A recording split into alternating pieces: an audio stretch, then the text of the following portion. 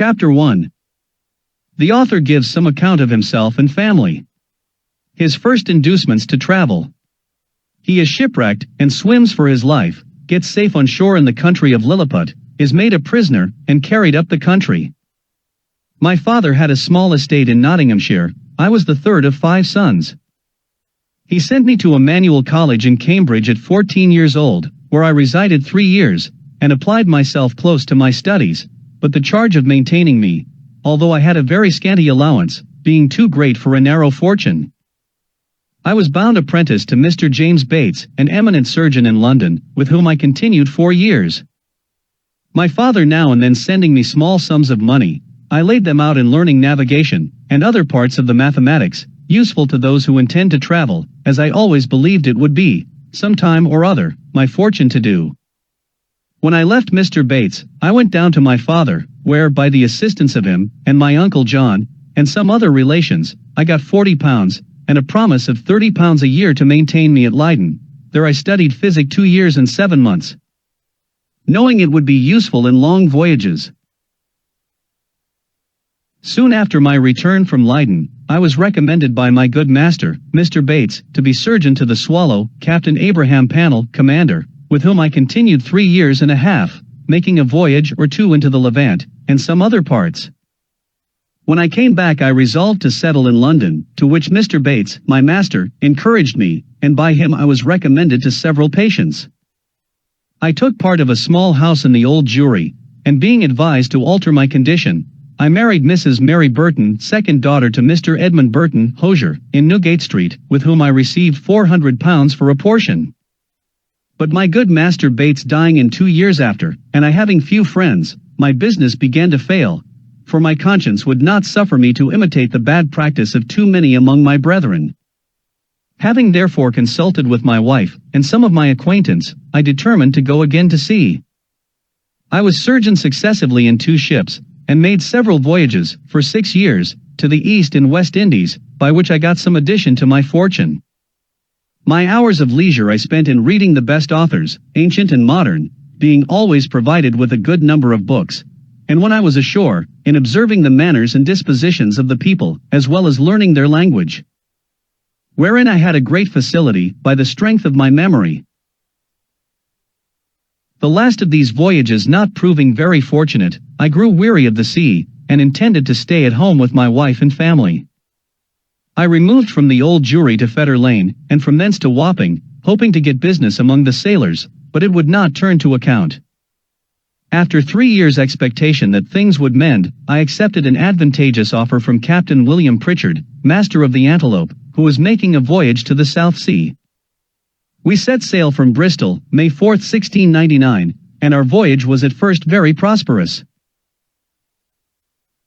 It would not be proper, for some reasons, to trouble the reader with the particulars of our adventures in those seas. Let it suffice to inform him, that in our passage from thence to the East Indies, we were driven by a violent storm to the northwest of Van Diemen's Land. By an observation, we found ourselves in the latitude of 30 degrees 2 minutes south. 12 of our crew were dead by immoderate labor and ill food, the rest were in a very weak condition. On the 5th of November, which was the beginning of summer in those parts, the weather being very hazy, the seamen spied a rock within half a cable's length of the ship, but the wind was so strong that we were driven directly upon it, and immediately split. 6 of the crew, of whom I was one, having let down the boat into the sea, made a shift to get clear of the ship and the rock. We rowed, by my computation, about 3 leagues, till we were able to work no longer, being already spent with labor while we were in the ship. We therefore trusted ourselves to the mercy of the waves, and in about half an hour the boat was overset by a sudden flurry from the north. What became of my companions in the boat, as well as of those who escaped on the rock, or were left in the vessel, I cannot tell, but conclude they were all lost. For my own part, I swam as fortune directed me, and was pushed forward by wind and tide. I often let my legs drop, and could feel no bottom, but when I was almost gone, and able to struggle no longer, I found myself within my depth, and by this time the storm was much abated. The declivity was so small, that I walked near a mile before I got to the shore, which I conjectured was about 8 o'clock in the evening. I then advanced forward near half a mile, but could not discover any sign of houses or inhabitants. At least I was in so weak a condition that I did not observe them. I was extremely tired, and with that, and the heat of the weather, and about half a pint of brandy that I drank as I left the ship, I found myself much inclined to sleep. I lay down on the grass, which was very short and soft, where I slept sounder than ever I remembered to have done in my life, and, as I reckoned, about 9 hours, for when I awaked, it was just daylight. I attempted to rise, but was not able to stir, for, as I happened to lie on my back, I found my arms and legs were strongly fastened on each side to the ground, and my hair, which was long and thick, tied down in the same manner. I likewise felt several slender ligatures across my body, from my armpits to my thighs. I could only look upwards. The sun began to grow hot, and the light offended my eyes. I heard a confused noise about me, but in the posture I lay, could see nothing except the sky. In a little time I felt something alive moving on my left leg, which advancing gently forward over my breast, came almost up to my chin. When bending my eyes downwards as much as I could, I perceived it to be a human creature not 6 inches high, with a bow and arrow in his hands, and a quiver at his back. In the meantime, I felt at least 40 more of the same kind following the first. I was in the utmost astonishment, and roared so loud, that they all ran back in a fright, and some of them, as I was afterwards told, were hurt with the falls they got by leaping from my sides upon the ground. However, they soon returned, and one of them, who ventured so far as to get a full sight of my face, lifting up his hands and eyes by way of admiration, cried out in a shrill but distinct voice, "Hecina de Gull." The others repeated the same words several times. But then I knew not what they meant. I lay all this while, as the reader may believe, in great uneasiness.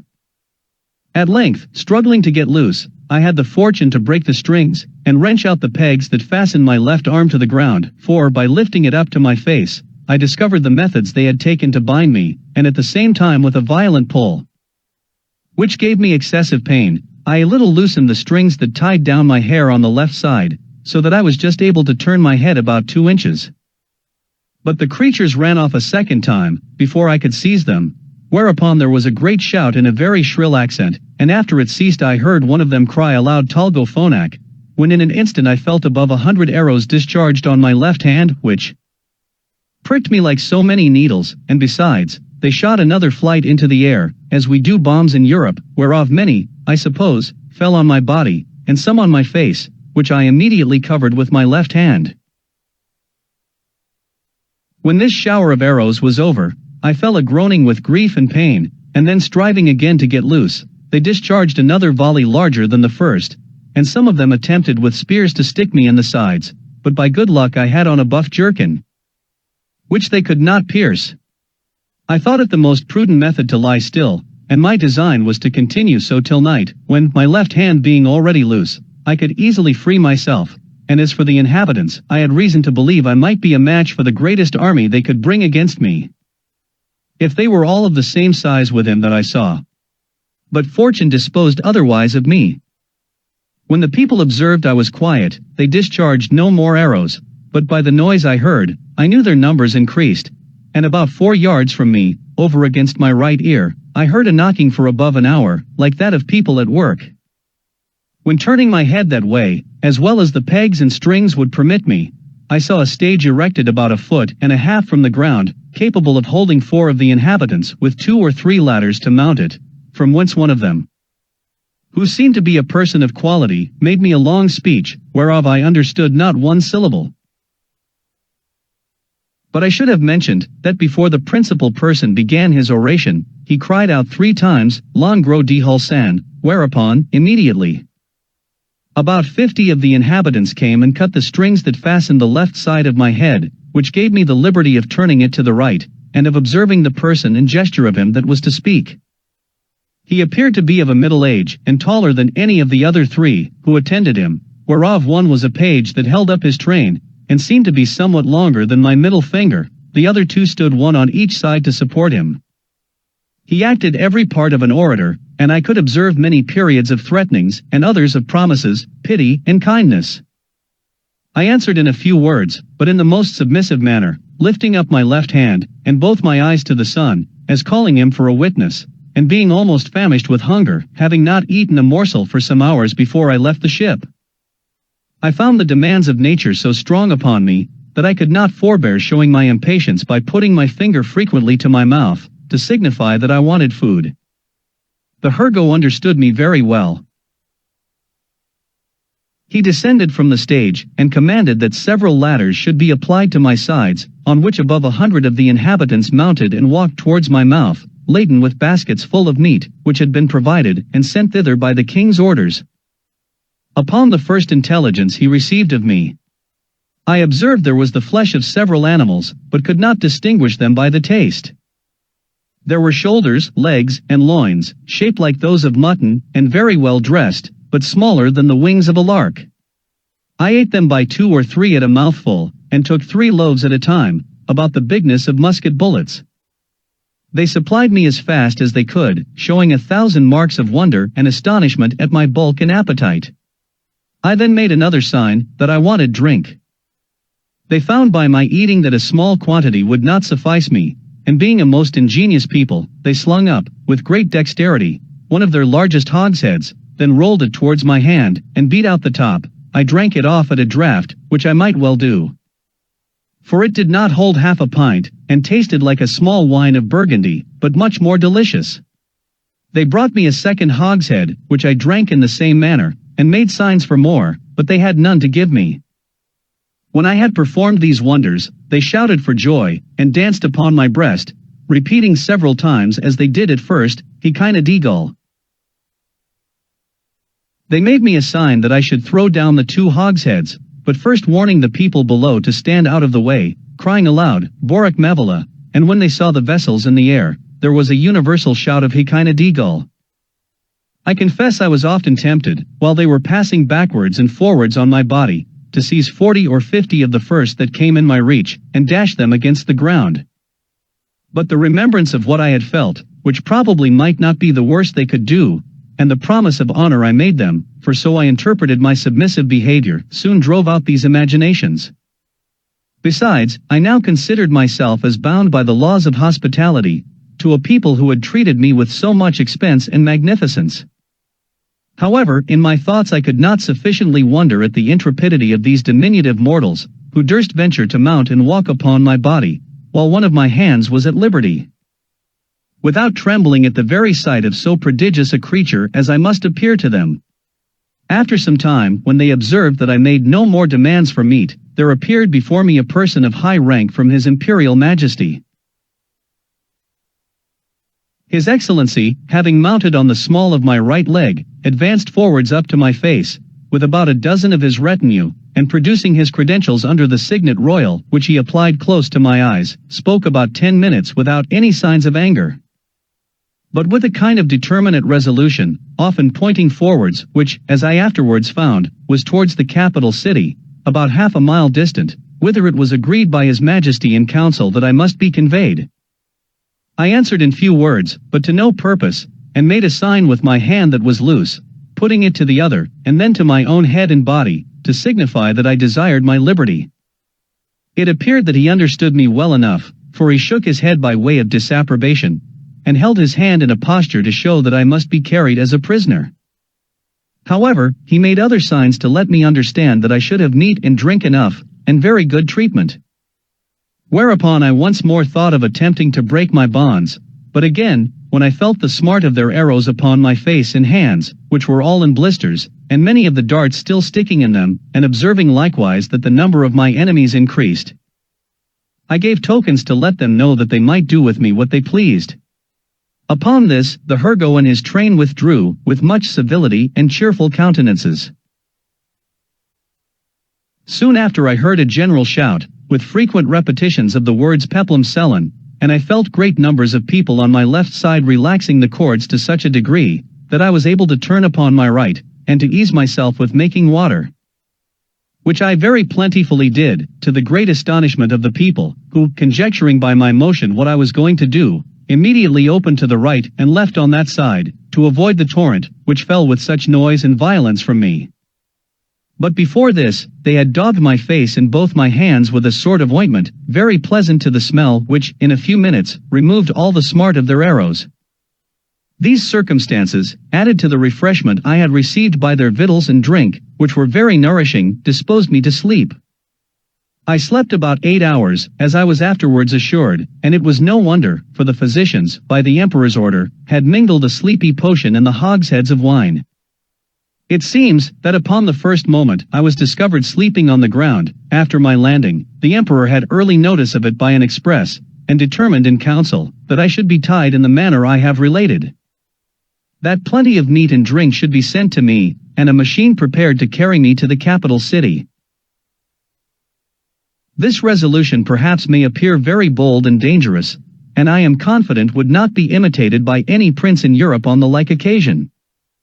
However, in my opinion, it was extremely prudent, as well as generous, for, supposing these people had endeavored to kill me with their spears and arrows, while I was asleep, I should certainly have awaked with the first sense of smart, which might so far have roused my rage and strength, as to have enabled me to break the strings wherewith I was tied, after which, as they were not able to make resistance, so they could expect no mercy. These people are most excellent mathematicians, and arrived to a great perfection in mechanics, by the countenance and encouragement of the emperor, who is a renowned patron of learning.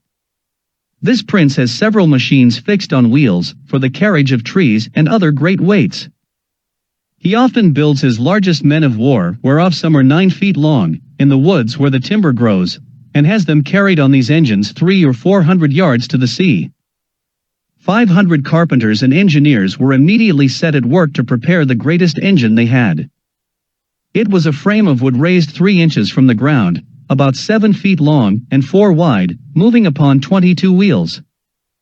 The shout I heard was upon the arrival of this engine, which, it seems, set out in 4 hours after my landing.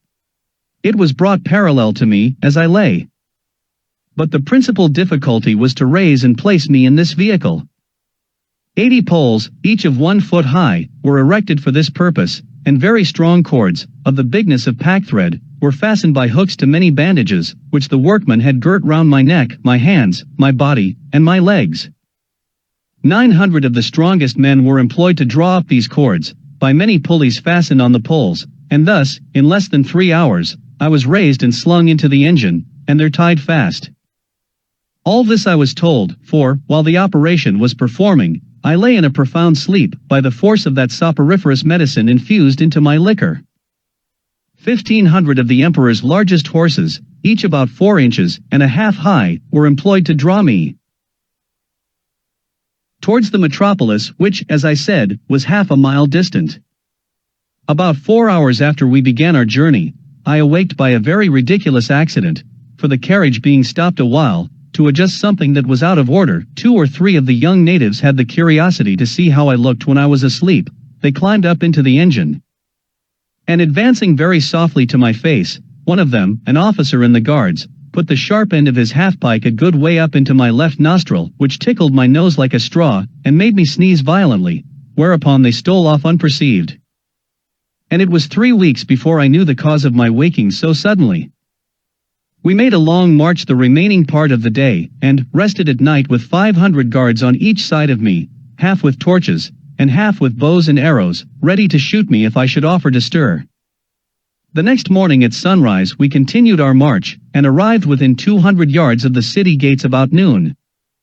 The emperor and all his court came out to meet us, but his great officers would by no means suffer his majesty to endanger his person by mounting on my body. At the place where the carriage stopped there stood an ancient temple, esteemed to be the largest in the whole kingdom, which, having been polluted some years before by an unnatural murder, was, according to the zeal of those people, looked upon as profane, and therefore had been applied to common use, and all the ornaments and furniture carried away. In this edifice it was determined I should lodge. The great gate fronting to the north was about 4 feet high, and almost 2 feet wide, through which I could easily creep.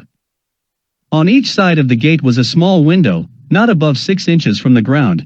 Into that on the left side, the king's smith conveyed 411 chains, like those that hang to a lady's watch in Europe, and almost as large, which were locked to my left leg with 36 padlocks. Over against this temple, on the other side of the great highway, at 20 feet distance, there was a turret at least 5 feet high. Here the emperor ascended with many principal lords of his court, to have an opportunity of viewing me, as I was told, for I could not see them. It was reckoned that above 100,000 inhabitants came out of the town upon the same errand, and, in spite of my guards, I believe there could not be fewer than 10,000 at several times, who mounted my body by the help of ladders. But a proclamation was soon issued to forbid it upon pain of death. When the workmen found it was impossible for me to break loose, they cut all the strings that bound me, whereupon I rose up, with as melancholy a disposition as ever I had in my life. But the noise and astonishment of the people, at seeing me rise and walk, are not to be expressed. The chains that held my left leg were about 2 yards long, and gave me not only the liberty of walking backwards and forwards in a semicircle, but being fixed within 4 inches of the gate, allowed me to creep in, and lie at my full length in the temple. Chapter 2. The Emperor of Lilliput, attended by several of the nobility, comes to see the author in his confinement. The emperor's person and habit described. Learned men appointed to teach the author their language. He gains favor by his mild disposition. His pockets are searched and his sword and pistols taken from him. When I found myself on my feet, I looked about me, and must confess I never beheld a more entertaining prospect. The country around appeared like a continued garden, and the enclosed fields, which were generally 40 feet square, resembled so many beds of flowers. These fields were intermingled with woods of half a stang, and the tallest trees, as I could judge, appeared to be 7 feet high. I viewed the town on my left hand, which looked like the painted scene of a city in a theater. I had been for some hours extremely pressed by the necessities of nature, which was no wonder, it being almost 2 days since I had last disburdened myself. I was under great difficulties between urgency and shame. The best expedient I could think of was to creep into my house, which I accordingly did, and shutting the gate after me, I went as far as the length of my chain would suffer and discharged my body of that uneasy load. But this was the only time I was ever guilty of so uncleanly an action, for which I cannot but hope the candid reader will give some allowance, after he has maturely and impartially considered my case, and the distress I was in. From this time my constant practice was, as soon as I rose, to perform that business in open air, at the full extent of my chain, and due care was taken every morning before company came, that the offensive matter should be carried off in wheelbarrows, by 2 servants appointed for that purpose. I would not have dwelt so long upon a circumstance that, perhaps, at first sight, may appear not very momentous, if I had not thought it necessary to justify my character, in point of cleanliness, to the world, which, I am told, some of my maligners have been pleased, upon this and other occasions, to call in question. When this adventure was at an end, I came back out of my house, having occasion for fresh air. The emperor was already descended from the tower, and advancing on horseback towards me, which had like to have cost him dear, for the beast, though very well trained, yet wholly unused to such a sight, which appeared as if a mountain moved before him, reared up on its hinder feet. But that prince, who was an excellent horseman, kept his seat, till his attendants ran in, and held the bridle, while his majesty had time to dismount. When he alighted, he surveyed me round with great admiration, but kept beyond the length of my chain. He ordered his cooks and butlers, who were already prepared, to give me victuals and drink, which they pushed forward in a sort of vehicles upon wheels, till I could reach them. I took these vehicles and soon emptied them all. 20 of them were filled with meat, and 10 with liquor, each of the former afforded me 2 or 3 good mouthfuls, and I emptied the liquor of 10 vessels, which was contained in earthen vials, into one vehicle, drinking it off at a draught, and so I did with the rest. The empress, and young princes of the blood of both sexes, attended by many ladies, sat at some distance in their chairs, but upon the accident that happened to the emperor's horse, they alighted, and came near his person, which I am now going to describe. He is taller by almost the breadth of my nail, than any of his court, which alone is enough to strike an awe into the beholders. His features are strong and masculine, with an Austrian lip and arched nose, his complexion olive, his countenance erect, his body and limbs well proportioned, all his motions graceful, and his deportment majestic. He was then past his prime, being 28 years and 3/4 old, of which he had reigned about 7 in great felicity, and generally victorious. For the better convenience of beholding him, I lay on my side, so that my face was parallel to his, and he stood but 3 yards off. However, I have had him since many times in my hand, and therefore cannot be deceived in the description. His dress was very plain and simple, and the fashion of it between the Asiatic and the European, but he had on his head a light helmet of gold, adorned with jewels, and a plume on the crest. He held his sword drawn in his hand to defend himself, if I should happen to break loose. It was almost 3 inches long, the hilt and scabbard were gold enriched with diamonds. His voice was shrill, but very clear and articulate, and I could distinctly hear it when I stood up. The ladies and courtiers were almost magnificently clad, so that the spot they stood upon seemed to resemble a petticoat spread upon the ground, embroidered with figures of gold and silver. His Imperial Majesty spoke often to me, and I returned answers, but neither of us could understand a syllable. There were several of his priests and lawyers present, who were commanded to address themselves to me, and I spoke to them in as many languages as I had the least smattering of, which were High and Low Dutch, Latin, French, Spanish, Italian, and lingua franca, but all to no purpose. After about 2 hours the court retired, and I was left with a strong guard, to prevent the impertinence, and probably the malice of the rabble, who were very impatient to crowd about me as near as they durst, and some of them had the impudence to shoot their arrows at me. As I sat on the ground by the door of my house, whereof one very narrowly missed my left eye. But the colonel ordered 6 of the ringleaders to be seized, and thought no punishment so proper as to deliver them bound into my hands, which some of his soldiers accordingly did, pushing them forward with the butt ends of their pikes into my reach. I took them all in my right hand, put 5 of them into my coat pocket, and as to the 6th, I made a countenance as if I would eat him alive. The poor man squalled terribly, and the colonel and his officers were in much pain, especially when they saw me take out my penknife, but I soon put them out of fear, for, looking mildly, and immediately cutting the strings he was bound with, I set him gently on the ground. And away he ran. I treated the rest in the same manner, taking them one by one out of my pocket, and I observed both the soldiers and people were highly delighted at this mark of my clemency, which was represented very much to my advantage at court. Towards night I got with some difficulty into my house, where I lay on the ground, and continued to do so about a fortnight, during which time, the emperor gave orders to have a bed prepared for me. 600 beds of the common measure were brought in carriages, and worked up in my house. 150 of their beds, sewn together, made up the breadth and length, and these were 4 double, which however, kept me but very indifferently from the hardness of the floor. That was of smooth stone. By the same computation, they provided me with sheets, blankets, and coverlets, tolerable enough for one who had been so long inured to hardships. As the news of my arrival spread through the kingdom, it brought prodigious numbers of rich, idle, and curious people to see me, so that the villages were almost emptied, and great neglect of tillage and household affairs must have ensued, if His Imperial Majesty had not provided, by several proclamations and orders of state, against this inconveniency. He directed that those who had already beheld me should return home, and not presume to come within 50 yards of my house, without license from the court, whereby the secretaries of state got considerable fees.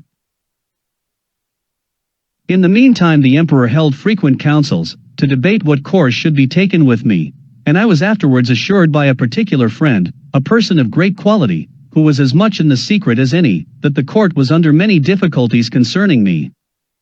They apprehended my breaking loose, that my diet would be very expensive, and might cause a famine. Sometimes they determined to starve me, or at least to shoot me in the face and hands with poisoned arrows, which would soon dispatch me, but again they considered that the stench of so large a carcass might produce a plague in the metropolis, and probably spread through the whole kingdom.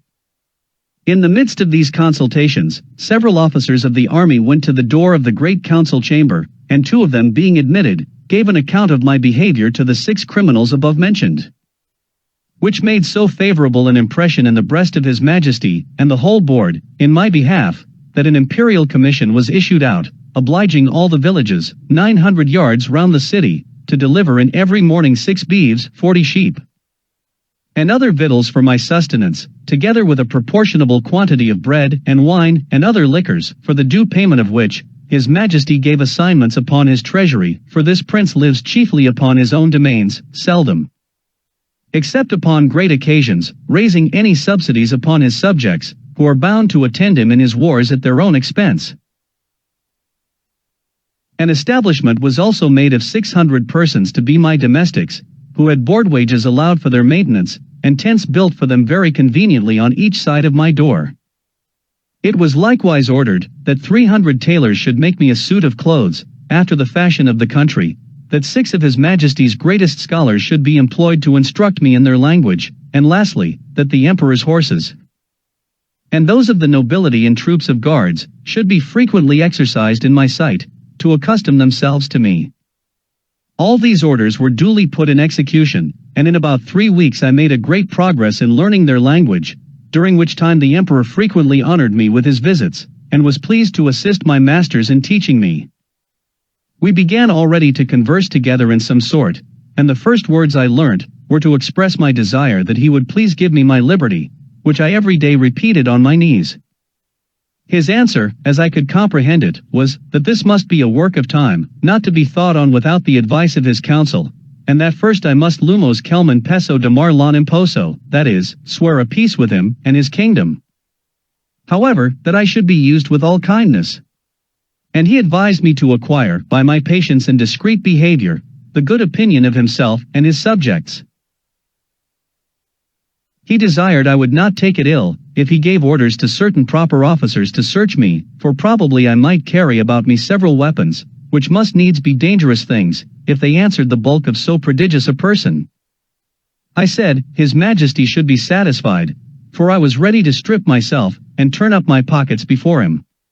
This I delivered part in words, and part in signs. He replied, that, by the laws of the kingdom, I must be searched by 2 of his officers, that he knew this could not be done without my consent and assistance, and he had so good an opinion of my generosity and justice, as to trust their persons in my hands. That whatever they took from me, should be returned when I left the country, or paid for at the rate which I would set upon them. I took up the 2 officers in my hands, put them first into my coat pockets, and then into every other pocket about me, except my 2 FOBs, and another secret pocket, which I had no mind should be searched, wherein I had some little necessaries that were of no consequence to any but myself. In one of my FOBs there was a silver watch, and in the other a small quantity of gold in a purse. These gentlemen, having pen, ink, and paper about them, made an exact inventory of everything they saw, and when they had done, desired I would set them down, that they might deliver it to the Emperor. This inventory I afterwards translated into English, and is, word for word, as follows.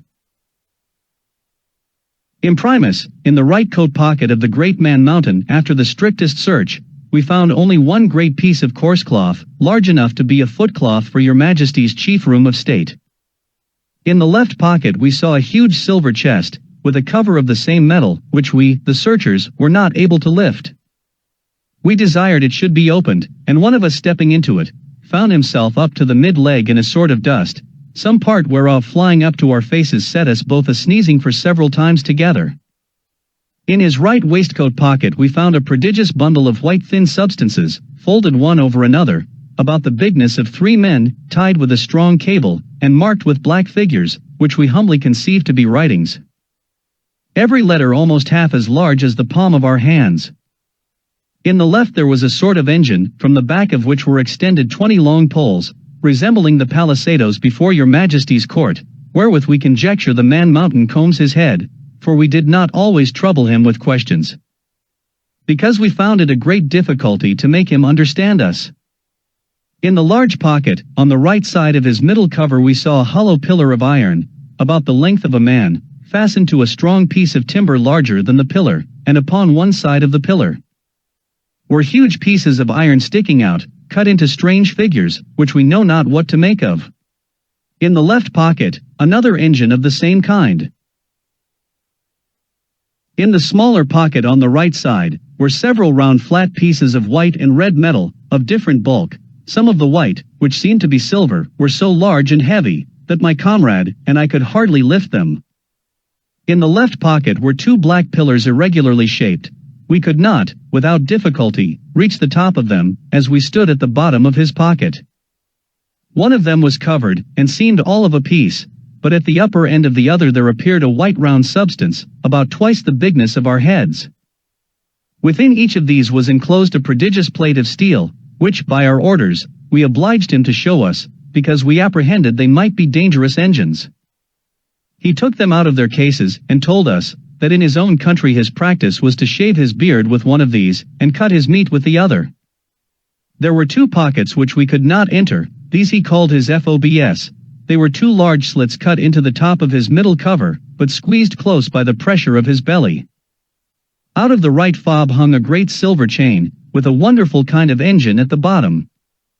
We directed him to draw out whatever was at the end of that chain, which appeared to be a globe, half silver, and half of some transparent metal, for, on the transparent side, we saw certain strange figures circularly drawn, and thought we could touch them.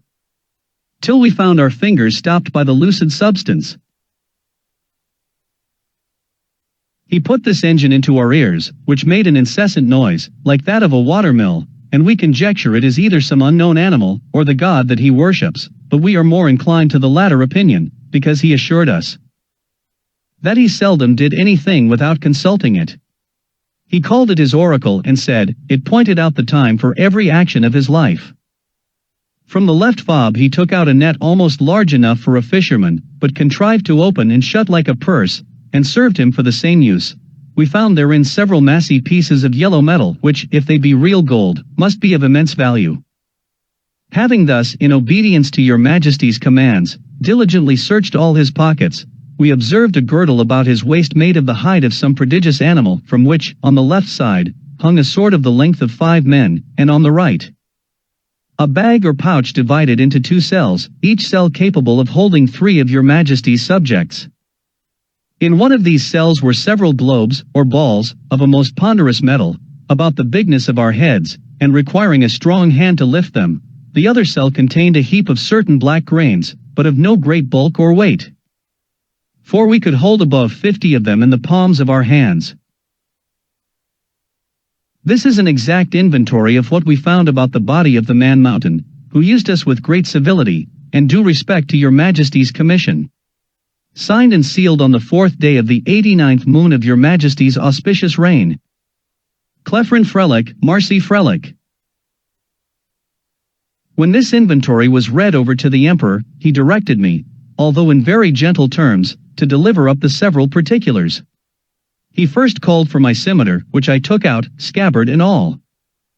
In the meantime he ordered 3,000 of his choicest troops to surround me at a distance, with their bows and arrows just ready to discharge, but I did not observe it, for my eyes were wholly fixed upon his Majesty.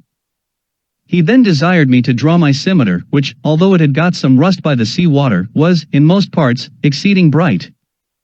I did so, and immediately all the troops gave a shout between terror and surprise, for the sun shone clear, and the reflection dazzled their eyes, as I waved the scimitar to and fro in my hand. His Majesty, who was a most magnanimous prince, was less daunted than I could expect. He ordered me to return it into the scabbard, and cast it on the ground as gently as I could, about 6 feet from the end of my chain. The next thing he demanded was one of the hollow iron pillars, by which he meant my pocket pistols. I drew it out, and at his desire, as well as I could, expressed to him the use of it, and charging it only with powder, which by the closeness of my pouch, happened to escape wetting in the sea, I first cautioned the Emperor not to be afraid, and then I let it off in the air. The astonishment here was much greater than at the sight of my scimitar. Hundreds fell down as if they had been struck dead, and even the Emperor, although he stood his ground, could not recover himself for some time. I delivered up both my pistols in the same manner as I had done my scimitar, and then my pouch of powder and bullets, begging him that the former might be kept from fire, for it would kindle with the smallest spark, and blow up his imperial palace into the air. I likewise delivered up my watch, which the Emperor was very curious to see, and commanded 2 of his tallest yeomen of the guards to bear it on a pole upon their shoulders, as draymen in England do a barrel of ale. He was amazed at the continual noise it made, and the motion of the minute hand, which he could easily discern, for their sight is much more acute than ours. He asked the opinions of his learned men about it, which were various and remote, as the reader may well imagine without my repeating, although indeed I could not very perfectly understand them.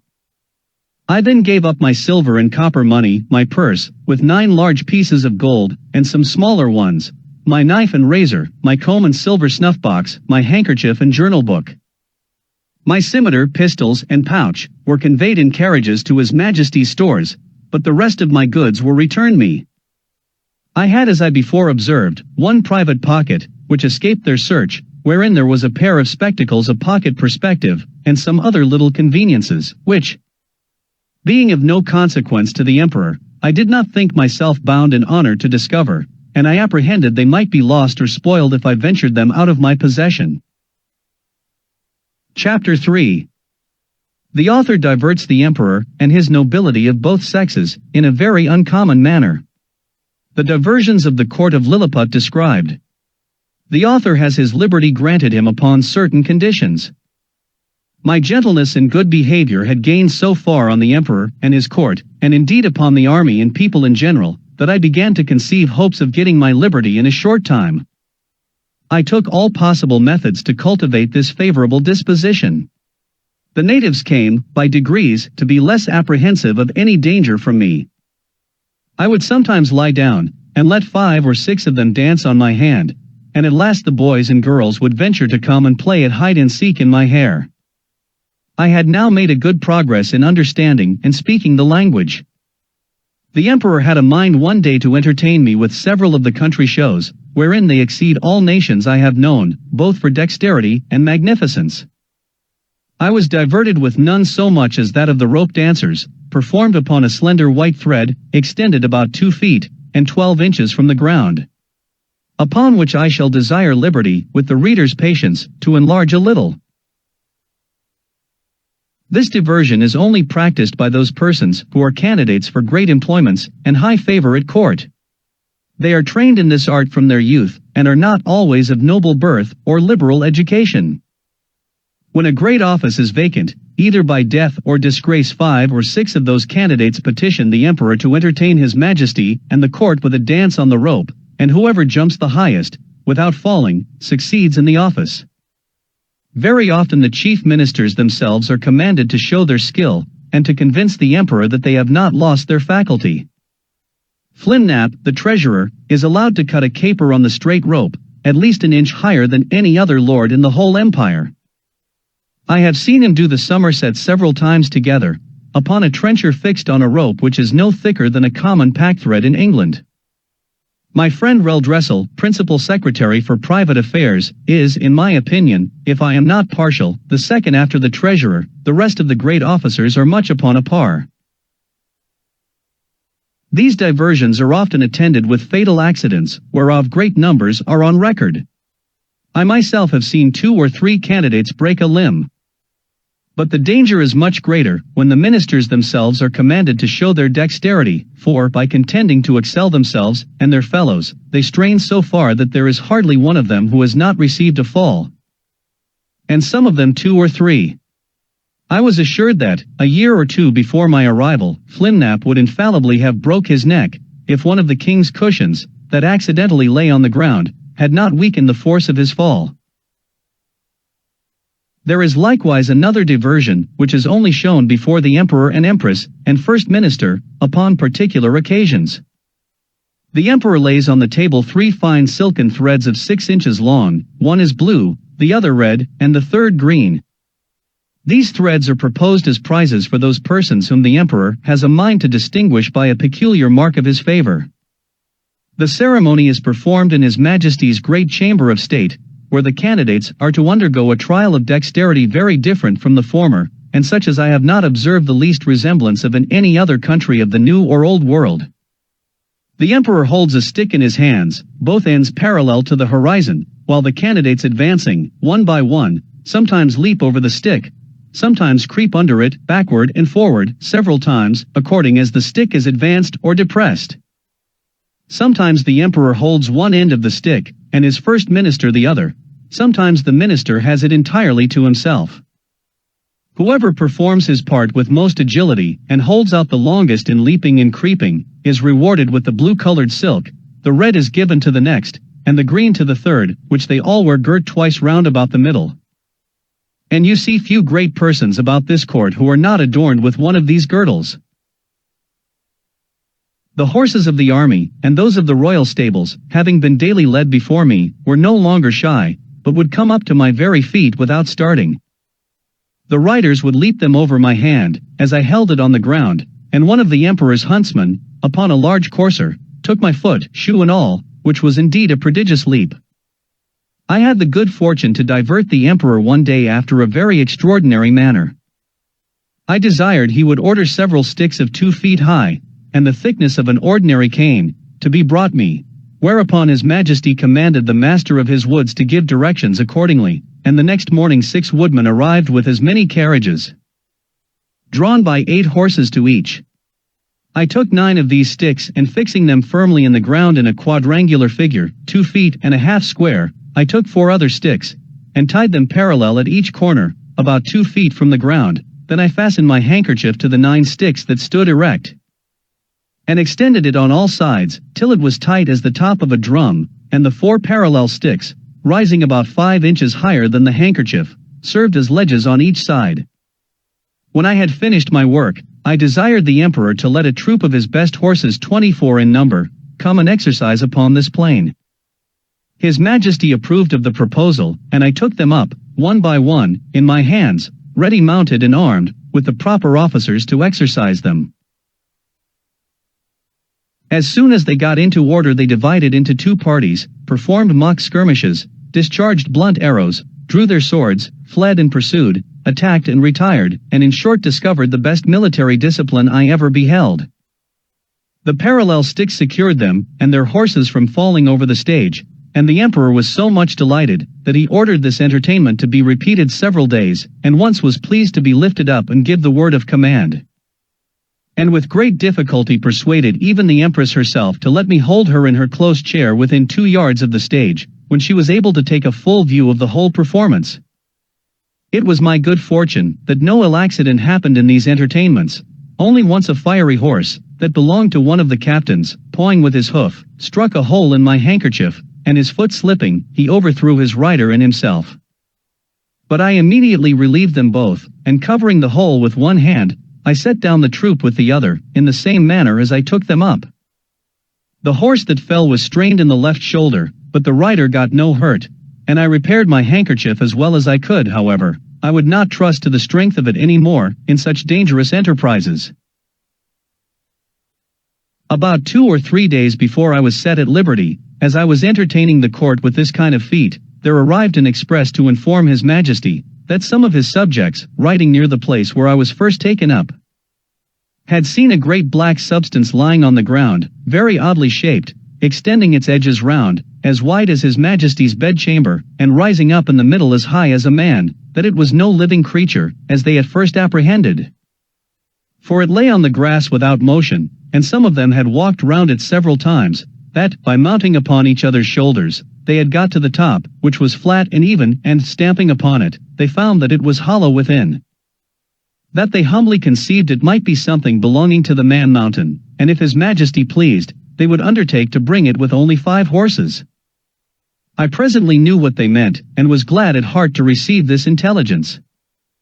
It seems, upon my first reaching the shore after our shipwreck, I was in such confusion, that before I came to the place where I went to sleep, my hat, which I had fastened with a string to my head while I was rowing, and had stuck on all the time I was swimming, fell off after I came to land, the string, as I conjecture, breaking by some accident, which I never observed, but thought my hat had been lost at sea. I entreated his imperial majesty to give orders it might be brought to me as soon as possible, describing to him the use, and the nature of it, and the next day the wagoners arrived with it, but not in a very good condition. They had bored 2 holes in the brim, within 1.5 inches of the edge, and fastened 2 hooks in the holes. These hooks were tied by a long cord to the harness, and thus my hat was dragged along for above half an English mile, but the ground in that country being extremely smooth and level, it received less damage than I expected. 2 days after this adventure, the emperor, having ordered that part of his army which quarters in and about his metropolis, to be in readiness, took a fancy of diverting himself in a very singular manner. He desired I would stand like a colossus, with my legs as far asunder as I conveniently could, He then commanded his general to draw up the troops in close order, and march them under me, the foot by 24 abreast, and the horse by 16, with drums beating, colours flying, and pikes advanced. This body consisted of 3,000 foot, and 1,000 horse.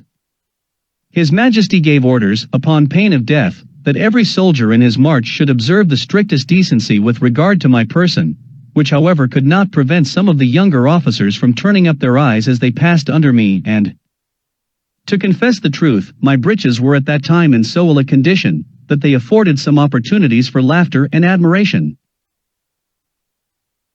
I had sent so many memorials and petitions for my liberty, that His Majesty at length mentioned the matter, first in the cabinet, and then in a full council, where it was opposed by none, except Skyresh Balgalam, who was pleased, without any provocation, to be my mortal enemy. But it was carried against him by the whole board, and confirmed by the emperor. That minister was Galbet, or admiral of the realm, very much in his master's confidence, and a person well versed in affairs, but of a morose and sour complexion. However, he was at length persuaded to comply, but prevailed that the articles and conditions upon which I should be set free, and to which I must swear, should be drawn up by himself. These articles were brought to me by Skyresh Balgalam in person, attended by 2 under-secretaries, and several persons of distinction. After they were read, I was demanded to swear to the performance of them, first in the manner of my own country, and afterwards in the method prescribed by their laws, which was, to hold my right foot in my left hand, and to place the middle finger of my right hand on the crown of my head, and my thumb on the tip of my right ear. But because the reader may be curious to have some idea of the style and manner of expression peculiar to that people, as well as to know the article upon which I recovered my liberty, I have made a translation of the whole instrument, word for word, as near as I was able, which I here offer to the public. Galbasto Momram of Lame Girdalo Shefin Moli Oligu, most mighty emperor of Lilliput, delight and terror of the universe, whose dominions extend 5,000 blustrugs, about 12 miles in circumference, to the extremities of the globe, monarch of all monarchs, taller than the sons of men, whose feet press down to the center, and whose head strikes against the sun, at whose nod the princes of the earth shake their knees, pleasant as the spring, comfortable as the summer, fruitful as autumn, dreadful as winter. His most sublime majesty proposes to the Man Mountain, lately arrived at our celestial dominions, the following articles, which, by a solemn oath, he shall be obliged to perform. First, the Man Mountain shall not depart from our dominions, without our license under our great seal. 2d. He shall not presume to come into our metropolis, without our express order, at which time, the inhabitants shall have 2 hours warning to keep within doors. 3d. The said Man Mountain shall confine his walks to our principal high roads, and not offer to walk, or lie down, in a meadow or field of corn. 4th. As he walks the said roads, he shall take the utmost care not to trample upon the bodies of any of our loving subjects, their horses, or carriages, nor take any of our subjects into his hands without their own consent. 5th. If an express requires extraordinary dispatch, the Man Mountain shall be obliged to carry, in his pocket, the messenger and horse a 6 days' journey, once in every moon, and return the said messenger back safe to our imperial presence.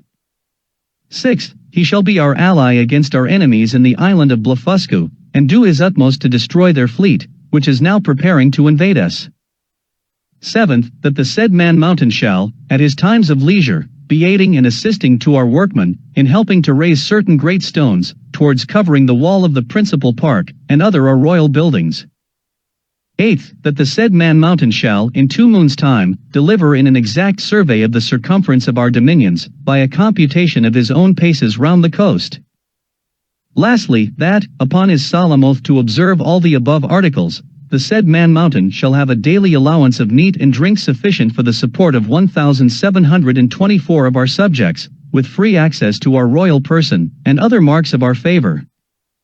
Given at our palace at Belfabarak, the 12th day of the 91st moon of our reign. I swore and subscribed to these articles with great cheerfulness and content, although some of them were not so honorable as I could have wished, which proceeded wholly from the malice of Skyresh Balgalam, the High Admiral. Whereupon my chains were immediately unlocked, and I was at full liberty. The emperor himself, in person, did me the honor to be by at the whole ceremony. I made my acknowledgments by prostrating myself at His Majesty's feet, but he commanded me to rise, and after many gracious expressions, which, to avoid the censure of vanity, I shall not repeat, he added, that he hoped I should prove a useful servant, and well deserve all the favors he had already conferred upon me, or might do for the future. The reader may please to observe that, in the last article of the recovery of my liberty, the emperor stipulates to allow me a quantity of meat and drink sufficient for the support of 1724 Lilliputians. Some time after, asking a friend at court how they came to fix on that determinate number, he told me that His Majesty's mathematicians, having taken the height of my body by the help of a quadrant and finding it to exceed theirs in the proportion of 12 to 1, they concluded from the similarity of their bodies, that mine must contain at least 1724 of theirs, and consequently would require as much food as was necessary to support that number of Lilliputians. By which the reader may conceive an idea of the ingenuity of that people, as well as the prudent and exact economy of so great a prince. Chapter 4. Mildendo, the metropolis of Lilliput, described, together with the emperor's palace. A conversation between the author and a principal secretary, concerning the affairs of that empire. The author's offers to serve the emperor in his wars. The first request I made, after I had obtained my liberty, was, that I might have license to see Mildendo, the metropolis, which the emperor easily granted me, but with a special charge to do no hurt either to the inhabitants or their houses. The people had notice, by proclamation, of my design to visit the town. The wall which encompassed it is 2 feet and a half high, and at least 11 inches broad, so that a coach and horses may be driven very safely round it, and it is flanked with strong towers at 10 feet distance. I stepped over the great western gate, and passed very gently, and sidling, through the 2 principal streets, only in my short waistcoat, for fear of damaging the roofs and eaves of the houses with the skirts of my coat. I walked with the utmost circumspection, to avoid treading on any stragglers who might remain in the streets, although the orders were very strict, that all people should keep in their houses, at their own peril. The garret windows and tops of houses were so crowded with spectators, that I thought in all my travels I had not seen a more populous place. The city is an exact square, each side of the wall being 500 feet long. The 2 great streets, which run across and divide it into 4 quarters, are 5 feet wide. The lanes and alleys, which I could not enter, but only view them as I passed, are from 12 to 18 inches. The town is capable of holding 500,000 souls, the houses are from 3 to 5 stories, the shops and markets well provided. The emperor's palace is in the center of the city where the 2 great streets meet. It is enclosed by a wall of 2 feet high, and 20 feet distance from the buildings. I had His Majesty's permission to step over this wall, and, the space being so wide between that and the palace, I could easily view it on every side. The outward court is a square of 40 feet, and includes 2 other courts. In the inmost are the royal apartments which I was very desirous to see, but found it extremely difficult, for the great gates, from one square into another, were but 18 inches high, and 7 inches wide. Now the buildings of the outer court were at least 5 feet high, and it was impossible for me to stride over them without infinite damage to the pile, though the walls were strongly built of hewn stone, and 4 inches thick.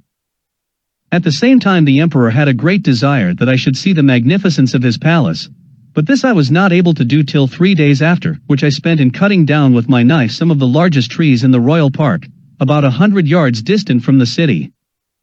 Of these trees I made 2 stools, each about 3 feet high, and strong enough to bear my weight.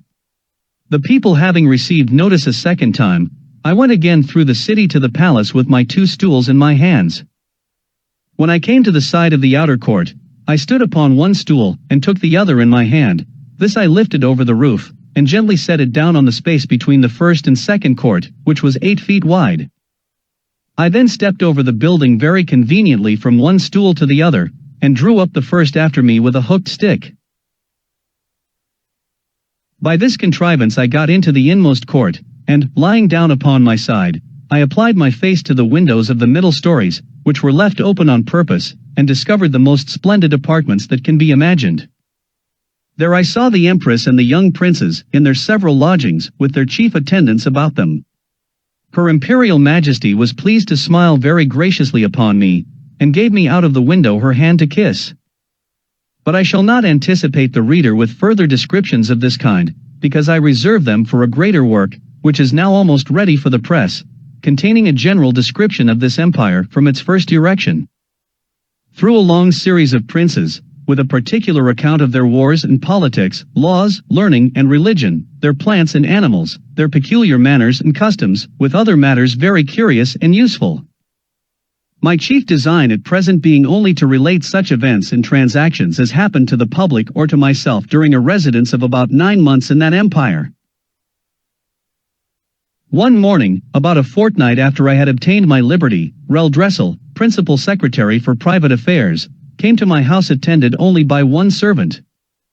He ordered his coach to wait at a distance, and desired I would give him an hour's audience, which I readily consented to on account of his quality and personal merits, as well as of the many good offices he had done me during my solicitations at court. I offered to lie down that he might the more conveniently reach my ear, but he chose rather to let me hold him in my hand during our conversation. He began with compliments on my liberty, said he might pretend to some merit in it, but however, added, that if it had not been for the present situation of things at court, perhaps I might not have obtained it so soon.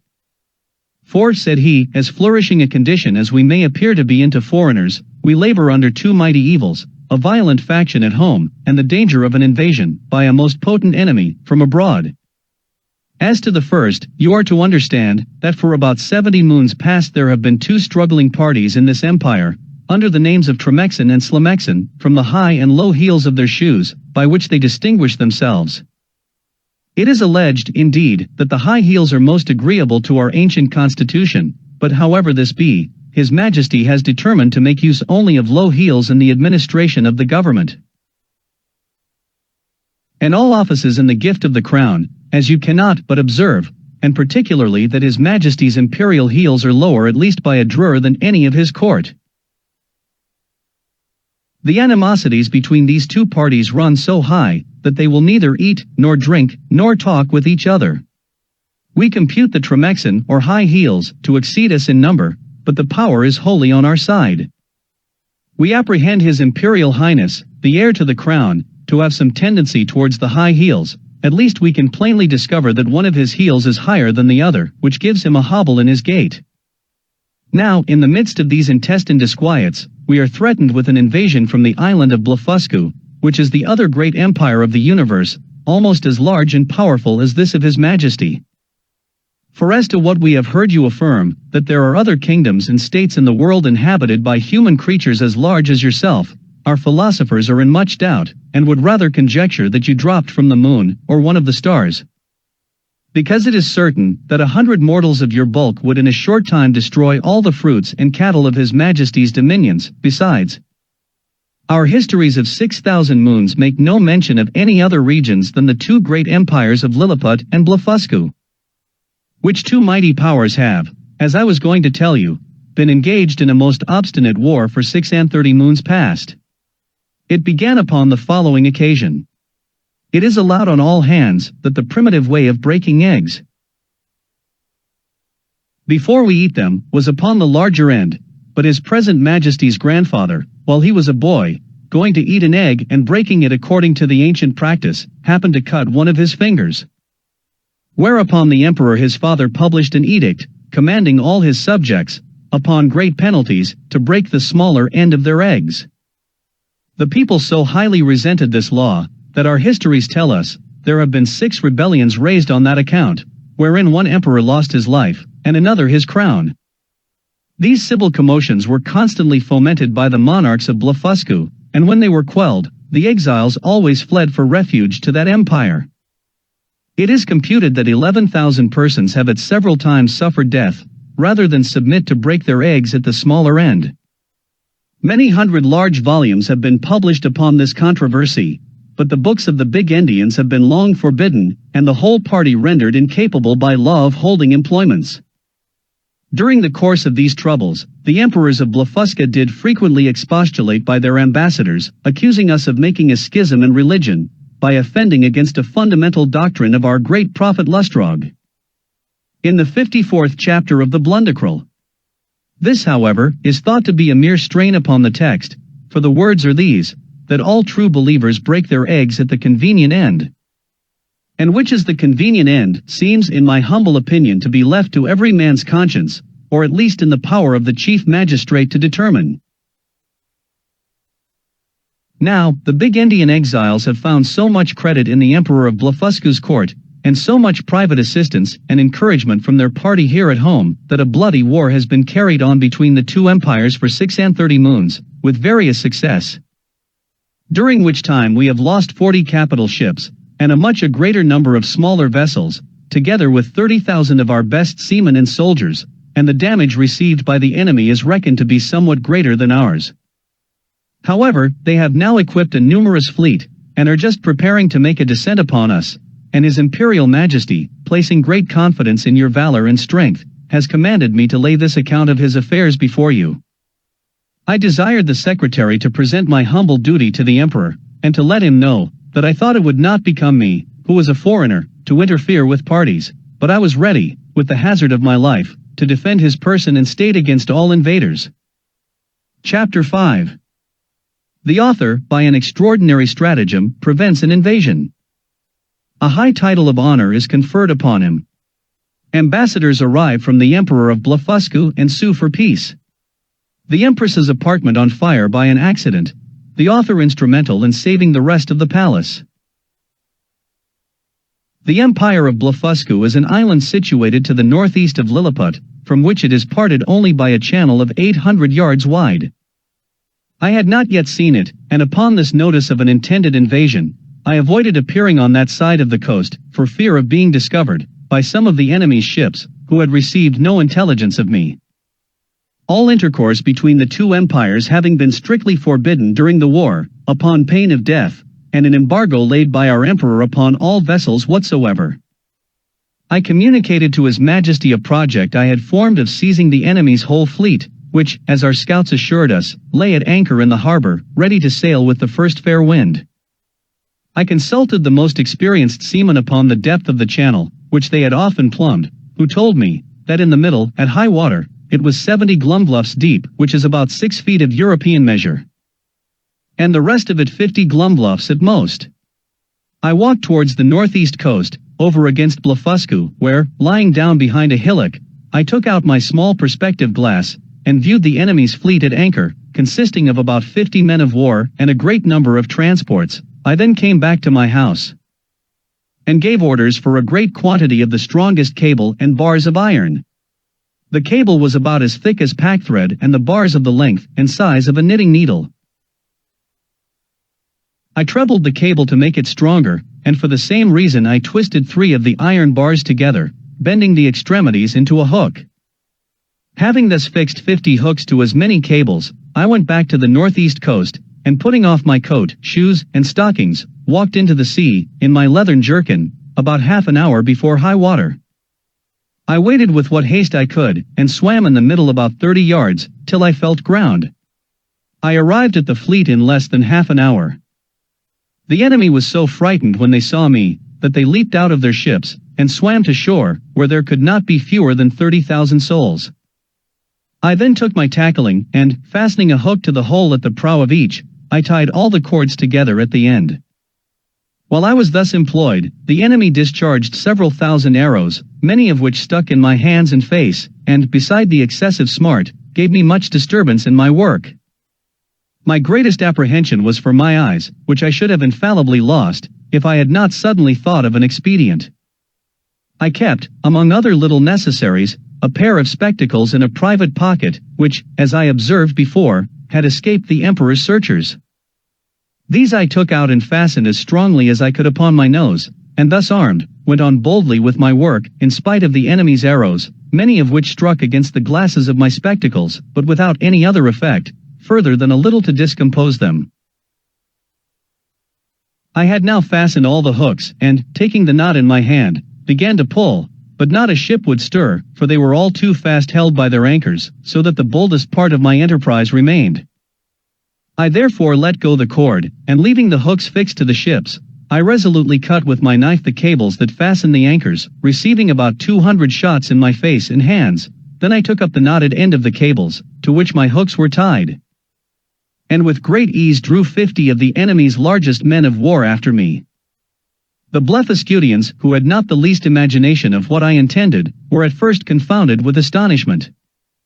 They had seen me cut the cables, and thought my design was only to let the ships run adrift or fall foul on each other, but when they perceived the whole fleet moving in order, and saw me pulling at the end, they set up such a scream of grief and despair, as it is almost impossible to describe or conceive. When I had got out of danger, I stopped a while to pick out the arrows that stuck in my hands and face, and rubbed on some of the same ointment that was given me at my first arrival, as I have formerly mentioned.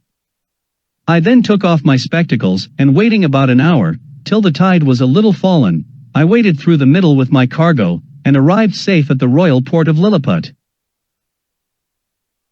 The emperor and his whole court stood on the shore, expecting the issue of this great adventure.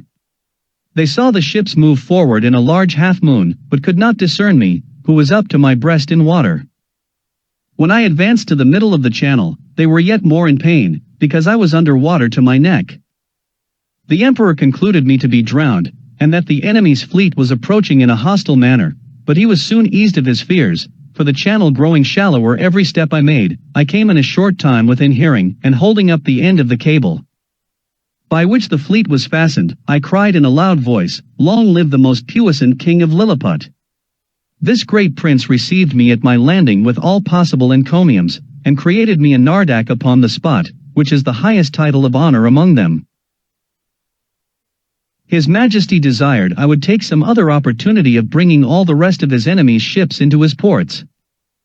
And so unmeasurable is the ambition of princes, that he seemed to think of nothing less than reducing the whole empire of Blefuscu into a province, and governing it, by a viceroy, of destroying the Bigendian exiles, and compelling that people to break the smaller end of their eggs, by which he would remain the sole monarch of the whole world. But I endeavored to divert him from this design, by many arguments drawn from the topics of policy as well as justice, and I plainly protested, that I would never be an instrument of bringing a free and brave people into slavery. And, when the matter was debated in council, the wisest part of the ministry were of my opinion. This open bold declaration of mine was so opposite to the schemes and politics of His Imperial Majesty, that he could never forgive me.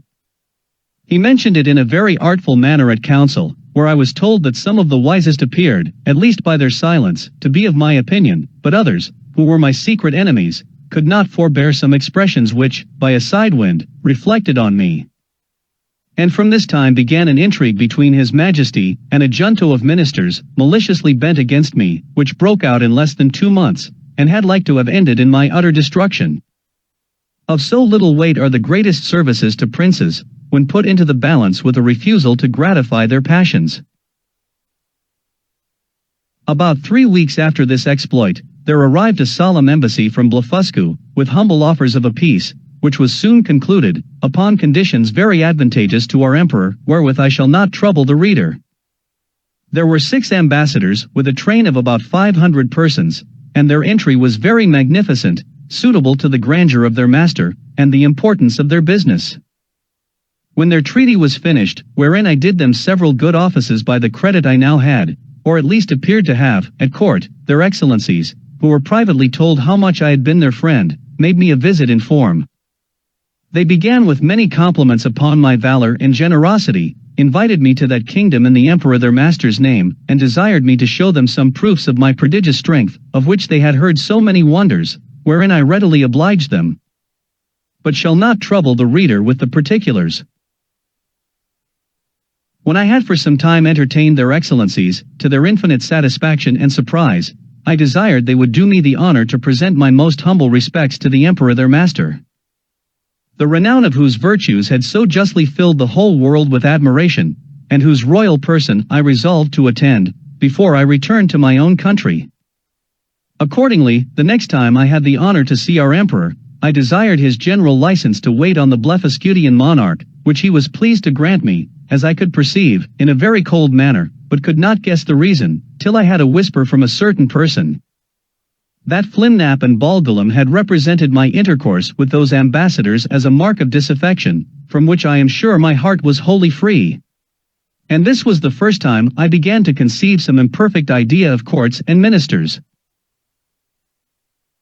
It is to be observed that these ambassadors spoke to me, by an interpreter, the languages of both empires differing as much from each other as any two in Europe, and each nation priding itself upon the antiquity, beauty, and energy of their own tongue, with an avowed contempt for that of their neighbor. Yet our emperor, standing upon the advantage he had got by the seizure of their fleet, obliged them to deliver their credentials, and make their speech in the Lilliputian tongue. And it must be confessed, that from the great intercourse of trade and commerce between both realms, from the continual reception of exiles which is mutual among them, and from the custom, in each empire, to send their young nobility and richer gentry to the other, in order to polish themselves by seeing the world, and understanding men and manners, there are few persons of distinction, or merchants, or seamen, who dwell in the maritime parts. But what can hold conversation in both tongues, as I found some weeks after, when I went to pay my respects to the Emperor of Blefuscu, which, in the midst of great misfortunes, through the malice of my enemies, proved a very happy adventure to me, as I shall relate in its proper place.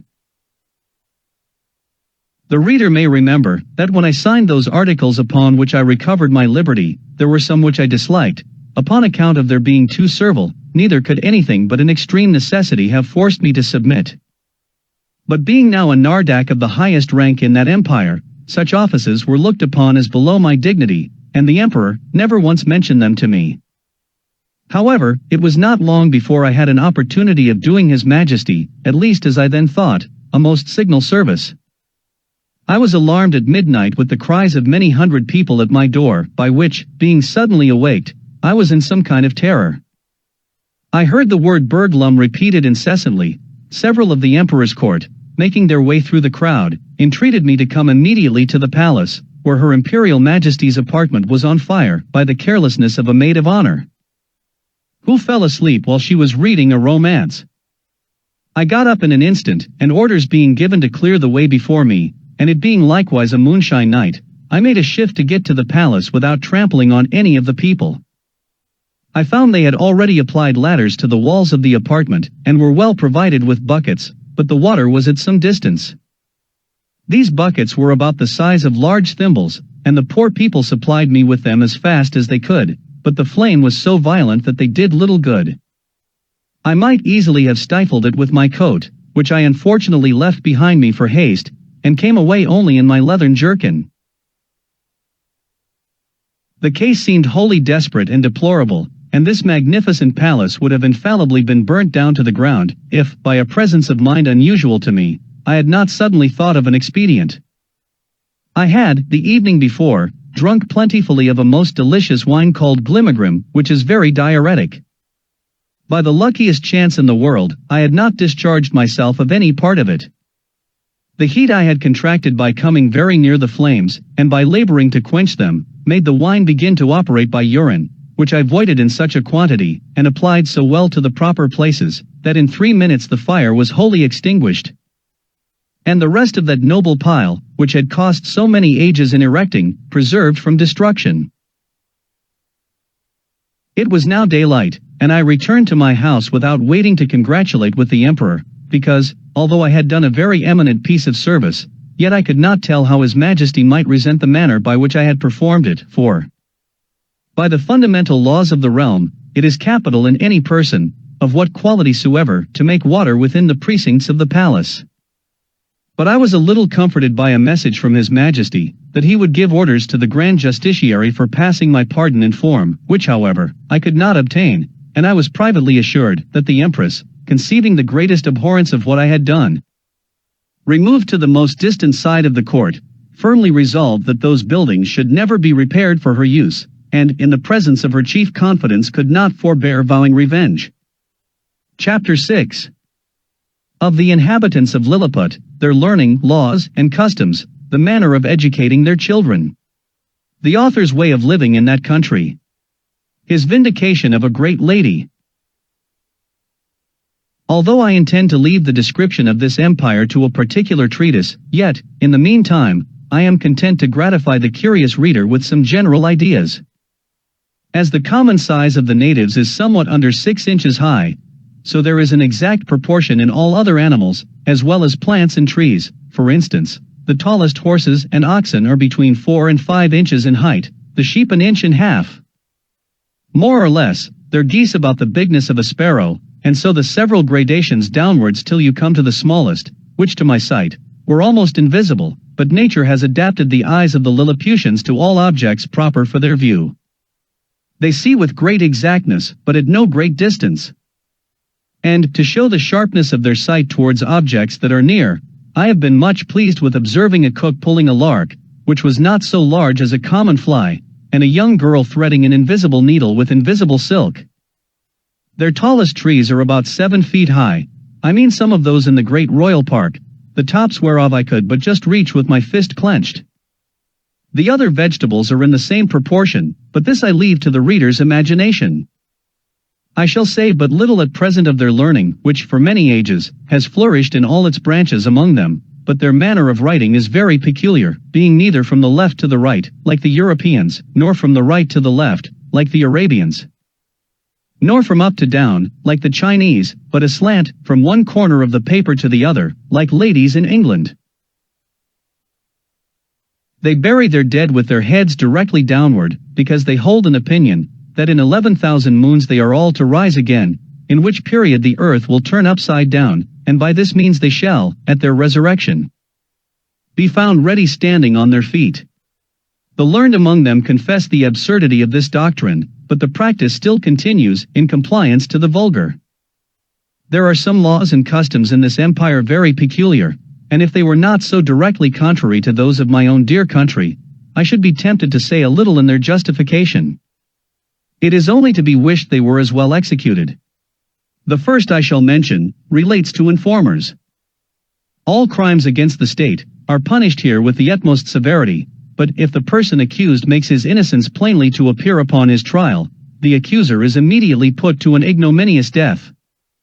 And out of his goods or lands the innocent person is quadruply recompensed for the loss of his time, for the danger he underwent, for the hardship of his imprisonment, and for all the charges he has been at in making his defense, or, if that fund be deficient, it is largely supplied by the crown. The emperor also confers on him some public mark of his favor, and proclamation is made of his innocence through the whole city. They look upon fraud as a greater crime than theft, and therefore seldom fail to punish it with death, for they allege that care and vigilance, with a very common understanding, may preserve a man's goods from thieves, but honesty has no defense against superior cunning, and since it is necessary that there should be a perpetual intercourse of buying and selling, and dealing upon credit, where fraud is permitted and connived at, or has no law to punish it, the honest dealer is always undone, and the knave gets the advantage. I remember when I was once interceding with the emperor for a criminal who had wronged his master of a great sum of money, which he had received by order and ran away with, and happening to tell his majesty, by way of extenuation, that it was only a breach of trust. The emperor thought it monstrous in me to offer as a defense the greatest aggravation of the crime, and truly I had little to say in return, farther than the common answer, that different nations had different customs, for, I confess, I was heartily ashamed. Although we usually call reward and punishment the two hinges upon which all government turns, yet I could never observe this maxim to be put in practice by any nation except that of Lilliput. Whoever can there bring sufficient proof that he has strictly observed the laws of his country for 73 moons, has a claim to certain privileges, according to his quality or condition of life. With a proportionable sum of money out of a fund appropriated for that use, he likewise acquires the title of Snilpall, or legal, which is added to his name, but does not descend to his posterity. And these people thought it a prodigious defect of policy among us, when I told them that our laws were enforced only by penalties, without any mention of reward. It is upon this account that the image of justice, in their courts of judicature, is formed with 6 eyes, 2 before, as many behind, and on each side one, to signify circumspection, with a bag of gold open in her right hand, and a sword sheathed in her left, to show she is more disposed to reward than to punish. In choosing persons for all employments, they have more regard to good morals than to great abilities, for, since government is necessary to mankind, they believe, that the common size of human understanding is fitted to some station or other.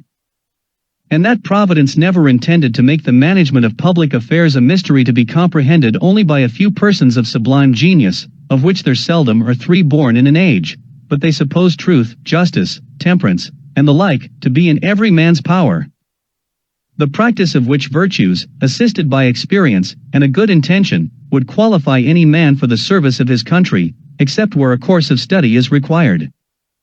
But they thought the want of moral virtues was so far from being supplied by superior endowments of the mind, that employments could never be put into such dangerous hands as those of persons so qualified, and, at least, that the mistakes committed by ignorance in a virtuous disposition would never be of such fatal consequence to the public weal, as the practices of a man, whose inclinations led him to be corrupt, and who had great abilities to manage, to multiply, and defend his corruptions. In like manner, the disbelief of a divine providence renders a man incapable of holding any public station, for, since kings avow themselves to be the deputies of providence, the Lilliputians think nothing can be more absurd than for a prince to employ such men as disown the authority under which he acts.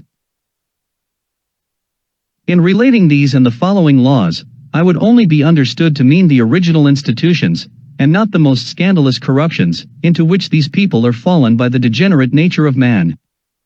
For, as to that infamous practice of acquiring great employments by dancing on the ropes, or badges of favor and distinction by leaping over sticks and creeping under them, the reader is to observe, that they were first introduced by the grandfather of the emperor now reigning, and grew to the present height by the gradual increase of party and faction.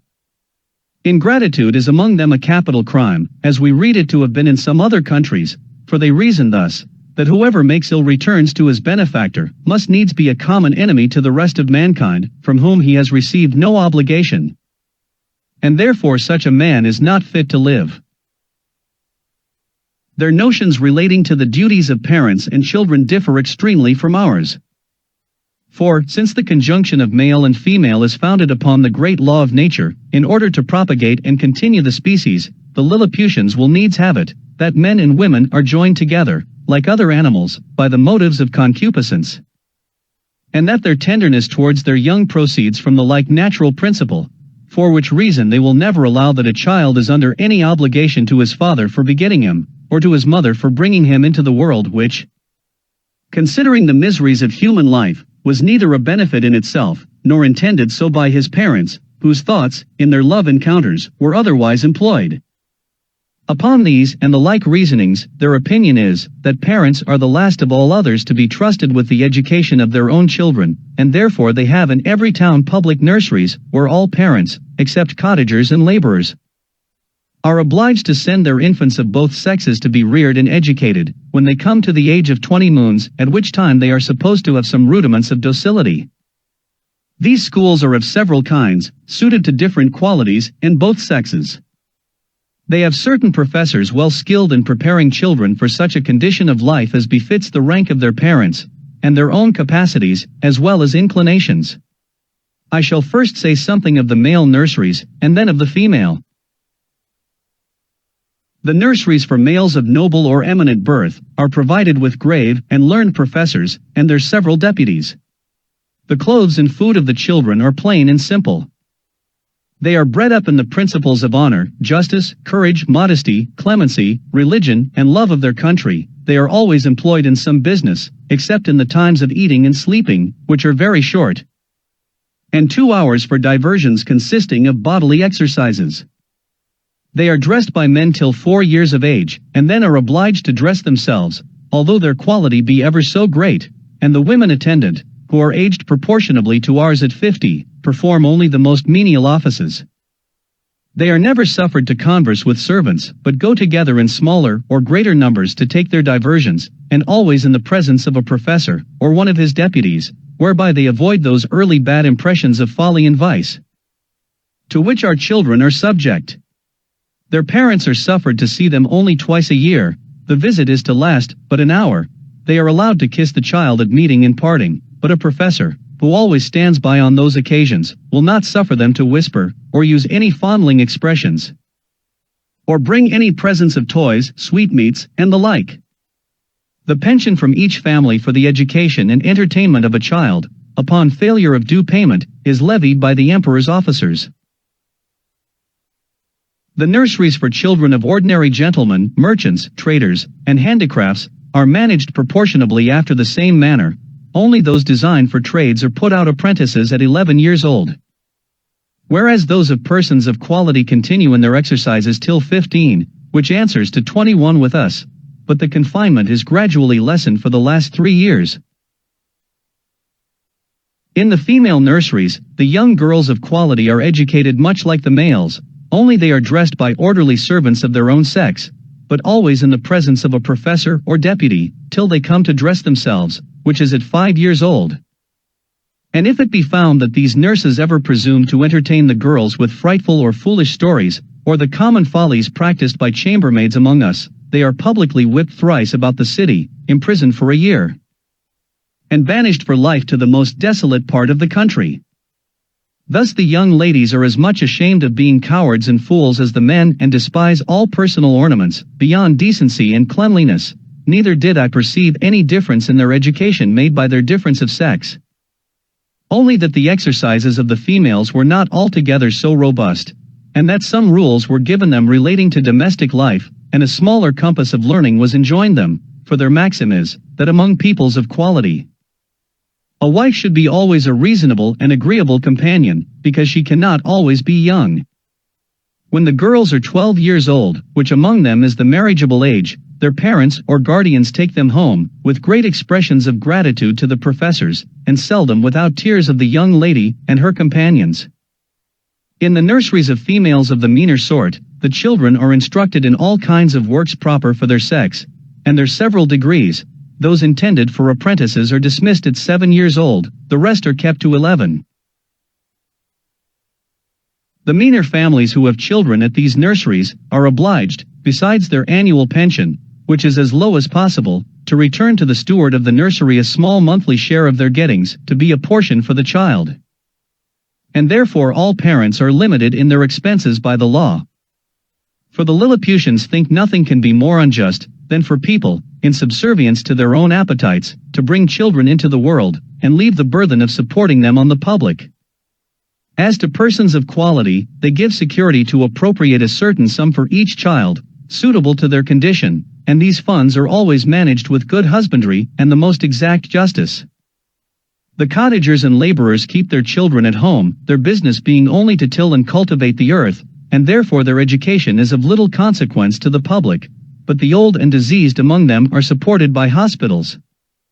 For begging is a trade unknown in this empire.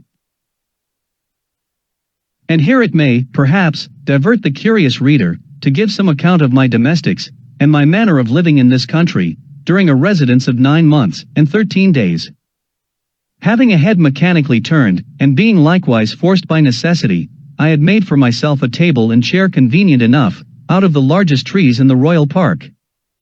200 sempstresses were employed to make me shirts, and linen for my bed and table, all of the strongest and coarsest kind they could get, which however, they were forced to quilt together in several folds, for the thickest was some degrees finer than lawn. Their linen is usually 3 inches wide, and 3 feet make a piece. The sempstresses took my measure as I lay on the ground, one standing at my neck, and another at my mid-leg, with a strong cord extended, that each held by the end, while a third measured the length of the cord with a rule of 1 inch long. Then they measured my right thumb, and desired no more, for by a mathematical computation, that twice round the thumb is once round the wrist, and so on to the neck and the waist, and by the help of my old shirt, which I displayed on the ground before them for a pattern, they fitted me exactly. 300 tailors were employed in the same manner to make me clothes, but they had another contrivance for taking my measure. I kneeled down, and they raised a ladder from the ground to my neck.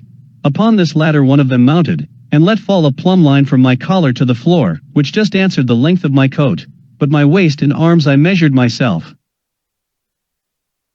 When my clothes were finished, which was done in my house, they looked like the patchwork made by the ladies in England, only that mine were all of a color. I had 300 cooks to dress my victuals, in little convenient huts built about my house, where they and their families lived, and prepared me 2 dishes apiece. I took up 20 waiters in my hand, and placed them on the table, 100 more attended below on the ground, some with dishes of meat, and some with barrels of wine and other liquors slung on their shoulders, all which the waiters above drew up, as I wanted, in a very ingenious manner. By certain cords, as we draw the bucket up a well in Europe. A dish of their meat was a good mouthful, and a barrel of their liquor a reasonable draught. Their mutton yields to ours, but their beef is excellent. I have had a sirloin so large, that I have been forced to make 3 bites of it, but this is rare. My servants were astonished to see me eat it, bones and all, as in our country we do the leg of a lark. Their geese and turkeys I usually ate at a mouthful, and I confess they far exceed ours. Of their smaller fowl I could take up 20 or 30 at the end of my knife. One day His Imperial Majesty, being informed of my way of living, desired that himself and his royal consort, with the young princes of the blood of both sexes, might have the happiness, as he was pleased to call it, of dining with me. They came accordingly, and I placed them in chairs of state, upon my table, just over against me, with their guards about them. Flimnap, the Lord High Treasurer, attended there likewise with his white staff, and I observed he often looked on me with a sour countenance, which I would not seem to regard, but ate more than usual, in honor to my dear country, as well as to fill the court with admiration. I have some private reasons to believe, that this visit from His Majesty gave Flimnap an opportunity of doing me ill offices to his master. That minister had always been my secret enemy, though he outwardly caressed me more than was usual to the moroseness of his nature. He represented to the emperor the low condition of his treasury, that he was forced to take up money at a great discount, that exchequer bills would not circulate under 9%. Below par, that I had cost His Majesty above 1.5 million of sprugs and, upon the whole, that it would be advisable in the emperor to take the first fair occasion of dismissing me. I am here obliged to vindicate the reputation of an excellent lady, who was an innocent sufferer upon my account. The treasurer took a fancy to be jealous of his wife, from the malice of some evil tongues, who informed him that her grace had taken a violent affection for my person, and the court scandal ran for some time, that she once came privately to my lodging. This I solemnly declare to be a most infamous falsehood, without any grounds, further than that her grace was pleased to treat me with all innocent marks of freedom and friendship. I own she came often to my house, but always publicly, nor ever without 3 more in the coach, who were usually her sister and young daughter, and some particular acquaintance, but this was common to many other ladies of the court. And I still appeal to my servants round, whether they at any time saw a coach at my door, without knowing what persons were in it. On those occasions, when a servant had given me notice, my custom was to go immediately to the door, and, after paying my respects, to take up the coach and 2 horses very carefully in my hands and place them on a table, where I had fixed a movable rim quite round, of 5 inches high, to prevent accidents. And I have often had 4 coaches and horses at once on my table, full of company, while I sat in my chair, leaning my face towards them, and when I was engaged with one set, the coachman would gently drive the others round my table. I have passed many an afternoon very agreeably in these conversations. But I defy the treasurer, or his 2 informers Clustrel and Drumlow, to prove that any person ever came to me incognito, except the secretary Reldressel, who was sent by express command of His Imperial Majesty. As I have before related, I should not have dwelt so long upon this particular, if it had not been a point wherein the reputation of a great lady is so nearly concerned, to say nothing of my own, though I then had the honor to be a Nardak, which the treasurer himself is not, for all the world knows. That he is only a Glumglum, a title inferior by 1 degree, as that of a marquis is to a duke in England, yet I allow he preceded me in right of his post. These false informations, which I afterwards came to the knowledge of by an accident not proper to mention, made the treasurer show his lady for some time an ill countenance, and me a worse, and although he was at last undeceived and reconciled to her, yet I lost all credit with him, and found my interest decline very fast with the emperor himself, who was, indeed, too much governed by that favorite. Chapter 7. The author, being informed of a design to accuse him of high treason, makes his escape to Blefuscu. His reception there. Before I proceed to give an account of my leaving this kingdom, it may be proper to inform the reader of a private intrigue which had been for 2 months forming against me. I had been hitherto, all my life, a stranger to courts, for which I was unqualified by the meanness of my condition. I had indeed heard and read enough of the dispositions of great princes and ministers, but never expected to have found such terrible effects of them in so remote a country, governed, as I thought, by very different maxims from those in Europe. When I was just preparing to pay my attendance on the Emperor of Blefuscu, a considerable person at court came to my house very privately at night, in a close chair and, without sending his name, desired admittance. The chairmen were dismissed. I put the chair, with his lordship in it, into my coat pocket, and, giving orders to a trusty servant, to say I was indisposed and gone to sleep, I fastened the door of my house, placed the chair on the table, according to my usual custom, and sat down by it. After the common salutations were over, observing his lordship's countenance full of concern, and inquiring into the reason, he desired I would hear him with patience, in a matter that highly concerned my honor and my life. His speech was to the following effect, for I took notes of it as soon as he left me.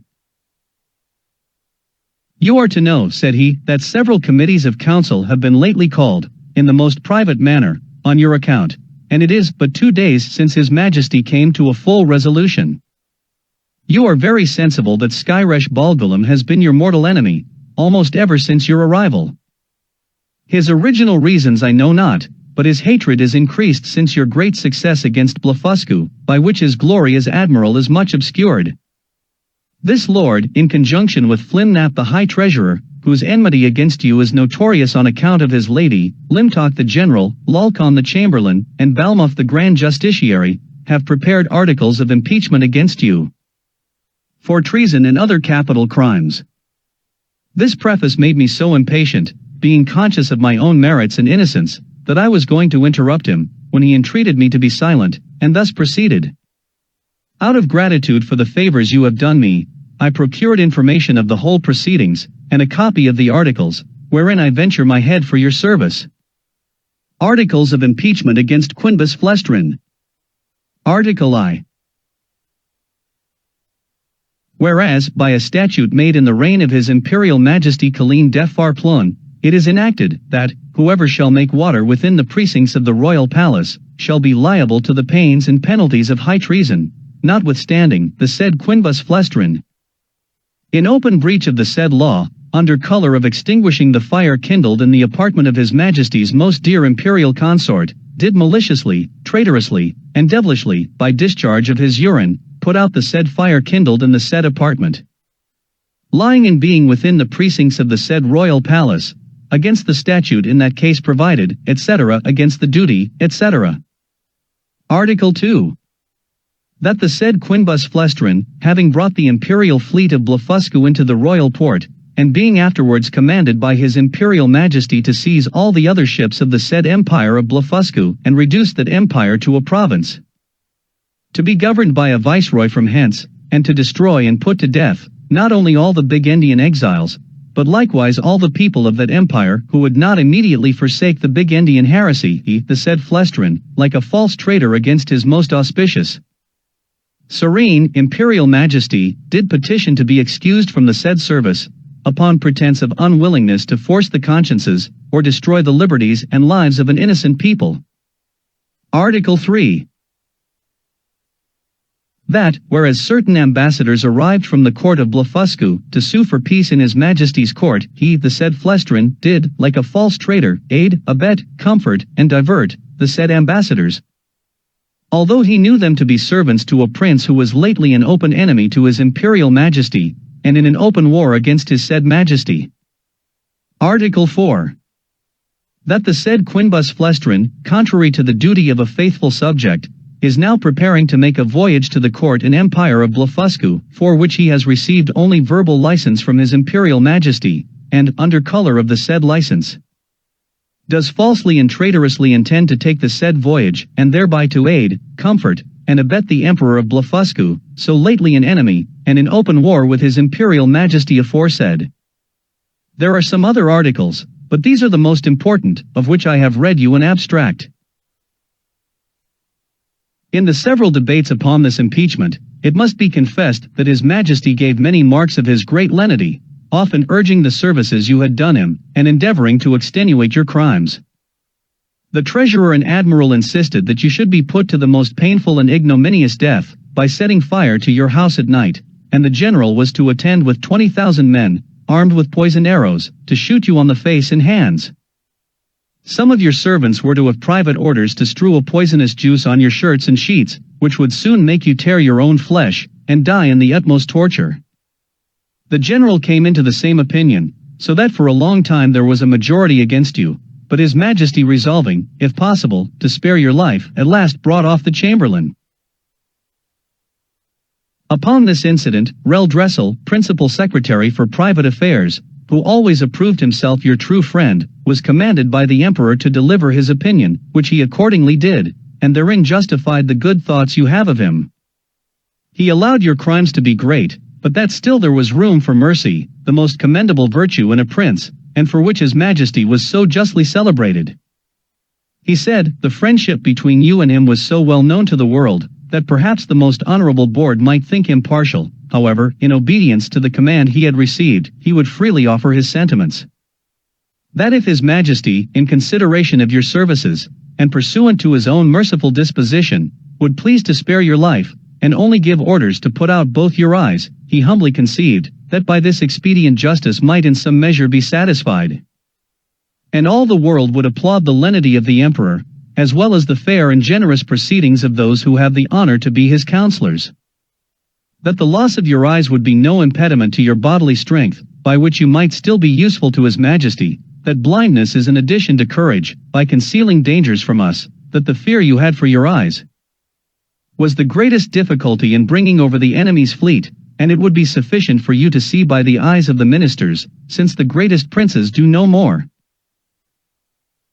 This proposal was received with the utmost disapprobation by the whole board. Baldulum the admiral could not preserve his temper, but rising up in fury said, he wondered how the secretary durst presume to give his opinion for preserving the life of a traitor, that the services you had performed were by all true reasons of state. The great aggravation of your crimes, that you, who were able to extinguish the fire by discharge of urine in Her Majesty's apartment, might, at another time, raise an inundation by the same means, to drown the whole palace. And the same strength which enabled you to bring over the enemy's fleet, might serve, upon the first discontent, to carry it back, that he had good reasons to think you were a Bigendian in your heart, and, as treason begins in the heart, before it appears in overt acts. So he accused you as a traitor on that account, and therefore insisted you should be put to death.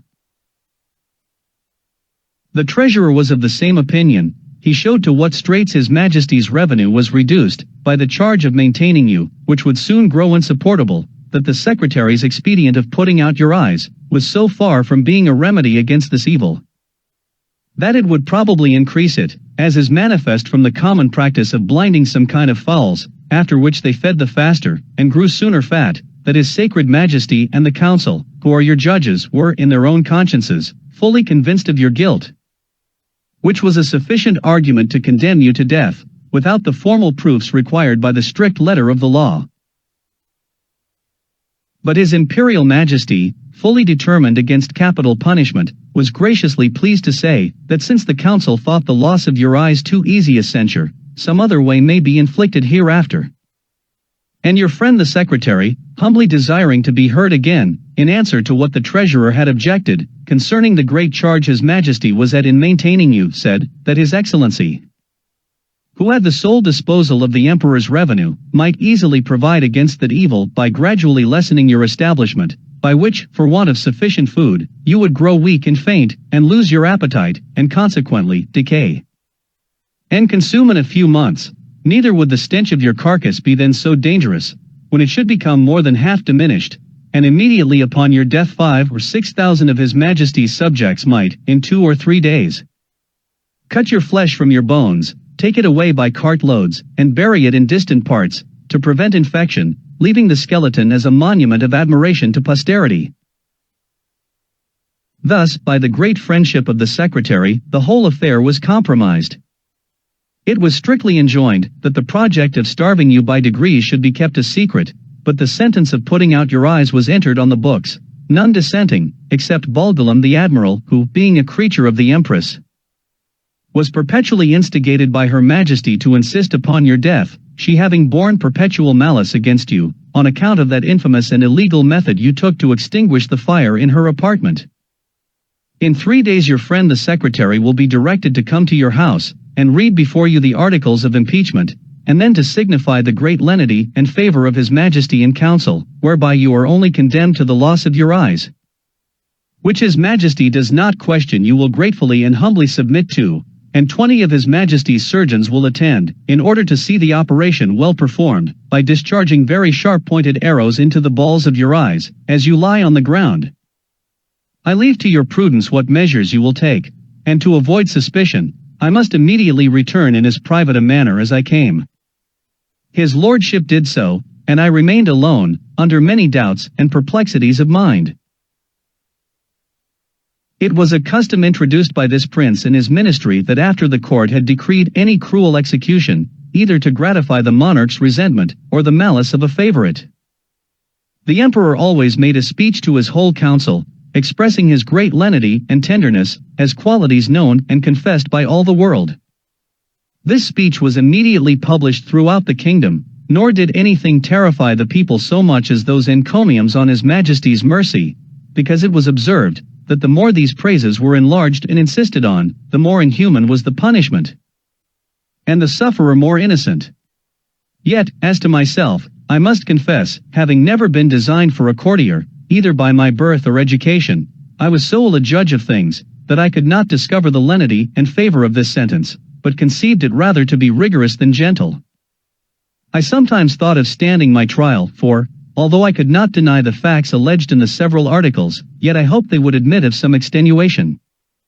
But having in my life perused many state trials, which I ever observed to terminate as the judges thought fit to direct, I durst not rely on so dangerous a decision, in so critical a juncture, and against such powerful enemies.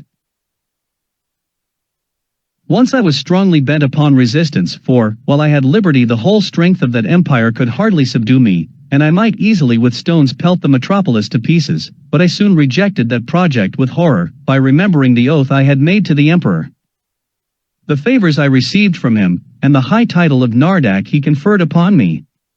Neither had I so soon learned the gratitude of courtiers, to persuade myself, that His Majesty's present severities acquitted me of all past obligations.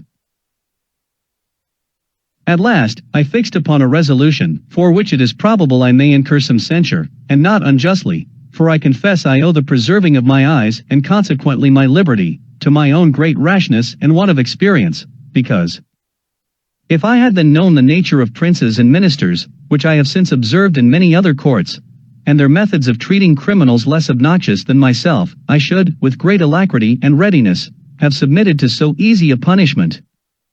But hurried on by the precipitancy of youth, and having His Imperial Majesty's license to pay my attendance upon the Emperor of Blefuscu, I took this opportunity, before the 3 days were elapsed, to send a letter to my friend the secretary, signifying my resolution of setting out that morning for Blefuscu, pursuant to the leave I had got, and, without waiting for an answer, I went to that side of the island where our fleet lay. I seized a large man of war, tied a cable to the prow, and, lifting up the anchors, I stripped myself, put my clothes into the vessel, and, drawing it after me, between wading and swimming arrived at the royal port of Blefuscu, where the people had long expected me. They lent me 2 guides to direct me to the capital city, which is of the same name. I held them in my hands, till I came within 200 yards of the gate, and desired them to signify my arrival to one of the secretaries, and let him know, either waited His Majesty's command. I had an answer in about an hour, that His Majesty, attended by the royal family, and great officers of the court, was coming out to receive me. I advanced 100 yards.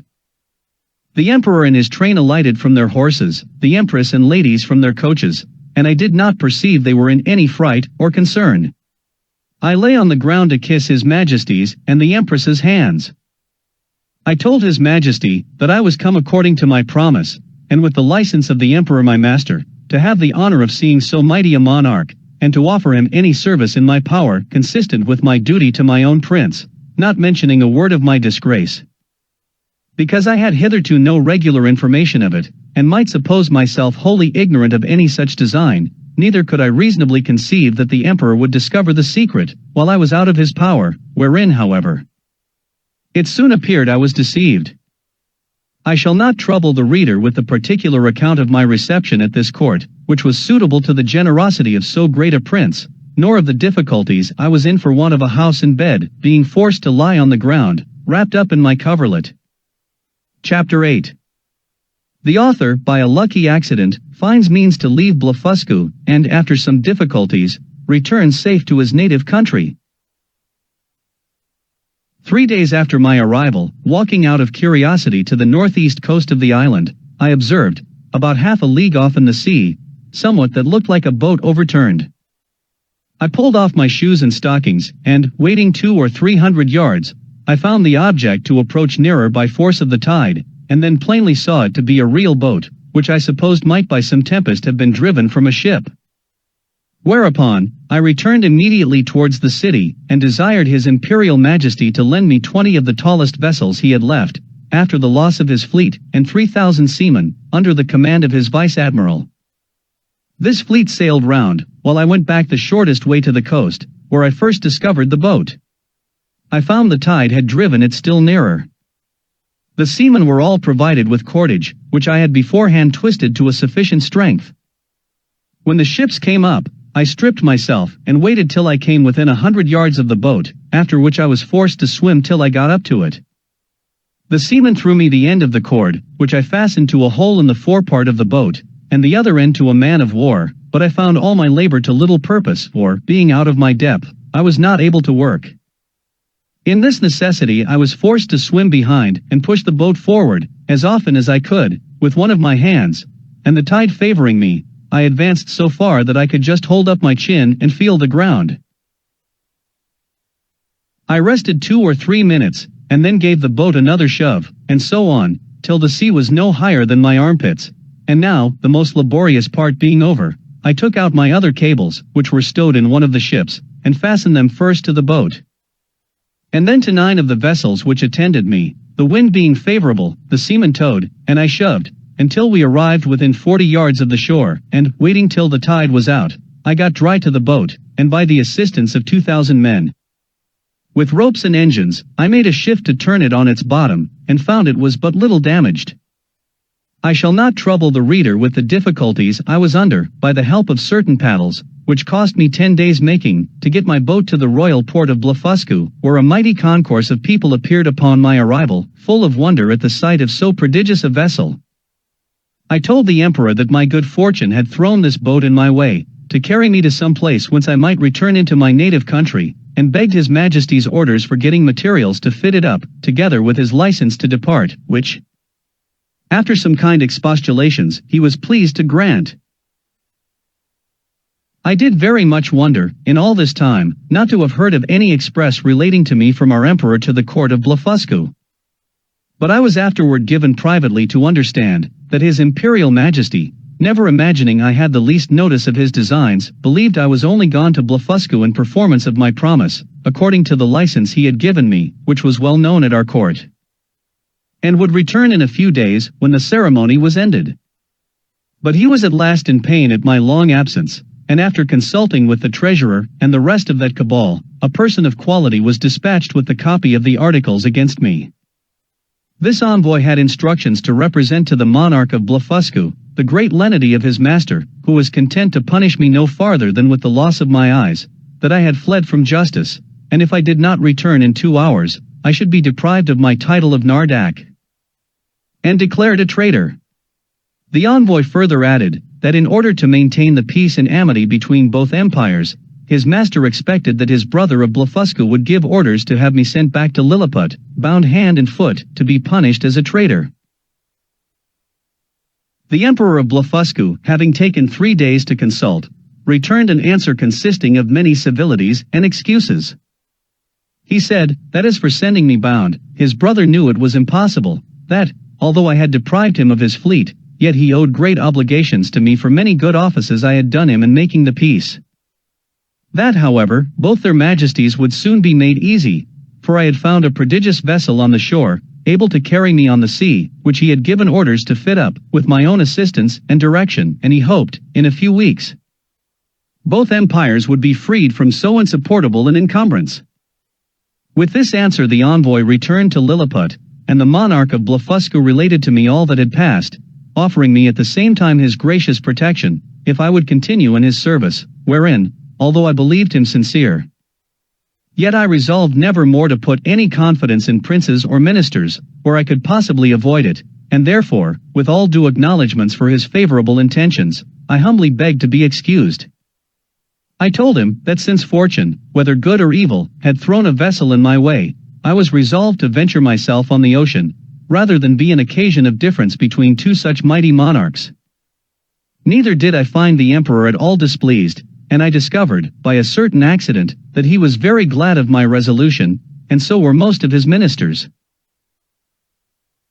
These considerations moved me to hasten my departure somewhat sooner than I intended, to which the court, impatient to have me gone, very readily contributed. 500 workmen were employed to make 2 sails to my boat, according to my directions, by quilting 13 folds of their strongest linen together. I was at the pains of making ropes and cables, by twisting 10, 20, or 30 of the thickest and strongest of theirs. A great stone that I happened to find, after a long search, by the seashore, served me for an anchor. I had the tallow of 300 cows, for greasing my boat, and other uses. I was at incredible pains in cutting down some of the largest timber trees, for oars and masts, wherein I was, however, much assisted by His Majesty's ship carpenters, who helped me in smoothing them, after I had done the rough work. In about a month, when all was prepared, I sent to receive His Majesty's commands, and to take my leave. The Emperor and royal family came out of the palace. I lay down on my face to kiss his hand, which he very graciously gave me. So did the Empress and young princes of the blood. His Majesty presented me with 50 purses of 200 sprugs apiece, together with his picture at full length, which I put immediately into one of my gloves, to keep it from being hurt. The ceremonies at my departure were too many to trouble the reader with at this time. I stored the boat with the carcasses of 100 oxen, and 300 sheep, with bread and drink proportionable, and as much meat ready dressed as 400 cooks could provide.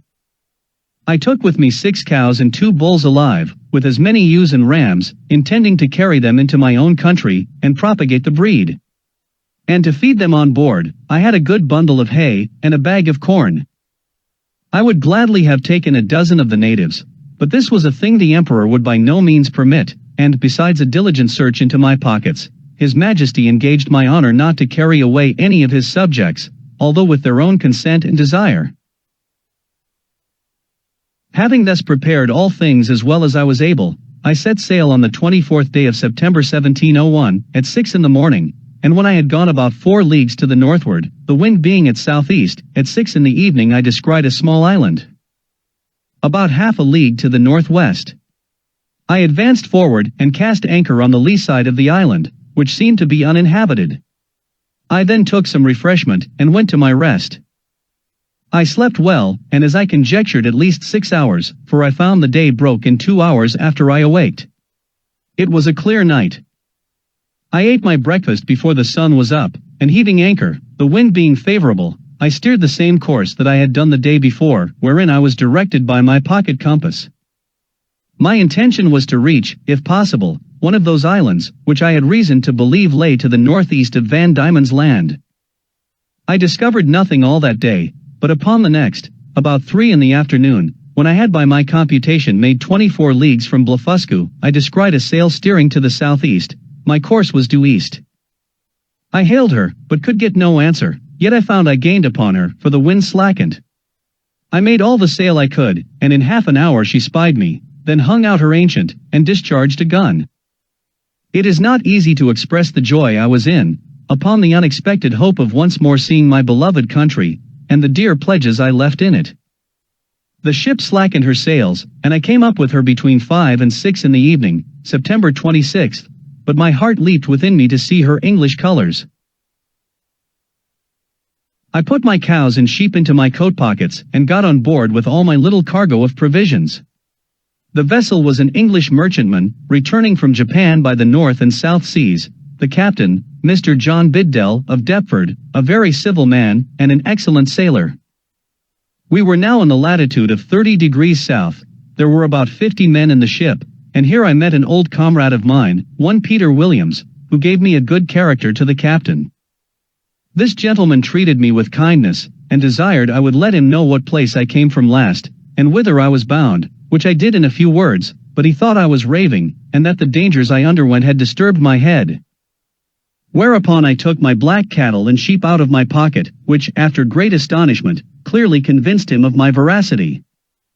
I then showed him the gold given me by the Emperor of Blefuscu, together with His Majesty's picture at full length, and some other rarities of that country. I gave him 2 purses of 200 sprugs each and promised, when we arrived in England, to make him a present of a cow and a sheep big with young. I shall not trouble the reader with a particular account of this voyage, which was very prosperous for the most part. We arrived in the Downs on the 13th of April 1702. I had only one misfortune, that the rats on board carried away one of my sheep. I found her bones in a hole, picked clean from the flesh. The rest of my cattle I got safe ashore, and set them grazing in a bowling green at Greenwich, where the fineness of the grass made them feed very heartily, though I had always feared the contrary, neither could I possibly have preserved them in so long a voyage. If the captain had not allowed me some of his best biscuit, which, rubbed to powder, and mingled with water, was their constant food. The short time I continued in England, I made a considerable profit by showing my cattle to many persons of quality and others, and before I began my second voyage, I sold them for £600. Since my last return I find the breed is considerably increased, especially the sheep, which I hope will prove much to the advantage of the woolen manufacture, by the fineness of the fleeces. I stayed but 2 months with my wife and family, for my insatiable desire of seeing foreign countries would suffer me to continue no longer. I left £1,500 with my wife, and fixed her in a good house at Redriff. My remaining stock I carried with me, part in money and part in goods, in hopes to improve my fortunes.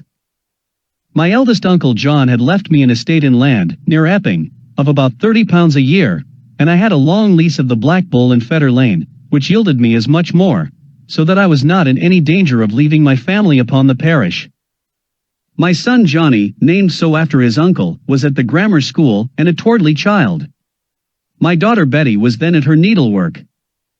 I took leave of my wife and boy and girl with tears on both sides, and went on board the Adventure, a merchant ship of 300 tons, bound for Surat, Captain John Nicholas, of Liverpool, commander. But my account of this voyage must be referred to the second part of my travels. Part 2. A Voyage to Brobdingnag. Chapter 1.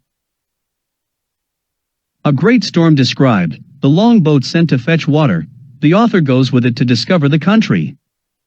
He is left on shore, is seized by one of the natives, and carried to a farmer's house.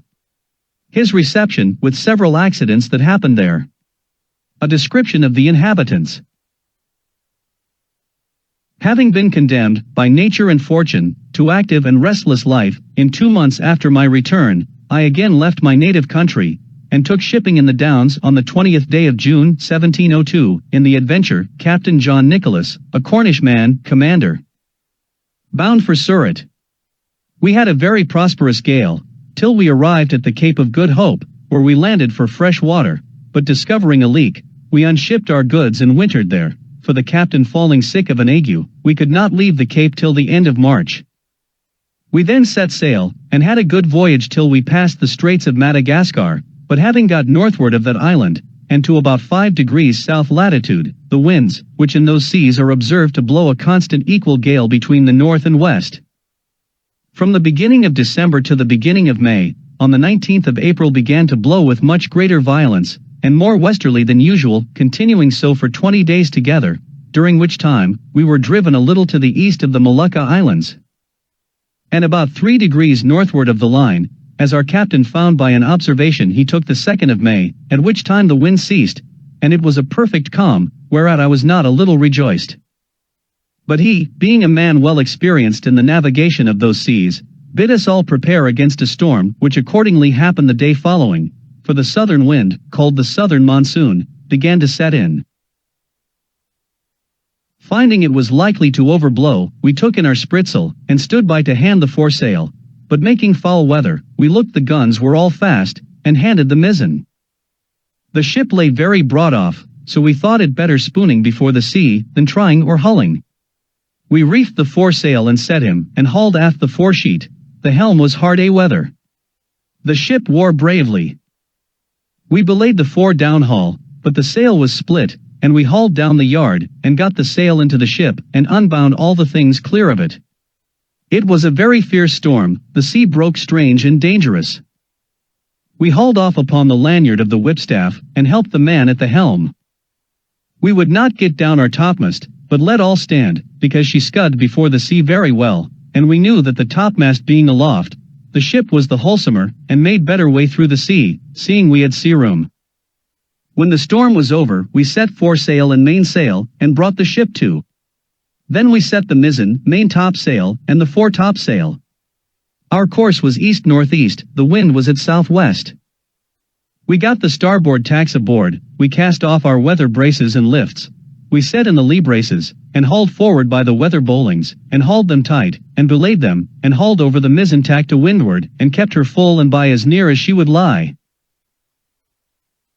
During this storm, which was followed by a strong wind west-southwest, we were carried, by my computation, about 500 leagues to the east, so that the oldest sailor on board could not tell in what part of the world we were.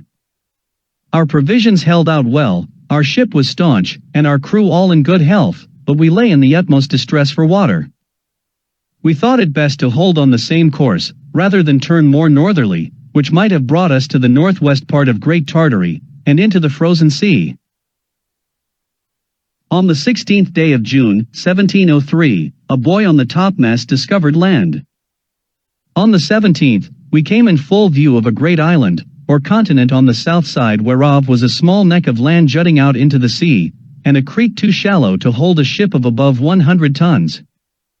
We cast anchor within a league of this creek, and our captain sent a dozen of his men well armed in the longboat, with vessels for water, if any could be found. I desired his leave to go with them, that I might see the country, and make what discoveries I could. When we came to land we saw no river or spring, nor any sign of inhabitants. Our men therefore wandered on the shore to find out some fresh water near the sea, and I walked alone about a mile on the other side, where I observed the country all barren and rocky. I now began to be weary, and seeing nothing to entertain my curiosity, I returned gently down towards the creek, and the sea being full in my view, I saw our men already got into the boat, and rowing for life to the ship. I was going to holla after them, although it had been to little purpose, when I observed a huge creature walking after them in the sea, as fast as he could. He waded not much deeper than his knees, and took prodigious strides, but our men had the start of him half a league and the sea thereabouts being full of sharp-pointed rocks, the monster was not able to overtake the boat. This I was afterwards told, for I durst not stay to see the issue of the adventure, but ran as fast as I could the way I first went, and then climbed up a steep hill, which gave me some prospect of the country. I found it fully cultivated, but that which first surprised me was the length of the grass, which, in those grounds that seemed to be kept for hay, was about 20 feet high. I fell into a high road, for so I took it to be, though it served to the inhabitants only as a footpath through a field of barley.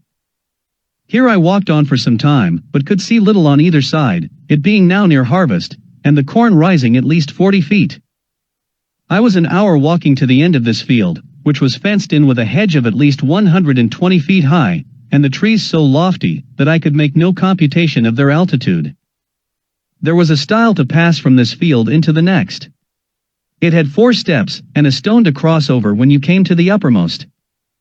It was impossible for me to climb this stile, because every step was 6 feet high, and the upper stone about 20. I was endeavoring to find some gap in the hedge, when I discovered one of the inhabitants in the next field, advancing towards the stile, of the same size with him whom I saw in the sea pursuing our boat. He appeared as tall as an ordinary spire steeple, and took about 10 yards at every stride, as near as I could guess. I was struck with the utmost fear and astonishment, and ran to hide myself in the corn, whence I saw him at the top of the stile looking back into the next field on the right hand, and heard him call in a voice many degrees louder than a speaking trumpet. But the noise was so high in the air, that at first I certainly thought it was thunder.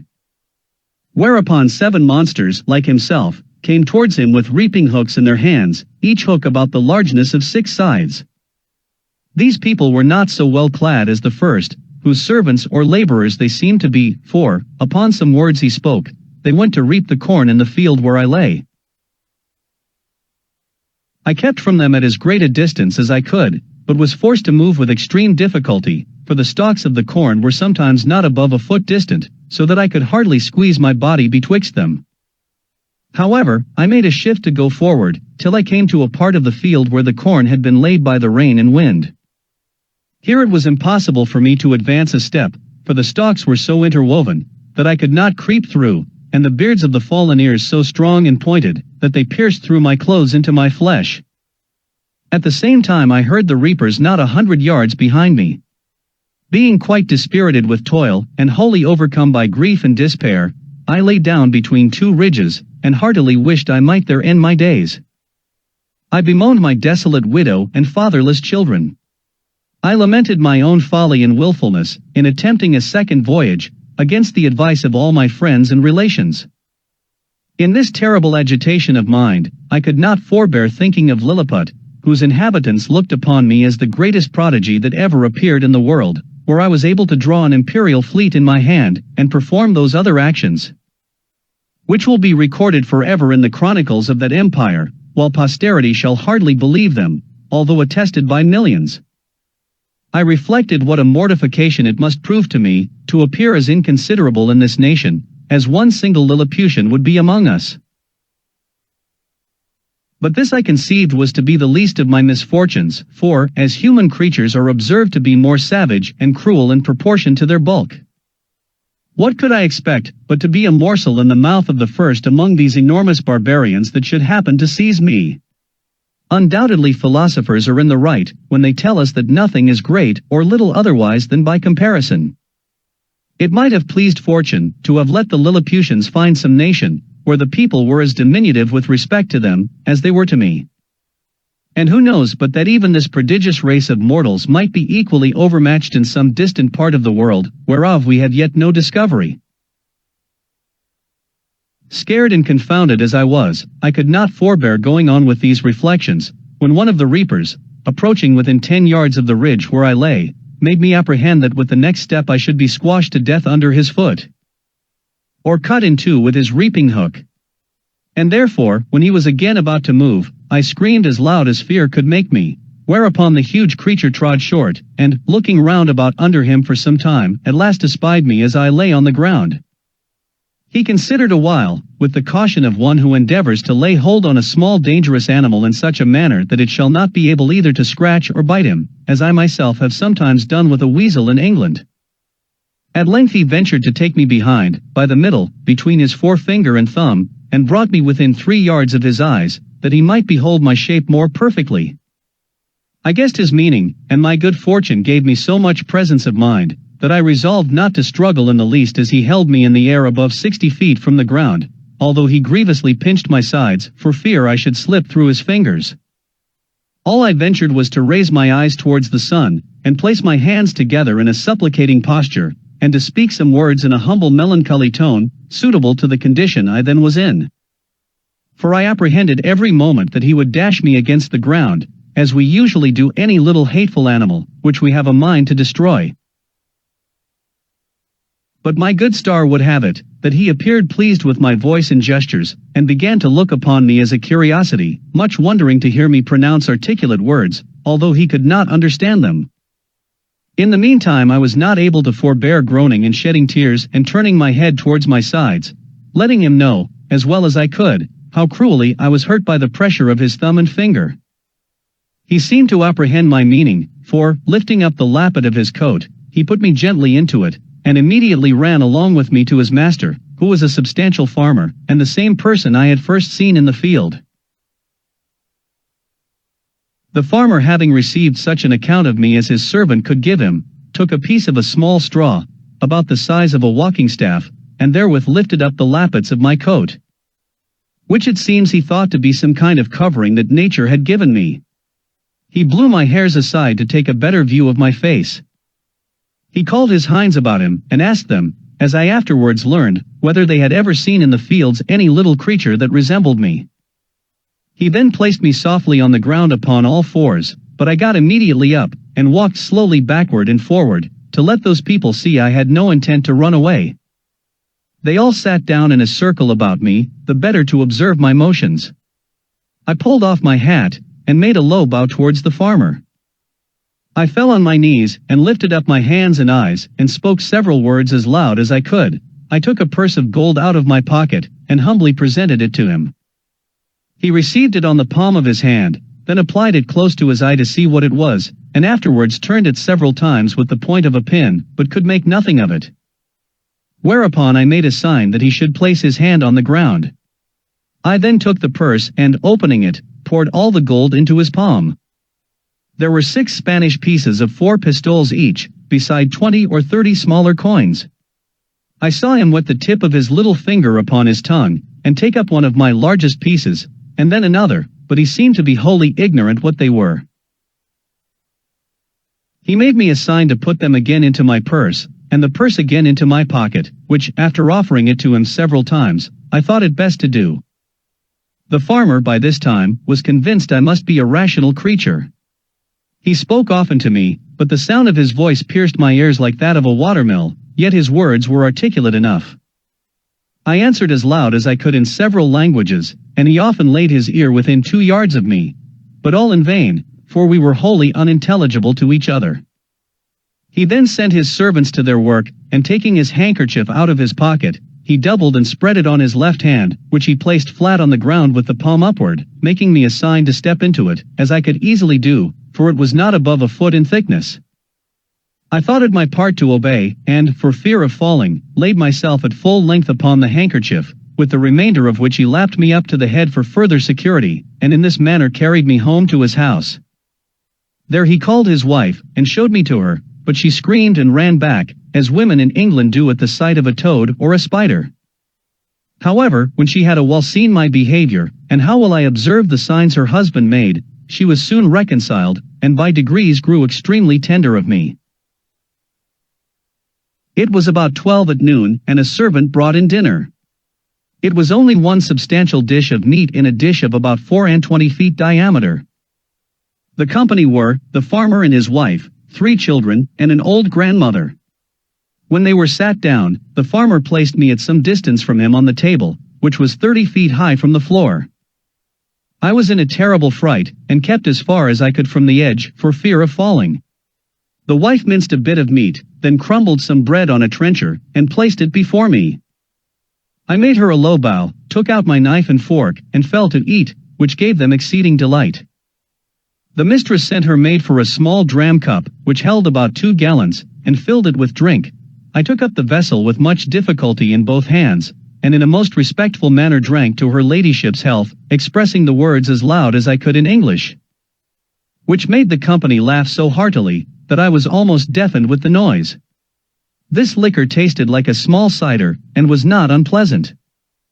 Then the master made me a sign to come to his trencher side, but as I walked on the table, being in great surprise all the time, as the indulgent reader will easily conceive and excuse, I happened to stumble against a crust, and fell flat on my face, but received no hurt. I got up immediately, and observing the good people to be in much concern, I took my hat and waving it over my head, made 3 huzzas, to show I had got no mischief by my fall.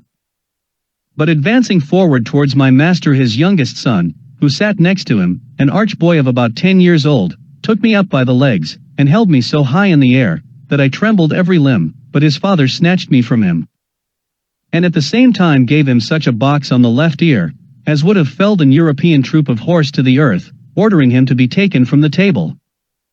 But being afraid the boy might owe me a spite, and well remembering how mischievous all children among us naturally are to sparrows, rabbits, young kittens, and puppy dogs, I fell on my knees, and pointing to the boy, made my master to understand, as well as I could, that I desired his son might be pardoned.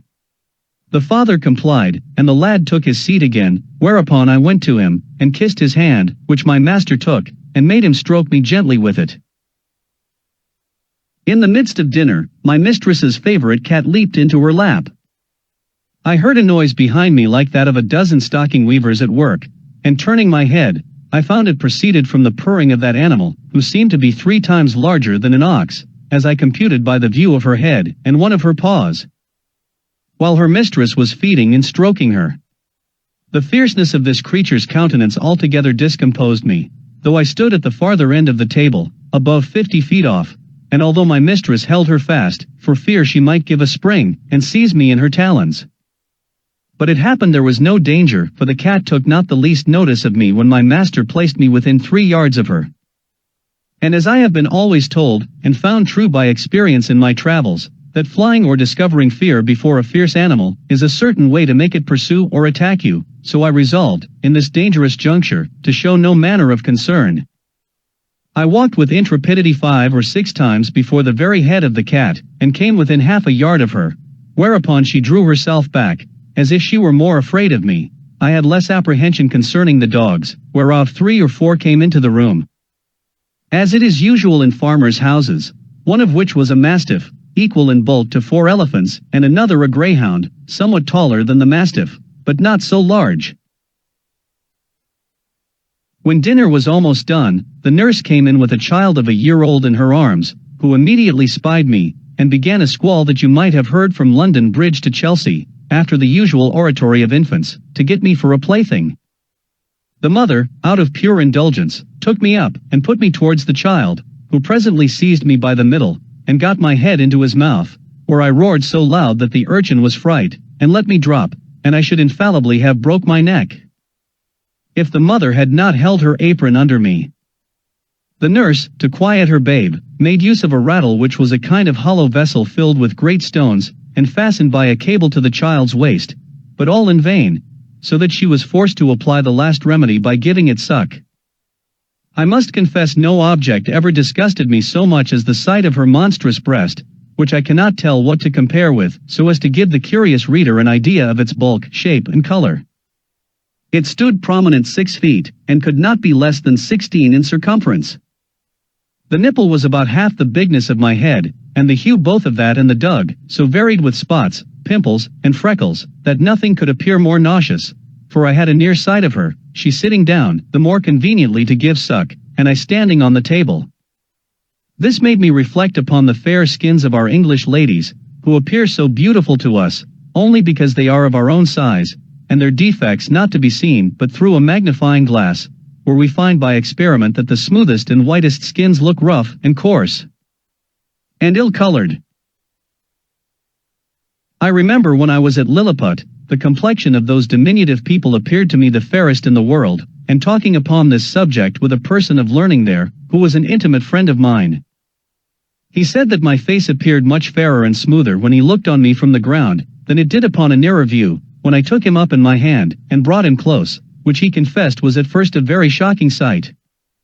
He said, he could discover great holes in my skin, that the stumps of my beard were 10 times stronger than the bristles of a boar, and my complexion made up of several colors altogether disagreeable, although I must beg leave to say for myself, that I am as fair as most of my sex and country, and very little sunburnt by all my travels. On the other side, discoursing of the ladies in that emperor's court, he used to tell me, one had freckles, another too wide a mouth, a third too large a nose, nothing of which I was able to distinguish. I confess this reflection was obvious enough, which however, I could not forbear, lest the reader might think those vast creatures were actually deformed, for I must do them the justice to say, they are a comely race of people. And particularly the features of my master's countenance, although he was but a farmer, when I beheld him from the height of 60 feet, appeared very well proportioned. When dinner was done, my master went out to his laborers, and, as I could discover by his voice and gesture, gave his wife strict charge to take care of me. I was very much tired, and disposed to sleep, which my mistress perceiving, she put me on her own bed, and covered me with a clean white handkerchief, but larger and coarser than the mainsail of a man of war. I slept about 2 hours, and dreamt I was at home with my wife and children, which aggravated my sorrows when I awaked, and found myself alone in a vast room, between 200 and 300 feet wide, and above 200 high, lying in a bed 20 yards wide. My mistress was gone about her household affairs, and had locked me in. The bed was 8 yards from the floor. Some natural necessities required me to get down. I durst not presume to call, and if I had, it would have been in vain, with such a voice as mine, at so great a distance from the room where I lay to the kitchen where the family kept. While I was under these circumstances, 2 rats crept up the curtains, and ran smelling backwards and forwards on the bed. One of them came up almost to my face, whereupon I rose in a fright, and drew out my hanger to defend myself. These horrible animals had the boldness to attack me on both sides, and one of them held his 4 feet at my collar, but I had the good fortune to rip up his belly before he could do me any mischief. He fell down at my feet, and the other, seeing the fate of his comrade, made his escape, but not without one good wound on the back, which I gave him as he fled, and made the blood run trickling from him. After this exploit, I walked gently to and fro on the bed, to recover my breath and loss of spirits. These creatures were of the size of a large mastiff, but infinitely more nimble and fierce, so that if I had taken off my belt before I went to sleep, I must have infallibly been torn to pieces and devoured. I measured the tail of the dead rat, and found it to be 2 yards long, wanting an inch, but it went against my stomach to drag the carcass off the bed, where it lay still bleeding. I observed it had yet some life, but with a strong slash across the neck, I thoroughly dispatched it. Soon after my mistress came into the room, who seeing me all bloody, ran and took me up in her hand. I pointed to the dead rat, smiling, and making other signs to show I was not hurt, whereat she was extremely rejoiced, calling the maid to take up the dead rat with a pair of tongs, and throw it out of the window. Then she set me on a table, where I showed her my hanger all bloody, and wiping it on the lappet of my coat, returned it to the scabbard. I was pressed to do more than one thing which another could not do for me, and therefore endeavored to make my mistress understand that I desired to be set down on the floor, which after she had done, my bashfulness would not suffer me to express myself farther. Then by pointing to the door, and bowing several times, the good woman, with much difficulty, at last perceived what I would be at, and taking me up again in her hand, walked into the garden, where she set me down. I went on one side about 200 yards, and beckoning to her not to look or to follow me, I hid myself between 2 leaves of sorrel, and there discharged the necessities of nature. I hope the gentle reader will excuse me for dwelling on these and the like particulars, which, however insignificant they may appear to groveling vulgar minds, yet will certainly help a philosopher to enlarge his thoughts and imagination, and apply them to the benefit of public as well as private life, which was my sole design in presenting this and other accounts of my travels to the world, wherein I have been chiefly studious of truth, without affecting any ornaments of learning or of style. But the whole scene of this voyage made so strong an impression on my mind, and is so deeply fixed in my memory, that, in committing it to paper I did not omit one material circumstance, however, upon a strict review. I blotted out several passages of less moment which were in my first copy, for fear of being censured as tedious and trifling, whereof travelers are often, perhaps not without justice, accused. Chapter 2. A description of the farmer's daughter. The author carried to a market town, and then to the metropolis. The particulars of his journey. My mistress had a daughter of 9 years old, a child of towardly parts for her age, very dexterous at her needle, and skillful in dressing her baby. Her mother and she contrived to fit up the baby's cradle for me against night. The cradle was put into a small drawer of a cabinet, and the drawer placed upon a hanging shelf for fear of the rats. This was my bed all the time I stayed with those people, though made more convenient by degrees, as I began to learn their language and make my wants known. This young girl was so handy, that after I had once or twice pulled off my clothes before her, she was able to dress and undress me, though I never gave her that trouble when she would let me do either myself. She made me 7 shirts, and some other linen, of as fine cloth as could be got, which indeed was coarser than sackcloth, and these she constantly washed for me with her own hands. She was likewise my schoolmistress, to teach me the language. When I pointed to anything, she told me the name of it in her own tongue, so that in a few days I was able to call for whatever I had a mind to. She was very good-natured, and not above 40 feet high, being little for her age. She gave me the name of GLUBBDUBDRIB, which the family took up, and afterwards the whole kingdom. The word imports what the Latins call nunculus, the Italians homunculatino, and the English mannikin. To her I chiefly owe my preservation in that country. We never parted while I was there. I called her my Glumbleklich, or little nurse, and should be guilty of great ingratitude, if I omitted this honorable mention of her care and affection towards me, which I heartily wish it lay in my power to requite as she deserves, instead of being the innocent, but unhappy instrument of her disgrace, as I have too much reason to fear. It now began to be known and talked of in the neighborhood, that my master had found a strange animal in the field, about the bigness of a splachnuck, but exactly shaped in every part like a human creature, which it likewise imitated in all its actions. Seemed to speak in a little language of its own, had already learned several words of theirs, went erect upon 2 legs, was tame and gentle, would come when it was called, do whatever it was bid, had the finest limbs in the world, and a complexion fairer than a nobleman's daughter of 3 years old. Another farmer, who lived hard by, and was a particular friend of my master, came on a visit on purpose to inquire into the truth of this story.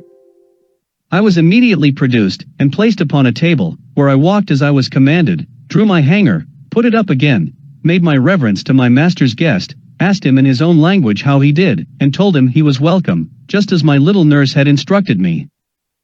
This man, who was old and dim-sighted, put on his spectacles to behold me better, at which I could not forbear laughing very heartily, for his eyes appeared like the full moon shining into a chamber at 2 windows.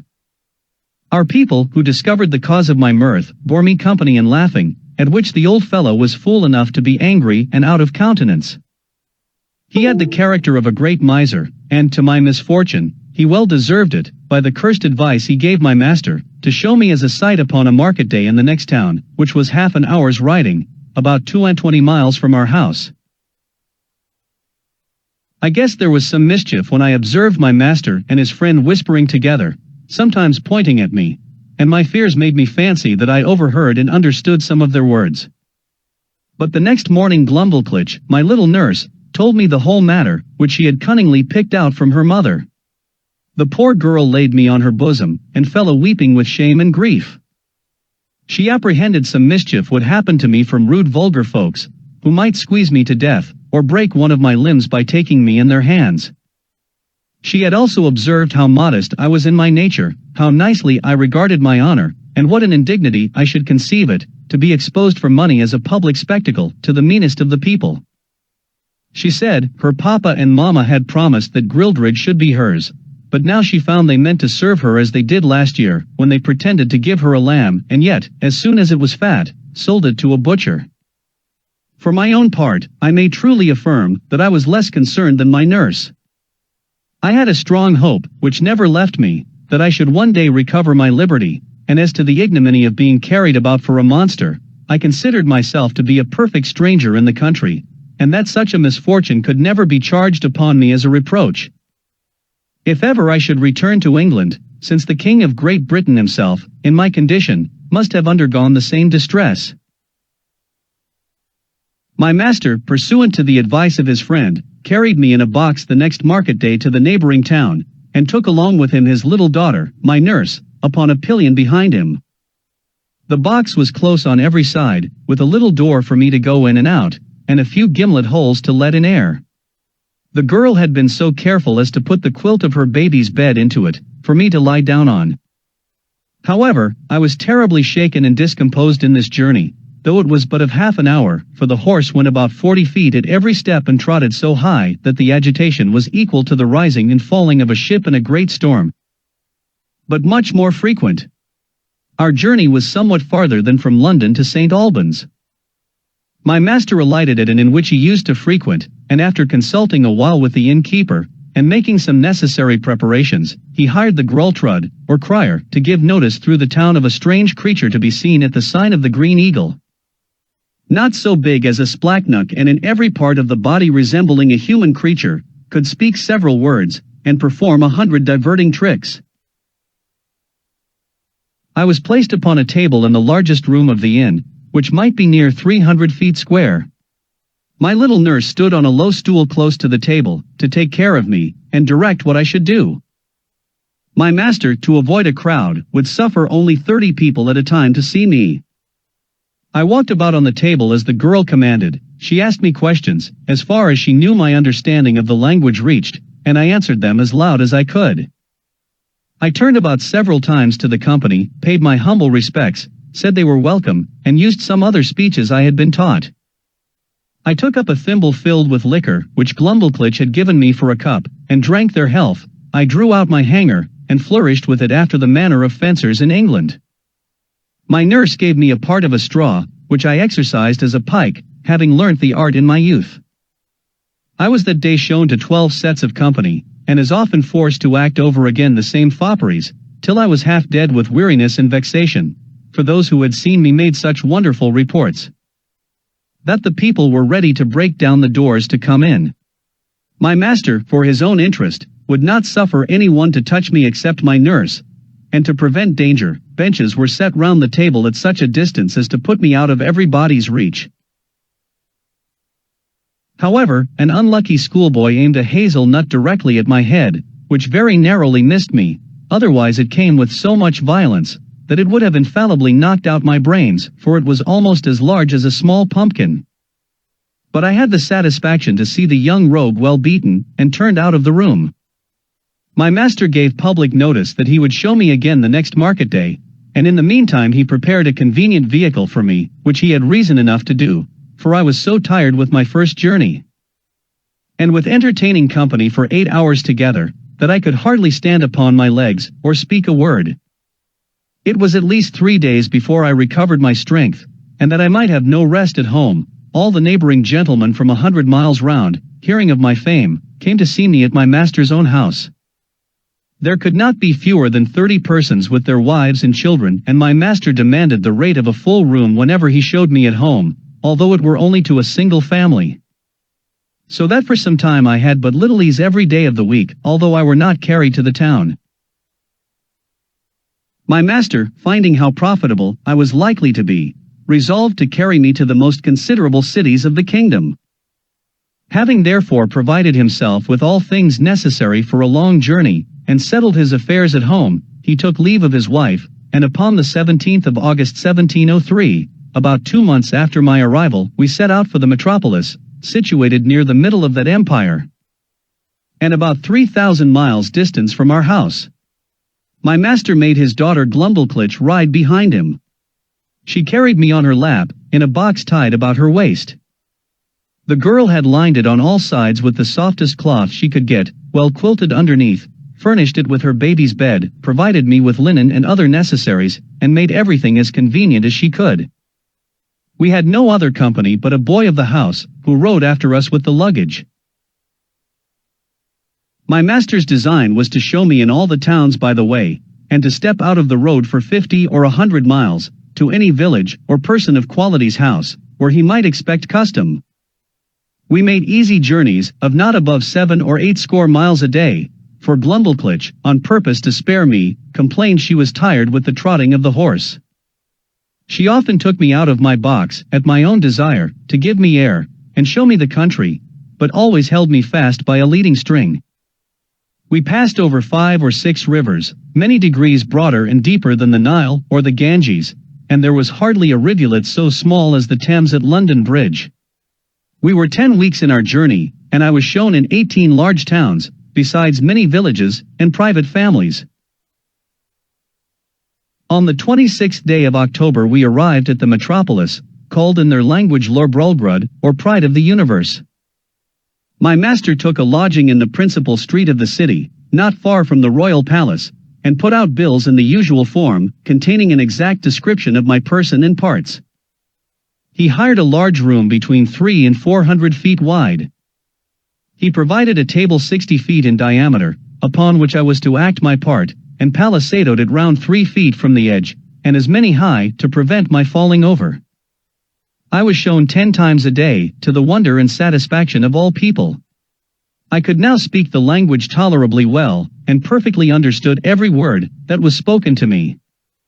Besides, I had learnt their alphabet, and could make a shift to explain a sentence here and there, for Glumblclitch had been my instructor while we were at home, and at leisure hours during our journey. She carried a little book in her pocket, not much larger than a Sanson's atlas. It was a common treatise for the use of young girls, giving a short account of their religion. Out of this she taught me my letters, and interpreted the words. Chapter 3. The author sent for to court. The queen buys him of his master the farmer, and presents him to the king. He disputes with his majesty's great scholars. An apartment at court provided for the author. He is in high favor with the queen. He stands up for the honor of his own country. His quarrels with the queen's dwarf. The frequent labors I underwent every day made, in a few weeks, a very considerable change in my health. The more my master got by me, the more insatiable he grew. I had quite lost my stomach, and was almost reduced to a skeleton. The farmer observed it, and concluding I must soon die, resolved to make as good a hand of me as he could. While he was thus reasoning and resolving with himself, a sardril, or gentleman usher, came from court, commanding my master to carry me immediately thither for the diversion of the queen and her ladies. Some of the latter had already been to see me, and reported strange things of my beauty, behavior, and good sense. Her Majesty, and those who attended her, were beyond measure delighted with my demeanor. I fell on my knees, and begged the honor of kissing her imperial foot, but this gracious princess held out her little finger towards me, after I was set on the table, which I embraced in both my arms, and put the tip of it with the utmost respect to my lip. She made me some general questions about my country and my travels, which I answered as distinctly, and in as few words as I could. She asked whether I could be content to live at court. I bowed down to the board of the table, and humbly answered that I was my master's slave, but, if I were at my own disposal, I should be proud to devote my life to Her Majesty's service. She then asked my master whether he was willing to sell me at a good price. He, who apprehended I could not live a month, was ready enough to part with me, and demanded 1,000 pieces of gold, which were ordered him on the spot, each piece being about the bigness of 800 moidores. But allowing for the proportion of all things between that country and Europe, and the high price of gold among them, was hardly so great a sum as 1,000 guineas would be in England. I then said to the queen, since I was now Her Majesty's most humble creature and vassal, I must beg the favor, that Glumblclitch, who had always tended me with so much care and kindness, and understood to do it so well, might be admitted into her service, and continue to be my nurse and instructor. Her Majesty agreed to my petition, and easily got the farmer's consent, who was glad enough to have his daughter preferred at court, and the poor girl herself was not able to hide her joy. My late master withdrew, bidding me farewell, and saying he had left me in a good service, to which I replied not a word, only making him a slight bow. The queen observed my coldness, and, when the farmer was gone out of the apartment, asked me the reason. I made bold to tell Her Majesty that I owed no other obligation to my late master than his not dashing out the brains of a poor harmless creature, found by chance in his fields, which obligation was amply recompensed by the gain he had made in showing me through half the kingdom, and the price he had now sold me for. That the life I had since led was laborious enough to kill an animal of 10 times my strength. That my health was much impaired by the continual drudgery of entertaining the rabble every hour of the day, and that, if my master had not thought my life in danger, Her Majesty would not have got so cheap a bargain. But as I was out of all fear of being ill-treated under the protection of so great and good an empress, the ornament of nature, the darling of the world, the delight of her subjects, the phoenix of the creation.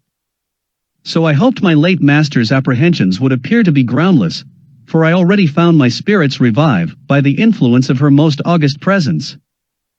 This was the sum of my speech, delivered with great improprieties and hesitation. The latter part was altogether framed in the style peculiar to that people, whereof I learned some phrases from Glumblclitch, while she was carrying me to court. The queen, giving great allowance for my defectiveness in speaking, was, however, surprised at so much wit and good sense in so diminutive an animal.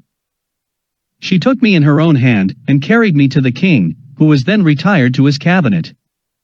His Majesty, a prince of much gravity and austere countenance, not well observing my shape at first view, asked the queen after a cold manner how long it was since she grew fond of a splacknock, for such it seems he took me to be, as I lay upon my breast in Her Majesty's right hand.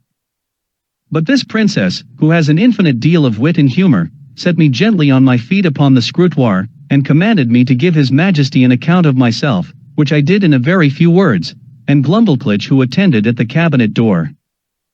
And could not endure I should be out of her sight, being admitted, confirmed all that had passed from my arrival at her father's house.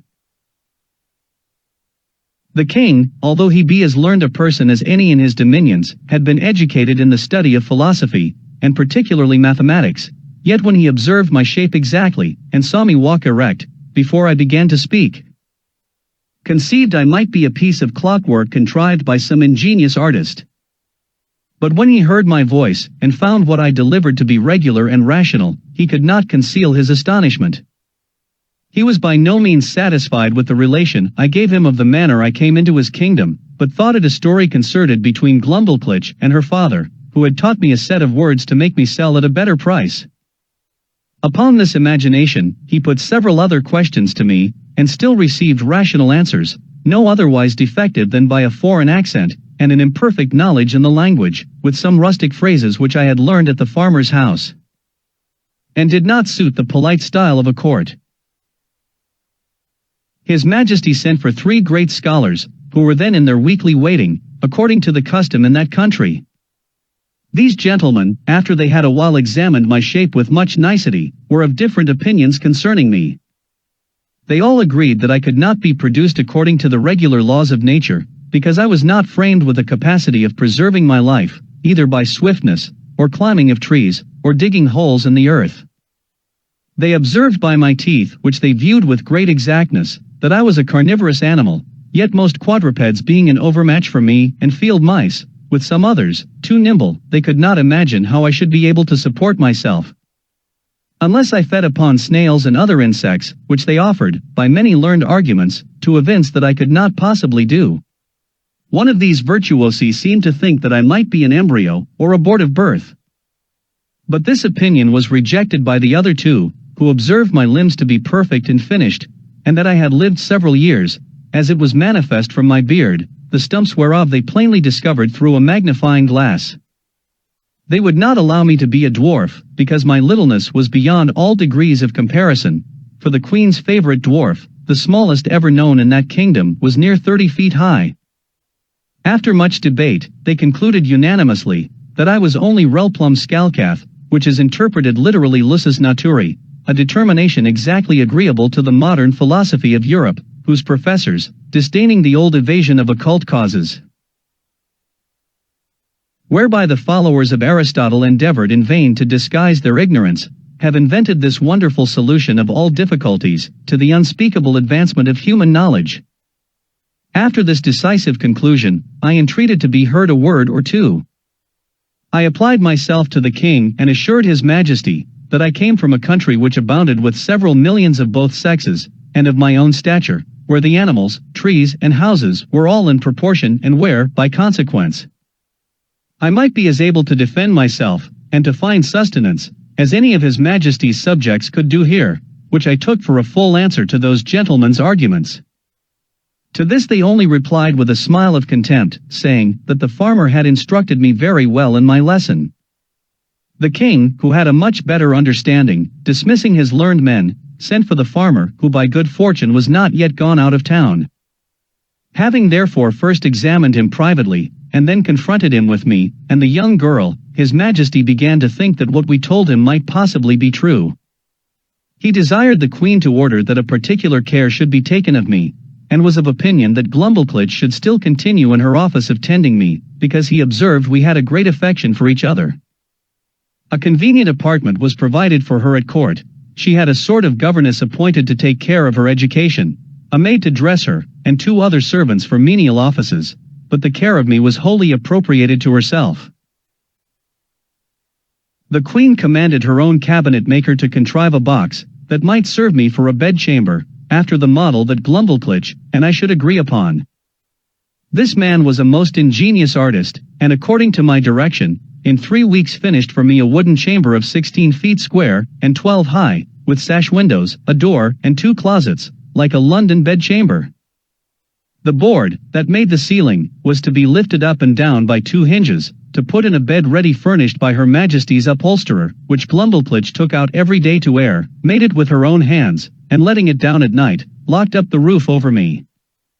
A nice workman, who was famous for little curiosities, undertook to make me 2 chairs, with backs in frames, of a substance not unlike ivory, and 2 tables, with a cabinet to put my things in.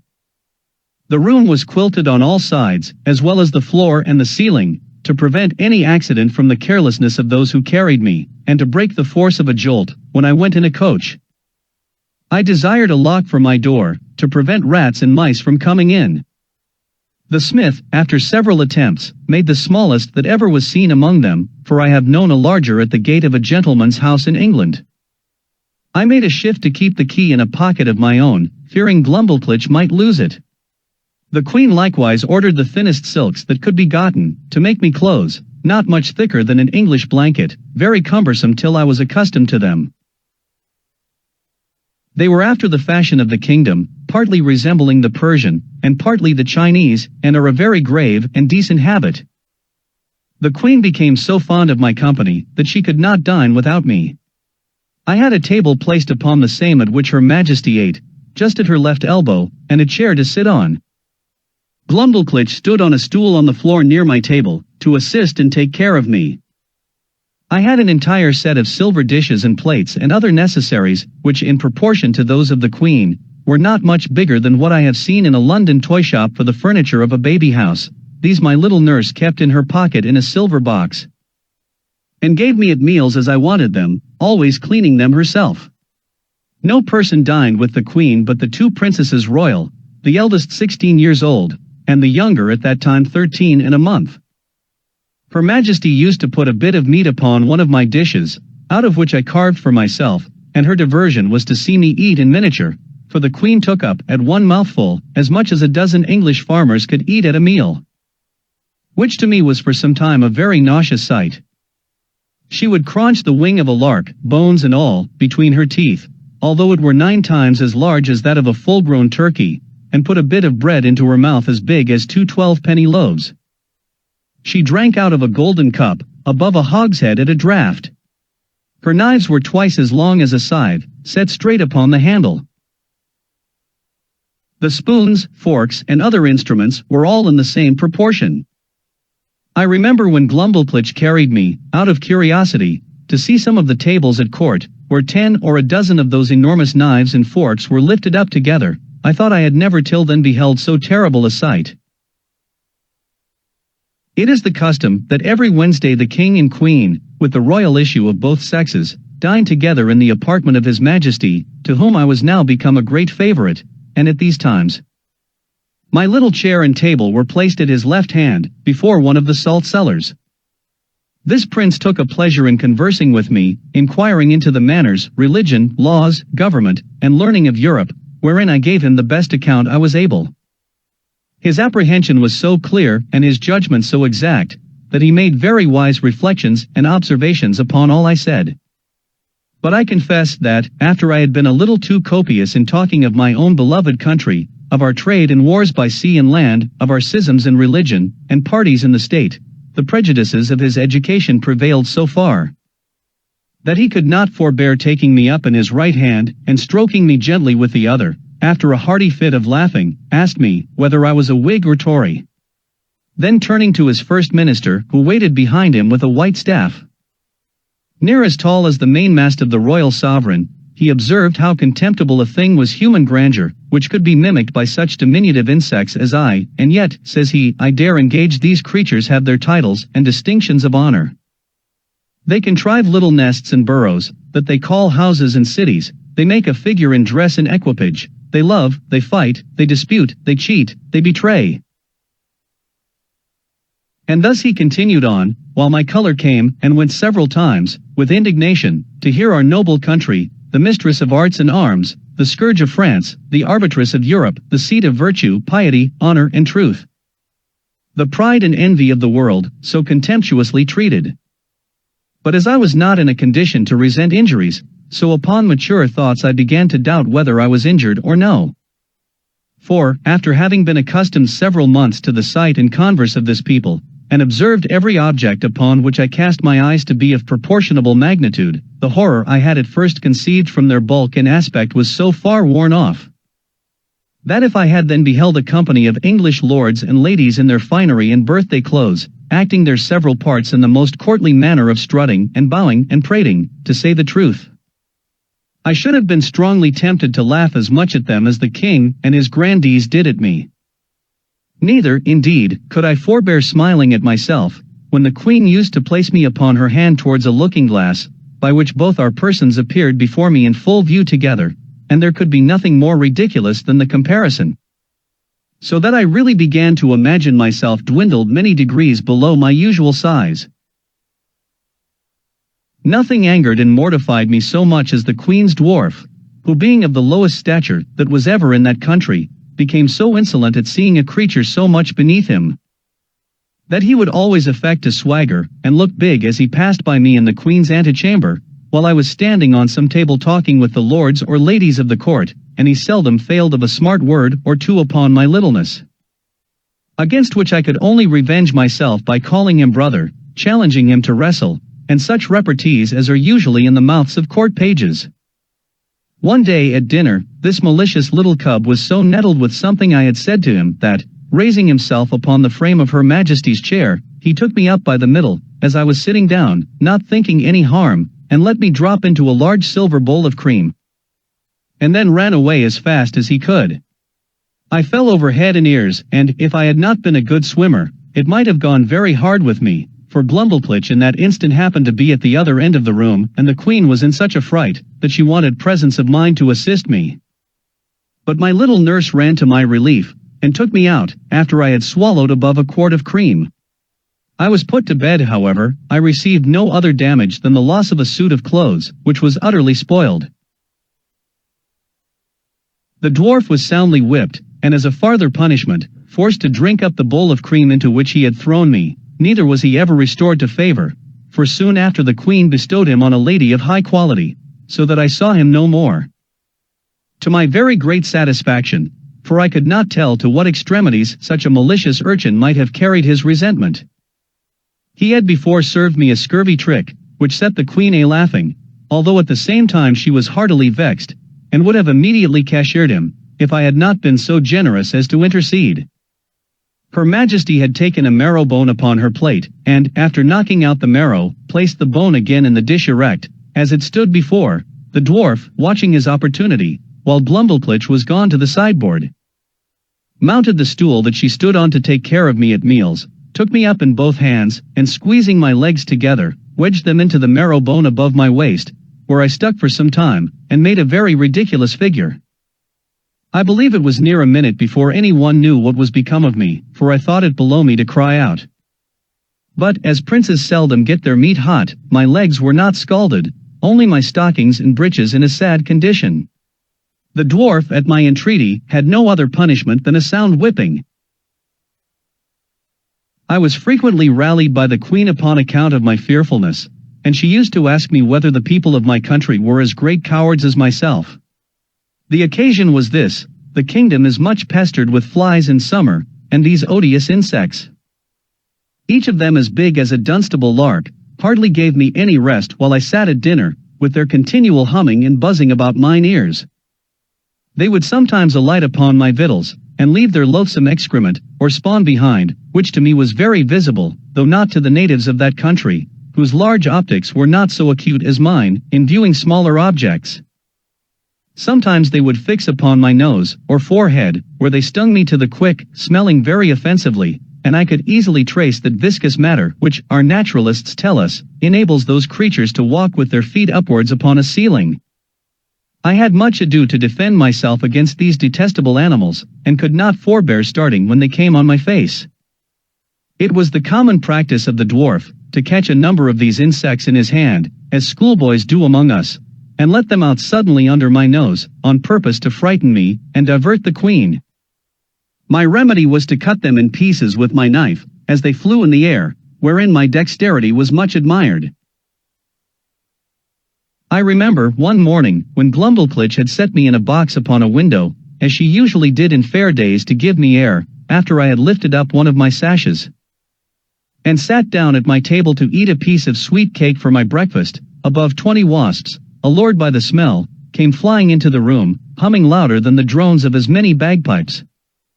Some of them seized my cake, and carried it piecemeal away, others flew about my head and face, confounding me with the noise, and putting me in the utmost terror of their stings. However, I had the courage to rise and draw my hanger, and attack them in the air. I dispatched 4 of them, but the rest got away, and I presently shut my window.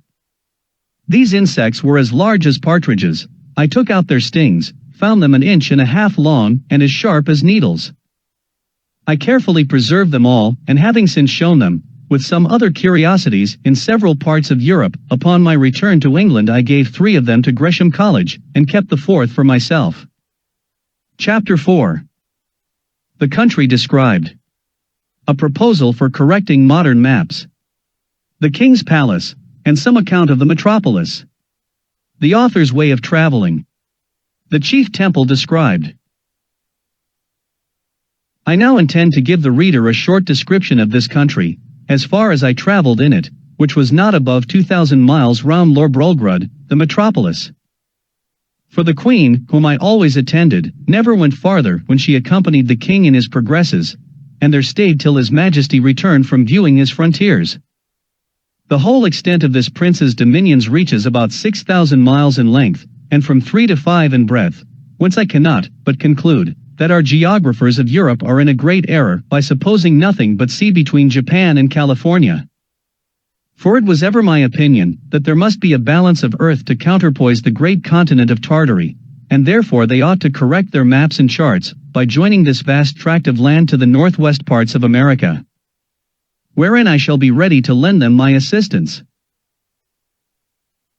The kingdom is a peninsula, terminated to the northeast by a ridge of mountains 30 miles high, which are altogether impassable by reason of the volcanoes upon the tops, neither do the most learned know what sort of mortals inhabit beyond those mountains, or whether they be inhabited at all.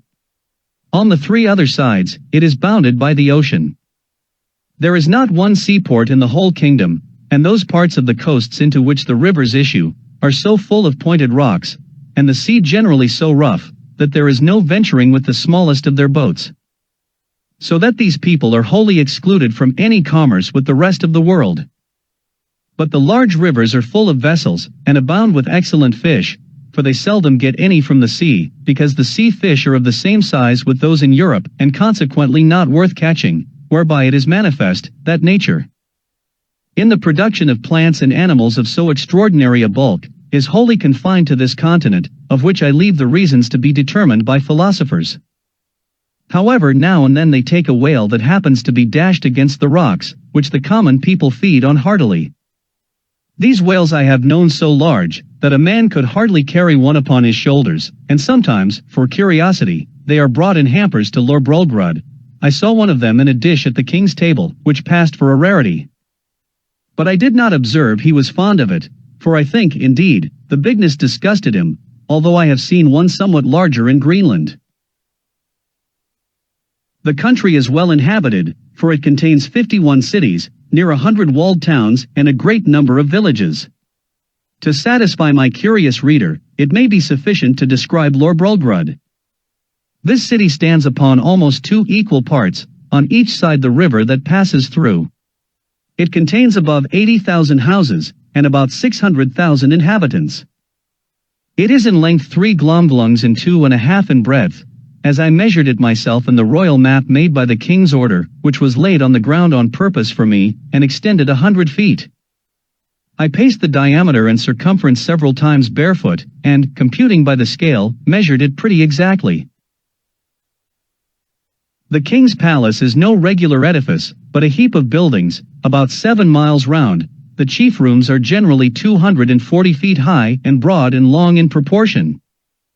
A coach was allowed to Glumblclitch and me, wherein her governess frequently took her out to see the town, or go among the shops, and I was always of the party, carried in my box, although the girl, at my own desire, would often take me out, and hold me in her hand, that I might more conveniently view the houses and the people, as we passed along the streets. I reckoned our coach to be about a square of Westminster Hall, but not altogether so high. However, I cannot be very exact. One day the governess ordered our coachman to stop at several shops, where the beggars, watching their opportunity, crowded to the sides of the coach, and gave me the most horrible spectacle that ever a European eye beheld. There was a woman with a cancer in her breast, swelled to a monstrous size, full of holes, in 2 or 3 of which I could have easily crept, and covered my whole body. There was a fellow with a one in his neck, larger than 5 woolpacks, and another, with a couple of wooden legs, each about 20 feet high. But the most hateful sight of all, was the lice crawling on their clothes. I could see distinctly the limbs of these vermin with my naked eye, much better than those of a European louse through a microscope, and their snouts with which they rooted like swine. They were the first I had ever beheld, and I should have been curious enough to dissect one of them, if I had had proper instruments, which I unluckily left behind me in the ship, although, indeed, the sight was so nauseous, that it perfectly turned my stomach. Besides the large box in which I was usually carried, the Queen ordered a smaller one to be made for me, of about 12 feet square, and 10 high, for the convenience of traveling, because the other was somewhat too large for Glumblclitch's lap, and cumbersome in the coach. It was made by the same artist, whom I directed in the whole contrivance. This traveling closet was an exact square, with a window in the middle of 3 of the squares, and each window was latticed with iron wire on the outside, to prevent accidents in long journeys. On the 4th side, which had no window, 2 strong staples were fixed, through which the person that carried me, when I had a mind to be on horseback, put a leathern belt, and buckled it about his waist. This was always the office of some grave trusty servant, in whom I could confide, whether I attended the king and queen in their progresses, or were disposed to see the gardens, or pay a visit to some great lady or minister of state in the court. When Glumblclitch happened to be out of order, for I soon began to be known and esteemed among the greatest officers, I suppose more upon account of their majesties' favor, than any merit of my own. In journeys, when I was weary of the coach, a servant on horseback would buckle on my box, and place it upon a cushion before him, and there I had a full prospect of the country on 3 sides, from my 3 windows.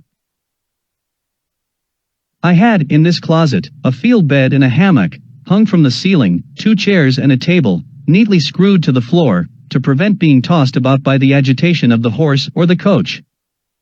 And having been long used to sea voyages, those motions, although sometimes very violent, did not much discompose me. Whenever I had a mind to see the town, it was always in my traveling closet, which Glumblclitch held in her lap in a kind of open sedan, after the fashion of the country, borne by 4 men and attended by 2 others in the Queen's livery. The people, who had often heard of me, were very curious to crowd about the sedan, and the girl was complaisant enough to make the bearers stop, and to take me in her hand, that I might be more conveniently seen.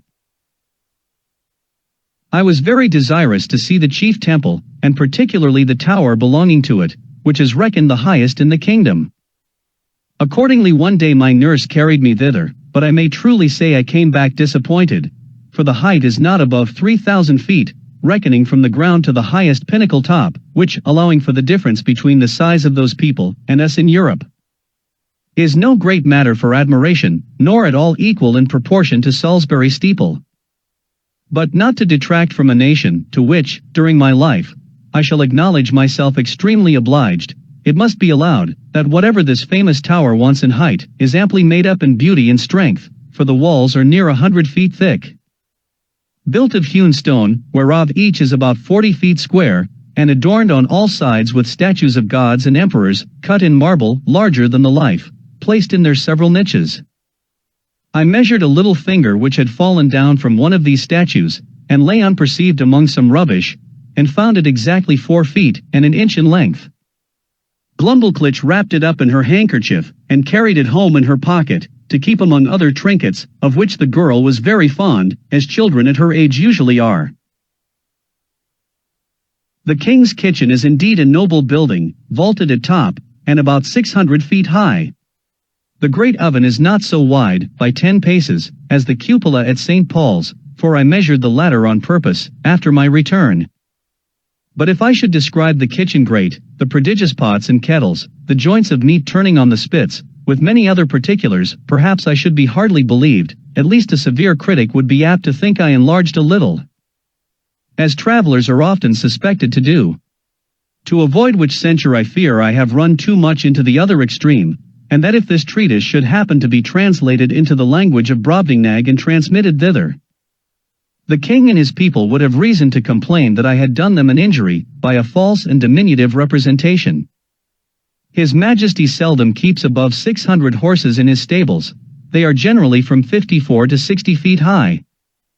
But when he goes abroad on solemn days, he is attended, for state, by a military guard of 500 horse, which indeed, I thought was the most splendid sight that could be ever beheld, till I saw part of his army in battalia. Whereof I shall find another occasion to speak. Chapter 5. Several adventures that happened to the author. The execution of a criminal. The author shows his skill in navigation. I should have lived happy enough in that country, if my littleness had not exposed me to several ridiculous and troublesome accidents, some of which I shall venture to relate.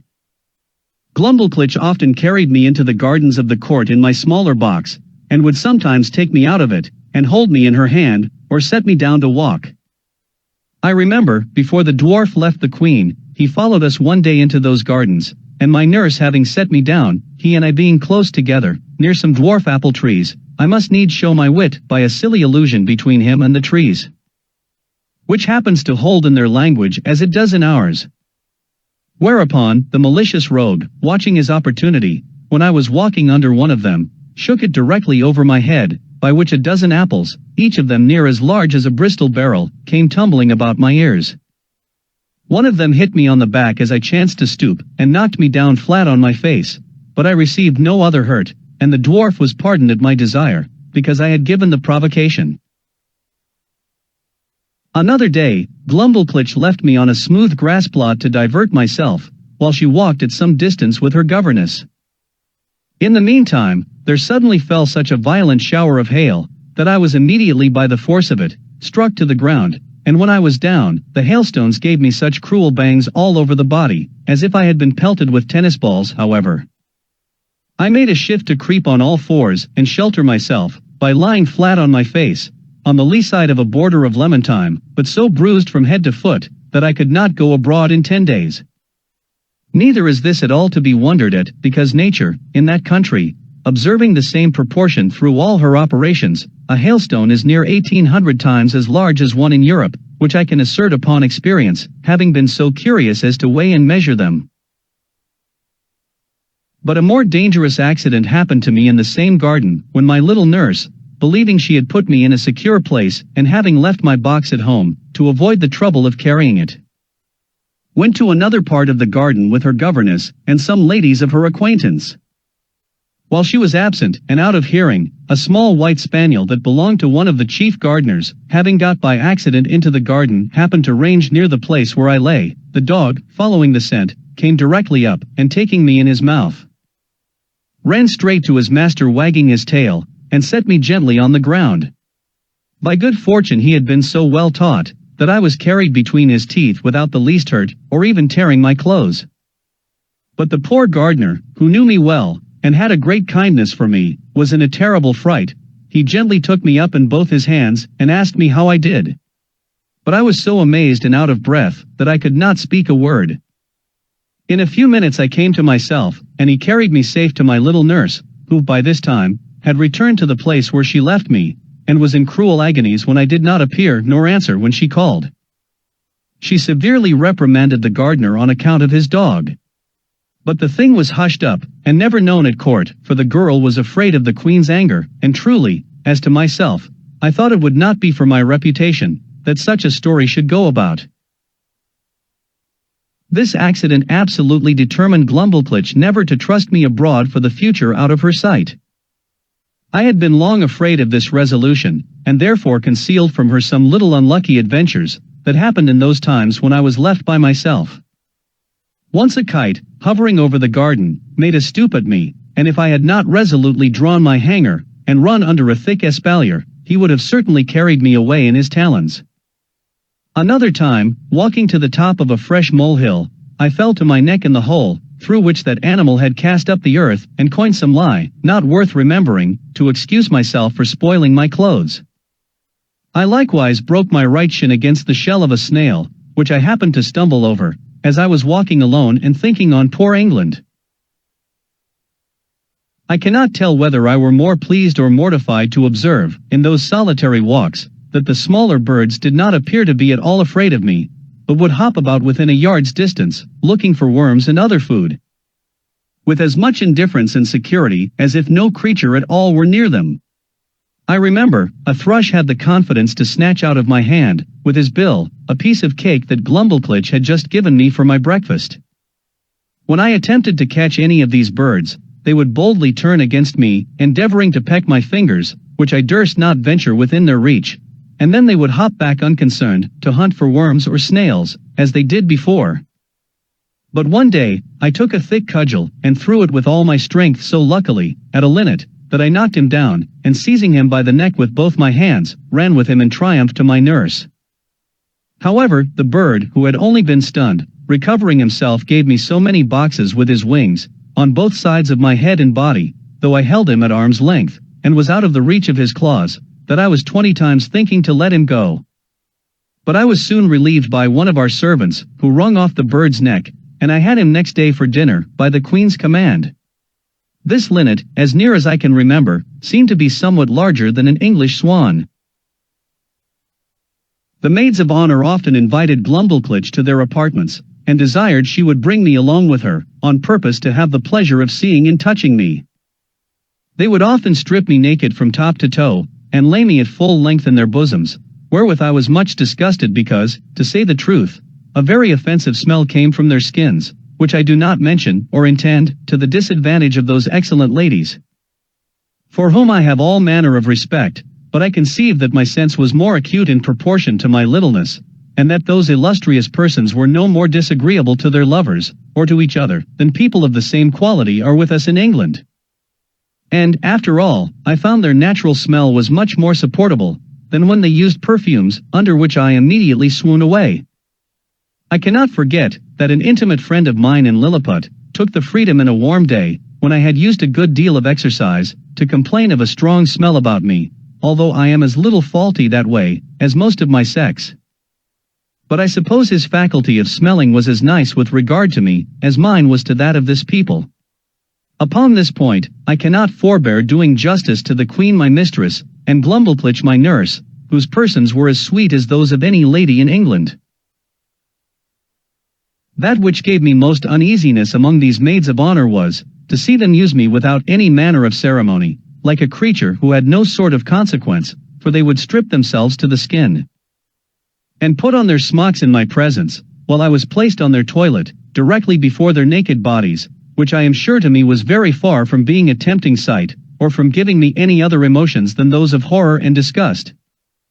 Their skins appeared so coarse and uneven, so variously colored, when I saw them near, with a mole here and there as broad as a trencher, and hairs hanging from it thicker than packthreads, to say nothing farther concerning the rest of their persons.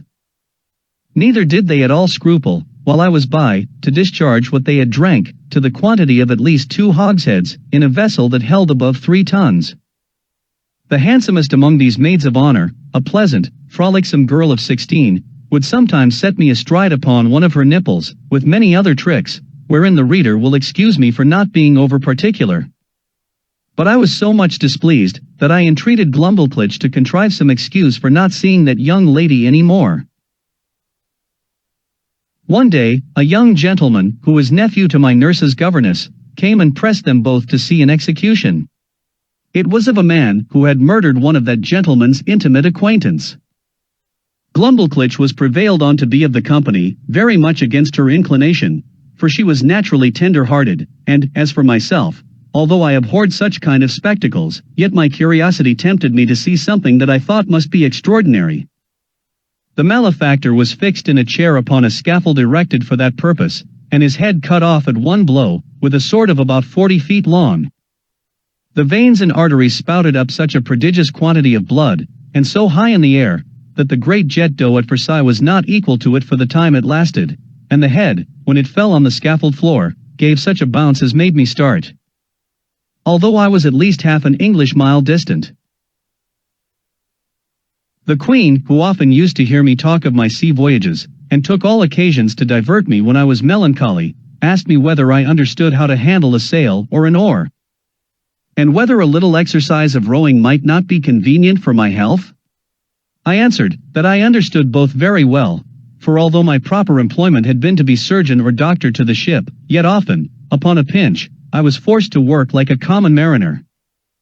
But I could not see how this could be done in their country, where the smallest wherry was equal to a first-rate man of war among us, and such a boat as I could manage would never live in any of their rivers. Her Majesty said, if I would contrive a boat, her own joiner should make it, and she would provide a place for me to sail in. The fellow was an ingenious workman, and by my instructions, in 10 days, finished a pleasure boat with all its tackling, able conveniently to hold 8 Europeans. When it was finished, the Queen was so delighted, that she ran with it in her lap to the King, who ordered it to be put into a cistern full of water, with me in it, by way of trial, where I could not manage my 2 sculls, or little oars, for want of room. But the Queen had before contrived another project. She ordered the joiner to make a wooden trough of 300 feet long, 50 broad, and 8 deep, which, being well pitched, to prevent leaking, was placed on the floor, along the wall, in an outer room of the palace. It had a cock near the bottom to let out the water, when it began to grow stale, and 2 servants could easily fill it in half an hour. Here I often used to row for my own diversion, as well as that of the Queen and her ladies, who thought themselves well entertained with my skill and agility. Sometimes I would put up my sail, and then my business was only to steer, while the ladies gave me a gale with their fans, and, when they were weary, some of their pages would blow my sail forward with their breath, while I showed my art by steering starboard or larboard as I pleased. When I had done, Glumblclitch always carried back my boat into her closet, and hung it on a nail to dry. In this exercise I once met an accident, which had like to have cost me my life, for, one of the pages having put my boat into the trough, the governess who attended Glumblclitch very officiously lifted me up, to place me in the boat, but I happened to slip through her fingers, and should infallibly have fallen down 40 feet upon the floor, if, by the luckiest chance in the world, I had not been stopped by a corking pin that stuck in the good gentlewoman's stomacher. The head of the pin passing between my shirt and the waistband of my breeches, and thus I was held by the middle in the air, till Glumblclitch ran to my relief. Another time, one of the servants, whose office it was to fill my trough every 3rd day with fresh water, was so careless as to let a huge frog slip out of his pail. The frog lay concealed till I was put into my boat, but then, seeing a resting place, climbed up, and made it lean so much on one side, that I was forced to balance it with all my weight on the other, to prevent overturning. When the frog was got in, it hopped at once half the length of the boat, and then over my head, backward and forward, daubing my face and clothes with its odious slime. The largeness of its features made it appear the most deformed animal that can be conceived. However, I desired Glumblclitch to let me deal with it alone. I banged it a good while with one of my sculls, and at last forced it to leap out of the boat. But the greatest danger I ever underwent in that kingdom, was from a monkey, who belonged to one of the clerks of the kitchen. Glumblclitch had locked me up in her closet, while she went somewhere upon business, or a visit. The weather being very warm, the closet window was left open, as well as the windows and the door of my bigger box, in which I usually lived, because of its largeness and conveniency. As I sat quietly meditating at my table, I heard something bounce in at the closet window, and skip about from one side to the other, whereat, although I was much alarmed, yet I ventured to look out, but not stirring from my seat. And then I saw this frolicsome animal frisking, and leaping up and down, till at last he came to my box, which he seemed to view with great pleasure and curiosity, peeping in at the door and every window. I retreated to the farther corner of my room, or box, but the monkey looking in at every side, put me in such a fright, that I wanted presence of mind to conceal myself under the bed, as I might easily have done. After some time spent in peeping, grinning, and chattering, he at last espied me, and reaching one of his paws in at the door, as a cat does when she plays with a mouse, although I often shifted place to avoid him, he at length seized the lappet of my coat, and dragged me out. He took me up in his right forefoot and held me as a nurse does a child she is going to suckle, just as I have seen the same sort of creature do with a kitten in Europe, and when I offered to struggle he squeezed me so hard, that I thought it more prudent to submit. I have good reason to believe that he took me for a young one of his own species, by his often stroking my face very gently with his other paw. In these diversions he was interrupted by a noise at the closet door, as if somebody were opening it, whereupon he suddenly leaped up to the window at which he had come in, and thence upon the leads and gutters, walking upon 3 legs, and holding me in the 4th, till he clambered up to a roof that was next to ours. I heard Glumblclitch give a shriek at the moment he was carrying me out. The poor girl was almost distracted, that quarter of the palace was all in an uproar, the servants ran for ladders, the monkey was seen by hundreds in the court, sitting upon the ridge of a building, holding me like a baby in one of his forepaws, and feeding me with the other. By cramming into my mouth some victuals he had squeezed out of the bag on one side of his chaps, and patting me when I would not eat, whereat many of the rabble below could not forbear laughing, neither do I think they justly ought to be blamed, for, without question, the sight was ridiculous enough to everybody but myself.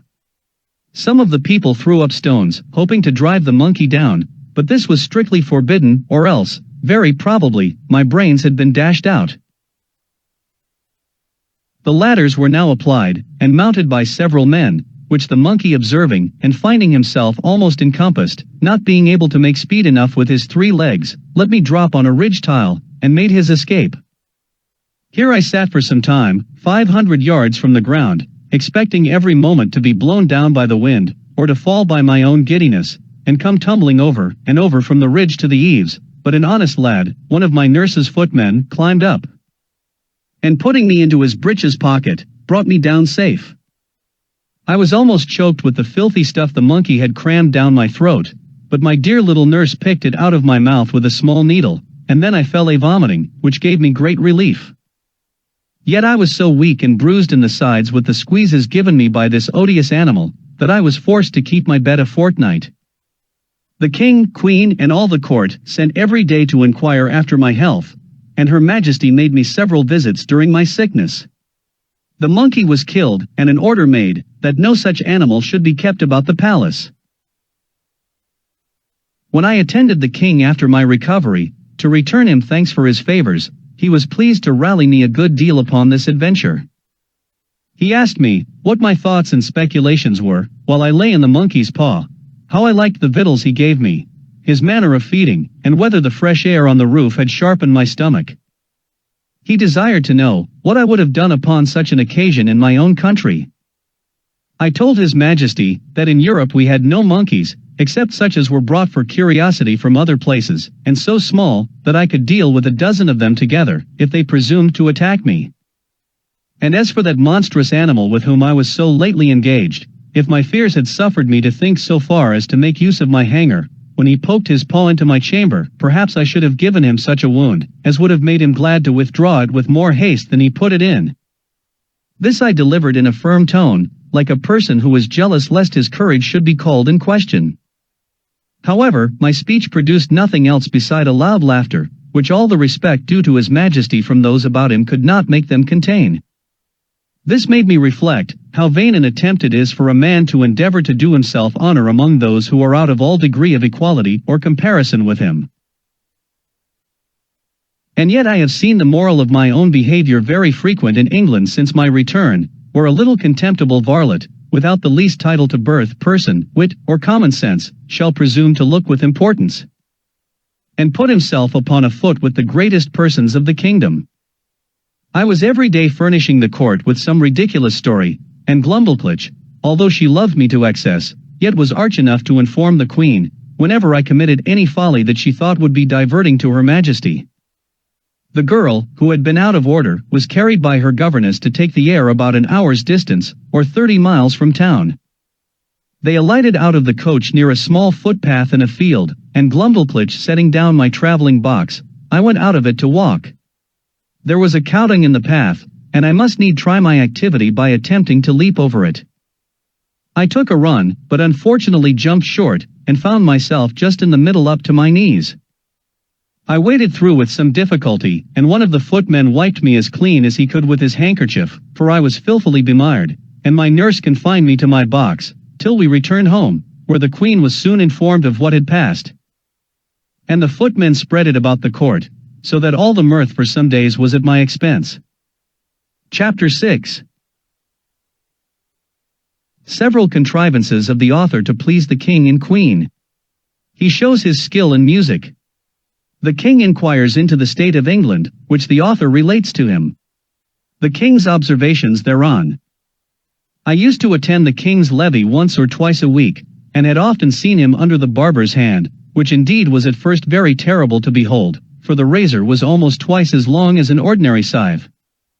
His Majesty, according to the custom of the country, was only shaved twice a week.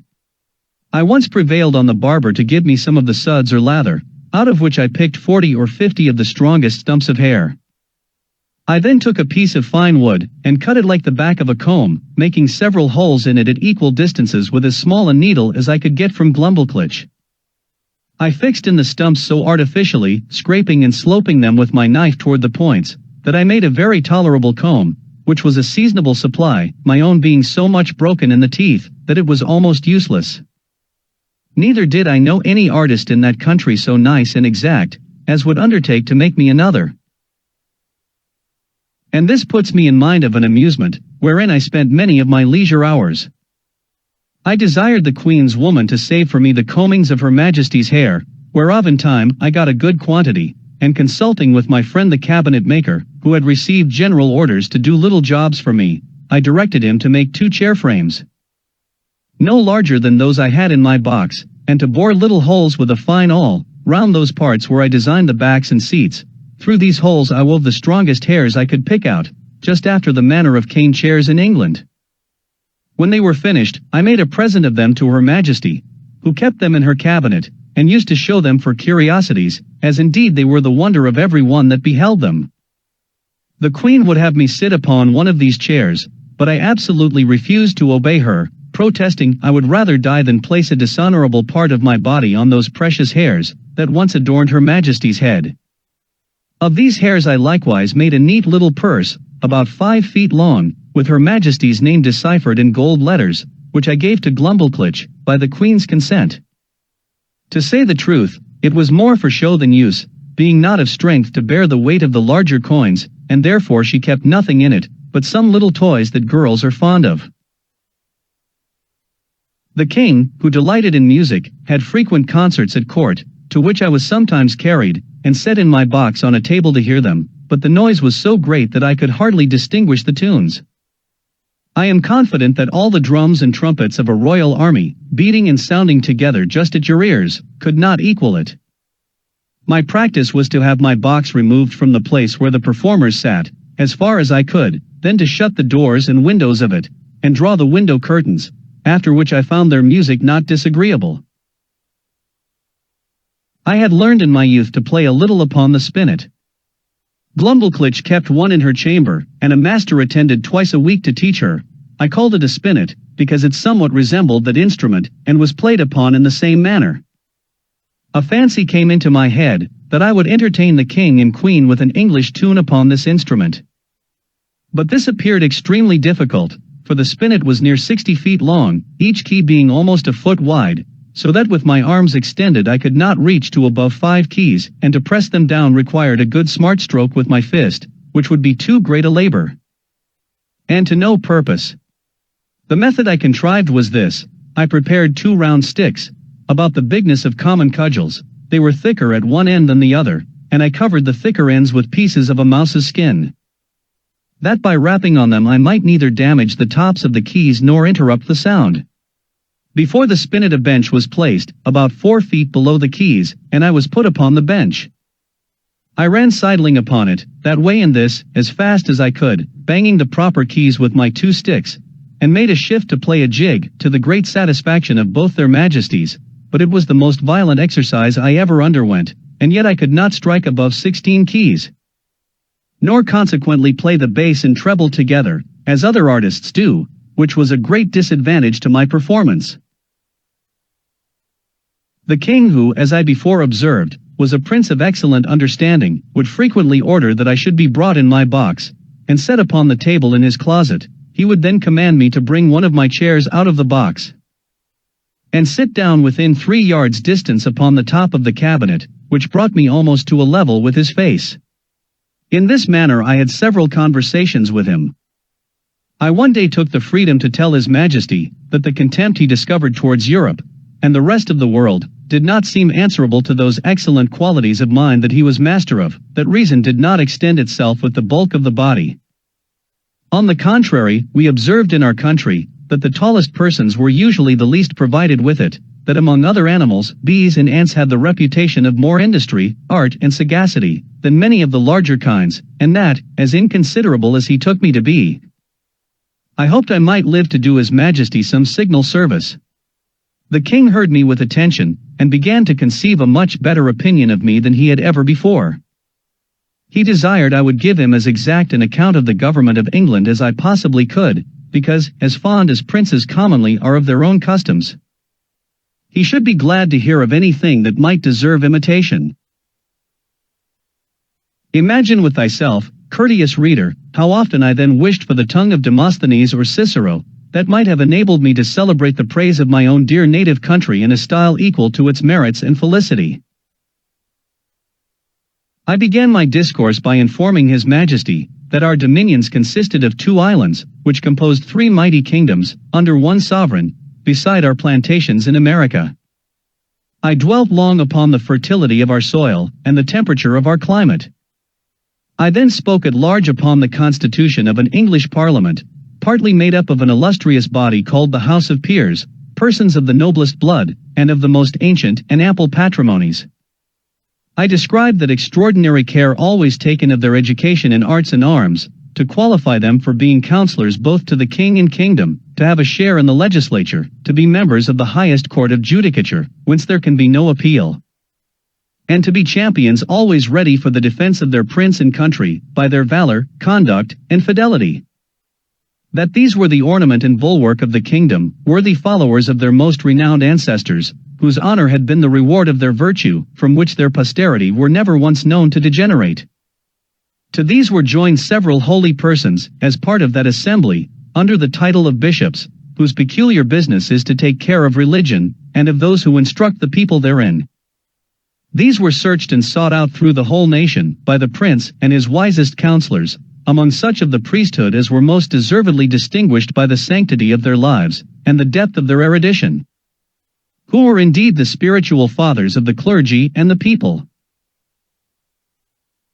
That the other part of the Parliament consisted of an assembly called the House of Commons, who were all principal gentlemen, freely picked and culled out by the people themselves, for their great abilities and love of their country, to represent the wisdom of the whole nation. And that these 2 bodies made up the most august assembly in Europe, to whom, in conjunction with the prince, the whole legislature is committed. I then descended to the courts of justice, over which the judges, those venerable sages and interpreters of the law, presided, for determining the disputed rights and properties of men as well as for the punishment of vice and protection of innocence. I mentioned the prudent management of our treasury, the valor and achievements of our forces, by sea and land. I computed the number of our people by reckoning how many millions there might be of each religious sect, or political party among us. I did not omit even our sports and pastimes, or any other particular which I thought might redound to the honor of my country. And I finished all with a brief historical account of affairs and events in England for about 100 years past. This conversation was not ended under 5 audiences, each of several hours, and the king heard the whole with great attention, frequently taking notes of what I spoke, as well as memorandums of what questions he intended to ask me. When I had put an end to these long discourses, His Majesty, in a 6th audience, consulting his notes, proposed many doubts, queries, and objections upon every article. He asked, what methods were used to cultivate the minds and bodies of our young nobility, and in what kind of business they commonly spent the first and teachable parts of their lives. What course was taken to supply that assembly when any noble family became extinct?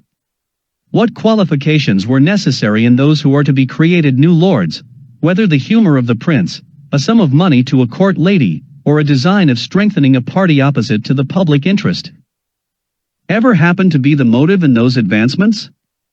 What share of knowledge these lords had in the laws of their country, and how they came by it, so as to enable them to decide the properties of their fellow subjects in the last resort?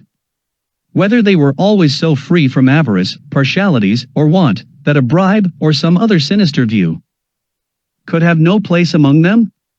Whether those holy lords I spoke of were always promoted to that rank upon account of their knowledge in religious matters, and the sanctity of their lives, had never been compliers with the times, while they were common priests, or slavish prostitute chaplains to some nobleman, whose opinions they continued servilely to follow, after they were admitted into that assembly. He then desired to know what arts were practiced in electing those whom I called commoners, whether a stranger, with a strong purse, might not influence the vulgar voters to choose him before their own landlord, or the most considerable gentleman in the neighborhood.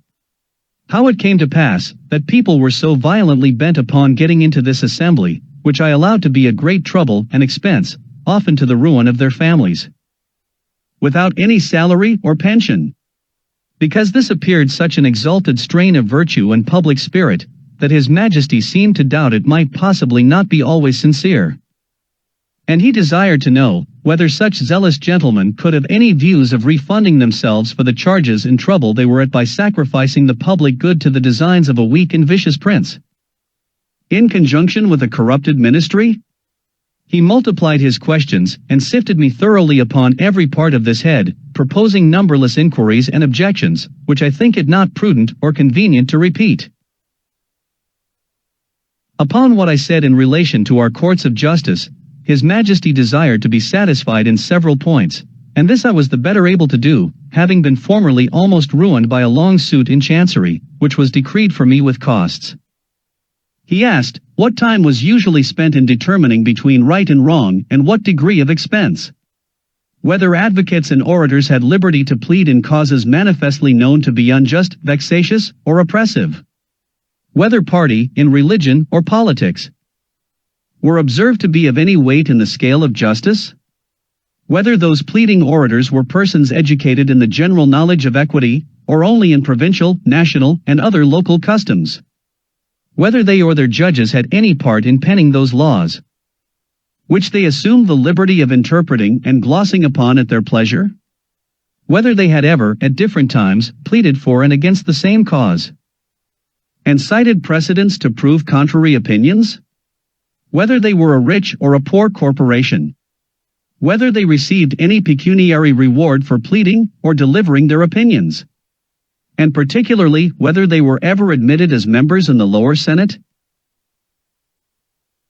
He fell next upon the management of our treasury, and said, he thought my memory had failed me, because I computed our taxes at about 5 or 6 millions a year, and when I came to mention the issues, he found they sometimes amounted to more than double.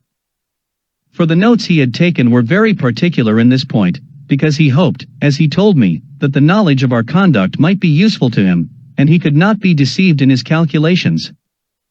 But, if what I told him were true, he was still at a loss how a kingdom could run out of its estate, like a private person.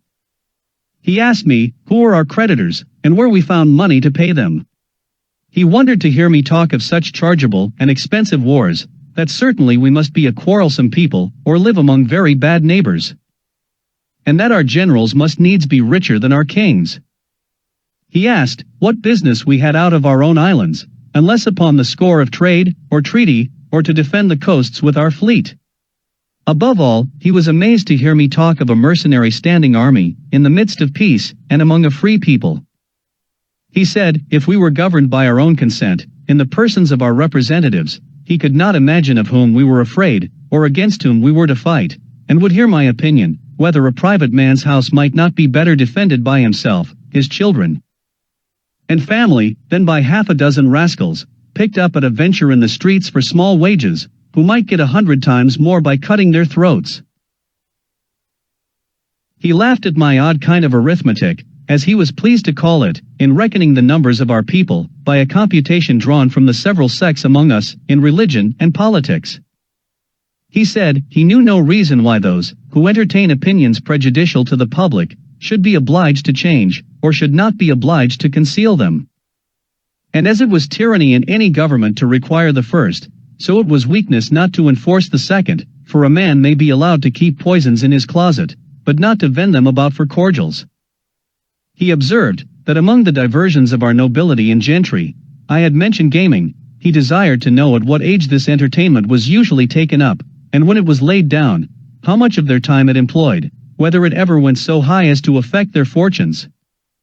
Whether mean, vicious people, by their dexterity in that art, might not arrive at great riches, and sometimes keep our very nobles in dependence, as well as habituate them to vile companions, wholly take them from the improvement of their minds, and force them, by the losses they received, to learn and practice that infamous dexterity upon others? He was perfectly astonished with the historical account I gave him of our affairs during the last century, protesting it was only a heap of conspiracies, rebellions, murders, massacres, revolutions, banishments, the very worst effects that avarice, faction, hypocrisy, perfidiousness, cruelty, rage, madness, hatred, envy, lust, malice, and ambition could produce. His Majesty, in another audience, was at the pains to recapitulate the sum of all I had spoken, compared the questions he made with the answers I had given, then taking me into his hands, and stroking me gently, delivered himself in these words, which I shall never forget, nor the manner he spoke them in. My little friend Grildrig, you have made a most admirable panegyric upon your country. You have clearly proved that ignorance, idleness, and vice are the proper ingredients for qualifying a legislator. That laws are best explained, interpreted, and applied by those whose interest and abilities lie in perverting, confounding, and eluding them. I observe among you some lines of an institution which in its original might have been tolerable, but these half erased, and the rest wholly blurred and blotted by corruptions. It does not appear, from all you have said, how any one perfection is required toward the procurement of any one station among you, much less, that men are ennobled on account of their virtue, that priests are advanced for their piety or learning, soldiers for their conduct or valor, judges for their integrity, senators for the love of their country, or counselors for their wisdom. As for yourself, continued the king, who have spent the greatest part of your life in traveling, I am well disposed to hope you may hitherto have escaped many vices of your country. But by what I have gathered from your own relation, and the answers I have with much pains wrung and extorted from you, I cannot but conclude the bulk of your natives to be the most pernicious race of little odious vermin that nature ever suffered to crawl upon the surface of the earth. Chapter 7. The author's love of his country. He makes a proposal of much advantage to the king, which is rejected. The king's great ignorance in politics. The learning of that country very imperfect and confined. The laws and military affairs and parties in the state. Nothing but an extreme love of truth could have hindered me from concealing this part of my story. It was in vain to discover my resentments, which were always turned into ridicule, and I was forced to rest with patience, while my noble and beloved country was so injuriously treated. I am as heartily sorry as any of my readers can possibly be, that such an occasion was given, but this prince happened to be so curious and inquisitive upon every particular, that it could not consist either with gratitude or good manners to refuse giving him what satisfaction I was able. Yet thus much I may be allowed to say in my own vindication, that I artfully eluded many of his questions, and gave to every point a more favorable turn, by many degrees, than the strictness of truth would allow. For I have always borne that laudable partiality to my own country, which Dionysius Halicarnassensis, with so much justice, recommends to an historian. I would hide the frailties and deformities of my political mother, and place her virtues and beauties in the most advantageous light. This was my sincere endeavor in those many discourses I had with that monarch, although it unfortunately failed of success. But great allowances should be given to a king, who lives wholly secluded from the rest of the world, and must therefore be altogether unacquainted with the manners and customs that most prevail in other nations, the want of which knowledge will ever produce many prejudices, and a certain narrowness of thinking from which we, and the politer countries of Europe, are wholly exempted. And it would be hard indeed, if so remote a prince's notions of virtue and vice were to be offered as a standard for all mankind. To confirm what I have now said, and further to show the miserable effects of a confined education, I shall here insert a passage, which will hardly obtain belief.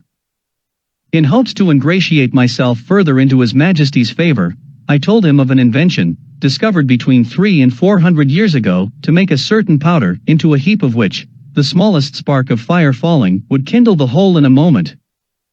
Although it were as big as a mountain, and make it all fly up in the air together, with a noise and agitation greater than thunder. That a proper quantity of this powder rammed into a hollow tube of brass or iron, according to its bigness, would drive a ball of iron or lead, with such violence and speed, as nothing was able to sustain its force. That the largest balls thus discharged would not only destroy whole ranks of an army at once, but batter the strongest walls to the ground, sink down ships, with 1,000 men in each, to the bottom of the sea, and when linked together by a chain, would cut through masts and rigging, divide hundreds of bodies in the middle, and lay all waste before them. That we often put this powder into large hollow balls of iron, and discharged them by an engine into some city we were besieging, which would rip up the pavements, tear the houses to pieces, burst and throw splinters on every side, dashing out the brains of all who came near. That I knew the ingredients very well, which were cheap and common. I understood the manner of compounding them, and could direct his workmen how to make those tubes, of a size proportionable to all other things in His Majesty's kingdom. And the largest need not be above 100 feet long, 20 or 30 of which tubes, charged with the proper quantity of powder and balls, would batter down the walls of the strongest town in his dominions in a few hours, or destroy the whole metropolis, if ever it should pretend to dispute his absolute commands. This I humbly offered to His Majesty, as a small tribute of acknowledgment in turn for so many marks that I had received, of his royal favor and protection. The king was struck with horror at the description I had given of those terrible engines, and the proposal I had made. He was amazed how so impotent and groveling an insect as I could entertain such inhuman ideas, and in so familiar a manner, as to appear wholly unmoved at all the scenes of blood and desolation which I had painted as the common effects of those destructive machines, whereof, he said, some evil genius, enemy to mankind, must have been the first contriver. As for himself, he protested, that although few things delighted him so much as new discoveries in art or in nature, yet he would rather lose half his kingdom, than be privy to such a secret, which he commanded me, as I valued any life, never to mention any more. A strange effect of narrow principles and views. That a prince possessed of every quality which procures veneration, love, and esteem, of strong parts, great wisdom, and profound learning, endowed with admirable talents, and almost adored by his subjects, should, from a nice, unnecessary scruple, whereof in Europe we can have no conception, let slip an opportunity put into his hands that would have made him absolute master of the lives, the liberties, and the fortunes of his people. Neither do I say this with the least intention to detract from the many virtues of that excellent king, whose character, I am sensible, will, on this account, be very much lessened in the opinion of an English reader, but I take this defect among them to have risen from their ignorance, by not having hitherto reduced politics into a science, as the more acute wits of Europe have done. For, I remember very well, in a discourse one day with the king, when I happened to say, there were several thousand books among us written upon the art of government, it gave him a very mean opinion of our understandings. He professed both to abominate and despise all mystery, refinement, and intrigue, either in a prince or a minister. He could not tell what I meant by secrets of state, where an enemy, or some rival nation, were not in the case.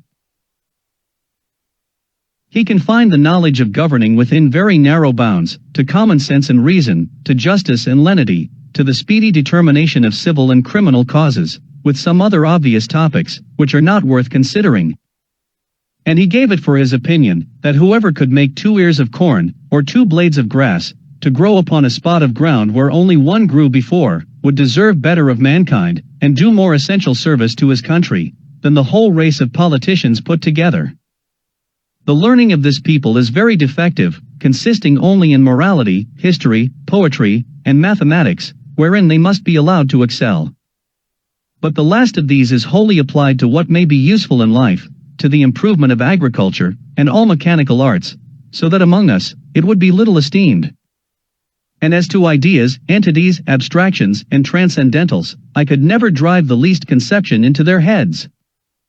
No law in that country must exceed in words the number of letters in their alphabet, which consists only of 22. But indeed few of them extend even to that length. They are expressed in the most plain and simple terms, wherein those people are not mercurial enough to discover above one interpretation, and to write a comment upon any law, is a capital crime. As to the decision of civil causes, or proceedings against criminals, their precedents are so few, that they have little reason to boast of any extraordinary skill in either. They have had the art of printing, as well as the Chinese, time out of mind, but their libraries are not very large, for that of the king, which is reckoned the largest, does not amount to above 1,000 volumes, placed in a gallery of 1,200 feet long, whence I had liberty to borrow what books I pleased. The Queen's joiner had contrived in one of Glumdalclitch's rooms, a kind of wooden machine 25 feet high, formed like a standing ladder. The steps were each 50 feet long. It was indeed a movable pair of stairs, the lowest end placed at 10 feet distance from the wall of the chamber. The book I had a mind to read was put up leaning against the wall. I first mounted to the upper step of the ladder, and turning my face towards the book, began at the top of the page, and so walking to the right and left about 8 or 10 paces, according to the length of the lines, till I had gotten a little below the level of my eyes, and then descending gradually till I came to the bottom, after which I mounted again, and began the other page in the same manner, and so turned over the leaf, which I could easily do with both my hands, for it was as thick and stiff as a pasteboard, and in the largest folios not above 18 or 20 feet long. Their style is clear, masculine and smooth, but not florid, for they avoid nothing more than multiplying unnecessary words, or using various expressions. I have perused many of their books, especially those in history and morality. Among the rest, I was much diverted with a little old treatise, which always lay in Glumdalclitch's bed-chamber, and belonged to her governess, a grave elderly gentlewoman, who dealt in writings of morality and devotion. The book treats of the weakness of humankind, and is in little esteem, except among the women and the vulgar. However, I was curious to see what an author of that country could say upon such a subject. This writer went through all the usual topics of European moralists, showing how diminutive, contemptible, and helpless an animal was man in his own nature, how unable to defend himself from inclemencies of the air, or the fury of wild beasts, how much he was excelled by one creature in strength, by another in speed, by a third in foresight, by a fourth in industry. He added, that nature was degenerated in these latter declining ages of the world, and could now produce only small abortive births, in comparison of those in ancient times. He said it was very reasonable to think, not only that the species of men were originally much larger, but also that there must have been giants in former ages, which, as it is asserted by history and tradition, so it has been confirmed by huge bones and skulls, casually dug up in several parts of the kingdom, far exceeding the common dwindled race of men in our days. He argued that the very laws of nature absolutely required we should have been made, in the beginning of a size more large and robust, not so liable to destruction from every little accident, of a tile falling from a house, or a stone cast from the hand of a boy, or being drowned in a little brook. From this way of reasoning, the author drew several moral applications, useful in the conduct of life, but needless here to repeat. For my own part, I could not avoid reflecting how universally this talent was spread, of drawing lectures in morality, or indeed rather matter of discontent and repining, from the quarrels we raise with nature. And I believe, upon a strict inquiry, those quarrels might be shown as ill-grounded among us as they are among that people. As to their military affairs, they boast that the king's army consists of 176,000 foot, and 32,000 horse, if that may be called an army, which is made up of tradesmen in the several cities, and farmers in the country, whose commanders are only the nobility and gentry, without pay or reward. They are indeed perfect enough in their exercises, and under very good discipline, wherein I saw no great merit, for how should it be otherwise, where every farmer is under the command of his own landlord and every citizen under that of the principal men in his own city, chosen after the manner of Venice, by ballot? I have often seen the militia of Lord Brulgrud drawn out to exercise, in a great field near the city of 20 miles square. They were in all not above 25,000 foot and 6,000 horse, but it was impossible for me to compute their number, considering the space of ground they took up. A cavalier, mounted on a large steed, might be about 90 feet high. I have seen this whole body of horse, upon a word of command, draw their swords at once, and brandish them in the air. Imagination can figure nothing so grand, so surprising and so astonishing. It looked as if 10,000 flashes of lightning were darting at the same time from every quarter of the sky, I was curious to know how this prince, to whose dominions there is no access from any other country, came to think of armies, or to teach his people the practice of military discipline. But I was soon informed, both by conversation and reading their histories, for, in the course of many ages, they have been troubled with the same disease to which the whole race of mankind is subject, the nobility often contending for power, the people for liberty, and the king for absolute dominion.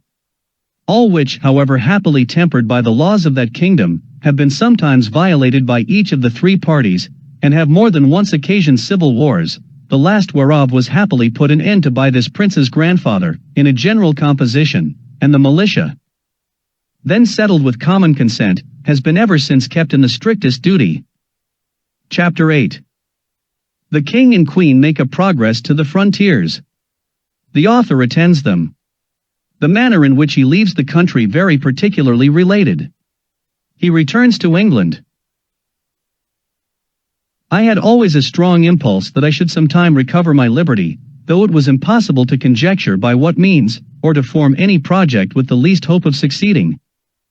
The ship in which I sailed was the first ever known to be driven within sight of that coast, and the king had given strict orders that if at any time another appeared, it should be taken ashore, and with all its crew and passengers brought in a tumbril to LUGGNAGG. He was strongly bent to get me a woman of my own size, by whom I might propagate the breed, but I think I should rather have died than undergone the disgrace of leaving a posterity to be kept in cages, like tame canary birds, and perhaps, in time, sold about the kingdom to persons of quality for curiosities. I was indeed treated with much kindness. I was the favorite of a great king and queen, and the delight of the whole court, but it was upon such a foot as ill became the dignity of humankind. I could never forget those domestic pledges I had left behind me. I wanted to be among people, with whom I could converse upon even terms, and walk about the streets and fields without being afraid of being trod to death like a frog, or a young puppy. But my deliverance came sooner than I expected, and in a manner not very common, the whole story and circumstances of which I shall faithfully relate. I had now been 2 years in this country, and about the beginning of the third, Glumblclitch, and I attended the king and queen, in a progress to the south coast of the kingdom. I was carried, as usual, in my traveling box, which as I have already described, was a very convenient closet, of 12 feet wide. And I had ordered a hammock to be fixed, by silken ropes from the four corners at the top, to break the jolts, when a servant carried me before him on horseback, as I sometimes desired, and would often sleep in my hammock, while we were upon the road. On the roof of my closet, not directly over the middle of the hammock, I ordered the joiner to cut out a hole of a foot square, to give me air in hot weather, as I slept, which hole I shut at pleasure with a board that drew backward and forward through a groove. When we came to our journey's end, the king thought proper to pass a few days at a palace he has near Flanders, a city within 18 English miles of the seaside. Glumblclitch and I were much fatigued. I had gotten a small cold, but the poor girl was so ill as to be confined to her chamber. I longed to see the ocean, which must be the only scene of my escape, if ever it should happen. I pretended to be worse than I really was, and desired leave to take the fresh air of the sea, with a page, whom I was very fond of, and who had sometimes been trusted with me. I shall never forget with what unwillingness Glumblclitch consented, nor the strict charge she gave the page to be careful of me, bursting at the same time into a flood of tears, as if she had some foreboding of what was to happen. The boy took me out in my box, about half an hour's walk from the palace, towards the rocks on the seashore. I ordered him to set me down, and lifting up one of my sashes, cast many a wistful melancholy look towards the sea. I found myself not very well, and told the page that I had a mind to take a nap in my hammock, which I hoped would do me good. I got in, and the boy shut the window close down, to keep out the cold. I soon fell asleep, and all I can conjecture is, while I slept, the page, thinking no danger could happen, went among the rocks to look for birds' eggs, having before observed him from my window searching about, and picking up one or two in the clefts. Be that as it will, I found myself suddenly awaked with a violent pull upon the ring, which was fastened at the top of my box for the conveniency of carriage. I felt my box raised very high in the air, and then borne forward with prodigious speed. The first jolt had like to have shaken me out of my hammock, but afterward the motion was easy enough. I called out several times, as loud as I could raise my voice, but all to no purpose. I looked towards my windows, and could see nothing but the clouds and sky. I heard a noise just over my head, like the clapping of wings, and then began to perceive the woeful condition I was in, that some eagle had got the ring of my box in his beak, with an intent to let it fall on a rock, like a tortoise in a shell, and then pick out my body, and devour it. For the sagacity and smell of this bird enables him to discover his quarry at a great distance, though better concealed than I could be within a 2-inch board. In a little time, I observed the noise and flutter of wings to increase very fast, and my box was tossed up and down, like a sign in a windy day. I heard several bangs or buffets, as I thought given to the eagle, and then, all on a sudden, felt myself falling perpendicularly down for above a minute. But with such incredible swiftness, that I almost lost my breath. My fall was stopped by a terrible squash, that sounded louder to my ears than the cataract of Niagara, after which, I was quite in the dark for another minute, and then my box began to rise so high that I could see light from the tops of the windows. I now perceived I was fallen into the sea. My box, by the weight of my body, the goods that were in, and the broad plates of iron fixed for strength at the 4 corners of the top and bottom, floated about 5 feet deep in water. I did then, and do now suppose, that the eagle which flew away with my box was pursued by 2 or 3 others, and forced to let me drop, while he defended himself against the rest, who hoped to share in the prey. The plates of iron fastened at the bottom of the box preserved the balance while it fell, and hindered it from being broken on the surface of the water. Every joint of it was well grooved, and the door did not move on hinges, but up and down like a sash, which kept my closet so tight that very little water came in. I got with much difficulty out of my hammock, having first ventured to draw back the slipboard on the roof already mentioned, contrived on purpose to let in air, for want of which I found myself almost stifled. How often did I then wish myself with my dear Glumblclitch, from whom one single hour had so far divided me. And I may say with truth, that in the midst of my own misfortunes I could not forbear lamenting my poor nurse, the grief she would suffer for my loss, the displeasure of the Queen, and the ruin of her fortune. Perhaps many travelers have not been under greater difficulties and distress than I was at this juncture, expecting every moment to see my box dashed to pieces, or at least overset by the first violent blast, or rising wave. A breach in one single pane of glass would have been immediate death, nor could anything have preserved the windows, but the strong lattice wires placed on the outside, against accidents in traveling. I saw the water ooze in at several crannies, although the leaks were not considerable, and I endeavored to stop them as well as I could. I was not able to lift up the roof of my closet, which otherwise I certainly should have done, and sat on the top of it, where I might at least preserve myself some hours longer, than by being shut up in the hold. Or if I escaped these dangers for a day or 2, what could I expect but a miserable death of cold and hunger? I was 4 hours under these circumstances, expecting, and indeed wishing, every moment to be my last. I have already told the reader that there were 2 strong staples fixed upon that side of my box which had no window, and into which the servant, who used to carry me on horseback, would put a leathern belt, and buckle it about his waist. Being in this disconsolate state, I heard, or at least thought I heard, some kind of grating noise on that side of my box where the staples were fixed, and soon after I began to fancy that the box was pulled or towed along the sea. For I now and then felt a sort of tugging, which made the waves rise near the tops of my windows, leaving me almost in the dark. This gave me some faint hopes of relief, although I was not able to imagine how it could be brought about. I ventured to unscrew one of my chairs, which were always fastened to the floor, and having made a hard shift to screw it down again, directly under the slipping board that I had lately opened, I mounted on the chair and putting my mouth as near as I could to the hole, I called for help in a loud voice, and in all the languages I understood.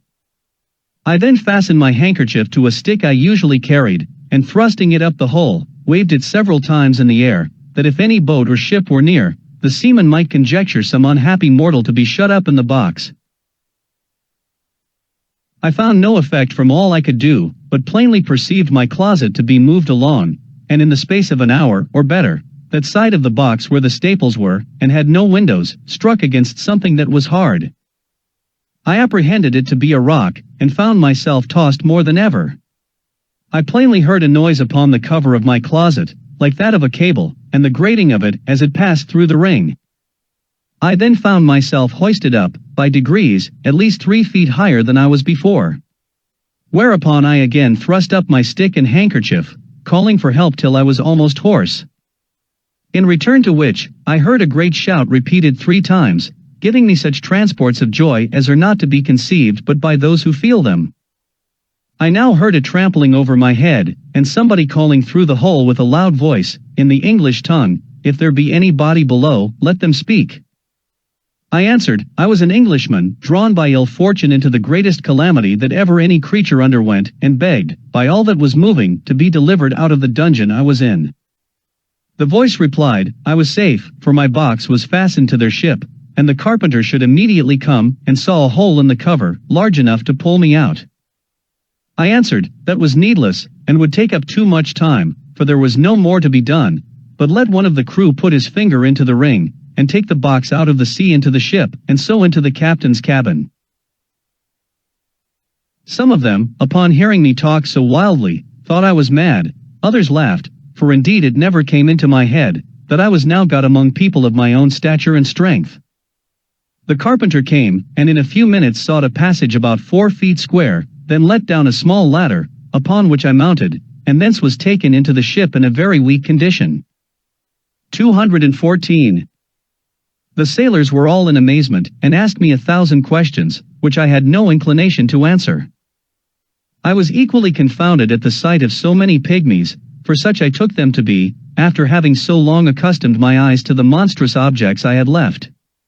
But the captain, Mr. Thomas Wilcox, an honest worthy Shropshire man, observing I was ready to faint, took me into his cabin, gave me a cordial to comfort me, and made me turn in upon his own bed, advising me to take a little rest, of which I had great need. Before I went to sleep, I gave him to understand that I had some valuable furniture in my box, too good to be lost, a fine hammock, a handsome field bed, 2 chairs, a table, and a cabinet, that my closet was hung on all sides, or rather quilted, with silk and cotton. That if he would let one of the crew bring my closet into his cabin, I would open it there before him, and show him my goods. The captain, hearing me utter these absurdities, concluded I was raving, however he promised to give order as I desired, and going upon deck, sent some of his men down into my closet, whence they drew up all my goods, and stripped off the quilting, but the chairs, cabinet, and bedstead, being screwed to the floor, were much damaged by the ignorance of the seamen, who tore them up by force. Then they knocked off some of the boards for the use of the ship, and when they had got all they had a mind for, let the hull drop into the sea, which by reason of many breaches made in the bottom and sides, sunk to rights. And, indeed, I was glad not to have been a spectator of the havoc they made, because I am confident it would have sensibly touched me, by bringing former passages into my mind, which I would rather have forgot.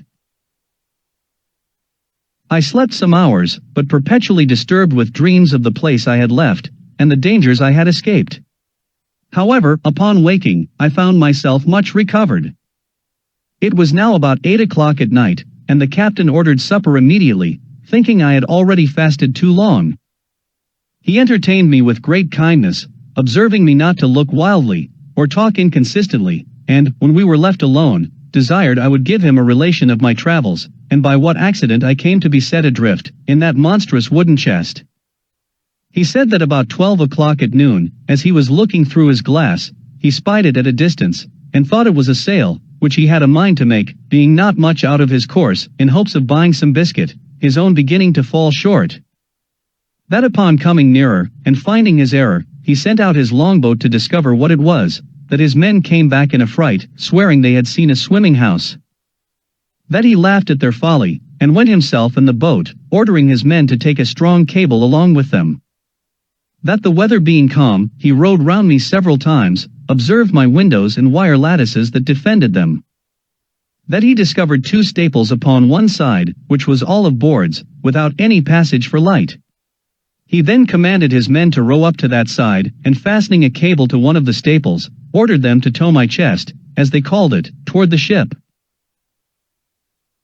When it was there, he gave directions to fasten another cable to the ring fixed in the cover, and to raise up my chest with pulleys, which all the sailors were not able to do above 2 or 3 feet.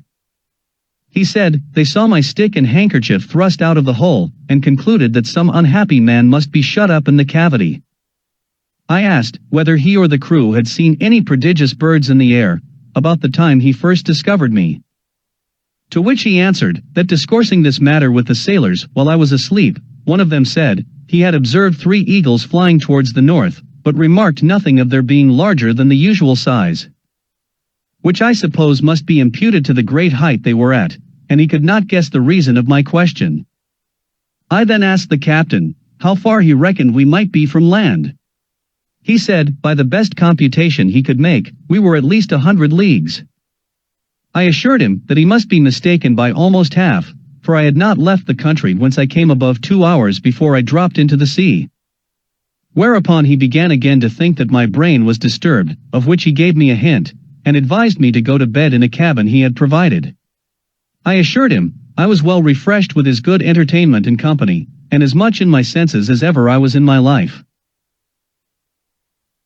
He then grew serious, and desired to ask me freely, whether I were not troubled in my mind by the consciousness of some enormous crime, for which I was punished at the command of some prince, by exposing me in that chest, as great criminals in other countries have been forced to sea in a leaky vessel, without provisions, for although he should be sorry to have taken so ill a man into his ship, yet he would engage his word to set me safe ashore, in the first port where we arrived.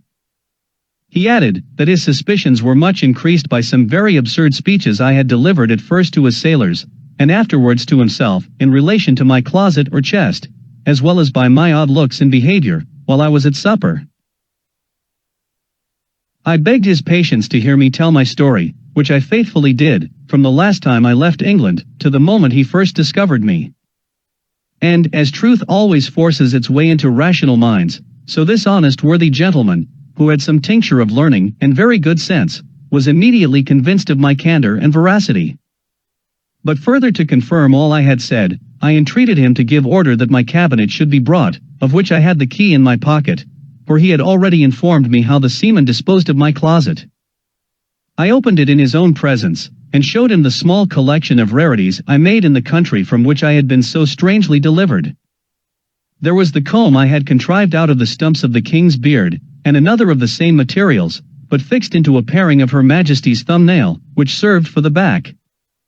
There was a collection of needles and pins, from a foot to half a yard long, for wasp stings, like joiner's tacks, some combings of the Queen's hair, a gold ring, which one day she made me a present of, in a most obliging manner, taking it from her little finger, and throwing it over my head like a collar. I desired the captain would please to accept this ring in return for his civilities, which he absolutely refused. I showed him a corn that I had cut off with my own hand, from a maid of honor's toe. It was about the bigness of Kentish pippin, and grown so hard, that when I returned to England, I got it hollowed into a cup, and set in silver. Lastly, I desired him to see the breeches I had then on, which were made of a mouse's skin. I could force nothing on him but a footman's tooth, which I observed him to examine with great curiosity, and found he had a fancy for it. He received it with abundance of thanks, more than such a trifle could deserve. It was drawn by an unskilful surgeon, in a mistake, from one of Glumblclich's men, who was afflicted with the toothache, but it was as sound as any in his head.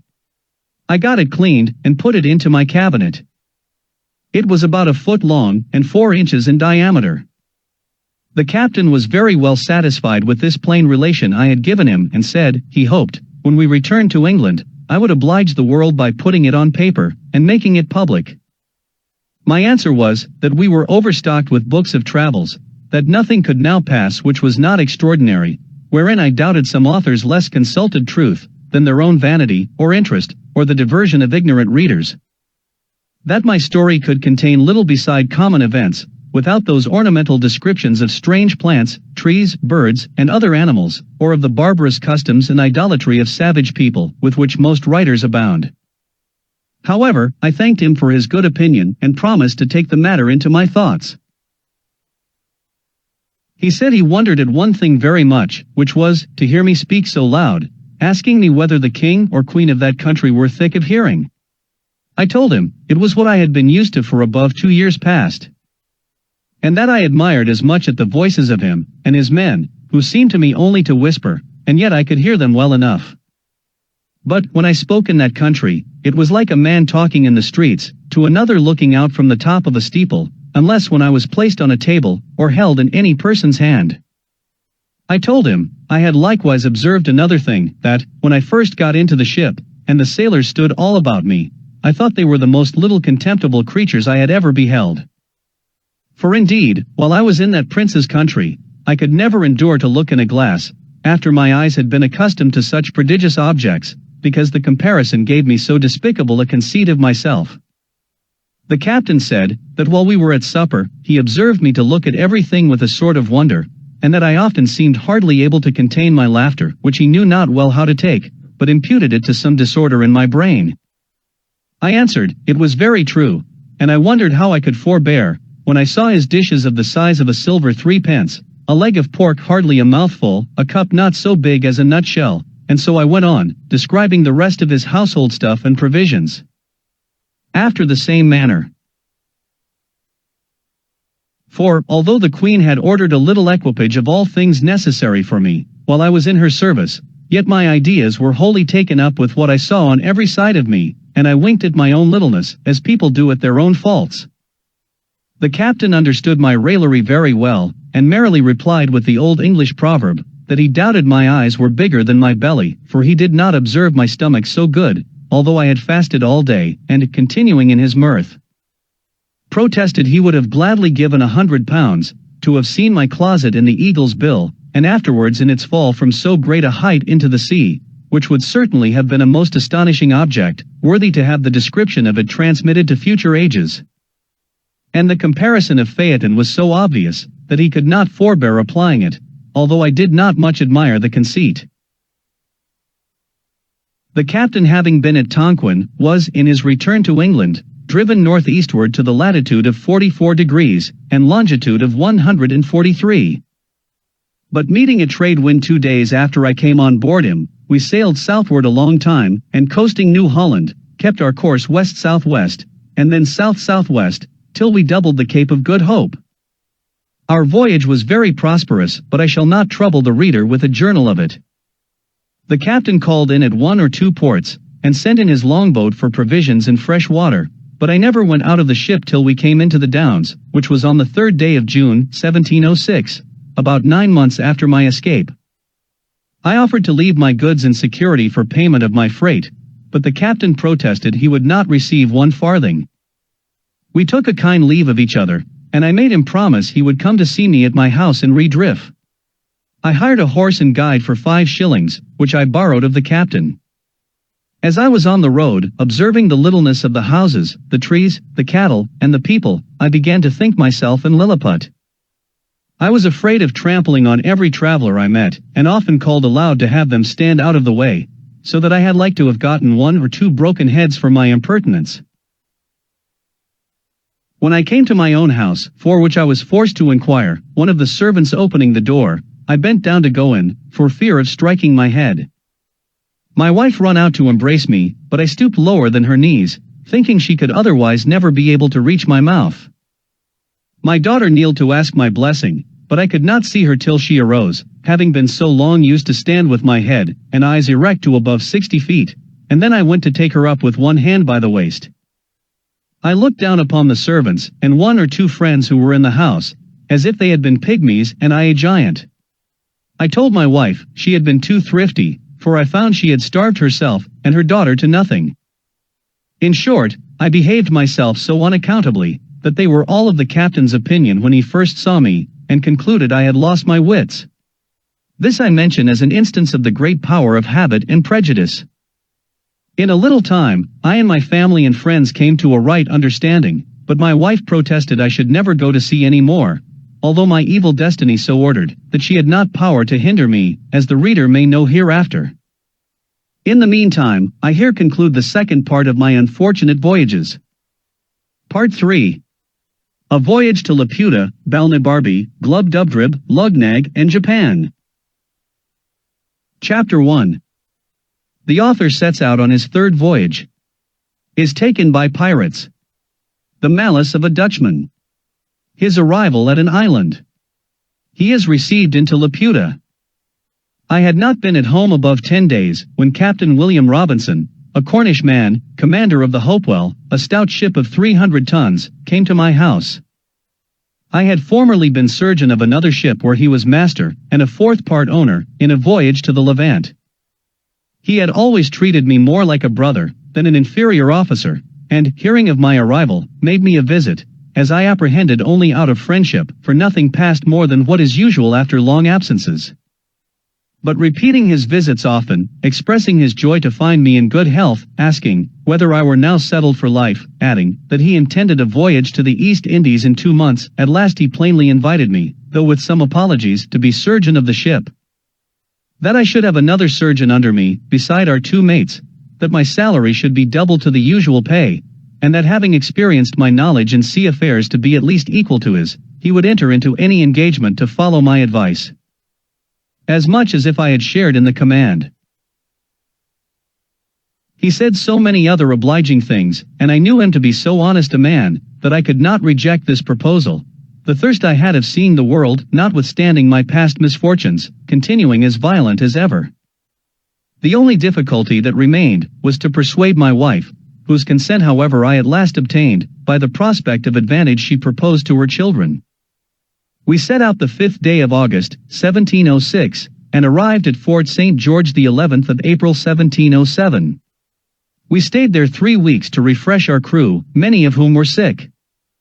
From thence we went to Tonquin, where the captain resolved to continue some time, because many of the goods he intended to buy were not ready, nor could he expect to be dispatched in several months. Therefore, in hopes to defray some of the charges he must be at, he bought a sloop, loaded it with several sorts of goods, wherewith the Tonquinese usually trade to the neighboring islands, and putting 14 men on board, whereof 3 were of the country, he appointed me master of the sloop, and gave me power to traffic, while he transacted his affairs at Tonquin. We had not sailed above 3 days, when a great storm arising, we were driven 5 days to the north-northeast, and then to the east, after which we had fair weather, but still with a pretty strong gale from the west. Upon the 10th day we were chased by 2 pirates, who soon overtook us, for my sloop was so deep laden, that she sailed very slow, neither were we in a condition to defend ourselves. We were boarded about the same time by both the pirates, who entered furiously at the head of their men, but finding us all prostrate upon our faces, they pinioned us with strong ropes, and setting guard upon us, went to search the sloop. I observed among them a Dutchman, who seemed to be of some authority, though he was not commander of either ship. He knew us by our countenances to be Englishmen, and jabbering to us in his own language, swore we should be tied back to back and thrown into the sea. I spoke Dutch tolerably well. I told him who we were and begged him, in consideration of our being Christians and Protestants, of neighboring countries in strict alliance, that he would move the captains to take some pity on us. This inflamed his rage. He repeated his threatenings, and turning to his companions, spoke with great vehemence in the Japanese language, as I suppose, often using the word Christianos. The largest of the 2 pirate ships was commanded by a Japanese captain, who spoke a little Dutch, but very imperfectly. He came up to me, and after several questions, which I answered in great humility, he said, we should not die. I made the captain a very low bow, and then, turning to the Dutchman, said, I was sorry to find more mercy in a heathen, than in a brother Christian. But I had soon reason to repent those foolish words, for that malicious reprobate, having often endeavored in vain to persuade both the captains that I might be thrown into the sea however, prevailed so far, as to have a punishment inflicted on me, worse, in all human appearance, than death itself. My men were sent by an equal division into both the pirate ships, and my sloop new manned. As to myself, it was determined that I should be set adrift in a small canoe, with paddles, and a sail, and 4 days' provisions, which last, the Japanese captain was so kind to double out of his own stores, and would permit no man to search me. I got down into the canoe, while the Dutchman, standing upon the deck, loaded me with all the curses and injurious terms his language could afford. About an hour before we saw the pirates I had taken an observation, and found we were in the latitude of 46 N, and longitude of 183. When I was at some distance from the pirates, I discovered, by my pocket glass, several islands to the southeast.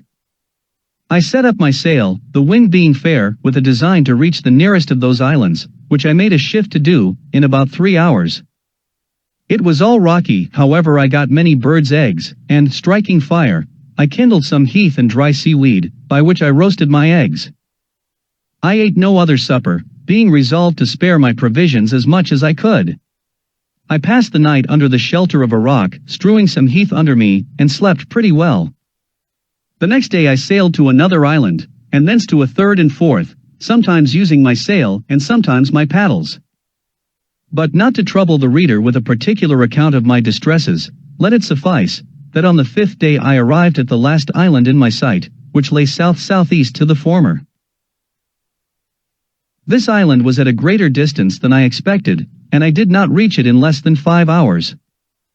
I encompassed it almost round, before I could find a convenient place to land in, which was a small creek, about 3 times the wideness of my canoe. I found the island to be all rocky, only a little intermingled with tufts of grass, and sweet-smelling herbs. I took out my small provisions and after having refreshed myself, I secured the remainder in a cave, whereof there were great numbers.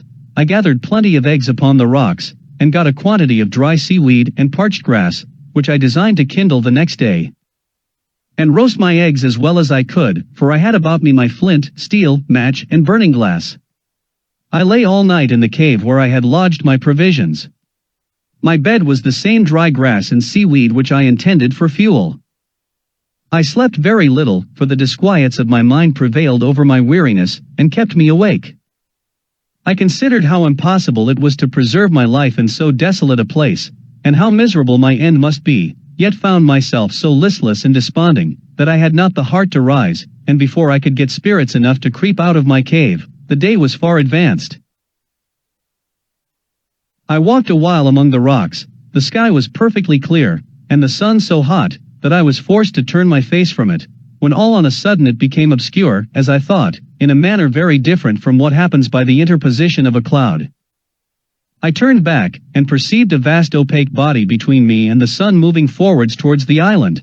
It seemed to be about 2 miles high, and hid the sun 6 or 7 minutes, but I did not observe the air to be much colder, or the sky more darkened, than if I had stood under the shade of a mountain.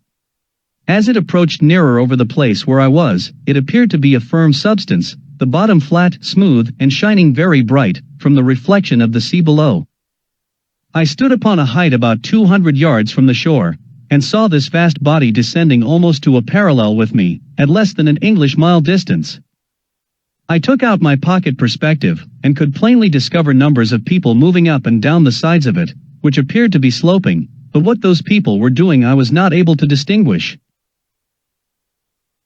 The natural love of life gave me some inward motion of joy, and I was ready to entertain a hope that this adventure might, some way or other, help to deliver me from the desolate place and condition I was in. But at the same time the reader can hardly conceive my astonishment, to behold an island in the air, inhabited by men, who were able to raise or sink, or put it into progressive motion, as they pleased. But not being at that time in a disposition to philosophize upon this phenomenon, I rather chose to observe what course the island would take, because it seemed for a while to stand still. Yet soon after, it advanced nearer, and I could see the sides of it encompassed with several gradations of galleries and stairs, at certain intervals, to descend from one to the other. In the lowest gallery, I beheld some people fishing with long angling rods, and others looking on. I waved my cap and my handkerchief toward the island, and upon its nearer approach, I called and shouted with the utmost strength of my voice, and then looking circumspectly, I beheld a crowd gathered to that side which was most in my view. I found by their pointing towards me and to each other, that they plainly discovered me, although they made no return to my shouting. But I could see 4 or 5 men running in great haste, up the stairs, to the top of the island, who then disappeared. I happened rightly to conjecture, that these were sent for orders to some person in authority upon this occasion. The number of people increased, and, in less than half an hour, the island was moved and raised in such a manner, that the lowest gallery appeared in a parallel of less than 100 yards distance from the height where I stood. I then put myself in the most supplicating posture, and spoke in the humblest accent, but received no answer. Those who stood nearest over against me seemed to be persons of distinction, as I supposed by their habit. They conferred earnestly with each other, looking often upon me. At length one of them called out in a clear, polite, smooth dialect, not unlike in sound to the Italian, and therefore I returned an answer in that language, hoping at least that the cadence might be more agreeable to his ears. Although neither of us understood the other, yet my meaning was easily known, for the people saw the distress I was in. They made signs for me to come down from the rock, and go towards the shore, which I accordingly did, and the flying island being raised to a convenient height, the verge directly over me, a chain was let down from the lowest gallery, with a seat fastened to the bottom, to which I fixed myself, and was drawn up by pulleys. Chapter 2. The humors and dispositions of the Laputians described. An account of their learning. Of the king in his court. The author's reception there. The inhabitants subject to fear and disquietudes. An account of the women. At my alighting, I was surrounded with a crowd of people, but those who stood nearest seemed to be of better quality. They beheld me with all the marks and circumstances of wonder, neither indeed was I much in their debt, having never till then seen a race of mortals so singular in their shapes, habits, and countenances. Their heads were all reclined, either to the right, or the left, one of their eyes turned inward, and the other directly up to the zenith. Their outward garments were adorned with the figures of suns, moons, and stars, interwoven with those of fiddles, flutes, harps, trumpets, guitars, harpsichords, and many other instruments of music, unknown to us in Europe. I observed, here and there, many in the habit of servants, with a blown bladder, fastened like a flail to the end of a stick, which they carried in their hands. In each bladder was a small quantity of dried peas, or little pebbles, as I was afterwards informed. With these bladders, they now and then flapped the mouths and ears of those who stood near them, of which practice I could not then conceive the meaning. It seems the minds of these people are so taken up with intense speculations, that they neither can speak, nor attend to the discourses of others, without being roused by some external tactile upon the organs of speech and hearing, for which reason those persons who are able to afford it always keep a flapper in their family, as one of their domestics, nor ever walk abroad, or make visits, without him. And the business of this officer is, when 2, 3, or more persons are in company, gently to strike with his bladder the mouth of him who is to speak, and the right ear of him, or them to whom the speaker addresses himself. This flapper is likewise employed diligently to attend his master in his walks, and upon occasion to give him a soft flap on his eyes, because he is always so wrapped up in cogitation, that he is in manifest danger of falling down every precipice, and bouncing his head against every post, and in the streets, of justling others, or being just led himself into the kennel. It was necessary to give the reader this information, without which he would be at the same loss with me to understand the proceedings of these people, as they conducted me up the stairs to the top of the island, and from thence to the royal palace.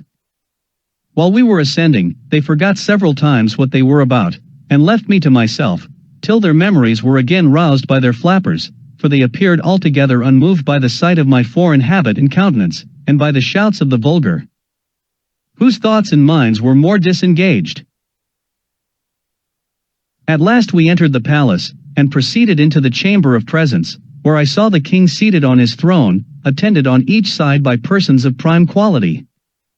Before the throne was a large table filled with globes and spheres, and mathematical instruments of all kinds. His Majesty took not the least notice of us, although our entrance was not without sufficient noise, by the concourse of all persons belonging to the court. But he was then deep in a problem, and we attended at least an hour before he could solve it. There stood by him, on each side, a young page with flaps in their hands, and when they saw he was at leisure, one of them gently struck his mouth, and the other his right ear, at which he startled like one awaked on the sudden. And looking towards me and the company I was in, recollected the occasion of our coming, whereof he had been informed before. He spoke some words, whereupon immediately a young man with a flap came up to my side, and flapped me gently on the right ear, but I made signs, as well as I could, that I had no occasion for such an instrument, which, as I afterwards found, gave his Majesty, and the whole court, a very mean opinion of my understanding. The king, as far as I could conjecture, asked me several questions, and I addressed myself to him in all the languages I had. When it was found I could neither understand nor be understood, I was conducted by his order to an apartment in his palace, where 2 servants were appointed to attend me. My dinner was brought, and 4 persons of quality, whom I remembered to have seen very near the king's person, did me the honor to dine with me. We had 2 courses, of 3 dishes each. In the first course, there was a shoulder of mutton cut into an equilateral triangle, a piece of beef into a rhomboids, and a pudding into a cycloid. The second course was 2 ducks trussed up in the form of fiddles, sausages and puddings resembling flutes and hautboys, and a breast of veal in the shape of a harp. The servants cut our bread into cones, cylinders, parallelograms, and several other mathematical figures. While we were at dinner, I made bold to ask the names of several things in their language, and those noble persons, by the assistance of their flappers, delighted to give me answers, hoping to raise my admiration of their great abilities if I could be brought to converse with them. I was soon able to call for bread and drink, or whatever else I wanted. After dinner my company withdrew, and a person was sent to me by the king's order, attended by a flapper. He brought with him pen, ink, and paper, and 3 or 4 books, giving me to understand by signs, that he was sent to teach me the language. We sat together 4 hours, in which time I wrote down a great number of words in columns, with the translations over against them. I likewise made a shift to learn several short sentences, for my tutor would order one of my servants to fetch something, to turn about, to make a bow, to sit, or to stand, or walk, and the like. Then I took down the sentence in writing. He showed me also in one of his books, the figures of the sun, moon and stars, the zodiac, the tropics, and polar circles, together with the denominations of many planes and solids. He gave me the names and descriptions of all the musical instruments, and the general terms of art in playing on each of them. After he had left me, I placed all my words, with their interpretations, in alphabetical order. And thus, in a few days, by the help of a very faithful memory, I got some insight into their language. The word, which I interpret the flying or floating island, is in the original LAPUTA, whereof I could never learn the true etymology. Lap, in the old obsolete language, signifies high, and unto, a governor, from which they say, by corruption, was derived LAPUTA from LAPUTA. But I do not approve of this derivation, which seems to be a little strained. I ventured to offer to the learned among them a conjecture of my own, that LAPUTA was quasi-lap-outed, lap, signifying properly, the dancing of the sunbeams in the sea, and outed, a wing, which however, I shall not obtrude, but submit to the judicious reader. Those to whom the king had entrusted me, observing how well I was clad, ordered a tailor to come next morning, and take measure for a suit of clothes. This operator did his office after a different manner from those of his trade in Europe. He first took my altitude by a quadrant, and then, with a rule and compasses, described the dimensions and outlines of my whole body, all which he entered upon paper, and in 6 days brought my clothes very ill-made, and quite out of shape, by happening to mistake a figure in the calculation. But my comfort was, that I observed such accidents very frequent, and little regarded. During my confinement for want of clothes, and by an indisposition that held me some days longer, I much enlarged my dictionary, and when I went next to court, was able to understand many things the king spoke, and to return him some kind of answers. His Majesty had given orders, that the island should move northeast and by east, to the vertical point over Lagadu, the metropolis of the whole kingdom below, upon the firm earth. It was about 90 leagues distant, and our voyage lasted 4 days and a half. I was not in the least sensible of the progressive motion made in the air by the island. On the second morning, about 11 o'clock, the king himself in person, attended by his nobility, courtiers and officers, having prepared all their musical instruments, played on them for 3 hours without intermission, so that I was quite stunned with the noise. Neither could I possibly guess the meaning, till my tutor informed me. He said that, the people of their island had their ears adapted to hear the music of the spheres, which always played at certain periods, and the court was now prepared to bear their part, in whatever instrument they most excelled. In our journey towards Lagadu, the capital city, His Majesty ordered that the island should stop over certain towns and villages, from whence he might receive the petitions of his subjects. And to this purpose, several packthreads were let down, with small weights at the bottom. On these packthreads the people strung their petitions, which mounted up directly, like the scraps of paper fastened by schoolboys at the end of the string that holds their kite. Sometimes we received wine and victuals from below, which were drawn up by pulleys. The knowledge I had in mathematics gave me great assistance in acquiring their phraseology, which depended much upon that science, and music, and in the latter I was not unskilled. Their ideas are perpetually conversant in lines and figures. If they would, for example, praise the beauty of a woman or any other animal, they describe it by rhombs, circles, parallelograms, ellipses, and other geometrical terms, or by words of art drawn from music, needless here to repeat. I observed in the king's kitchen all sorts of mathematical and musical instruments, after the figures of which they cut up the joints that were served to His Majesty's table. Their houses are very ill built, the walls bevel, without one right angle in any apartment, and this defect arises from the contempt they bear to practical geometry, which they despise as vulgar and mechanic. Those instructions they give being too refined for the intellects of their workmen, which occasions perpetual mistakes. And although they are dexterous enough upon a piece of paper, in the management of the rule, the pencil, and the divider, yet in the common actions and behavior of life, I have not seen a more clumsy, awkward, and unhandy people. Nor so slow and perplexed in their conceptions upon all other subjects, except those of mathematics and music. They are very bad reasoners, and vehemently given to opposition, unless when they happen to be of the right opinion, which is seldom their case. Imagination, fancy, and invention, they are wholly strangers to, nor have any words in their language, by which those ideas can be expressed, the whole compass of their thoughts and mind being shut up within the two forementioned sciences. Most of them, and especially those who deal in the astronomical part, have great faith in judicial astrology, although they are ashamed to own it publicly.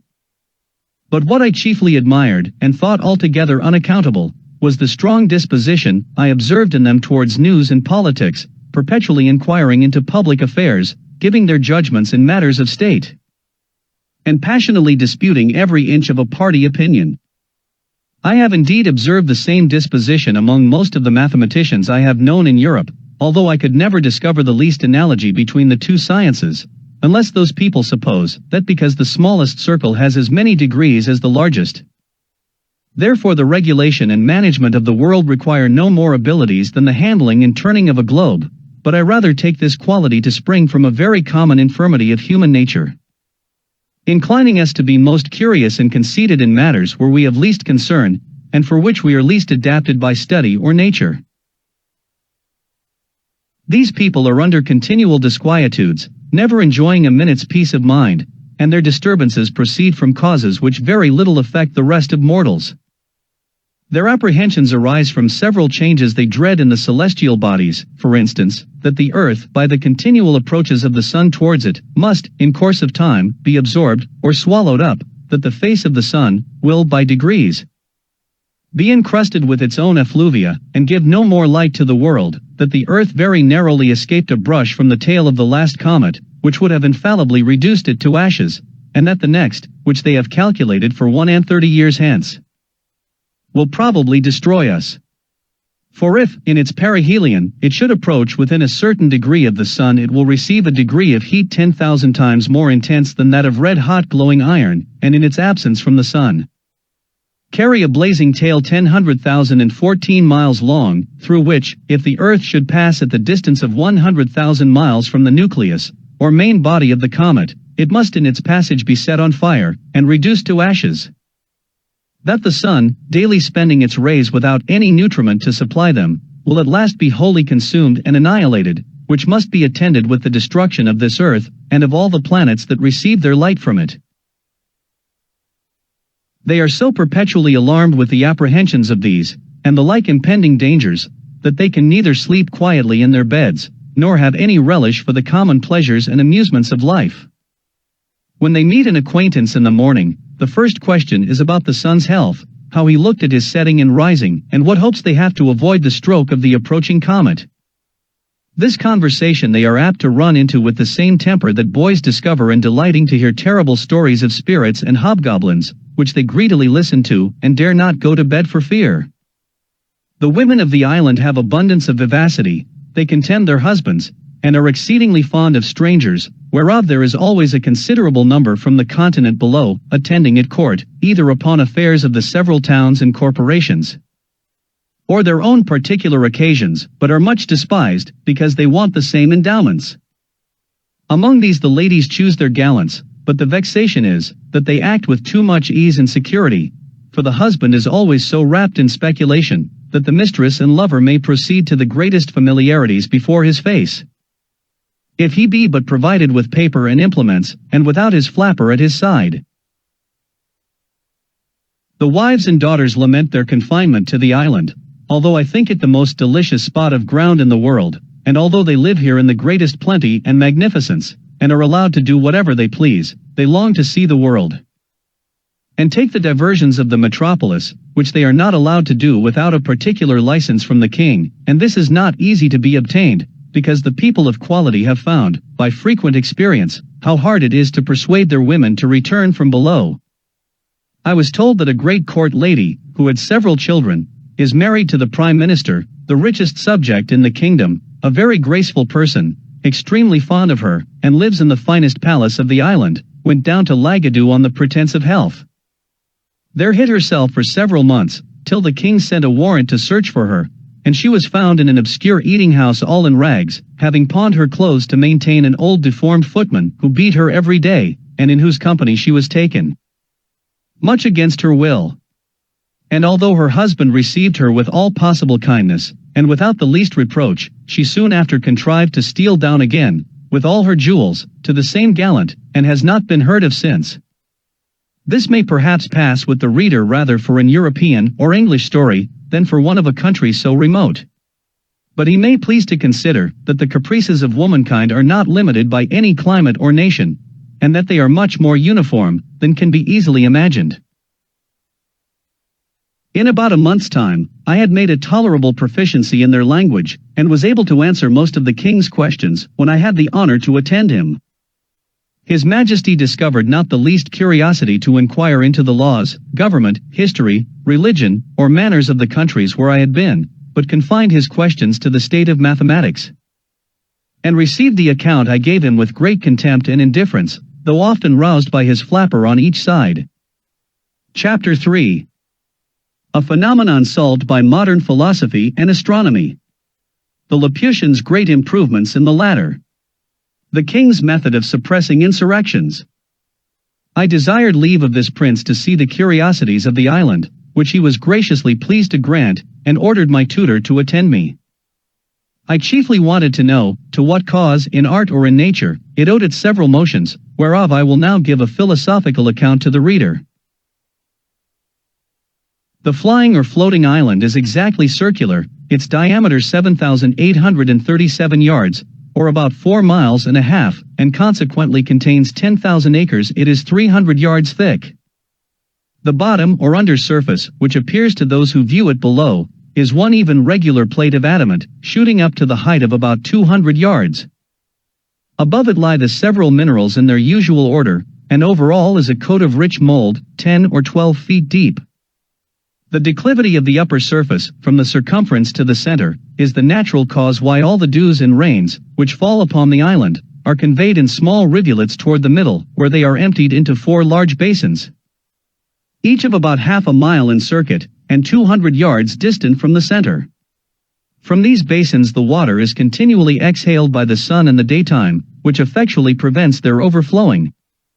Besides, as it is in the power of the monarch to raise the island above the region of clouds and vapors, he can prevent the falling of dews and rain whenever he pleases. For the highest clouds cannot rise above 2 miles, as naturalists agree, at least they were never known to do so in that country.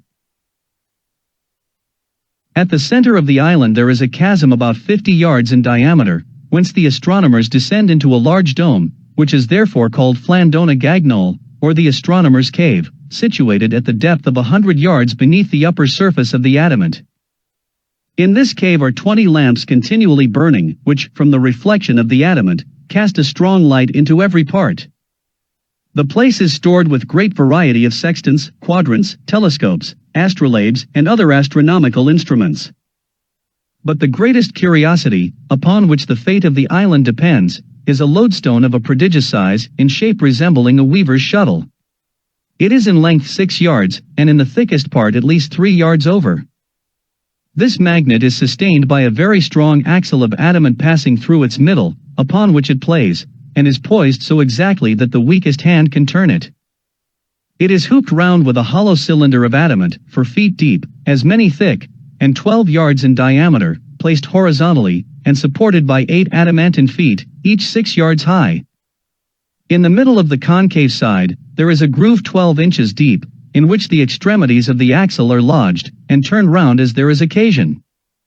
The stone cannot be removed from its place by any force, because the hoop and its feet are one continued piece with that body of adamant which constitutes the bottom of the island. By means of this lodestone, the island is made to rise and fall, and move from one place to another. For, with respect to that part of the earth over which the monarch presides, the stone is endued at one of its sides with an attractive power, and at the other with a repulsive. Upon placing the magnet erect, with its attracting end towards the earth, the island descends, but when the repelling extremity points downwards, the island mounts directly upwards. When the position of the stone is oblique, the motion of the island is so too.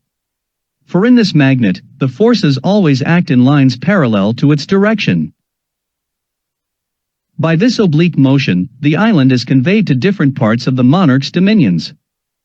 To explain the manner of its progress, let AB represent a line drawn across the dominions of BALNIBARBI, let the line CD represent the lodestone, of which let D be the repelling end, and C the attracting end, the island being over C. Let the stone be placed in the position CD, with its repelling end downwards, then the island will be driven upwards obliquely towards D. When it is arrived at D, let the stone be turned upon its axle, till its attracting end points towards E, and then the island will be carried obliquely towards E where, if the stone be again turned upon its axle till it stands in the position EF. With its repelling point downwards, the island will rise obliquely towards F, where, by directing the attracting end towards G, the island may be carried to G, and from G to H, by turning the stone, so as to make its repelling extremity to point directly downward. And thus, by changing the situation of the stone, as often as there is occasion, the island is made to rise and fall by turns in an oblique direction. And by those alternate risings and fallings is conveyed from one part of the dominions to the other.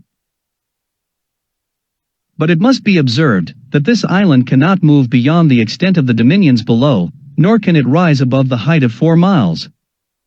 For which the astronomers assign the following reason, that the magnetic virtue does not extend beyond the distance of 4 miles, and that the mineral which acts upon the stone in the bowels of the earth, and in the sea about 6 leagues distant from the shore, is not diffused through the whole globe, but terminated with the limits of the king's dominions, and it was easy, from the great advantage of such a superior situation, for a prince to bring under his obedience whatever country lay within the attraction of that magnet. When the stone is put parallel to the plane of the horizon, the island stands still, for in that case the extremities of it, being at equal distance from the earth, act with equal force, the one in drawing downwards, the other in pushing upwards. And consequently no motion can ensue. This lodestone is under the care of certain astronomers, who, from time to time, give it such positions as the monarch directs. They spend the greatest part of their lives in observing the celestial bodies, which they do by the assistance of glasses, far excelling ours in goodness. For, although their largest telescopes do not exceed 3 feet, they magnify much more than those of 100 with us, and show the stars with greater clearness. This advantage has enabled them to extend their discoveries much further than our astronomers in Europe, for they have made a catalogue of 10,000 fixed stars, whereas the largest of ours do not contain above 1/3 part of that number. They have likewise discovered 2 lesser stars, or satellites, which revolve about Mars, whereof the innermost is distant from the center of the primary planet exactly 3 of his diameters, and the outermost, 5, the former revolves in the space of 10 hours, and the latter in 21 1/2, so that the squares of their periodical times are very near in the same proportion with the cubes of their distance from the center of Mars, which evidently shows them to be governed by the same law of gravitation that influences the other heavenly bodies. They have observed 93 different comets, and settled their periods with great exactness. If this be true, it is much to be wished that their observations were made public, whereby the theory of comets, which at present is very lame and defective, might be brought to the same perfection with other arts of astronomy. The king would be the most absolute prince in the universe, if he could but prevail on a ministry to join with him, but these having their estates below on the continent, and considering that the office of a favorite has a very uncertain tenure, would never consent to the enslaving of their country. If any town should engage in rebellion or mutiny, fall into violent factions, or refuse to pay the usual tribute, the king has two methods of reducing them to obedience. The first and the mildest course is, by keeping the island hovering over such a town, and the lands about it, whereby he can deprive them of the benefit of the sun and the rain, and consequently afflict the inhabitants with dearth and diseases. And if the crime deserve it, they are at the same time pelted from above with great stones, against which they have no defense, but by creeping into cellars or caves, while the roofs of their houses are beaten to pieces. But if they still continue obstinate, or offer to raise insurrections, he proceeds to the last remedy, by letting the island drop directly upon their heads, which makes a universal destruction both of houses and men. However, this is an extremity to which the prince is seldom driven, neither indeed is he willing to put it in execution, nor dare his ministers advise him to an action which, as it would render them odious to the people, so it would be a great damage to their own estates, which all lie below, for the island is the king's domain. But there is still indeed a more weighty reason, why the kings of this country have been always averse from executing so terrible an action, unless upon the utmost necessity. For, if the town intended to be destroyed should have in it any tall rocks, as it generally falls out in the larger cities, a situation probably chosen at first with a view to prevent such a catastrophe, or if it abound in high spires, or pillars of stone, a sudden fall might endanger the bottom or under surface of the island, which, although it consist, as I have said, of one entire adamant, 200 yards thick, might happen to crack by too great a shock, or burst by approaching too near the fires from the houses below, as the backs, both of iron and stone, will often do in our chimneys. Of all this the people are well apprised, and understand how far to carry their obstinacy, where their liberty or property is concerned. And the king, when he is highest provoked, and most determined to press a city to rubbish, orders the island to descend with great gentleness, out of a pretense of tenderness to his people, but indeed, for fear of breaking the adamantine bottom, in which case, it is the opinion of all their philosophers, that the lodestone could no longer hold it up, and the whole mass would fall to the ground. About 3 years before my arrival among them, while the king was in his progress over his dominions, there happened an extraordinary accident which had like to have put a period to the fate of that monarchy, at least as it is now instituted. Lindolino, the second city in the kingdom, was the first His Majesty visited in his progress. 3 days after his departure the inhabitants, who had often complained of great oppressions, shut the town gates, seized on the governor, and with incredible speed and labor erected 4 large towers, one at every corner of the city, equal in height to a strong pointed rock that stands directly in the center of the city. Upon the top of each tower, as well as upon the rock, they fixed a great lodestone, and in case their design should fail, they had provided a vast quantity of the most combustible fuel, hoping to burst there with the adamantine bottom of the island, if the lodestone project should miscarry. It was 8 months before the king had perfect notice that the Lindolinians were in rebellion. He then commanded that the island should be wafted over the city. The people were unanimous, and had laid in store of provisions, and a great river runs through the middle of the town. The king hovered over them several days to deprive them of the sun and the rain. He ordered many packthreads to be let down, yet not a person offered to send up a petition, but instead thereof very bold demands, the redress of all their grievances, great immunities, the choice of their own governor, and other the like exorbitances. Upon which His Majesty commanded all the inhabitants of the island to cast great stones from the lower gallery into the town, but the citizens had provided against this mischief by conveying their persons and effects into the 4 towers and other strong buildings and vaults underground. The king, being now determined to reduce this proud people, ordered that the island should descend gently within 40 yards of the top of the towers and rock. This was accordingly done, but the officers employed in that work found the descent much speedier than usual, and by turning the lodestone could not without great difficulty keep it in a firm position, but found the island inclining to fall. They sent the king immediate intelligence of this astonishing event, and begged his majesty's permission to raise the island higher. The king consented, a general council was called, and the officers of the lodestone ordered to attend. One of the oldest and expertest among them obtained leave to try an experiment. He took a strong line of 100 yards, and the island being raised over the town above the attracting power they had felt, he fastened a piece of adamant to the end of his line, which had in it a mixture of iron mineral, of the same nature with that whereof the bottom or lower surface of the island is composed, and from the lower gallery let it down slowly towards the top of the towers. The adamant was not descended 4 yards, before the officer felt it drawn so strongly downwards that he could hardly pull it back. He then threw down several small pieces of adamant, and observed that they were all violently attracted by the top of the tower. The same experiment was made on the other 3 towers, and on the rock with the same effect. This incident broke entirely the king's measures, and he was forced to give the town their own conditions. I was assured by a great minister that if the island had descended so near the town as not to be able to raise itself, the citizens were determined to fix it forever, to kill the king and all his servants, and entirely change the government. By a fundamental law of this realm, neither the king, nor either of his 2 eldest sons, are permitted to leave the island, nor the queen, till she is past childbearing. Chapter 4. The author leaves Laputa, is conveyed to Balnibarbi, arrives at the metropolis. A description of the metropolis and the country adjoining. The author hospitably received by a great lord. His conversation with that lord. Although I cannot say that I was ill-treated in this island, yet I must confess I thought myself too much neglected, not without some degree of contempt, for neither prince nor people appeared to be curious in any part of knowledge, except mathematics and music, wherein I was far their inferior, and upon that account very little regarded. On the other side, after having seen all the curiosities of the island, I was very desirous to leave it, being heartily weary of those people. They were indeed excellent in 2 sciences for which I have great esteem and wherein I am not unversed, but, at the same time, so abstracted and involved in speculation, that I never met with such disagreeable companions.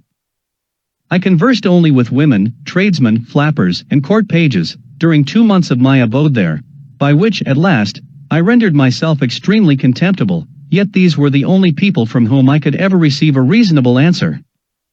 I had obtained, by hard study, a good degree of knowledge in their language. I was weary of being confined to an island where I received so little countenance, and resolved to leave it with the first opportunity.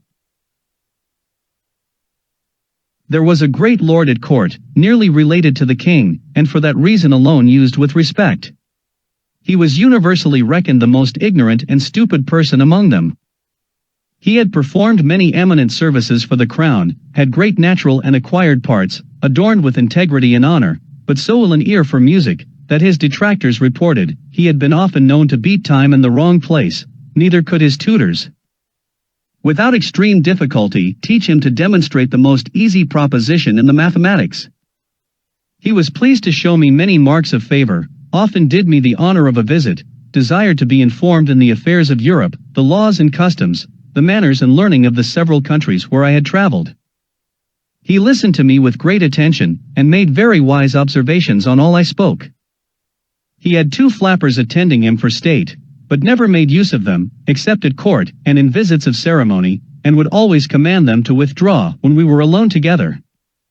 I entreated this illustrious person to intercede in my behalf with his majesty, for leave to depart, which he accordingly did, as he was pleased to tell me, with regret, for indeed he had made me several offers very advantageous, which however I refused with expressions of the highest acknowledgment. On the 16th day of February, I took leave of his majesty and the court. The king made me a present to the value of about £200 English, and my protector, his kinsman, as much more, together with a letter of recommendation to a friend of his in Lagadu, the metropolis. The island being then hovering over a mountain about 2 miles from it, I was let down from the lowest gallery, in the same manner as I had been taken up. The continent, as far as it is subject to the monarch of the flying island, passes under the general name of BALNIBARBI, and the metropolis, as I said before, is called Lagadu. I felt some little satisfaction in finding myself on firm ground. I walked to the city without any concern, being clad like one of the natives, and sufficiently instructed to converse with them. I soon found out the person's house to whom I was recommended, presented my letter from his friend the grandee in the island, and was received with much kindness.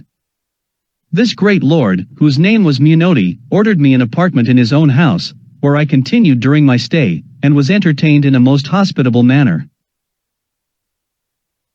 The next morning after my arrival, he took me in his chariot to see the town, which is about half the bigness of London, but the houses very strangely built, and most of them out of repair. The people in the streets walked fast, looked wild, their eyes fixed, and were generally in rags.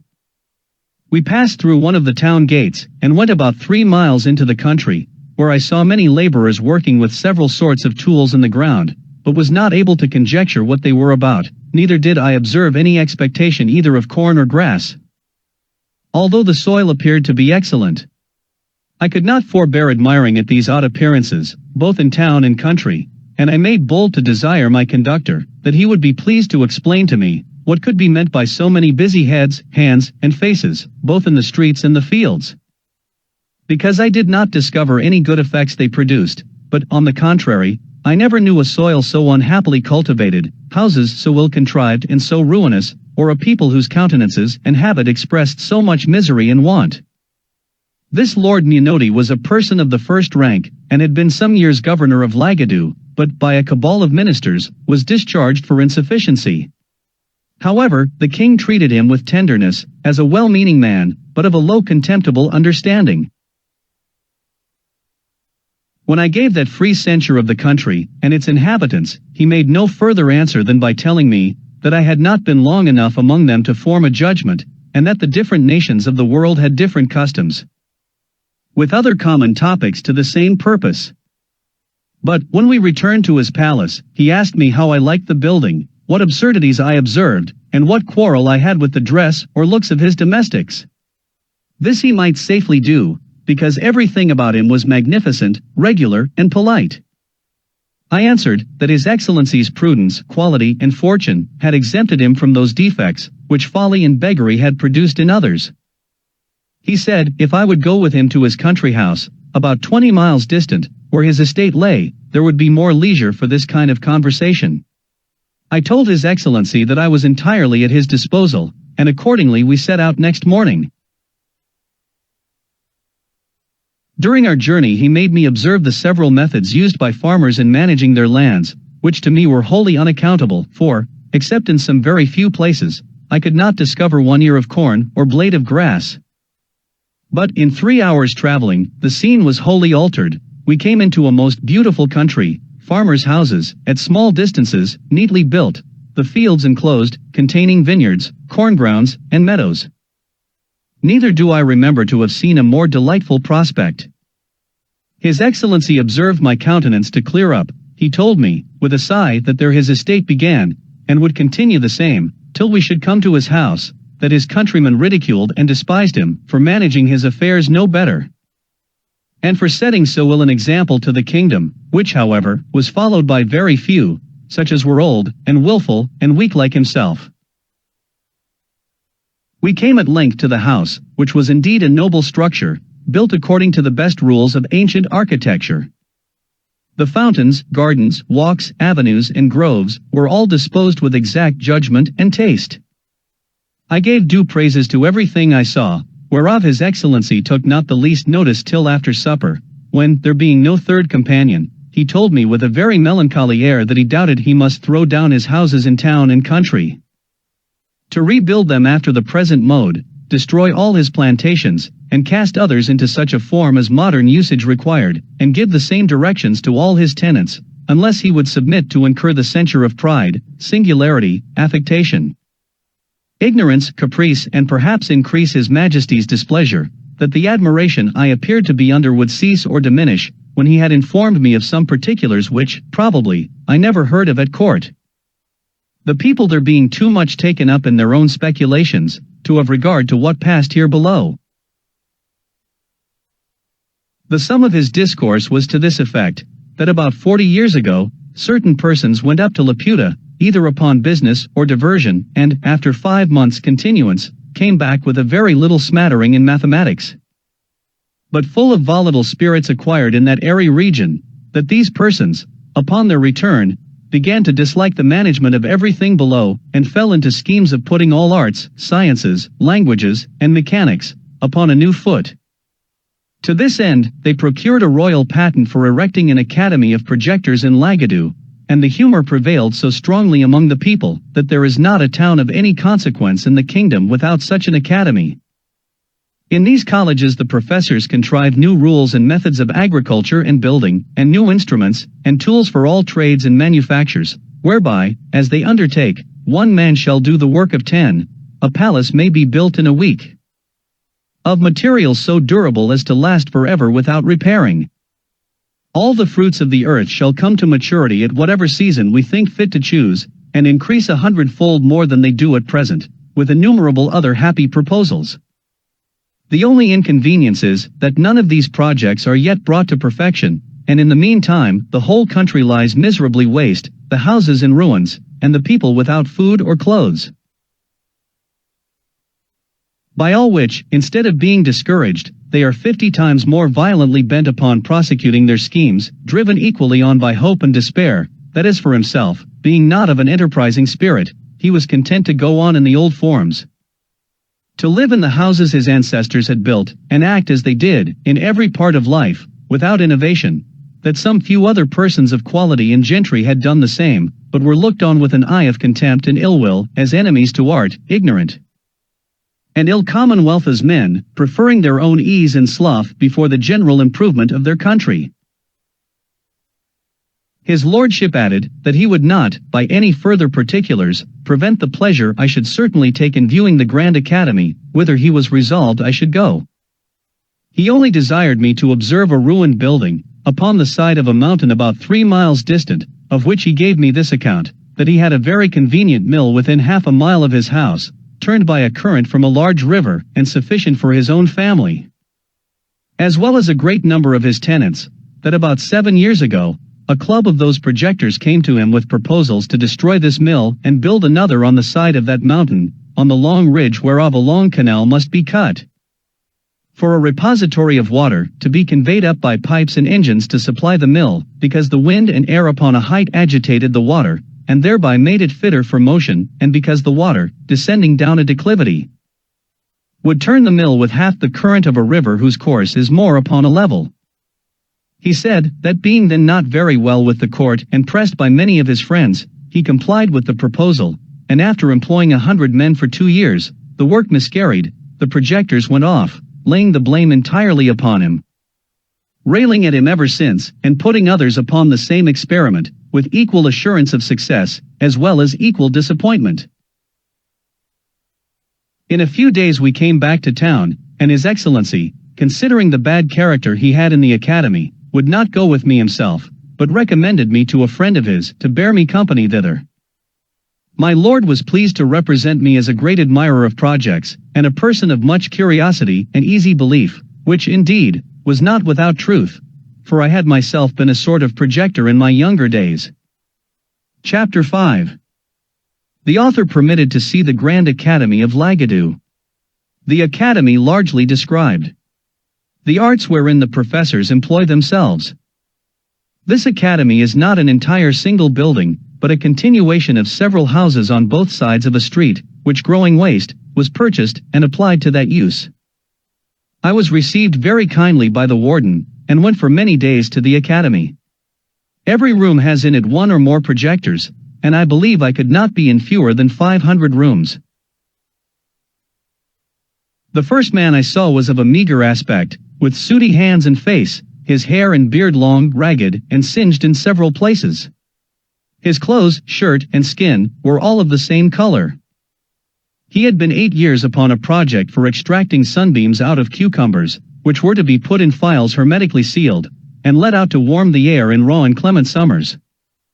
He told me he did not doubt that, in 8 years more, he should be able to supply the governor's gardens with sunshine, at a reasonable rate, but he complained that his stock was low and entreated me to give him something as an encouragement to ingenuity.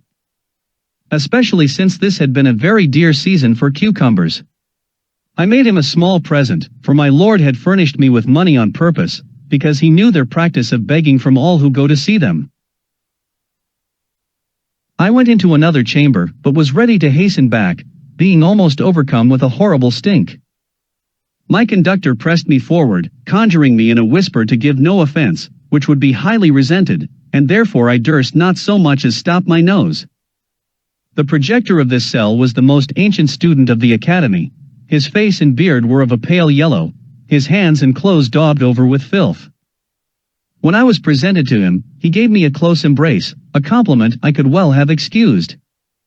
His employment, from his first coming into the academy, was an operation to reduce human excrement to its original food, by separating the several parts, removing the tincture which it receives from the gall, making the odor exhale, and scumming off the saliva.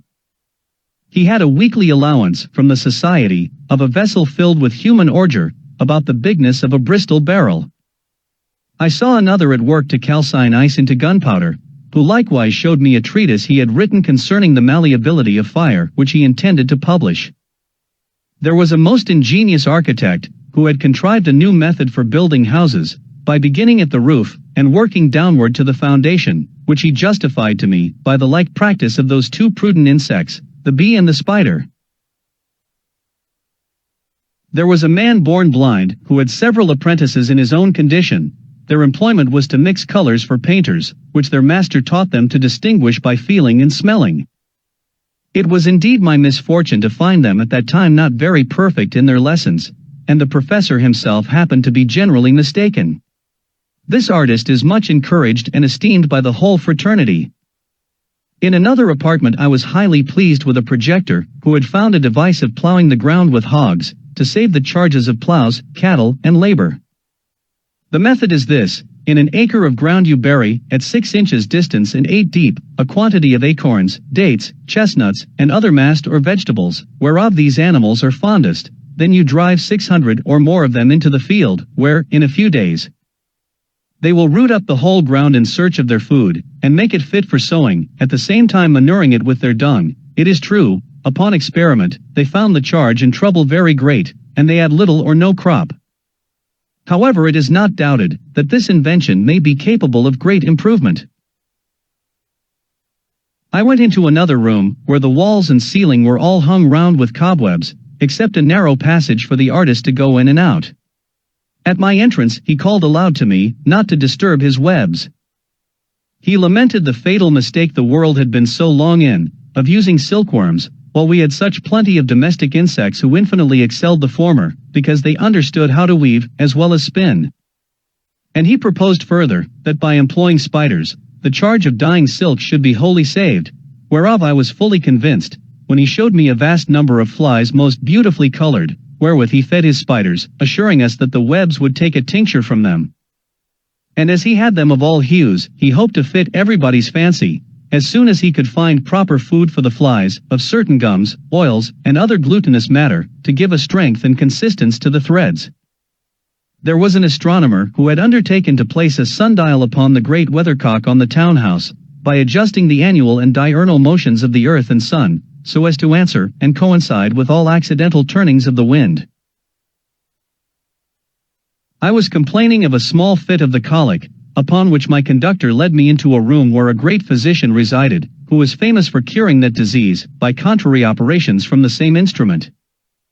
He had a large pair of bellows, with a long slender muzzle of ivory. This he conveyed 8 inches up the anus, and drawing in the wind, he affirmed he could make the guts as lank as a dried bladder. But when the disease was more stubborn and violent, he let in the muzzle, while the bellows were full of wind, which he discharged into the body of the patient, then withdrew the instrument to replenish it, clapping his thumb strongly against the orifice of the fundament. And this being repeated 3 or 4 times, the adventitious wind would rush out, bringing the noxious along with it, and the patient recovered. I saw him try both experiments upon a dog, but could not discern any effect from the former. After the latter the animal was ready to burst, and made so violent a discharge as was very offensive to me and my companions. The dog died on the spot, and we left the doctor endeavoring to recover him by the same operation. I visited many other apartments, but shall not trouble my reader with all the curiosities I observed, being studious of brevity. I had hitherto seen only one side of the academy, the other being appropriated to the advancers of speculative learning, of whom I shall say something, when I have mentioned one illustrious person more, who is called among them the universal artist. He told us he had been 30 years employing his thoughts for the improvement of human life.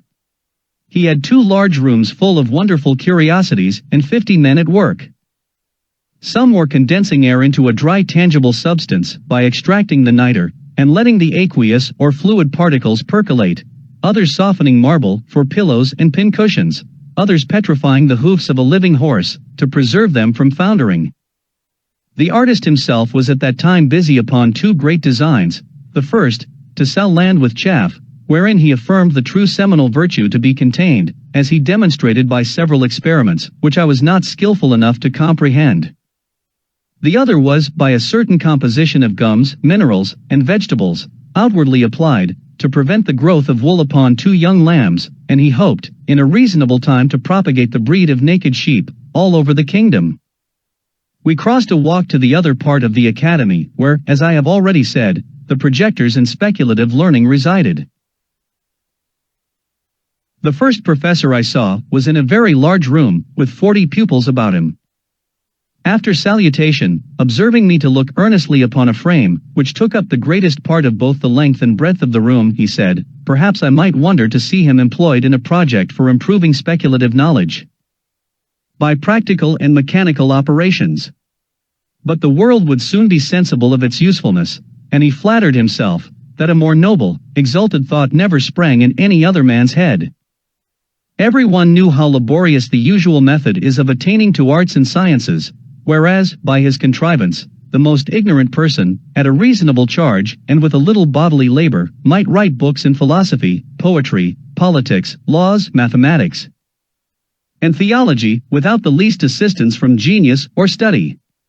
He then led me to the frame, about the sides, whereof all his pupils stood in ranks. It was 20 feet square, placed in the middle of the room. The superficies was composed of several bits of wood, about the bigness of a die, but some larger than others. They were all linked together by slender wires. These bits of wood were covered, on every square, with paper pasted on them, and on these papers were written all the words of their language, in their several moods, tenses, and declensions, but without any order. The professor then desired me to observe, for he was going to set his engine at work. The pupils, at his command, took each of them hold of an iron handle, whereof there were 40 fixed round the edges of the frame, and giving them a sudden turn, the whole disposition of the words was entirely changed. He then commanded 36 of the lads to read the several lines softly, as they appeared upon the frame, and where they found 3 or 4 words together that might make part of a sentence, they dictated to the 4 remaining boys, who were scribes. This work was repeated 3 or 4 times, and at every turn, the engine was so contrived, that the words shifted into new places, as the square bits of wood moved upside down.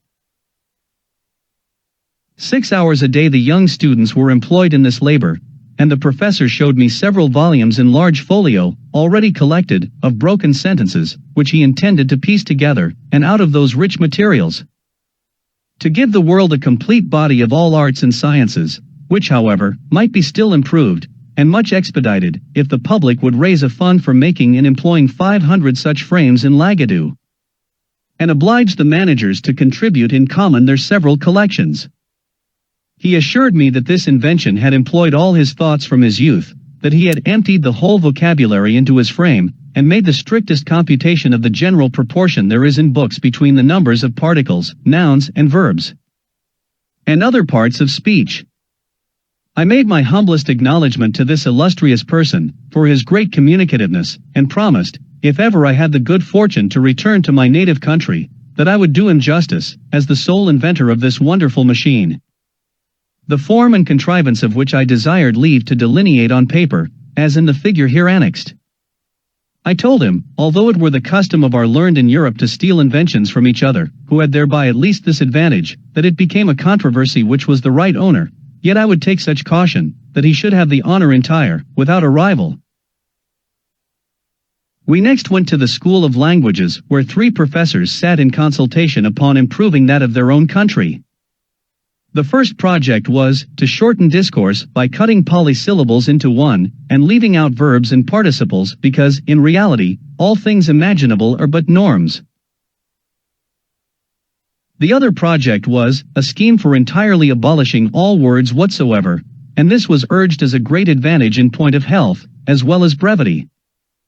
For it is plain, that every word we speak is, in some degree, a diminution of our lungs by corrosion, and, consequently, contributes to the shortening of our lives. An expedient was therefore offered, that since words are only names for things, it would be more convenient for all men to carry about them such things as were necessary to express a particular business they are to discourse on. And this invention would certainly have taken place, to the great ease as well as health of the subject, if the women, in conjunction with the vulgar and illiterate, had not threatened to raise a rebellion unless they might be allowed the liberty to speak with their tongues, after the manner of their forefathers, such constant irreconcilable enemies to science are the common people. However, many of the most learned and wise adhere to the new scheme of expressing themselves by things, which has only this inconvenience attending it, that if a man's business be very great, and of various kinds, he must be obliged, in proportion, to carry a greater bundle of things upon his back, unless he can afford 1 or 2 strong servants to attend him. I have often beheld 2 of those sages almost sinking under the weight of their packs, like pedlars among us, who, when they met in the street, would lay down their loads, open their sacks, and hold conversation for an hour together, then put up their implements, help each other to resume their burdens, and take their leave. But for short conversations, a man may carry implements in his pockets, and under his arms, enough to supply him, and in his house, he cannot be at a loss. Therefore the room where company meet who practice this art, is full of all things, ready at hand, requisite to furnish matter for this kind of artificial converse. Another great advantage proposed by this invention was, that it would serve as a universal language, to be understood in all civilized nations, whose goods and utensils are generally of the same kind, or nearly resembling, so that their uses might easily be comprehended. And thus ambassadors would be qualified to treat with foreign princes, or ministers of state, to whose tongues they were utter strangers. I was at the mathematical school, where the master taught his pupils after a method scarce imaginable to us in Europe. The proposition and demonstration were fairly written on a thin wafer, with ink composed of a cephalic tincture. This, the student was to swallow upon a fasting stomach, and for 3 days following, eat nothing but bread and water. As the wafer digested, the tincture mounted to his brain, bearing the proposition along with it. But the success has not hitherto been answerable, partly by some error in the quantum or composition, and partly by the perverseness of lads, to whom this bolus is so nauseous, that they generally steal aside and discharge it upwards, before it can operate. Neither have they been yet persuaded to use so long an abstinence, as the prescription requires. Chapter 6. A further account of the Academy. The author proposes some improvements which are honorably received. In the school of political projectors, I was but ill entertained, the professors appearing, in my judgment, wholly out of their senses, which is a scene that never fails to make me melancholy.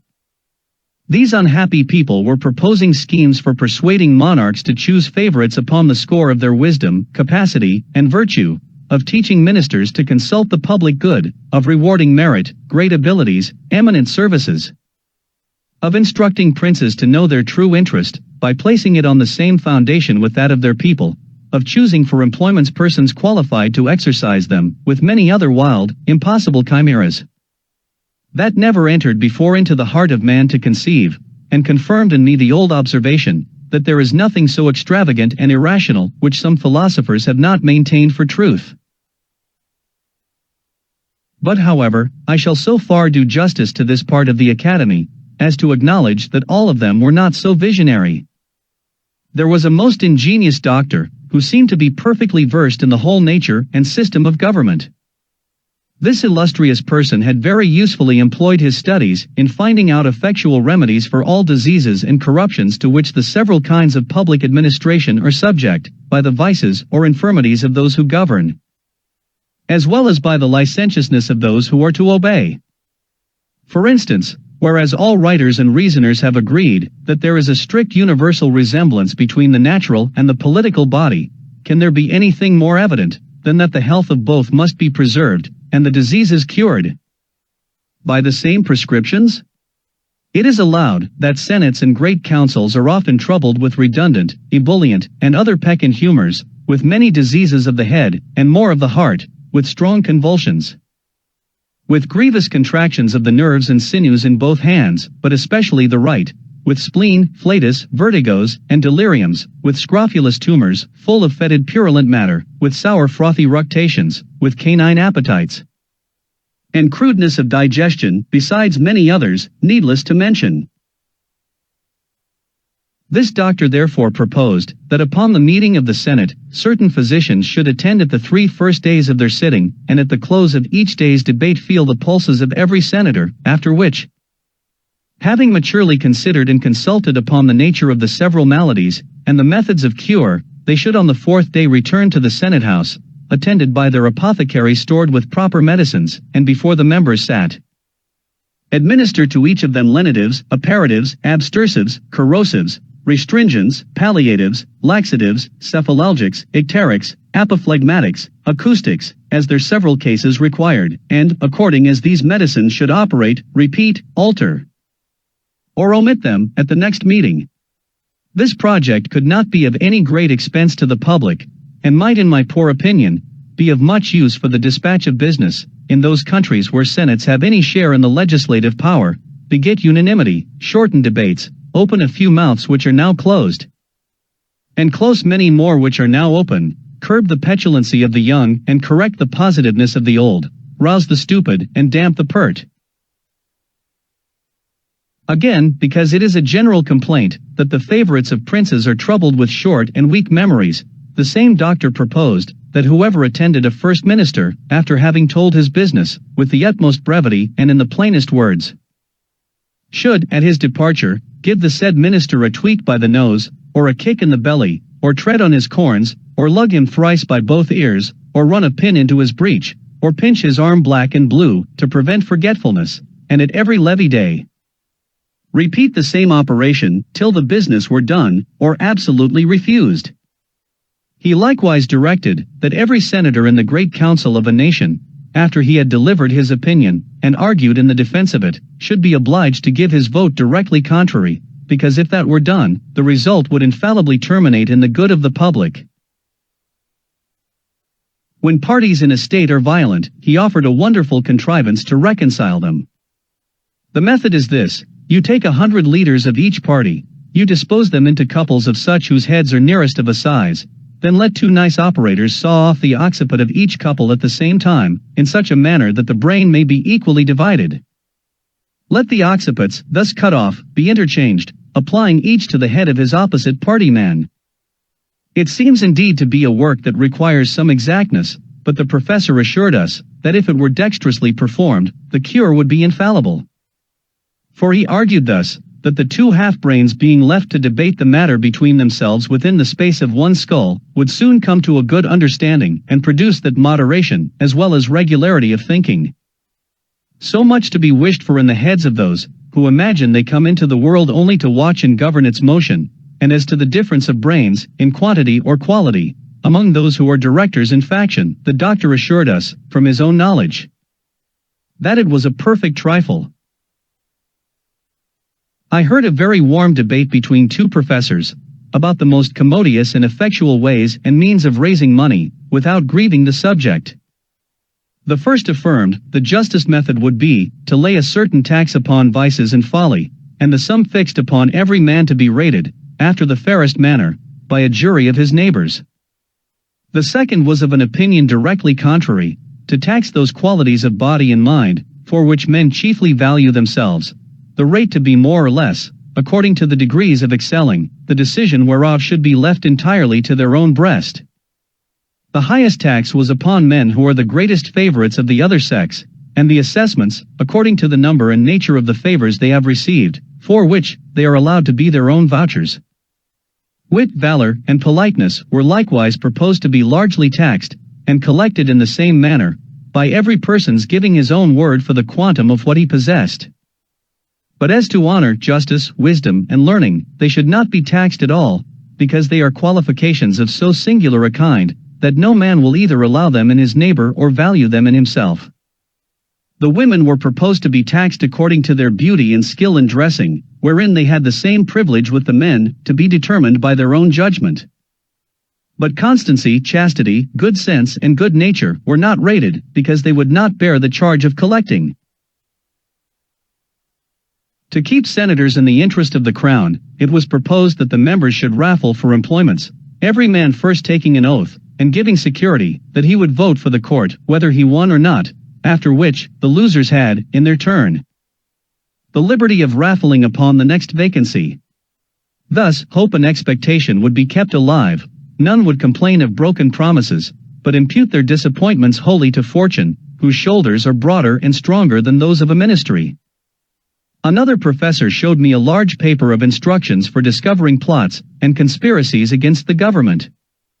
He advised great statesmen to examine into the diet of all suspected persons, their times of eating, upon which side they lay in bed, with which hand they wipe their posteriors, take a strict view of their excrements, and, from the color, the odor, the taste, the consistence, the crudeness or maturity of digestion, form a judgment of their thoughts and designs, because men are never so serious, thoughtful, and intent, as when they are at stool, which he found by frequent experiment, for, in such conjunctures, when he used, merely as a trial, to consider which was the best way of murdering the king, his ordure would have a tincture of green, but quite different, when he thought only of raising an insurrection or burning the metropolis. The whole discourse was written with great acuteness, containing many observations, both curious and useful for politicians, but, as I conceived, not altogether complete. This I ventured to tell the author and offered, if he pleased, to supply him with some additions. He received my proposition with more compliance than is usual among writers, especially those of the projecting species, professing he would be glad to receive further information.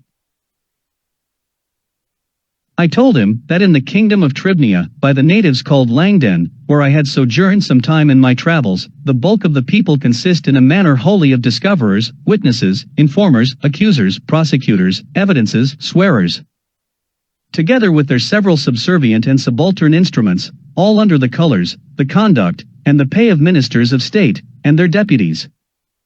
The plots in that kingdom are usually the workmanship of those persons who desire to raise their own characters of profound politicians, to restore new vigor to a crazy administration, to stifle or divert general discontents, to fill their coffers with forfeitures, and raise or sink the opinion of public credit, as either shall best answer their private advantage.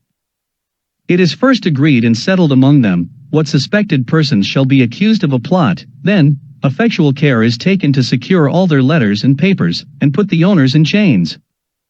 These papers are delivered to a set of artists, very dexterous in finding out the mysterious meanings of words, syllables, and letters. For instance, they can discover a close stool, to signify a privy council, a flock of geese, a senate, a lame dog, an invader, a codshed, the plague, a standing army, a buzzard, a prime minister, the gout, a high priest, a gibbet, a secretary of state, a chamber pot, a committee of grandees, a sieve, a court lady, a broom, a revolution, a mousetrap, an employment, a bottomless pit, a treasury, a sink, a court, a cap and bells, a favorite, a broken reed, a court of justice, an empty tun, a general, a running sore, the administration.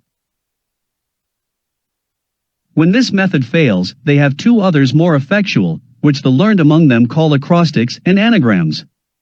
First, they can decipher all initial letters into political meanings. Thus N shall signify a plot, B A regiment of horse, a fleet at sea, or, secondly, by transposing the letters of the alphabet in any suspected paper, they can lay open the deepest designs of a discontented party.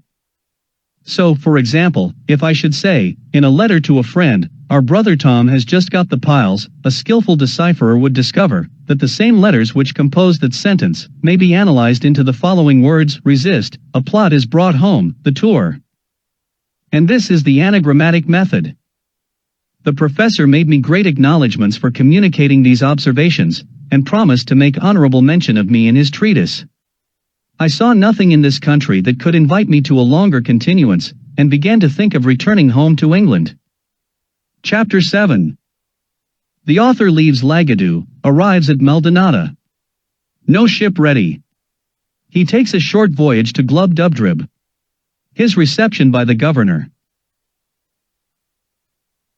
The continent, of which this kingdom is a part, extends itself, as I have reason to believe, eastward, to that unknown tract of America westward of California, and north to the Pacific Ocean, which is not above 150 miles from Lagadu, where there is a good port, and much commerce with the great island of LUGGNAGG, situated to the northwest about 29 degrees north latitude, and 140 longitude. This island of LUGGNAGG stands southeastward of Japan, about 100 leagues distant.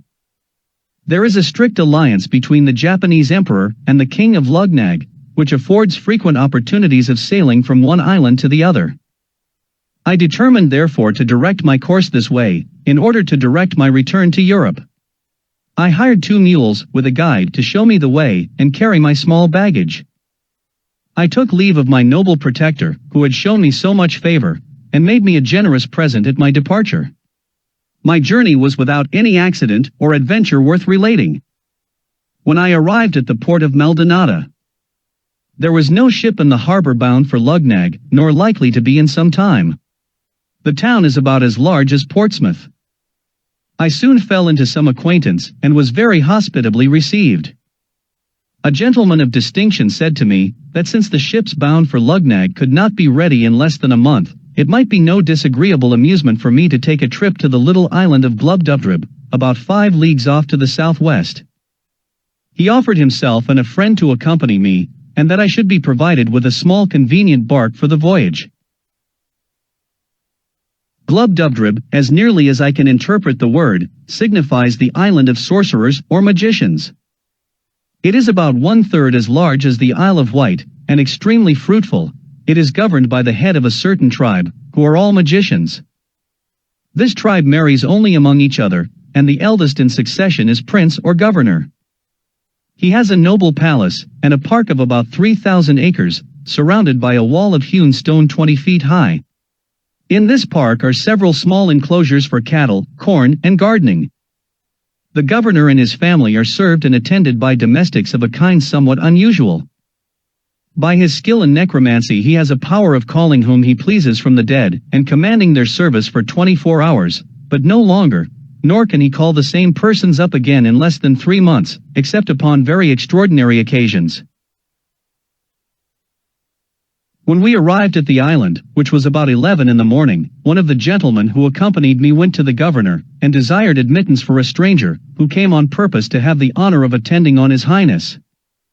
This was immediately granted, and we all 3 entered the gate of the palace between 2 rows of guards, armed and dressed after a very antic manner, and with something in their countenances that made my flesh creep with a horror I cannot express.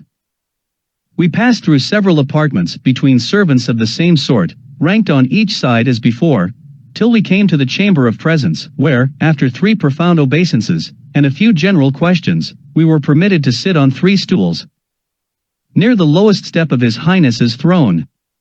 He understood the language of BALNIBARBI, although it was different from that of this island. He desired me to give him some account of my travels, and, to let me see that I should be treated without ceremony, he dismissed all his attendants with a turn of his finger, at which, to my great astonishment, they vanished in an instant, like visions in a dream when we awake on a sudden. I could not recover myself in some time, till the governor assured me that I should receive no hurt, and observing my 2 companions to be under no concern, who had been often entertained in the same manner, I began to take courage. and related to His Highness a short history of my several adventures, yet not without some hesitation, and frequently looking behind me to the place where I had seen those domestic spectres. I had the honor to dine with the governor, where a new set of ghosts served up the meat and waited at table. I now observed myself to be less terrified than I had been in the morning. I stayed till sunset, but humbly desired His Highness to excuse me for not accepting his invitation of lodging in the palace. My two friends and I lay at a private house in the town adjoining, which is the capital of this little island, and the next morning we returned to pay our duty to the governor, as he was pleased to command us. After this manner we continued in the island for 10 days, most part of every day with the governor, and at night in our lodging. I soon grew so familiarized to the sight of spirits, that after the third or fourth time they gave me no emotion at all, or if I had any apprehensions left, my curiosity prevailed over them. For His Highness the Governor ordered me to call up whatever persons I would choose to name, and in whatever numbers, among all the dead from the beginning of the world to the present time, and command them to answer any questions I should think fit to ask. With this condition, that my questions must be confined within the compass of the times they lived in. And one thing I might depend upon, that they would certainly tell me the truth, for lying was a talent of no use in the lower world. I made my humble acknowledgments to His Highness for so great a favor. We were in a chamber, from whence there was a fair prospect into the park. And because my first inclination was to be entertained with scenes of pomp and magnificence, I desired to see Alexander the Great at the head of his army, just after the battle of Arbela, which, upon a motion of the governor's finger, immediately appeared in a large field, under the window where we stood.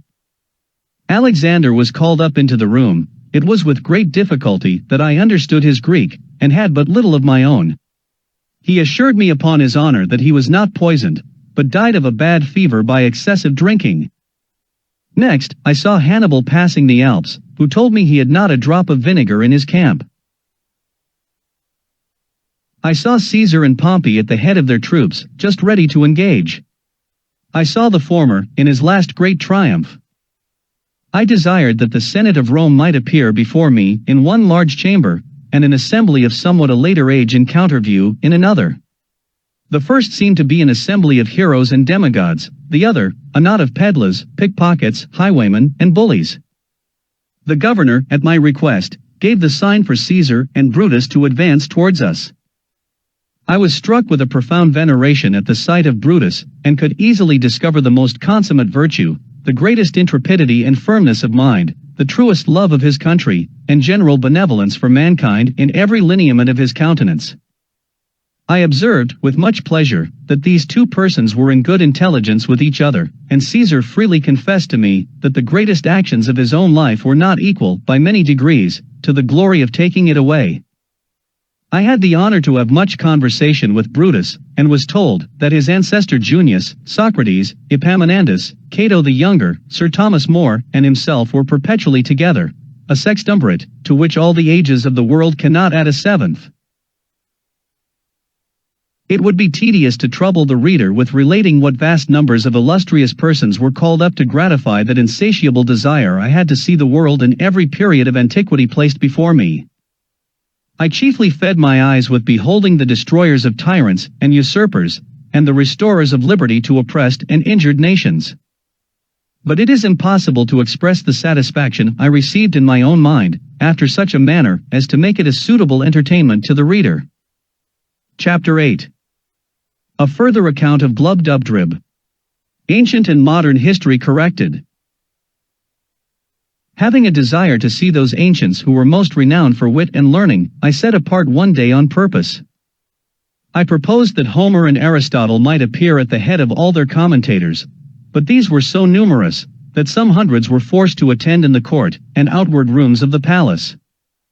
I knew and could distinguish those two heroes at first sight, not only from the crowd, but from each other.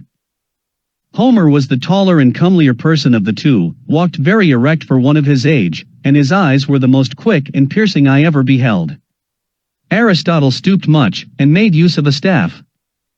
His visage was meager, his hair lank and thin, and his voice hollow. I soon discovered that both of them were perfect strangers to the rest of the company, and had never seen or heard of them before, and I had a whisper from a ghost who shall be nameless, that these commentators always kept in the most distant quarters from their principals. In the lower world, through a consciousness of shame and guilt, because they had so horribly misrepresented the meaning of those authors to posterity.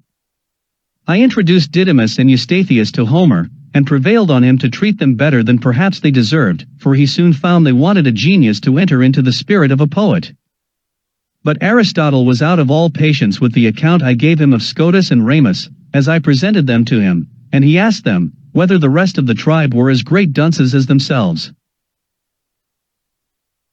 I then desired the governor to call up Descartes and Gassendi, with whom I prevailed to explain their systems to Aristotle. This great philosopher freely acknowledged his own mistakes in natural philosophy, because he proceeded in many things upon conjecture, as all men must do, and he found that Gassendi, who had made the doctrine of Epicurus as palatable as he could, and the vortices of Descartes, were equally to be exploded. He predicted the same fate to attraction, whereof the present learned are such zealous assertors. He said, that new systems of nature were but new fashions, which would vary in every age, and even those, who pretend to demonstrate them from mathematical principles, would flourish but a short period of time, and be out of vogue when that was determined. I spent 5 days in conversing with many others of the ancient learned. I saw most of the first Roman emperors. I prevailed on the governor to call up Heliogabalus's cooks to dress us a dinner, but they could not show us much of their skill, for want of materials. A helot of Agesilaus made us a dish of Spartan broth, but I was not able to get down a second spoonful. The 2 gentlemen, who conducted me to the island, were pressed by their private affairs to return in 3 days, which I employed in seeing some of the modern dead, who had made the greatest figure for 200 or 300 years past. In our own and other countries of Europe, and having been always a great admirer of old illustrious families, I desired the governor would call up a dozen or 2 of kings, with their ancestors in order for 8 or 9 generations. But my disappointment was grievous and unexpected. For, instead of a long train with royal diadems, I saw in one family 2 fiddlers, 3 spruce courtiers, and an Italian prelate. In another, a barber, an abbot, and 2 cardinals. I have too great a veneration for crowned heads, to dwell any longer on so nice a subject. But as to counts, marquises, dukes, earls, and the like, I was not so scrupulous. And I confess, it was not without some pleasure, that I found myself able to trace the particular features, by which certain families are distinguished, up to their originals. I could plainly discover whence one family derives a long chin, why a second has abounded with knaves for 2 generations, and fools for 2 more, why a third happened to be crack-brained, and a fourth to be sharpers, whence it came. What Polydore Virgil says of a certain great house, nec vir fortis, nec femina casta, how cruelty, falsehood, and cowardice grew to be characteristics by which certain families are distinguished as much as by their coats of arms, who first brought the pox into a noble house, which has lineally descended scrofulous tumors to their posterity. Neither could I wonder at all this, when I saw such an interruption of lineages, by pages, lackeys, valets, coachmen, gamesters, fiddlers, players, captains, and pickpockets. I was chiefly disgusted with modern history. For having strictly examined all the persons of greatest name in the courts of princes, for 100 years past, I found how the world had been misled by prostitute writers, to ascribe the greatest exploits in war, to cowards, the wisest counsel, to fools, sincerity, to flatterers, Roman virtue, to betrayers of their country, piety, to atheists, chastity, to sodomites, truth, to informers. How many innocent and excellent persons had been condemned to death or banishment by the practicing of great ministers upon the corruption of judges and the malice of factions? How many villains had been exalted to the highest places of trust, power, dignity, and profit? How great a share in the motions and events of courts, councils, and senates might be challenged by bawds, whores, pimps, parasites, and buffoons? How low an opinion I had of human wisdom and integrity, when I was truly informed of the springs and motives of great enterprises and revolutions in the world, and of the contemptible accidents to which they owed their success. Here I discovered the roguery and ignorance of those who pretend to write anecdotes, or secret history, who send so many kings to their graves with a cup of poison, will repeat the discourse between a prince and chief minister, where no witness was by. Unlock the thoughts and cabinets of ambassadors and secretaries of state, and have the perpetual misfortune to be mistaken. Here I discovered the true causes of many great events that have surprised the world, how a whore can govern the backstairs a council, and the council a senate.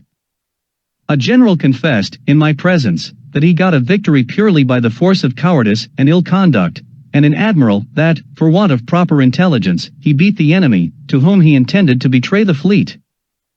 3 kings protested to me, that in their whole reigns they never did once prefer any person of merit, unless by mistake, or treachery of some minister in whom they confided, neither would they do it if they were to live again, and they showed, with great strength of reason, that the royal throne could not be supported without corruption, because that positive, confident, restive temper, which virtue infused into a man, was a perpetual clog to public business. I had the curiosity to inquire in a particular manner, by what methods great numbers had procured to themselves high titles of honor, and prodigious estates, and I confine my inquiry to a very modern period, however, without grating upon present times. Because I would be sure to give no offense even to foreigners, a great number of persons concerned were called up, and, upon a very slight examination, discovered such a scene of infamy, that I cannot reflect upon it without some seriousness. Perjury, oppression, subornation, fraud, panderism, and the like infirmities, were among the most excusable arts they had to mention, and for these I gave, as it was reasonable, great allowance. But when some confessed they owed their greatness and wealth to sodomy or incest, others, to the prostituting of their own wives and daughters, others, to the betraying of their country or their prince, some to poisoning, more to the perverting of justice. In order to destroy the innocent, I hope I may be pardoned, if these discoveries incline me a little to abate of that profound veneration, which I am naturally apt to pay to persons of high rank, who ought to be treated with the utmost respect due to their sublime dignity. By us their inferiors. I had often read of some great services done to princes and states, and desired to see the persons by whom those services were performed. Upon inquiry I was told, that their names were to be found on no record, except a few of them, whom history has represented as the vilest of rogues and traitors. As to the rest, I had never once heard of them. They all appeared with dejected looks, and in the meanest habit, most of them telling me, they died in poverty and disgrace, and the rest on a scaffold or a gibbet. Among others, there was one person, whose case appeared a little singular. He had a youth about 18 years old standing by his side. He told me, he had for many years been commander of a ship, and in the sea fight at Actium had the good fortune to break through the enemy's great line of battle, sink 3 of their capital ships, and take a 4th, which was the sole cause of Antony's flight. And of the victory that ensued, that the youth standing by him, his only son, was killed in the action. He added, that upon the confidence of some merit, the war being at an end, he went to Rome, and solicited at the court of Augustus to be preferred to a greater ship, whose commander had been killed, but without any regard to his pretensions. It was given to a boy who had never seen the sea, the son of Libertina, who waited on one of the emperor's mistresses. Returning back to his own vessel, he was charged with neglect of duty, and the ship given to a favorite page of Publicola, the vice-admiral, whereupon he retired to a poor farm at a great distance from Rome, and there ended his life. I was so curious to know the truth of this story, that I desired Agrippa might be called, who was admiral in that fight. He appeared, and confirmed the whole account, but with much more advantage to the captain, whose modesty had extenuated or concealed a great part of his merit. I was surprised to find corruption grown so high and so quick in that empire, by the force of luxury so lately introduced, which made me less wonder at many parallel cases in other countries, where vices of all kinds have reigned so much longer, and where the whole praise, as well as pillage, has been engrossed by the chief commander, who perhaps had the least title to either. As every person called up made exactly the same appearance he had done in the world, it gave me melancholy reflections to observe how much the race of humankind was degenerated among us within these 100 years past, how the pox, under all its consequences and denominations, had altered every lineament of an English countenance, shortened the size of bodies, unbraced the nerves, relaxed the sinews and muscles, introduced a sallow complexion, and rendered the flesh loose and rancid. I descended so low, as to desire some English yeoman of the old stamp might be summoned to appear, once so famous for the simplicity of their manners, diet, and dress, for justice in their dealings, for their true spirit of liberty, for their valor and love of their country. Neither could I be wholly unmoved, after comparing the living with the dead, when I considered how all these pure native virtues were prostituted for a piece of money by their grandchildren, who in selling their votes and managing at elections, have acquired every vice and corruption that can possibly be learned in a court. Chapter 9. The author returns to Maldonado. Sails to the kingdom of LUGGNAGG. The author confined. He is sent for to court. The manner of his admittance. The king's great lenity to his subjects. The day of our departure being come, I took leave of His Highness, the governor of GLUBBDUBDRIB, and returned with my 2 companions to Maldonado, where, after a fortnight's waiting, a ship was ready to sail for LUGGNAGG. The 2 gentlemen and some others were so generous and kind as to furnish me with provisions and see me on board. I was a month in this voyage. We had one violent storm, and were under a necessity of steering westward to get into the trade wind, which holds for above 60 leagues. On the 21st of April 1708, we sailed into the river of LUGGNAGG, which is a seaport town, at the southeast point of LUGGNAGG. We cast anchor within a league of the town, and made a signal for a pilot. 2 of them came on board in less than half an hour, by whom we were guided between certain shoals and rocks, which are very dangerous in the passage, to a large basin, where a fleet may ride in safety within a cable's length of the town wall.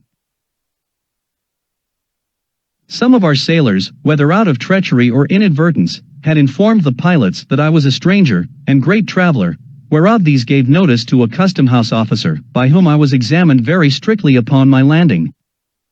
This officer spoke to me in the language of BALNIBARBI, which by the force of much commerce, is generally understood in that town, especially by seamen and those employed in the customs. I gave him a short account of some particulars, and made my story as plausible and consistent as I could, but I thought it necessary to disguise my country, and call myself a Hollander, because my intentions were for Japan. And I knew the Dutch were the only Europeans permitted to enter into that kingdom. I therefore told the officer, that having been shipwrecked on the coast of BALNIBARBI, and cast on a rock, I was received up into LAPUTA, or the Flying Island, and was now endeavoring to get to Japan, whence I might find a convenience of returning to my own country. The officer said, I must be confined till he could receive orders from court, for which he would write immediately, and hope to receive an answer in a fortnight. I was carried to a convenient lodging with a sentry placed at the door. However, I had the liberty of a large garden, and was treated with humanity enough, being maintained all the time at the king's charge. I was invited by several persons, chiefly out of curiosity, because it was reported that I came from countries very remote, of which they had never heard. I hired a young man, who came in the same ship, to be an interpreter. He was a native of LUGGNAGG, but had lived some years at Maldonado, and was a perfect master of both languages. By his assistance, I was able to hold a conversation with those who came to visit me, but this consisted only of their questions, and my answers. The dispatch came from court about the time we expected. It contained a warrant for conducting me and my retinue to Dragdub, or Dragdrib, by a party of 10 horse. All my retinue was that poor lad for an interpreter, whom I persuaded into my service, and, at my humble request, we had each of us a mule to ride on. A messenger was dispatched half a day's journey before us, to give the king notice of my approach, and to desire, that his majesty would please to appoint a day and hour, when it would by his gracious pleasure that I might have the honor to lick the dust before his footstool. This is the court style, and I found it to be more than matter of form, for, upon my admittance 2 days after my arrival, I was commanded to crawl upon my belly, and lick the floor as I advanced, but on account of my being a stranger, care was taken to have it made so clean that the dust was not offensive. However, this was a peculiar grace, not allowed to any but persons of the highest rank, when they desire an admittance. Nay, sometimes the floor is strewed with dust on purpose, when the person to be admitted happens to have powerful enemies at court, and I have seen a great lord with his mouth so crammed, that when he had crept to the proper distance from the throne, he was not able to speak a word. Neither is there any remedy, because it is capital for those, who receive an audience to spit or wipe their mouths in his Majesty's presence. There is indeed another custom, which I cannot altogether approve of. When the king has a mind to put any of his nobles to death in a gentle indulgent manner, he commands the floor to be strewed with a certain brown powder of a deadly composition, which being licked up, infallibly kills him in 24 hours. But in justice to this prince's great clemency, and the care he has of his subjects' lives, it must be mentioned for his honor, that strict orders are given to have the infected parts of the floor well washed after every such execution, which, if his domestics neglect, they are in danger of incurring his royal displeasure. I myself heard him give directions, that one of his pages should be whipped, whose turn it was to give notice about washing the floor after an execution, but maliciously had omitted it, by which neglect a young lord of great hopes, coming to an audience, was unfortunately poisoned. Although the king at that time had no design against his life. But this good prince was so gracious as to forgive the poor page his whipping, upon promise that he would do so no more, without special orders. To return from this digression. When I had crept within 4 yards of the throne, I raised myself gently upon my knees, and then striking my forehead 7 times against the ground, I pronounced the following words, as they had been taught me the night before. Ik bling glofthrob squatserum blyup mlashnalt zwintnadbok of slyafad girdlubasht. This is the compliment, established by the laws of the land, for all persons admitted to the king's presence. It may be rendered into English thus: May your celestial majesty outlive the sun, 11 moons and a half. To this the king returned some answer which, although I could not understand, yet I replied as I had been directed, Fluff drin yelrik dwuldum prastrad push. Which properly signifies, my tongue is in the mouth of my friend, and by this expression was meant, that I desired leave to bring my interpreter, whereupon the young man already mentioned was accordingly introduced, by whose intervention I answered as many questions as his majesty could put in above an hour. I spoke in the BALNIBARBIan tongue, and my interpreter delivered my meaning in that of LUGGNAGG. The king was much delighted with my company, and ordered his Blithmarklub, or High Chamberlain, to appoint a lodging in the court for me and my interpreter, with a daily allowance for my table, and a large purse of gold for my common expenses. I stayed 3 months in this country, out of perfect obedience to his majesty, who was pleased highly to favor me, and made me very honorable offers. But I thought it more consistent with prudence and justice to pass the remainder of my days with my wife and family. Chapter 10. The Lugnaggians commended. A particular description of the Struldbrugs, with many conversations between the author and some eminent persons upon that subject. The Lugnaggians are a polite and generous people, and although they are not without some share of that pride which is peculiar to all eastern countries, yet they show themselves courteous to strangers, especially such who are countenanced by the court. I had many acquaintance, and among persons of the best fashion, and being always attended by my interpreter, the conversation we had was not disagreeable. One day, in much good company, I was asked by a person of quality, whether I had seen any of their Struldbrugs, or immortals. I said, I had not, and desired he would explain to me what he meant by such an appellation, applied to a mortal creature. He told me that sometimes, though very rarely, a child happened to be born in a family, with a red circular spot in the forehead, directly over the left eyebrow, which was an infallible mark that it should never die. The spot, as he described it, was about the compass of a silver threepence, but in the course of time grew larger, and changed its color, for at 12 years old it became green, so continued till 5 and 20, then turned to a deep blue. At 5 and 40 it grew coal black, and as large as an English shilling, but never admitted any further alteration.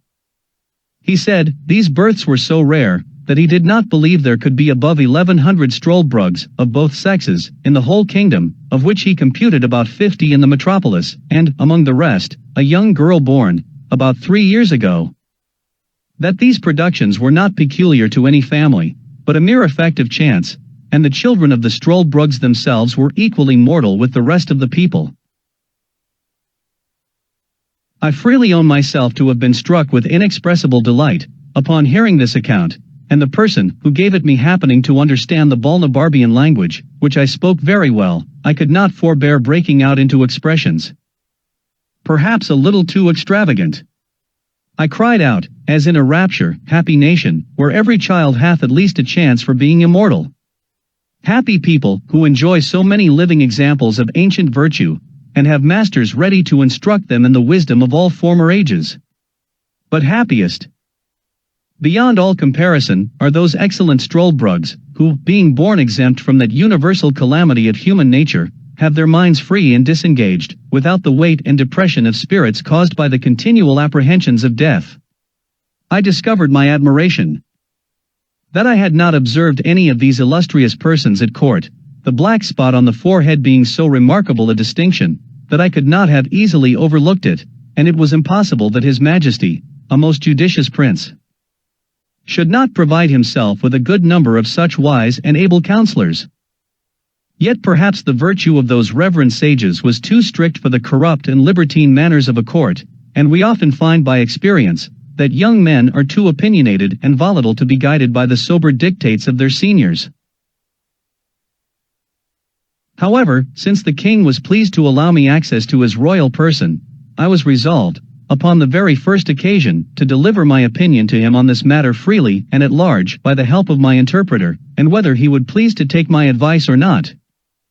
Yet in one thing I was determined, that His Majesty having frequently offered me an establishment in this country, I would, with great thankfulness, accept the favor and pass my life here in the conversation of those superior beings the Struldbrugs, if they would please to admit me. The gentleman to whom I addressed my discourse, because he spoke the language of Balnibarbi, said to me, with a sort of a smile which usually arises from pity to the ignorant, that he was glad of any occasion to keep me among them, and desired my permission to explain to the company what I had spoke.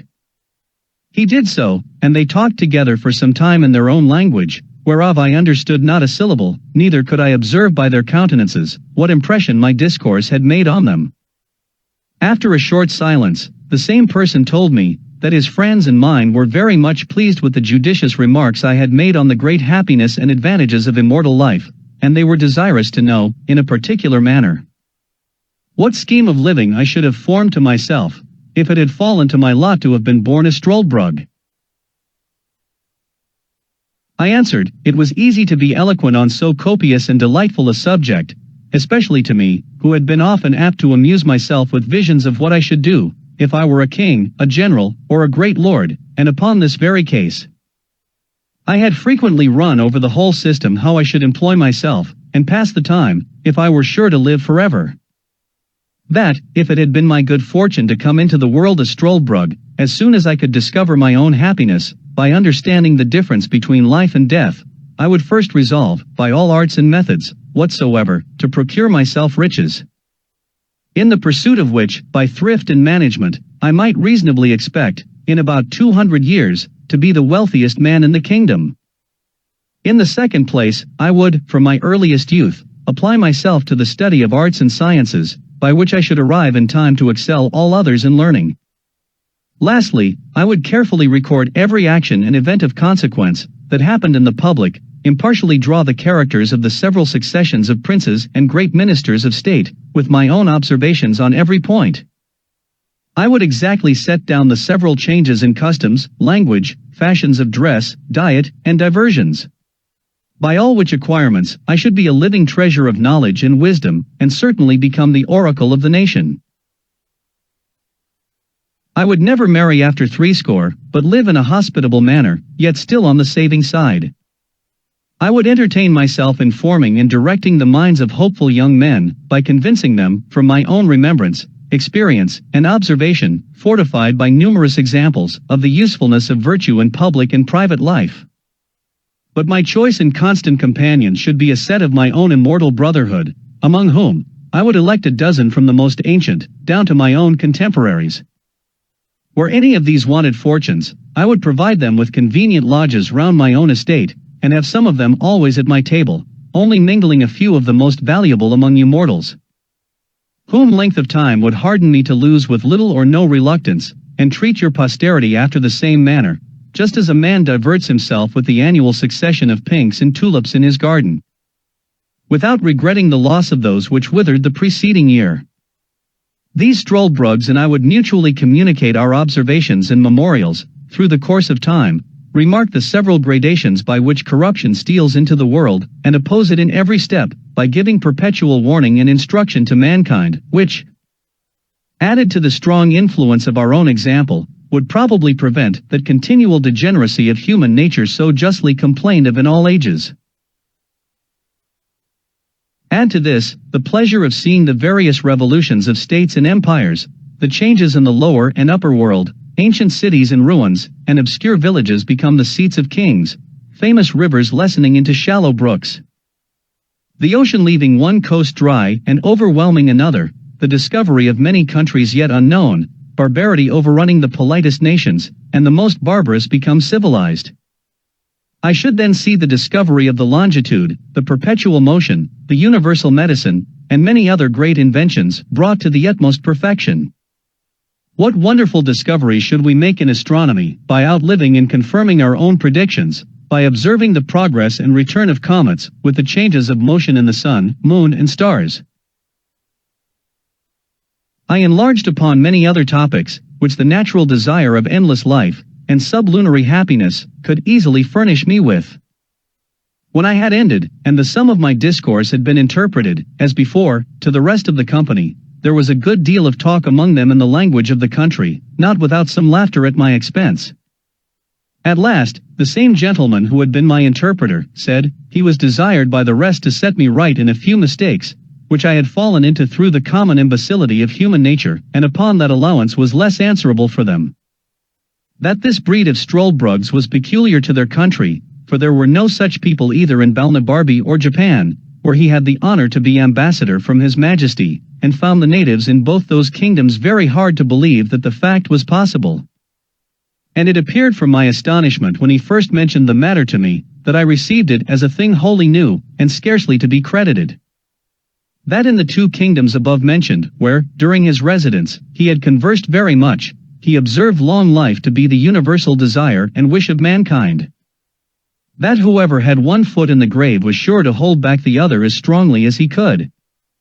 That the oldest had still hopes of living one day longer, and looked on death as the greatest evil, from which nature always prompted him to retreat. Only in this island of LUGGNAGG the appetite for living was not so eager, from the continual example of the Struldbrugs before their eyes.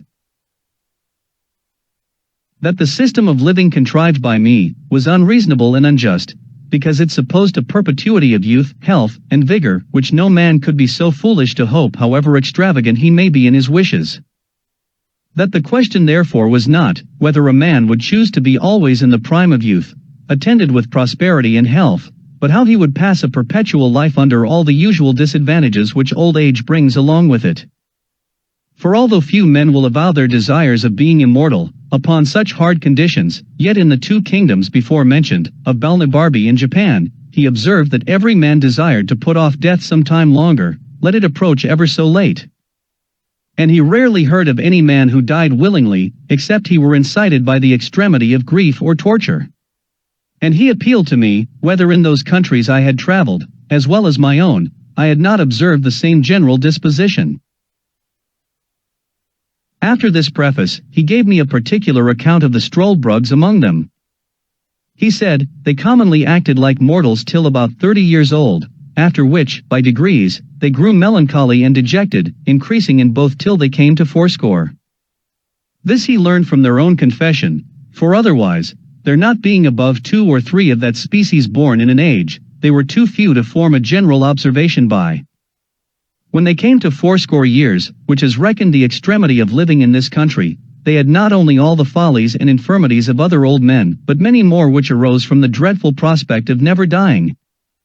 They were not only opinionative, peevish, covetous, morose, vain, talkative, but incapable of friendship, and dead to all natural affection, which never descended below their grandchildren. Envy and impotent desires are their prevailing passions. But those objects against which their envy seems principally directed, are the vices of the younger sort and the deaths of the old. By reflecting on the former, they find themselves cut off from all possibility of pleasure, and whenever they see a funeral, they lament and repine that others have gone to a harbor of rest to which they themselves never can hope to arrive. They have no remembrance of anything but what they learned and observed in their youth and middle age, and even that is very imperfect, and for the truth or particulars of any fact, it is safer to depend on common tradition than upon their best recollections.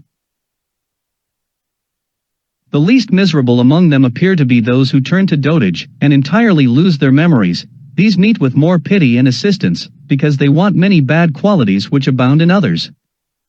If a Struldbrug happen to marry one of his own kind, the marriage is dissolved of course by the courtesy of the kingdom, as soon as the younger of the two comes to be fourscore, for the law thinks it a reasonable indulgence, that those who are condemned, without any fault of their own, to a perpetual continuance in the world, should not have their misery doubled by the load of a wife.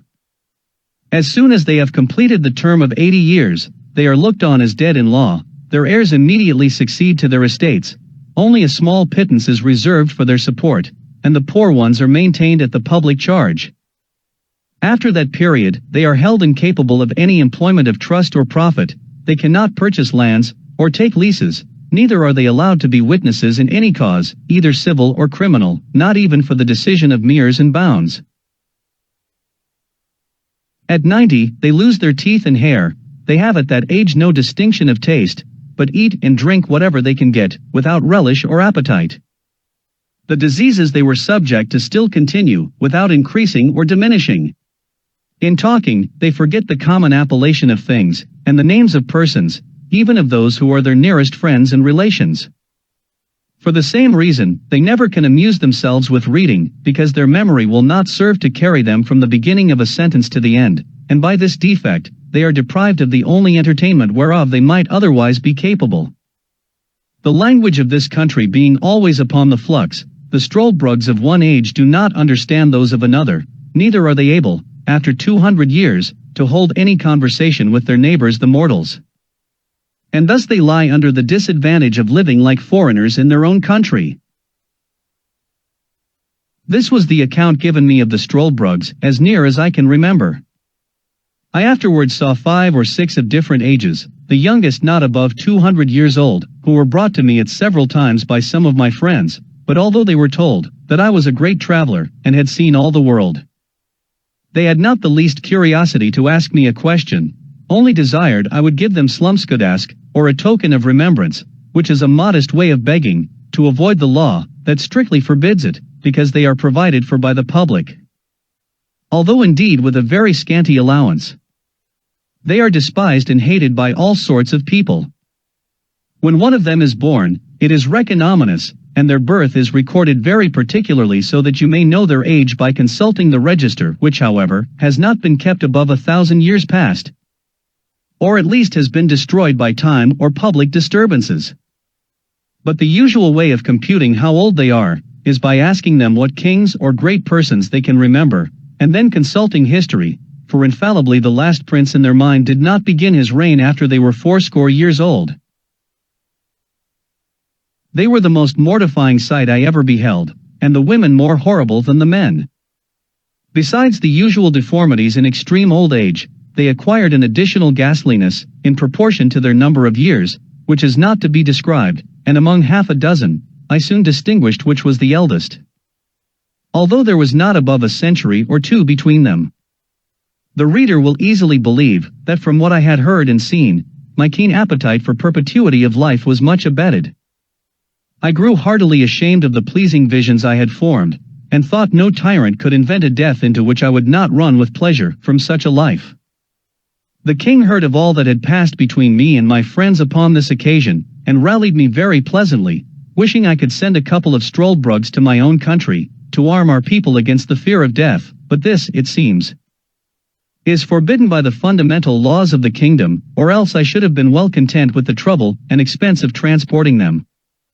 I could not but agree that the laws of this kingdom relative to the Struldbrugs were founded upon the strongest reasons, and such as any other country would be under the necessity of enacting, in the like circumstances. Otherwise, as avarice is the necessary consequence of old age, those immortals would in time become proprietors of the whole nation, and engross the civil power which, for want of abilities to manage, must end in the ruin of the public. Chapter 11. The author leaves Luggnagg and sails to Japan. From thence he returns in a Dutch ship to Amsterdam, and from Amsterdam to England. I thought this account of the Struldbrugs might be some entertainment to the reader, because it seems to be a little out of the common way. At least I do not remember to have met the like in any book of travels that has come to my hands, and if I am deceived, my excuse must be that it is necessary for travelers who describe the same country very often to agree in dwelling on the same particulars, without deserving the censure of having borrowed or transcribed from those who wrote before them. There is indeed a perpetual commerce between this kingdom and the great empire of Japan, and it is very probable that the Japanese authors may have given some account of the Struldbrugs, but my stay in Japan was so short, and I was so entirely a stranger to the language, that I was not qualified to make any inquiries. But I hope the Dutch, upon this notice, will be curious and able enough to supply my defects.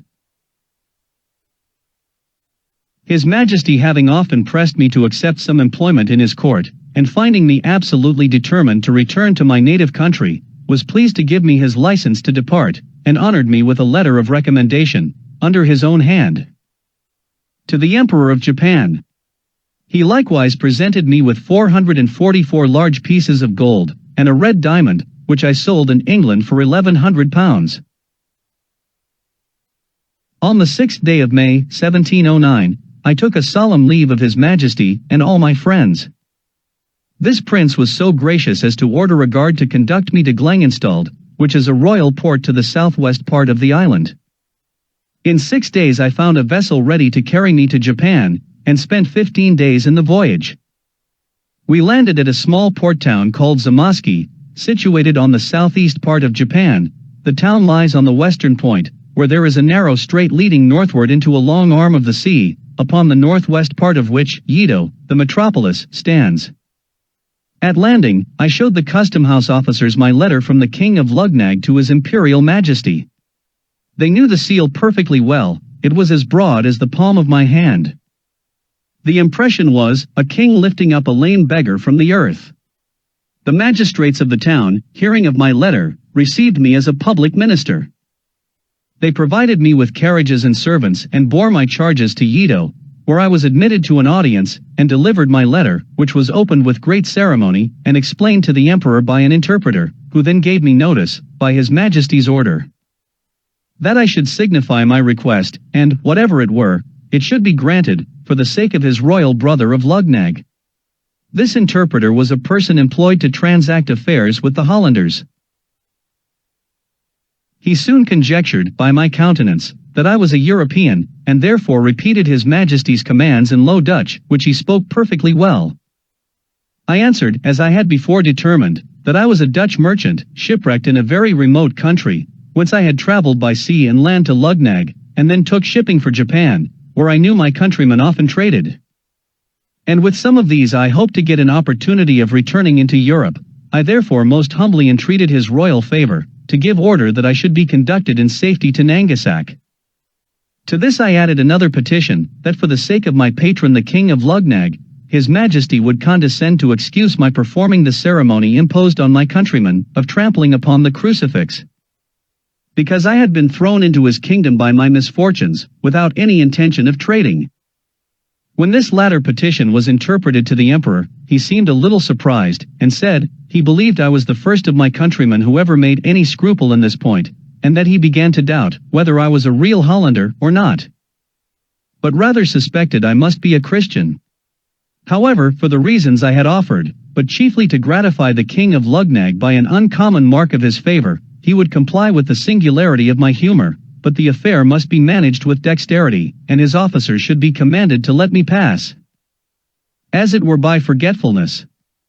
For he assured me, that if the secret should be discovered by my countrymen the Dutch, they would cut my throat in the voyage. I returned my thanks, by the interpreter, for so unusual a favor, and some troops being at that time on their march to Nangasak, the commanding officer had orders to convey me safe thither, with particular instructions about the business of the crucifix. On the 9th day of June, 1709, I arrived at Nangasak, after a very long and troublesome journey. I soon fell into the company of some Dutch sailors belonging to the Amboina, of Amsterdam, a stout ship of 450 tons. I had lived long in Holland, pursuing my studies at Leiden, and I spoke Dutch well. The seamen soon knew from whence I came last. They were curious to inquire into my voyages and course of life. I made up a story as short and probable as I could, but concealed the greatest part. I knew many persons in Holland. I was able to invent names for my parents, whom I pretended to be obscure people in the province of Gelderland. I would have given the captain what he pleased to ask for my voyage to Holland, but understanding I was a surgeon, he was contented to take half the usual rate, on condition that I would serve him in the way of my calling. Before we took shipping, I was often asked by some of the crew, whether I had performed the ceremony above mentioned. I evaded the question by general answers, that I had satisfied the emperor and court in all particulars.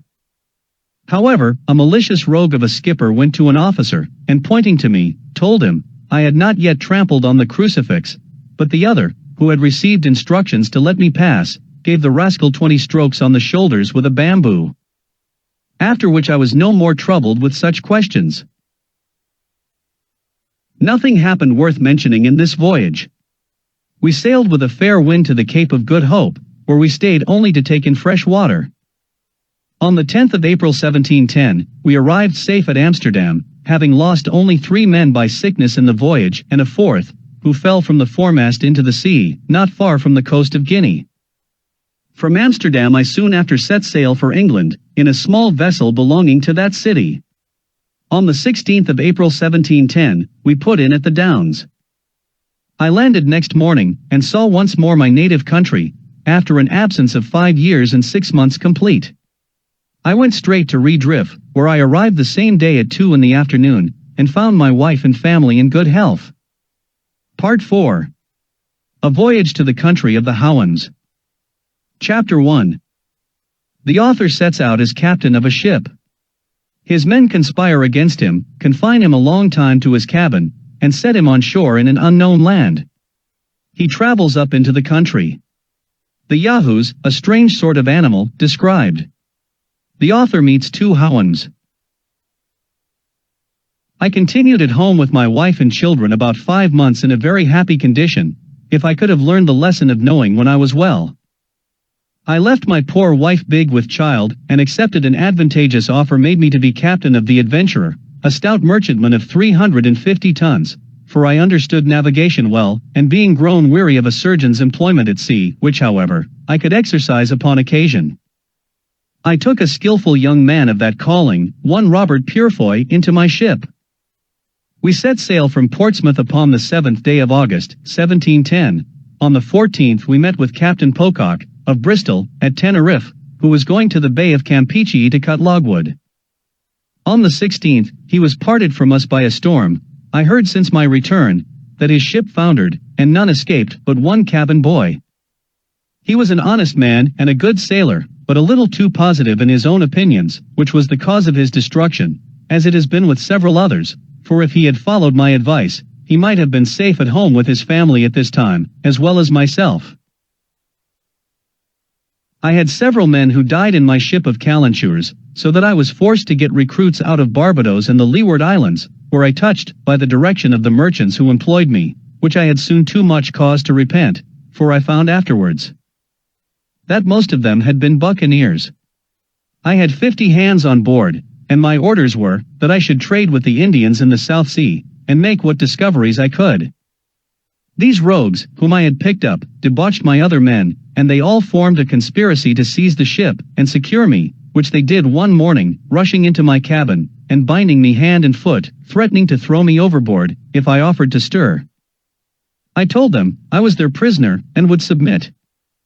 This they made me swear to do, and then they unbound me, only fastening one of my legs with a chain, near my bed, and placed a sentry at my door with his piece charged, who was commanded to shoot me dead if I attempted my liberty. They sent me down victuals and drink, and took the government of the ship to themselves. Their design was to turn pirates and plunder the Spaniards, which they could not do till they got more men. But first they resolved to sell the goods in the ship, and then go to Madagascar for recruits, several among them having died since my confinement.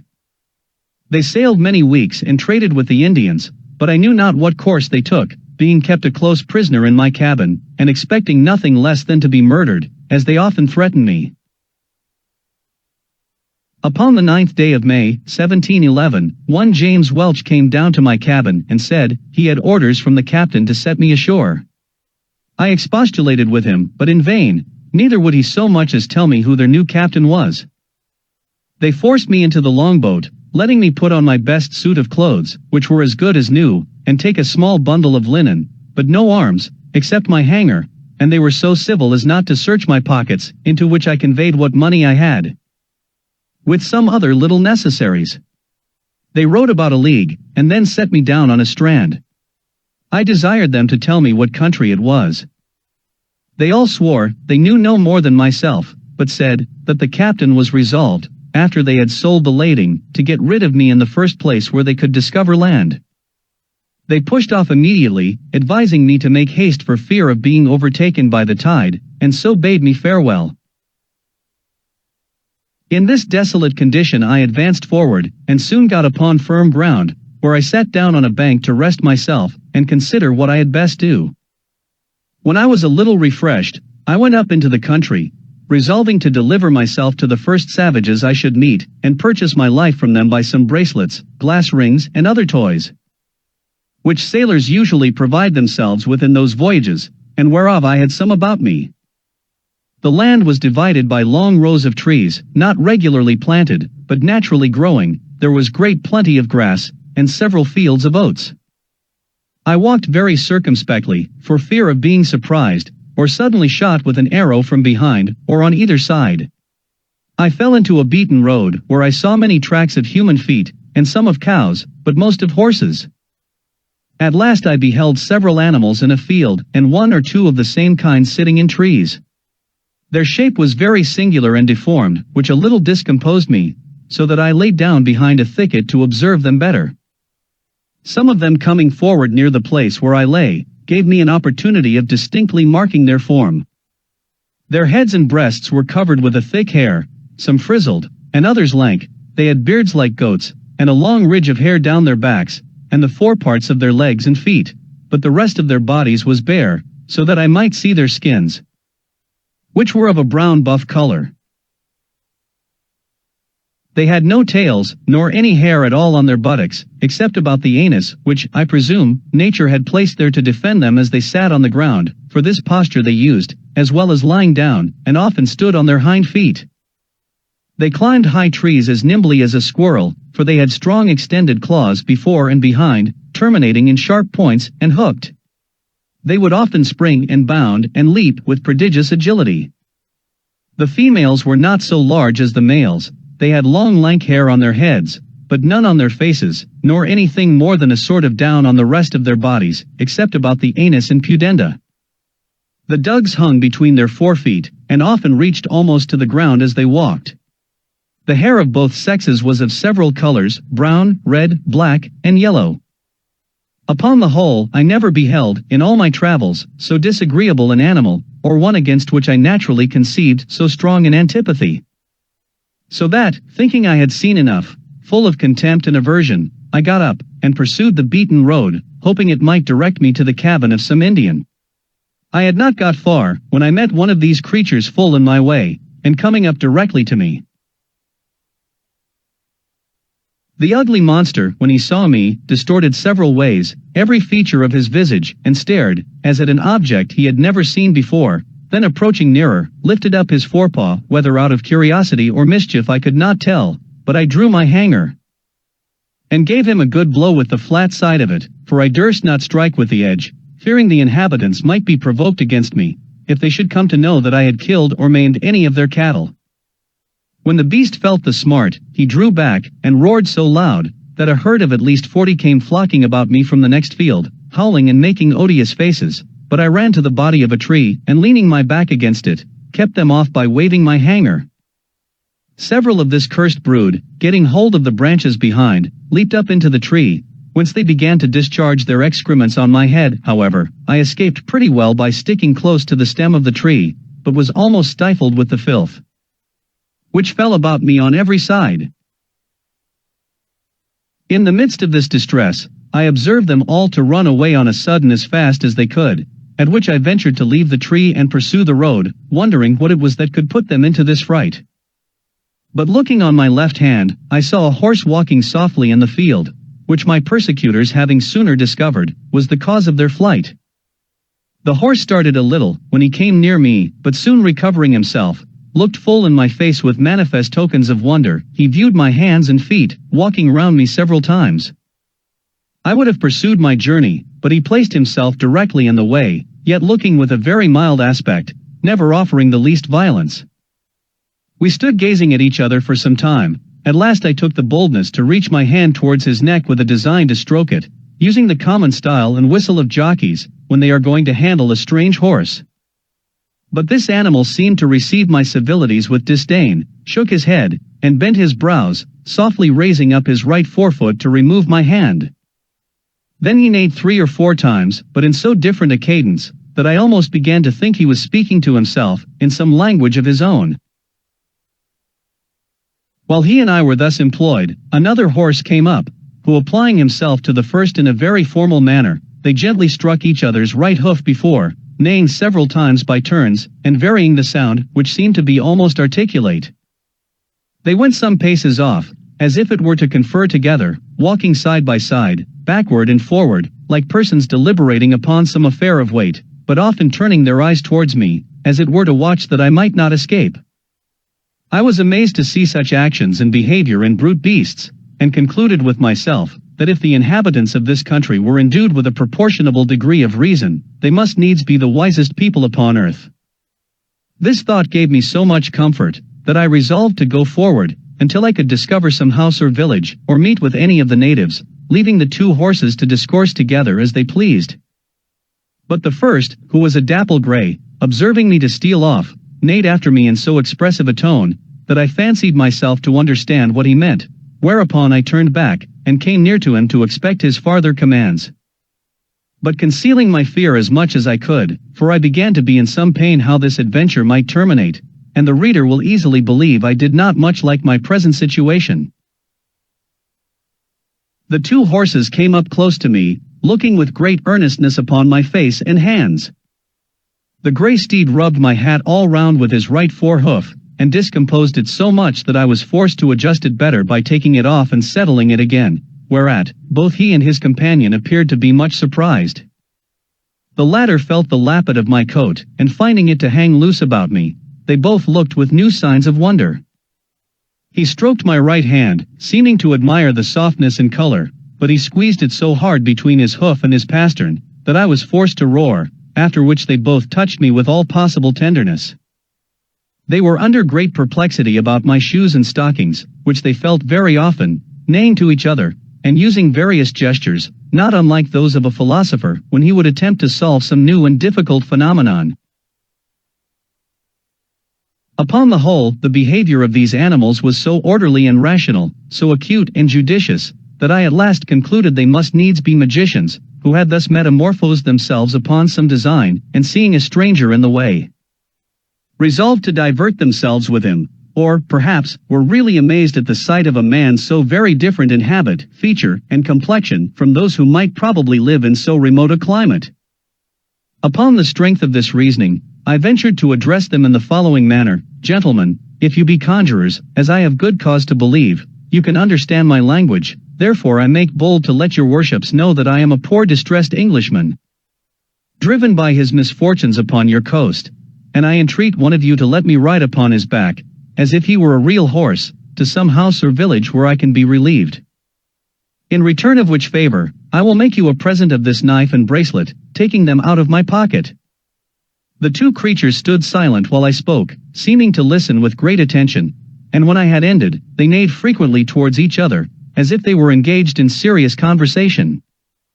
I plainly observed that their language expressed the passions very well, and the words might, with little pains, be resolved into an alphabet more easily than the Chinese. I could frequently distinguish the word Yahoo, which was repeated by each of them several times, and although it was impossible for me to conjecture what it meant, yet while the 2 horses were busy in conversation, I endeavored to practice this word upon my tongue. And as soon as they were silent, I boldly pronounced Yahoo in a loud voice, imitating at the same time, as near as I could, the neighing of a horse, at which they were both visibly surprised, and the grey repeated the same word twice, as if he meant to teach me the right accent. Wherein I spoke after him as well as I could, and found myself perceivably to improve every time, though very far from any degree of perfection. Then the bay tried me with a second word, much harder to be pronounced, but reducing it to the English orthography, may be spelt thus HOUYHNHNMS. I did not succeed in this so well as in the former, but after 2 or 3 farther trials, I had better fortune, and they both appeared amazed at my capacity. After some further discourse, which I then conjectured might relate to me, the 2 friends took their leaves, with the same compliment of striking each other's hoof, and the grey made me signs that I should walk before him, wherein I thought it prudent to comply, till I could find a better director. When I offered to slacken my pace, he would cry HOUYHNHNMS. I guessed his meaning, and gave him to understand, as well as I could, that I was weary, and not able to walk faster, upon which he would stand a while to let me rest. Chapter 2. The author conducted by a HOUYHNHNM to his house. The house described. The author's reception. The food of the HOUYHNHNMS. The author in distress for want of meat, is at last relieved. His manner of feeding in this country. Having traveled about 3 miles, we came to a long kind of building, made of timber stuck in the ground, and wattled across. The roof was low and covered with straw. I now began to be a little comforted, and took out some toys, which travelers usually carry for presents to the savage Indians of America, and other parts, in hopes the people of the house would be thereby encouraged to receive me kindly. The horse made me a sign to go in first. It was a large room with a smooth clay floor, and a rack and manger, extending the whole length on one side. There were 3 nags and 2 mares, not eating, but some of them sitting down upon their hams, which I very much wondered at, but wondered more to see the rest employed in domestic business. These seemed but ordinary cattle. However, this confirmed my first opinion, that a people who could so far civilize brute animals, must needs excel in wisdom all the nations of the world. The grey came in just after, and thereby prevented any ill treatment which the others might have given me. He neighed to them several times in a style of authority, and received answers. Beyond this room there were 3 others, reaching the length of the house, to which you passed through 3 doors, opposite to each other, in the manner of a vista. We went through the second room towards the third. Here the grey walked in first, beckoning me to attend. I waited in the second room, and got ready my presents for the master and mistress of the house. They were 2 knives, 3 bracelets of false pearls, a small looking-glass, and a bead necklace. The horse neighed 3 or 4 times, and I waited to hear some answers in a human voice, but I heard no other returns than in the same dialect, only 1 or 2 a little shriller than his. I began to think that this house must belong to some person of great note among them, because there appeared so much ceremony before I could gain admittance. But that a man of quality should be served all by horses, was beyond my comprehension. I feared my brain was disturbed by my sufferings and misfortunes. I roused myself, and looked about me in the room where I was left alone. This was furnished like the first, only after a more elegant manner. I rubbed my eyes often, but the same objects still occurred. I pinched my arms and sides to awake myself, hoping I might be in a dream. I then absolutely concluded that all these appearances could be nothing else but necromancy and magic. But I had no time to pursue these reflections, for the grey horse came to the door, and made me a sign to follow him into the third room, where I saw a very comely mare, together with a colt and foal, sitting on their haunches upon mats of straw, not unartfully made, and perfectly neat and clean. The mare soon after my entrance rose from her mat, and coming up close, after having nicely observed my hands and face, gave me a most contemptuous look, and turning to the horse, I heard the word Yahoo often repeated betwixt them, the meaning of which word I could not then comprehend, although it was the first I had learned to pronounce. But I was soon better informed, to my everlasting mortification, for the horse, beckoning to me with his head, and repeating the HOUYHNHNMS, as he did upon the road, which I understood was to attend him, led me out into a kind of court, where was another building, at some distance from the house. Here we entered, and I saw 3 of those detestable creatures, which I first met after my landing, feeding upon roots, and the flesh of some animals, which I afterwards found to be that of asses and dogs, and now and then a cow, dead by accident or disease. They were all tied by the neck with strong withes, fastened to a beam. They held their food between the claws of their 4 feet, and tore it with their teeth. The master horse ordered a sorrel nag, one of his servants, to untie the largest of these animals, and take him into the yard. The beast and I were brought close together, and by our countenances diligently compared both by master and servant, who thereupon repeated several times the word Yahoo. My horror and astonishment are not to be described, when I observed in this abominable animal, a perfect human figure. The face of it indeed was flat and broad, the nose depressed, the lips large, and the mouth wide, but these differences are common to all savage nations. Where the lineaments of the countenance are distorted, by the natives suffering their infants to lie groveling on the earth, or by carrying them on their backs, nuzzling with their face against the mother's shoulders. The 4 feet of the Yahoo differed from my hands in nothing else, but the length of the nails, the coarseness and brownness of the palms, and the hairiness on the backs. There was the same resemblance between our feet, with the same differences, which I knew very well, though the horses did not, because of my shoes and stockings, the same in every part of our bodies except as to hairiness and color, which I have already described. The great difficulty that seemed to stick with the 2 horses was to see the rest of my body so very different from that of a Yahoo, for which I was obliged to my clothes, whereof they had no conception. The sorrel nag offered me a root, which he held between his hoof and pastern. I took it in my hand, and, having smelt it, returned it to him again as civilly as I could. He brought out of the Yahoo's kennel a piece of ass's flesh, but it smelt so offensively that I turned from it with loathing. He then threw it to the Yahoo, by whom it was greedily devoured. He afterwards showed me a wisp of hay, and a fetlock full of oats, but I shook my head, to signify that neither of these were food for me. And indeed I now apprehended that I must absolutely starve, if I did not get to some of my own species, for as to those filthy Yahoos, although there were few greater lovers of mankind at that time than myself, yet I confess I never saw any sensitive being so detestable on all accounts.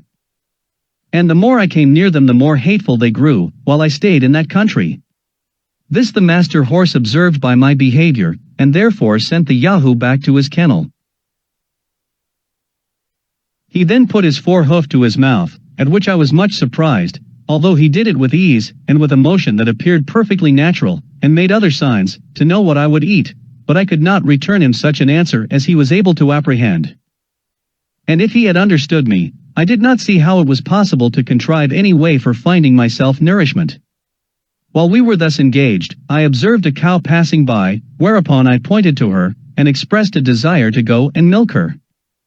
This had its effect, for he led me back into the house, and ordered a mere servant to open a room, where a good store of milk lay in earthen and wooden vessels, after a very orderly and cleanly manner. She gave me a large bowlful, of which I drank very heartily, and found myself well refreshed. About noon, I saw coming towards the house a kind of vehicle drawn like a sledge by 4 Yahoos. There was in it an old steed, who seemed to be of quality. He alighted with his hind feet forward, having by accident got a hurt in his left 4-foot. He came to dine with our horse, who received him with great civility. They dined in the best room, and had oats boiled in milk for the second course, which the old horse ate warm but the rest cold. Their mangers were placed circular in the middle of the room, and divided into several partitions, round which they sat on their haunches, upon bosses of straw.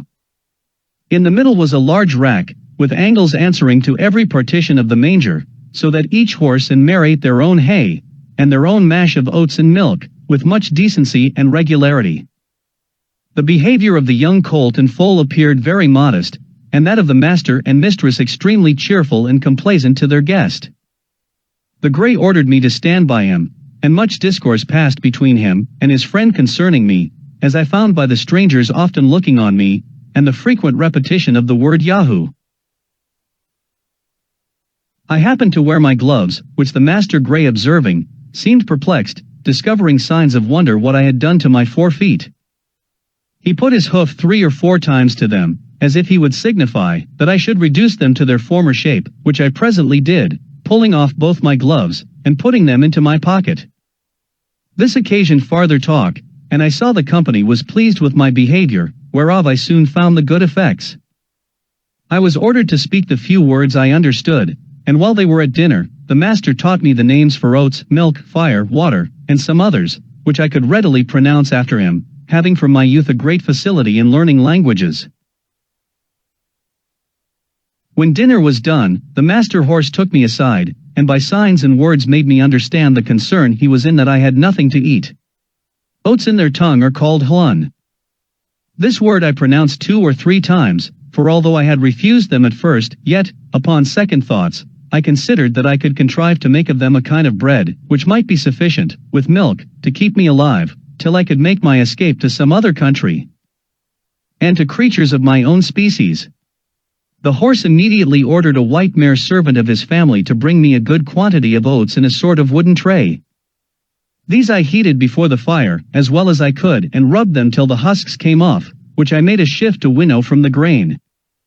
I ground and beat them between 2 stones, then took water, and made them into a paste or cake, which I toasted at the fire and eat warm with milk. It was at first a very insipid diet, though common enough in many parts of Europe, but grew tolerable by time, and having been often reduced to hard fare in my life, this was not the first experiment I had made how easily nature is satisfied. And I cannot but observe that I never had 1 hour's sickness while I stayed in this island. It is true, I sometimes made a shift to catch a rabbit or bird by springs made of Yahoo's hairs, and I often gathered wholesome herbs, which I boiled and ate as salads with my bread, and now and then, for a rarity, I made a little butter and drank the whey. I was at first at a great loss for salt, but custom soon reconciled me to the want of it, and I am confident that the frequent use of salt among us is an effect of luxury, and was first introduced only as a provocative to drink. Except where it is necessary for preserving flesh in long voyages, or in places remote from great markets, for we observe no animal to be fond of it, but man, and as to myself, when I left this country, it was a great while before I could endure the taste of it in anything that I ate. This is enough to say upon the subject of my diet, wherewith other travelers fill their books, as if the readers were personally concerned whether we fare well or ill. However, it was necessary to mention this matter, lest the world should think it impossible that I could find sustenance for 3 years in such a country, and among such inhabitants. When it grew towards evening, the master horse ordered a place for me to lodge in. It was but 6 yards from the house and separated from the stable of the Yahoos. Here I got some straw, and covering myself with my own clothes, slept very sound. But I was in a short time better accommodated, as the reader shall know hereafter, when I come to treat more particularly about my way of living. Chapter 3. The author studies to learn the language. The HOUYHNHNM, his master, assists in teaching him. The language described. Several HOUYHNHNMS of quality come out of curiosity to see the author. He gives his master a short account of his voyage. My principal endeavor was to learn the language which my master, and his children, and every servant of his house, were desirous to teach me, for they looked upon it as a prodigy. That a brute animal should discover such marks of a rational creature. I pointed to everything, and inquired the name of it, which I wrote down in my journal book when I was alone, and corrected my bad accent by desiring those of the family to pronounce it often. In this employment, a sorrel nag, one of the under-servants, was very ready to assist me. In speaking, they pronounce through the nose and throat, and their language approaches nearest to the High Dutch, or German, of any I know in Europe, but is much more graceful and significant. The Emperor Charles V made almost the same observation, when he said that if he were to speak to his horse, it should be in High Dutch. The curiosity and impatience of my master were so great, that he spent many hours of his leisure to instruct me. He was convinced that I must be a Yahoo, but my teachableness, civility, and cleanliness astonished him, which were qualities altogether opposite to those animals.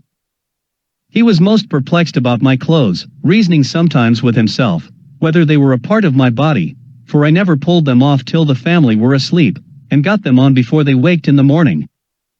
My master was eager to learn whence I came, how I acquired those appearances of reason, which I discovered in all my actions, and to know my story from my own mouth. which he hoped he should soon do by the great proficiency I made in learning and pronouncing their words and sentences. To help my memory, I formed all I learned into the English alphabet, and writ the words down, with the translations. This last, after some time, I ventured to do in my master's presence. It cost me much trouble to explain to him what I was doing, for the inhabitants have not the least idea of books or literature. In about 10 weeks' time, I was able to understand most of his questions, and in 3 months, could give him some tolerable answers. He was extremely curious to know from what part of the country I came, and how I was taught to imitate a rational creature, because the Yahoos, with some appearance of cunning, and the strongest disposition to mischief, were observed to be the most unteachable of all brutes. I answered, that I came over the sea, from a far place, with many others of my own kind, in a great hollow vessel made of the bodies of trees, that my companions forced me to land on this coast, and then left me to shift for myself. It was with some difficulty, and by the help of many signs, that I brought him to understand me. He replied, that I must needs be mistaken, or that I said the thing which was not, for they have no word in their language to express lying or falsehood. He knew it was impossible that there could be a country beyond the sea, or that a parcel of brutes could move a wooden vessel whither they pleased upon water. He was sure no HOUYHNHNM alive could make such a vessel, nor would trust Yahoos to manage it. The word HOUYHNHNM, in their tongue, signifies a horse, and, in its etymology, the perfection of nature. I told my master, that I was at a loss for expression, but would improve as fast as I could, and hoped, in a short time, I should be able to tell him wonders. He was pleased to direct his own mare, his colt and foal, and the servants of the family, to take all opportunities of instructing me, and every day, for 2 or 3 hours, he was at the same pains himself. Several horses and mares of quality in the neighborhood came often to our house, upon the report spread of a wonderful Yahoo, that could speak like a HOUYHNHNM, and seemed, in his words and actions, to discover some glimmerings of reason. These delighted to converse with me. They put many questions, and received such answers as I was able to return. By all these advantages I made so great a progress, that, in 5 months from my arrival I understood whatever was spoken, and could express myself tolerably well. The HOUYHNHNMS, who came to visit my master out of a design of seeing and talking with me, could hardly believe me to be a right Yahoo, because my body had a different covering from others of my kind. They were astonished to observe me without the usual hair or skin, except on my head, face, and hands, but I discovered that secret to my master upon an accident which happened about a fortnight before. I have already told the reader, that every night, when the family were gone to bed, it was my custom to strip, and cover myself with my clothes. It happened, one morning early, that my master sent for me by the sorrel nag, who was his valet. When he came I was fast asleep, my clothes fallen off on one side, and my shirt above my waist. I awaked at the noise he made, and observed him to deliver his message in some disorder, after which he went to my master, and in a great fright gave him a very confused account of what he had seen. This I presently discovered, for, going as soon as I was dressed to pay my attendance upon his honor, he asked me the meaning of what his servant had reported, that I was not the same thing when I slept, as I appeared to be at other times, that his valet assured him. Some part of me was white, some yellow, at least not so white, and some brown. I had hitherto concealed the secret of my dress, in order to distinguish myself, as much as possible, from that cursed race of Yahoos, but now I found it in vain to do so any longer. Besides, I considered that my clothes and shoes would soon wear out, which already were in a declining condition, and must be supplied by some contrivance from the hides of Yahoos, or other brutes, whereby the whole secret would be known. I therefore told my master, that in the country whence I came, those of my kind always covered their bodies with the hairs of certain animals prepared by art, as well for decency as to avoid the inclemencies of air, both hot and cold, of which, as to my own person, I would give him immediate conviction, if he pleased to command me, only desiring his excuse, if I did not expose those parts that nature taught us to conceal. He said, my discourse was all very strange, but especially the last part, for he could not understand, why nature should teach us to conceal what nature had given, that neither himself nor family were ashamed of any parts of their bodies, but however I might do as I pleased. Whereupon I first unbuttoned my coat, and pulled it off. I did the same with my waistcoat. I drew off my shoes, stockings, and breeches. I let my shirt down to my waist, and drew up the bottom, fastening it like a girdle about my middle, to hide my nakedness. My master observed the whole performance with great signs of curiosity and admiration. He took up all my clothes in his pastern, one piece after another, and examined them diligently. He then stroked my body very gently, and looked round me several times, after which he said, it was plain I must be a perfect Yahoo. But that I differed very much from the rest of my species in the softness, whiteness, and smoothness of my skin, my want of hair in several parts of my body, the shape and shortness of my claws behind and before, and my affectation of walking continually on my 2 hinder feet. He desired to see no more, and gave me leave to put on my clothes again, for I was shuddering with cold. I expressed my uneasiness at his giving me so often the appellation of Yahoo, an odious animal, for which I had so utter a hatred and contempt. I begged he would forbear applying that word to me, and make the same order in his family and among his friends whom he suffered to see me. I requested likewise, that the secret of my having a false covering to my body, might be known to none but himself, at least as long as my present clothing should last, for as to what the sorrel nag, his valet, had observed, his honor might command him to conceal it. All this my master very graciously consented to, and thus the secret was kept till my clothes began to wear out, which I was forced to supply by several contrivances that shall hereafter be mentioned. In the meantime, he desired I would go on with my utmost diligence to learn their language, because he was more astonished at my capacity for speech and reason, than at the figure of my body, whether it were covered or not, adding, that he waited with some impatience to hear the wonders which I promised to tell him. From thenceforward he doubled the pains he had been at to instruct me. He brought me into all company, and made them treat me with civility, because, as he told them, privately, this would put me into good humor, and make me more diverting. Every day, when I waited on him, beside the trouble he was at in teaching, he would ask me several questions concerning myself, which I answered as well as I could, and by these means he had already received some general ideas, though very imperfect. It would be tedious to relate the several steps by which I advanced to a more regular conversation, but the first account I gave of myself in any order and length was to this purpose. That I came from a very far country, as I already had attempted to tell him, with about 50 more of my own species, that we traveled upon the seas in a great hollow vessel made of wood, and larger than his honor's house. I described the ship to him in the best terms I could, and explained, by the help of my handkerchief displayed, how it was driven forward by the wind. That upon a quarrel among us, I was set on shore on this coast, where I walked forward, without knowing whither, till he delivered me from the persecution of those execrable Yahoos. He asked me, who made the ship, and how it was possible that the HOUYHNHNMS of my country would leave it to the management of brutes.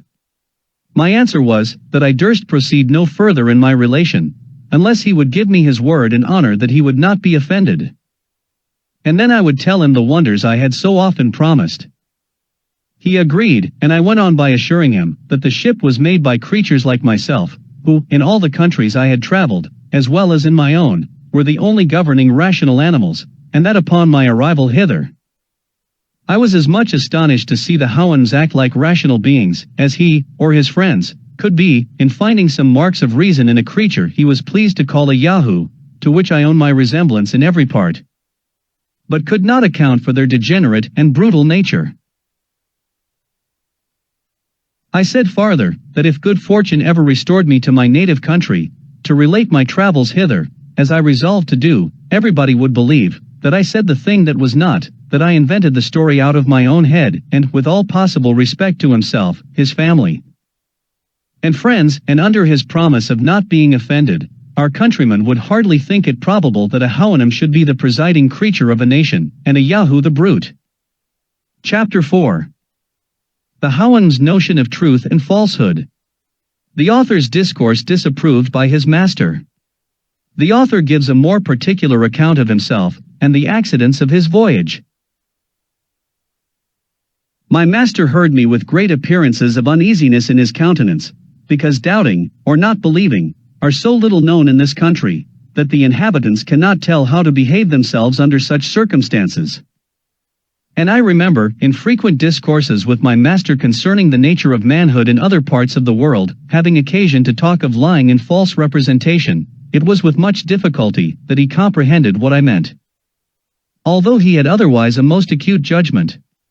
For he argued thus, that the use of speech was to make us understand one another, and to receive information of facts. Now, if any one said the thing which was not, these ends were defeated, because I cannot properly be said to understand him, and I am so far from receiving information, that he leaves me worse than in ignorance, for I am led to believe a thing black, when it is white, and short, when it is long.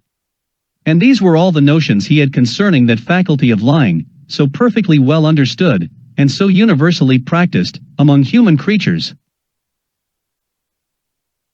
To return from this digression. When I asserted that the Yahoos were the only governing animals in my country, which my master said was altogether past his conception, he desired to know whether we had HOUYHNHNMS among us, and what was their employment. I told him we had great numbers, that in summer they grazed in the fields, and in winter were kept in houses with hay and oats, where Yahoo servants were employed to rub their skins smooth, comb their manes, pick their feet, serve them with food, and make their beds. I understand you well, said my master. It is now very plain, from all you have spoken, that whatever share of reason the Yahoos pretend to, the HOUYHNHNMS are your masters. I heartily wish our Yahoos would be so tractable. I begged his honor would please to excuse me from proceeding any further, because I was very certain that the account he expected from me would be highly displeasing. But he insisted in commanding me to let him know the best and the worst. I told him he should be obeyed. I owned that the HOUYHNHNMS among us, whom we called horses, were the most generous and comely animals we had, that they excelled in strength and swiftness, and when they belonged to persons of quality, were employed in traveling, racing, or drawing chariots. They were treated with much kindness and care, till they fell into diseases, or became foundered in the feet, but then they were sold, and used to all kind of drudgery till they died, after which their skins were stripped, and sold for what they were worth, and their bodies left to be devoured by dogs and birds of prey. But the common race of horses had not so good fortune, being kept by farmers and carriers, and other mean people, who put them to greater labor, and fed them worse. I described, as well as I could, our way of riding, the shape and use of a bridle, a saddle, a spur, and a whip, of harness and wheels.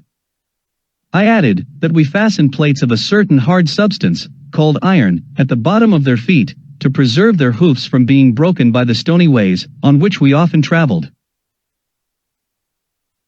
My master, after some expressions of great indignation, wondered how we dared to venture upon a HOUYHNHNM's back, for he was sure that the weakest servant in his house would be able to shake off the strongest Yahoo, or by lying down and rolling on his back, squeeze the brute to death. I answered that our horses were trained up, from 3 or 4 years old, to the several uses we intended them for, that if any of them proved intolerably vicious, they were employed for carriages, that they were severely beaten, while they were young, for any mischievous tricks, that the males, designed for the common use of riding or draught, were generally castrated about 2 years after their birth, to take down their spirits, and make them more tame and gentle. That they were indeed sensible of rewards and punishments, but his honor would please to consider, that they had not the least tincture of reason, any more than the Yahoos in this country. It put me to the pains of many circumlocutions, to give my master a right idea of what I spoke, for their language does not abound in variety of words, because their wants and passions are fewer than among us. But it is impossible to express his noble resentment at our savage treatment of the HOUYHNHNM race, particularly after I had explained the manner and use of castrating horses among us, to hinder them from propagating their kind, and to render them more servile. He said, if it were possible there could be any country where Yahoos alone were endued with reason, they certainly must be the governing animal, because reason in time will always prevail against brutal strength.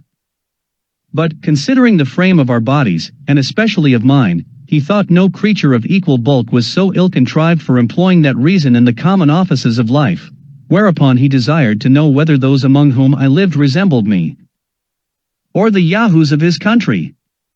I assured him that I was as well shaped as most of my age, but the younger, and the females, were much more soft and tender, and the skins of the latter generally as white as milk. He said, I differed indeed from other Yahoos, being much more cleanly, and not altogether so deformed, but, in point of real advantage, he thought I differed for the worse, that my nails were of no use either to my fore or hinder feet, as to my fore feet. He could not properly call them by that name, for he never observed me to walk upon them, that they were too soft to bear the ground, that I generally went with them uncovered, neither was the covering I sometimes wore on them of the same shape, or so strong as that on my feet behind, that I could not walk with any security, for if either of my hinder feet slipped, I must inevitably fall. He then began to find fault with other parts of my body, the flatness of my face, the prominence of my nose, my eyes placed directly in front, so that I could not look on either side without turning my head, that I was not able to feed myself without lifting one of my forefeet to my mouth, and therefore nature had placed those joints to answer that necessity. He knew not what could be the use of those several clefts and divisions in my feet behind, that these were too soft to bear the hardness and sharpness of stones, without a covering made from the skin of some other brute. That my whole body wanted a fence against heat and cold, which I was forced to put on and off every day, with tediousness and trouble, and lastly, that he observed every animal in this country naturally to abhor the Yahoos, whom the weaker avoided, and the stronger drove from them. So that, supposing us to have the gift of reason, he could not see how it were possible to cure that natural antipathy, which every creature discovered against us, nor consequently how we could tame and render them serviceable. However, he would, as he said, debate the matter no farther, because he was more desirous to know my own story, the country where I was born, and the several actions and events of my life, before I came hither. I assured him how extremely desirous I was that he should be satisfied on every point, but I doubted much whether it would be possible for me to explain myself on several subjects, whereof his honor could have no conception, because I saw nothing in his country to which I could resemble them. That, however, I would do my best, and strive to express myself by similitudes, humbly desiring his assistance when I wanted proper words, which he was pleased to promise me. I said, my birth was of honest parents, in an island called England, which was remote from his country, as many days' journey as the strongest of his honor's servants could travel in the annual course of the sun, that I was bred a surgeon, whose trade it is to cure wounds and hurts in the body, gotten by accident or violence, that my country was governed by a female man, whom we called Queen, that I left it to get riches, whereby I might maintain myself and family, when I should return, that, in my last voyage, I was commander of the ship, and had about 50 Yahoos under me, many of which died at sea, and I was forced to supply them by others picked out from several nations, that our ship was twice in danger of being sunk, the first time by a great storm, and the second by striking against a rock. Here my master interposed, by asking me, how I could persuade strangers, out of different countries, to venture with me, after the losses I had sustained, and the hazards I had run. I said, they were fellows of desperate fortunes, forced to fly from the places of their birth on account of their poverty or their crimes. Some were undone by lawsuits, others spent all they had in drinking, whoring, and gaming, others fled for treason, many for murder, theft, poisoning, robbery, perjury, forgery, coining false money, for committing rapes or sodomy, for flying from their colors, or deserting to the enemy, and most of them had broken prison. None of these durst return to their native countries, for fear of being hanged, or of starving in a jail, and therefore they were under the necessity of seeking a livelihood in other places. During this discourse my master was pleased to interrupt me several times. I had made use of many circumlocutions in describing to him the nature of the several crimes for which most of our crew had been forced to fly their country. This labor took up several days' conversation, before he was able to comprehend me. He was wholly at a loss to know what could be the use or necessity of practicing those vices, to clear up which, I endeavored to give some ideas of the desire of power and riches, of the terrible effects of lust, intemperance, malice, and envy. All this I was forced to define and describe by putting cases, and making suppositions. After which, like one whose imagination was struck with something never seen or heard of before, he would lift up his eyes with amazement and indignation. Power, government, war, law, punishment, and 1,000 other things, had no terms wherein that language could express them, which made the difficulty almost insuperable to give my master any conception of what I meant. But being of an excellent understanding, much improved by contemplation and converse, he at last arrived at a competent knowledge of what human nature, in our parts of the world, is capable to perform, and desired I would give him some particular account of that land which we call Europe, but especially of my own country. Chapter 5. The author at his master's command informs him of the state of England. The causes of war among the princes of Europe. The author begins to explain the English Constitution. The reader may please to observe that the following extract of many conversations I had with my master contains a summary of the most material points which were discoursed at several times for above 2 years, his honor often desiring fuller satisfaction. As I farther improved in the HOUYHNHNM tongue, I laid before him, as well as I could, the whole state of Europe. I discoursed of trade and manufactures, of arts and sciences, and the answers I gave to all the questions he made, as they arose upon several subjects, were a fund of conversation not to be exhausted. But I shall here only set down the substance of what passed between us concerning my own country, reducing it in order as well as I can, without any regard to time or other circumstances, while I strictly adhere to truth. My only concern is, that I shall hardly be able to do justice to my master's arguments and expressions, which must needs suffer by my want of capacity, as well as by a translation into our barbarous English. In obedience, therefore, to his honor's commands, I related to him the revolution under the Prince of Orange, the long war with France, entered into by the said prince, and renewed by his successor, the present queen, wherein the greatest powers of Christendom were engaged, and which still continued. I computed, at his request, that about 1 million of Yahoos might have been killed in the whole progress of it, and perhaps 100 or more cities taken, and 5 times as many ships burnt or sunk. He asked me, what were the usual causes or motives that made one country go to war with another? I answered they were innumerable, but I should only mention a few of the chief. Sometimes the ambition of princes, who never think they have land or people enough to govern. Sometimes the corruption of ministers, who engage their master in a war, in order to stifle or divert the clamor of the subjects against their evil administration. Difference in opinions has cost many millions of lives, for instance, whether flesh be bread, or bread be flesh, whether the juice of a certain berry be blood or wine, whether whistling be a vice or a virtue, whether it be better to kiss a post, or throw it into the fire. What is the best color for a coat, whether black, white, red, or gray, and whether it should be long or short, narrow or wide, dirty or clean, with many more. Neither are any wars so furious and bloody, or of so long a continuance, as those occasioned by difference in opinion, especially if it be in things indifferent. Sometimes the quarrel between 2 princes is to decide which of them shall dispossess 1/3 of his dominions, where neither of them pretend to any right. Sometimes one prince quarrels with another for fear the other should quarrel with him. Sometimes a war is entered upon, because the enemy is too strong, and sometimes because he is too weak. Sometimes our neighbors want the things which we have, or have the things which we want, and we both fight, till they take ours, or give us theirs. It is a very justifiable cause of a war, to invade a country after the people have been wasted by famine, destroyed by pestilence, or embroiled by factions among themselves. It is justifiable to enter into war against our nearest ally, when one of his towns lies convenient for us, or a territory of land, that would render our dominions round and complete. If a prince sends forces into a nation, where the people are poor and ignorant, he may lawfully put half of them to death, and make slaves of the rest, in order to civilize and reduce them from their barbarous way of living.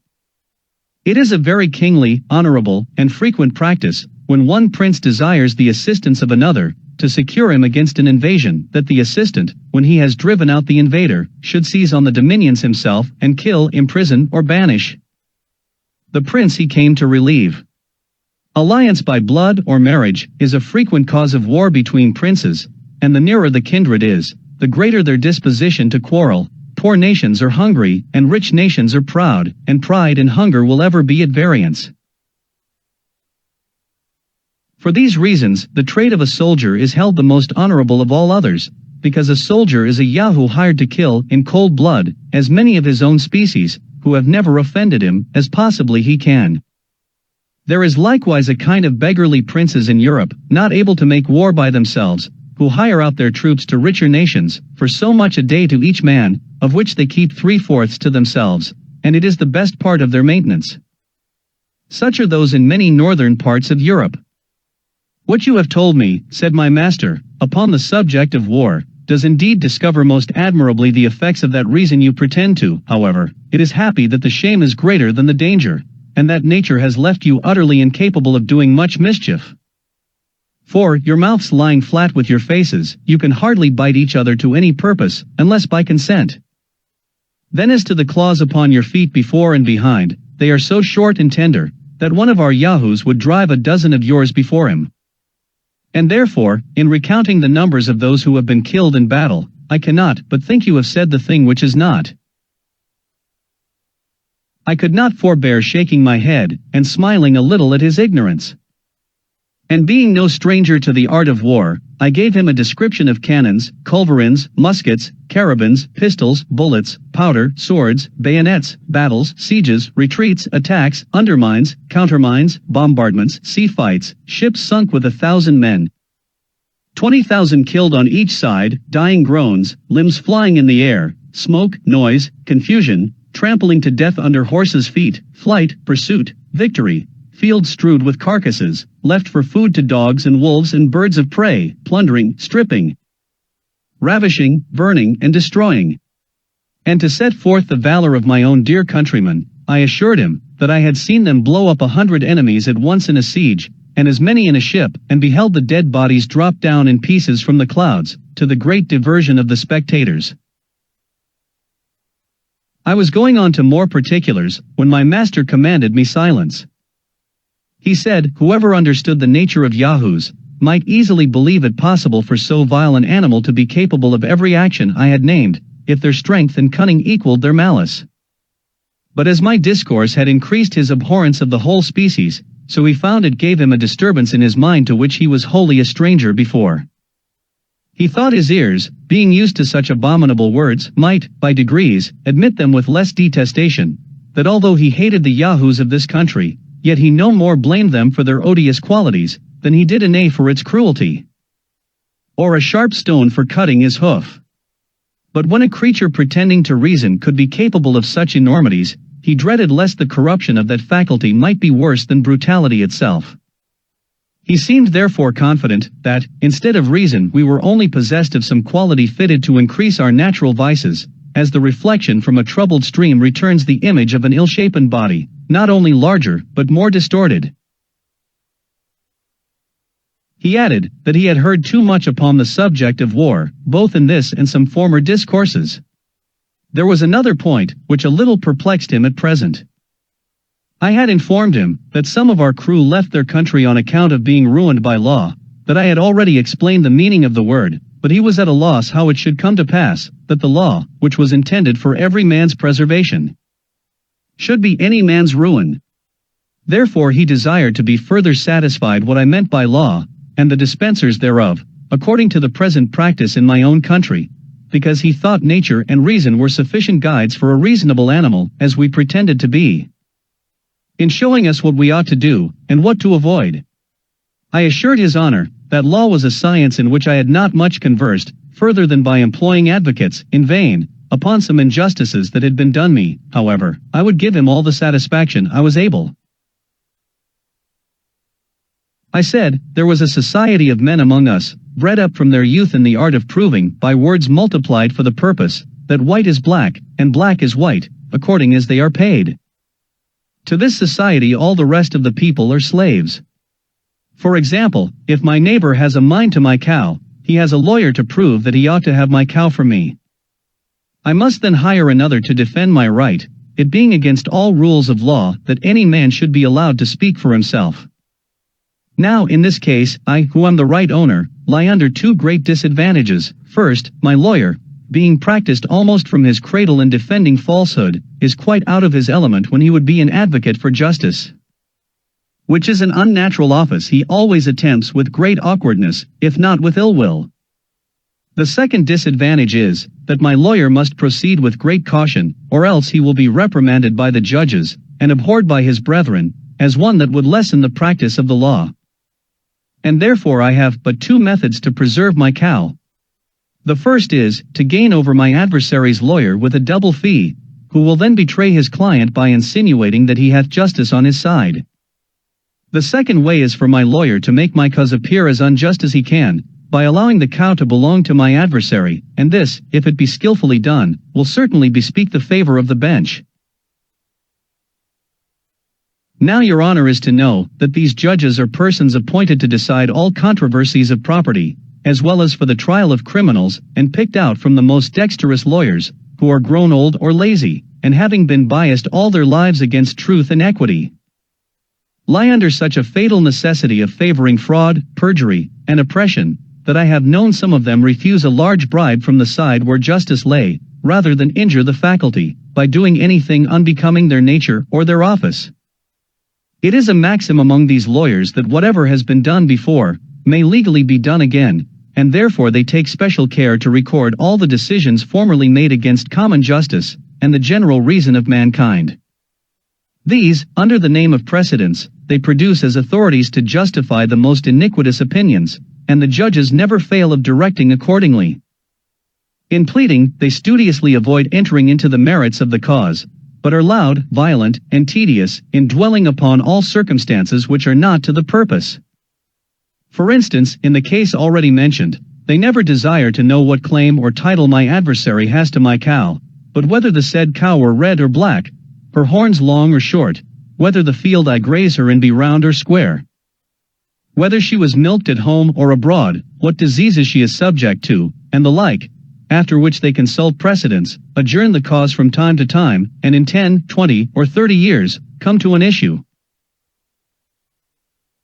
It is likewise to be observed, that this society has a peculiar cant and jargon of their own, that no other mortal can understand, and wherein all their laws are written which they take special care to multiply, whereby they have wholly confounded the very essence of truth and falsehood, of right and wrong, so that it will take 30 years to decide, whether the field left me by my ancestors for 6 generations belongs to me, or to a stranger 300 miles off. In the trial of persons accused for crimes against the state, the method is much more short and commendable. The judge first sends to sound the disposition of those in power, after which he can easily hang or save a criminal, strictly preserving all due forms of law. Here my master interposing, said, it was a pity, that creatures endowed with such prodigious abilities of mind, as these lawyers, by the description I gave of them, must certainly be, were not rather encouraged to be instructors of others in wisdom and knowledge. In answer to which I assured his honor, that in all points out of their own trade, they were usually the most ignorant and stupid generation among us, the most despicable in common conversation, avowed enemies to all knowledge and learning, and equally disposed to pervert the general reason of mankind in every other subject of discourse as in that of their own profession. Chapter 6. A continuation of the state of England under Queen Anne. The character of a first minister of state in European courts. My master was yet wholly at a loss to understand what motives could incite this race of lawyers to perplex, disquiet, and weary themselves, and engage in a confederacy of injustice, merely for the sake of injuring their fellow animals. Neither could he comprehend what I meant in saying, they did it for hire. Whereupon I was at much pains to describe to him the use of money, the materials it was made of, and the value of the metals, that when a Yahoo had got a great store of this precious substance, he was able to purchase whatever he had a mind to, the finest clothing, the noblest houses, great tracts of land, the most costly meats and drinks, and have his choice of the most beautiful females. Therefore, since money alone was able to perform all these feats, our Yahoos thought they could never have enough of it to spend, or to save, as they found themselves inclined, from their natural bent either to profusion or avarice. That the rich man enjoyed the fruit of the poor man's labor, and the latter were 1,000 to 1 in proportion to the former, that the bulk of our people were forced to live miserably by laboring every day for small wages, to make a few live plentifully. I enlarged myself much on these, and many other particulars to the same purpose, but his honor was still to seek, for he went upon a supposition, that all animals had a title to their share in the productions of the earth, and especially those who presided over the rest. Therefore he desired I would let him know what these costly meats were, and how any of us happened to want them. Whereupon I enumerated as many sorts as came into my head, with the various methods of dressing them, which could not be done without sending vessels by sea to every part of the world. As well for liquors to drink as for sauces and innumerable other conveniences. I assured him that this whole globe of earth must be at least 3 times gone round before one of our better female yahoos could get her breakfast, or a cup to put it in. He said that must needs be a miserable country which cannot furnish food for its own inhabitants. But what he chiefly wondered at was, how such vast tracts of ground as I described should be wholly without fresh water, and the people put to the necessity of sending over the sea for drink. I replied that England was computed to produce 3 times the quantity of food more than its inhabitants are able to consume, as well as liquors extracted from grain, or pressed out of the fruit of certain trees, which made excellent drink, and the same proportion in every other convenience of life. But in order to feed the luxury and intemperance of the males, and the vanity of the females, we sent away the greatest part of our necessary things to other countries, whence, in return, we brought the materials of diseases, folly and vice, to spend among ourselves. Hence it follows of necessity, that vast numbers of our people are compelled to seek their livelihood by begging, robbing, stealing, cheating, pimping, flattering, suborning, forswearing, forging, gaming, lying, fawning, hectoring, voting, scribbling, stargazing, poisoning, whoring, canting, libeling, freethinking, and the like occupations, every one of which terms I was at much pains to make him understand.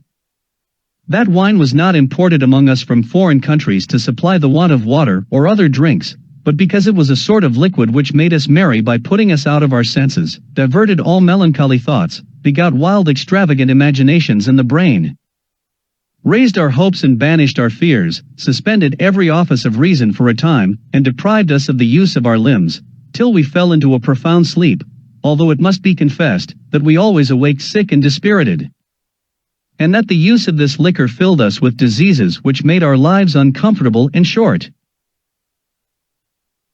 But beside all this, the bulk of our people supported themselves by furnishing the necessities or conveniences of life to the rich and to each other. For instance, when I am at home, and dressed as I ought to be, I carry on my body the workmanship of 100 tradesmen, the building and furniture of my house employ as many more, and 5 times the number to adorn my wife.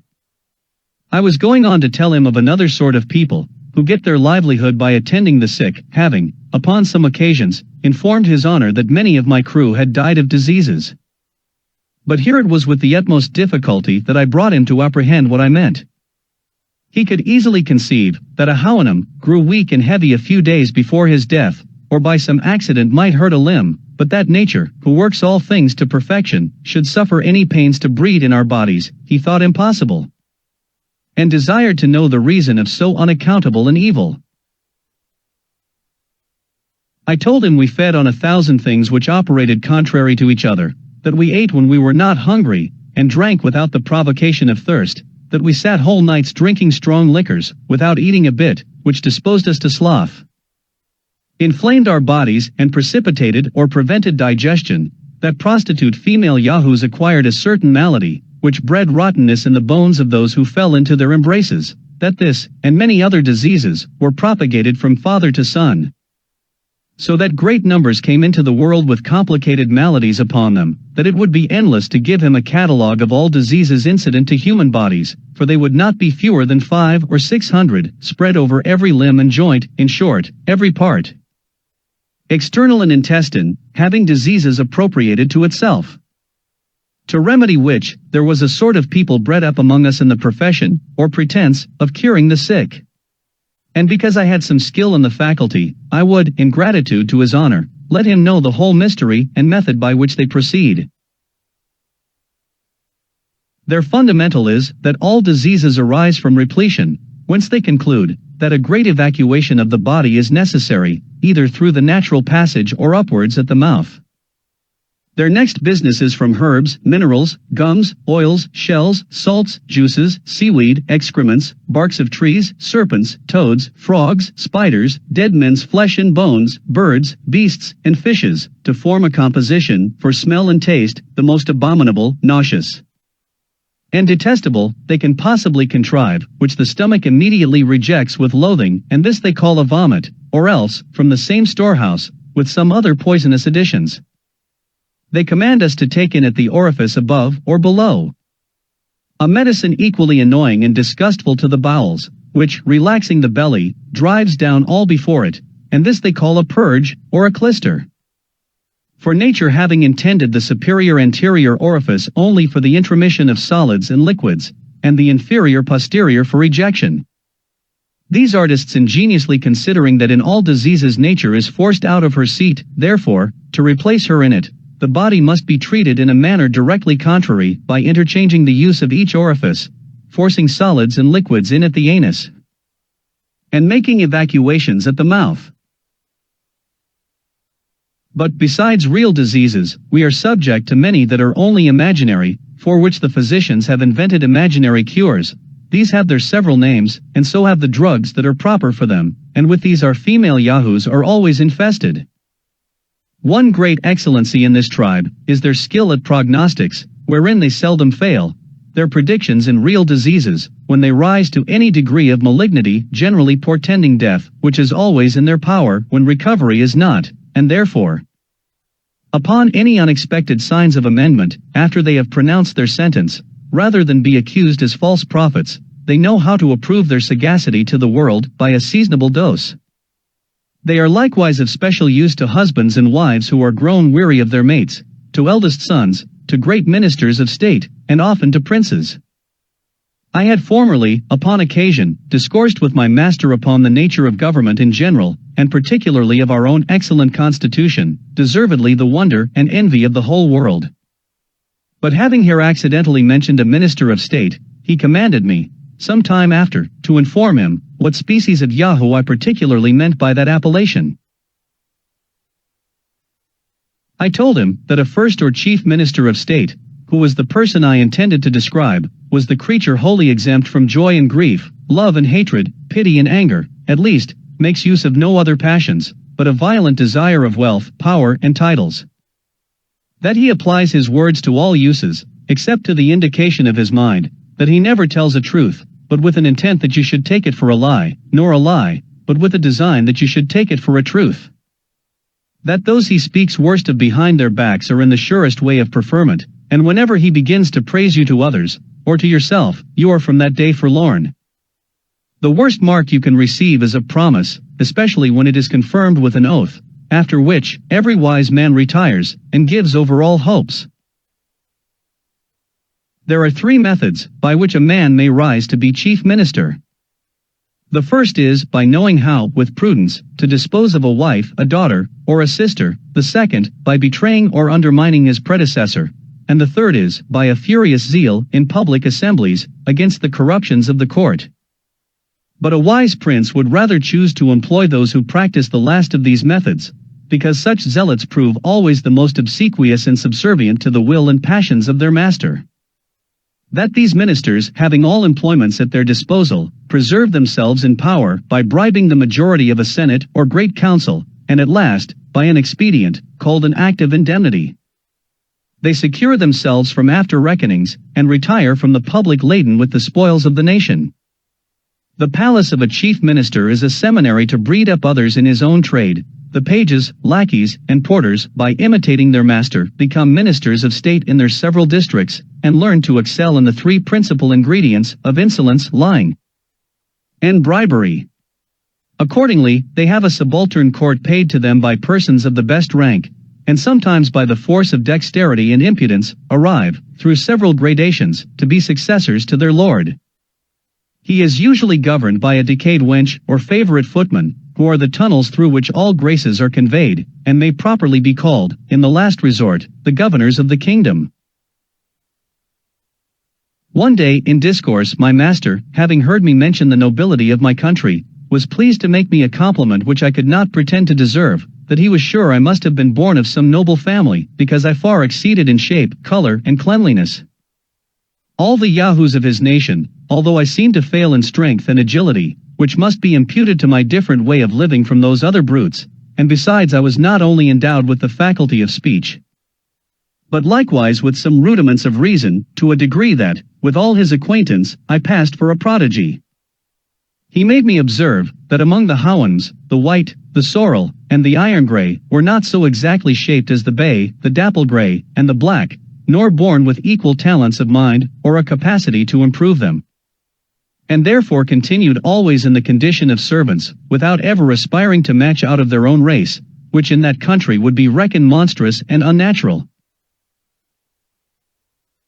I made his honor my most humble acknowledgments for the good opinion he was pleased to conceive of me, but assured him at the same time that my birth was of the lower sort, having been born of plain honest parents, who were just able to give me a tolerable education, that nobility, among us, was altogether a different thing from the idea he had of it, that our young noblemen are bred from their childhood in idleness and luxury, that, as soon as years will permit, they consume their vigor and contract odious diseases among lewd females.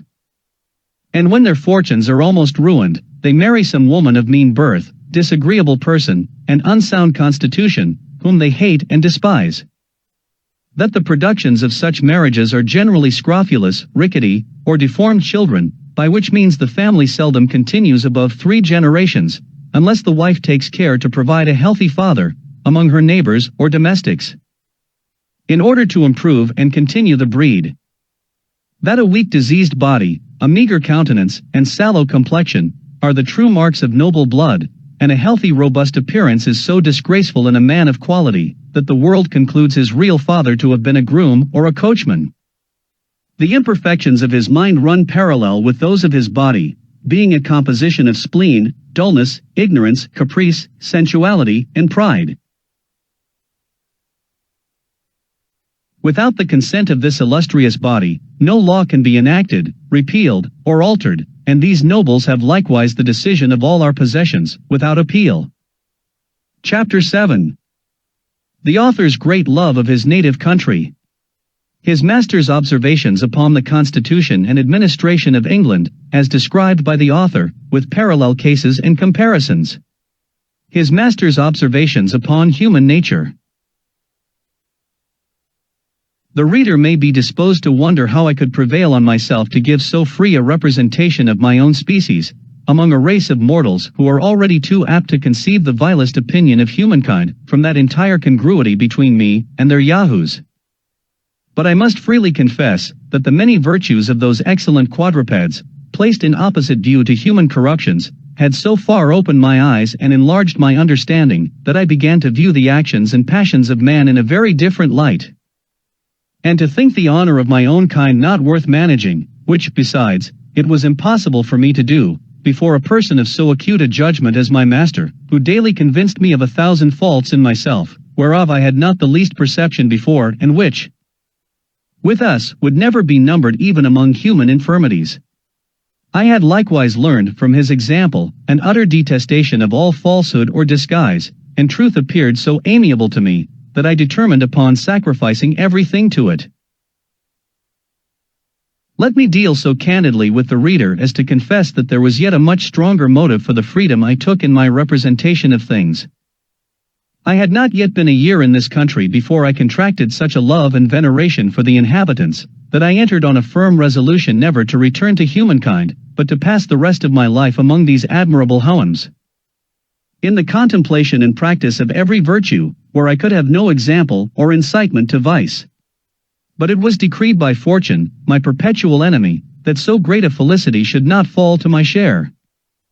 However, it is now some comfort to reflect, that in what I said of my countrymen, I extenuated their faults as much as I durst before so strict an examiner, and upon every article gave as favorable a turn as the matter would bear. For, indeed, who is there alive that will not be swayed by his bias and partiality to the place of his birth? I have related the substance of several conversations I had with my master during the greatest part of the time I had the honor to be in his service, but have, indeed, for brevity's sake, omitted much more than is here set down. When I had answered all his questions, and his curiosity seemed to be fully satisfied, he sent for me one morning early, and commanded me to sit down at some distance.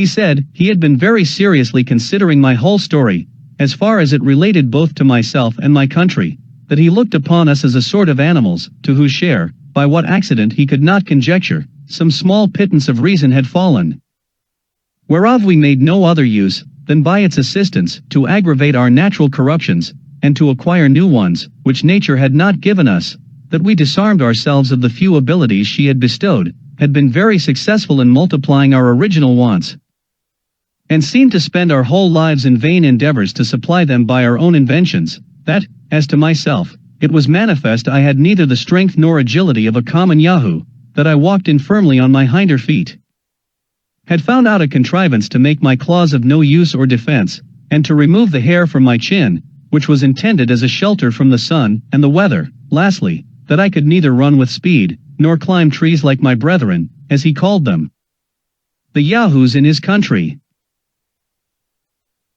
That our institutions of government and law were plainly owing to our gross defects in reason, and by consequence in virtue, because reason alone is sufficient to govern a rational creature, which was, therefore, a character we had no pretense to challenge. Even from the account I had given of my own people, although he manifestly perceived that, in order to favor them, I had concealed many particulars, and often said the thing which was not. He was the more confirmed in this opinion, because, he observed, that as I agreed in every feature of my body with other Yahoos, except where it was to my real disadvantage in point of strength, speed, and activity, the shortness of my claws, and some other particulars where nature had no part, so from the representation I had given him of our lives, our manners, and our actions, he found as near a resemblance in the disposition of our minds. He said, the Yahoos were known to hate one another more than they did any different species of animals, and the reason usually assigned was, the odiousness of their own shapes, which all could see in the rest, but not in themselves. He had therefore begun to think it not unwise in us to cover our bodies, and by that invention conceal many of our deformities from each other, which would else be hardly supportable. But he now found he had been mistaken, and that the dissensions of those brutes in his country were owing to the same cause with ours, as I had described them. For if, said he, you throw among 5 Yahoos as much food as would be sufficient for 50, they will, instead of eating peaceably, fall together by the ears, each single one impatient to have all to itself. And therefore a servant was usually employed to stand by while they were feeding abroad, and those kept at home were tied at a distance from each other, that if a cow died of age or accident, before a HOUYHNHNM could secure it for his own Yahoos, those in the neighborhood would come in herds to seize it, and then would ensue such a battle as I had described, with terrible wounds made by their claws on both sides, although they seldom were able to kill one another, for want of such convenient instruments of death as we had invented. At other times, the like battles have been fought between the Yahoos of several neighborhoods, without any visible cause, those of one district watching all opportunities to surprise the next, before they are prepared. But if they find their project has miscarried, they return home, and, for want of enemies, engage in what I call a civil war among themselves. That in some fields of his country there are certain shining stones of several colors, whereof the Yahoos are violently fond, and when part of these stones is fixed in the earth, as it sometimes happens, they will dig with their claws for whole days to get them out, then carry them away, and hide them by heaps in their kennels, but still looking round with great caution, for fear their comrades should find out their treasure. My master said, he could never discover the reason of this unnatural appetite, or how these stones could be of any use to a Yahoo, but now he believed it might proceed from the same principle of avarice which I had ascribed to mankind. That he had once, by way of experiment, privately removed a heap of these stones from the place where one of his Yahoos had buried it, whereupon the sordid animal, missing his treasure, by his loud lamenting brought the whole herd to the place, there miserably howled, then fell to biting and tearing the rest, began to pine away, would neither eat, nor sleep, nor work, till he ordered a servant privately to convey the stones into the same hole and hide them as before, which, when his Yahoo had found, he presently recovered his spirits and good humor, but took good care to remove them to a better hiding place, and has ever since been a very serviceable brute. My master further assured me, which I also observed myself, that in the fields where the shining stones abound, the fiercest and most frequent battles are fought, occasioned by perpetual inroads of the neighboring Yahoos. He said, it was common, when two yahoos discovered such a stone in a field, and were contending which of them should be the proprietor, a third would take the advantage, and carry it away from them both. Which my master would needs contend to have some kind of resemblance with our suits at law, wherein I thought it for our credit not to undeceive him, since the decision he mentioned was much more equitable than many decrees among us. Because the plaintiff and defendant there lost nothing beside the stone they contended for, whereas our courts of equity would never have dismissed the cause, while either of them had anything left. My master, continuing his discourse, said, there was nothing that rendered the yahoos more odious than their undistinguishing appetite to devour everything that came in their way, whether herbs, roots, berries, the corrupted flesh of animals, or all mingled together. And it was peculiar in their temper, that they were fonder of what they could get by rapine or stealth, at a greater distance, than much better food provided for them at home. If their prey held out, they would eat till they were ready to burst, after which, nature had pointed out to them a certain route that gave them a general evacuation. There was also another kind of root, very juicy, but somewhat rare and difficult to be found, which the yahoos sought for with much eagerness, and would suck it with great delight. It produced in them the same effects that wine has upon us. It would make them sometimes hug, and sometimes tear one another. They would howl, and grin, and chatter, and reel, and tumble, and then fall asleep in the mud. I did indeed observe that the yahoos were the only animals in this country subject to any diseases, which however were much fewer than horses have among us, and contracted, not by any ill treatment they meet with, but by the nastiness and greediness of that sordid brute. Neither has their language any more than a general appellation for those maladies, which is borrowed from the name of the beast, and called ni-yahoo, or Yahoo's evil, and the cure prescribed is a mixture of their own dung and urine, forcibly put down the Yahoo's throat. This I have since often known to have been taken with success, and do here freely recommend it to my countrymen for the public good, as an admirable specific against all diseases produced by repletion. As to learning, government, arts, manufactures, and the like, my master confessed, he could find little or no resemblance between the Yahoos of that country and those in ours, for he only meant to observe what parity there was in our natures. He had heard, indeed, some curious HOUYHNHNMS observe, that in most herds there was a sort of ruling Yahoo, who was always more deformed in body, and mischievous in disposition, than any of the rest. That this leader had usually a favorite as like himself as he could get, whose employment was to lick his master's feet and posteriors, and drive the female Yahoos to his kennel, for which he was now and then rewarded with a piece of ass's flesh. This favorite is hated by the whole herd, and therefore, to protect himself, keeps always near the person of his leader. He usually continues in office till a worse can be found, but the very moment he is discarded, his successor, at the head of all the Yahoos in that district, young and old, male and female, come in a body and discharge their excrements upon him from head to foot. But how far this might be applicable to our courts, and favorites, and ministers of state, my master said I could best determine. I durst make no return to this malicious insinuation, which debased human understanding below the sagacity of a common hound, who has judgment enough to distinguish and follow the cry of the ablest dog in the pack, without being ever mistaken. My master told me, there were some qualities remarkable in the Yahoos, which he had not observed me to mention, or at least very slightly, in the accounts I had given of humankind. He said, those animals, like other brutes, had their females in common, but in this they differed, that the she-Yahoo would admit the males while she was pregnant, and that the he's would quarrel and fight with the females as fiercely as with each other. Both which practices were such degrees of infamous brutality, as no other sensitive creature ever arrived at. Another thing he wondered at in the Yahoos, was their strange disposition to nastiness and dirt, whereas there appears to be a natural love of cleanliness in all other animals. As to the two former accusations, I was glad to let them pass without any reply, because I had not a word to offer upon them in defense of my species, which otherwise I certainly had done for my own inclinations.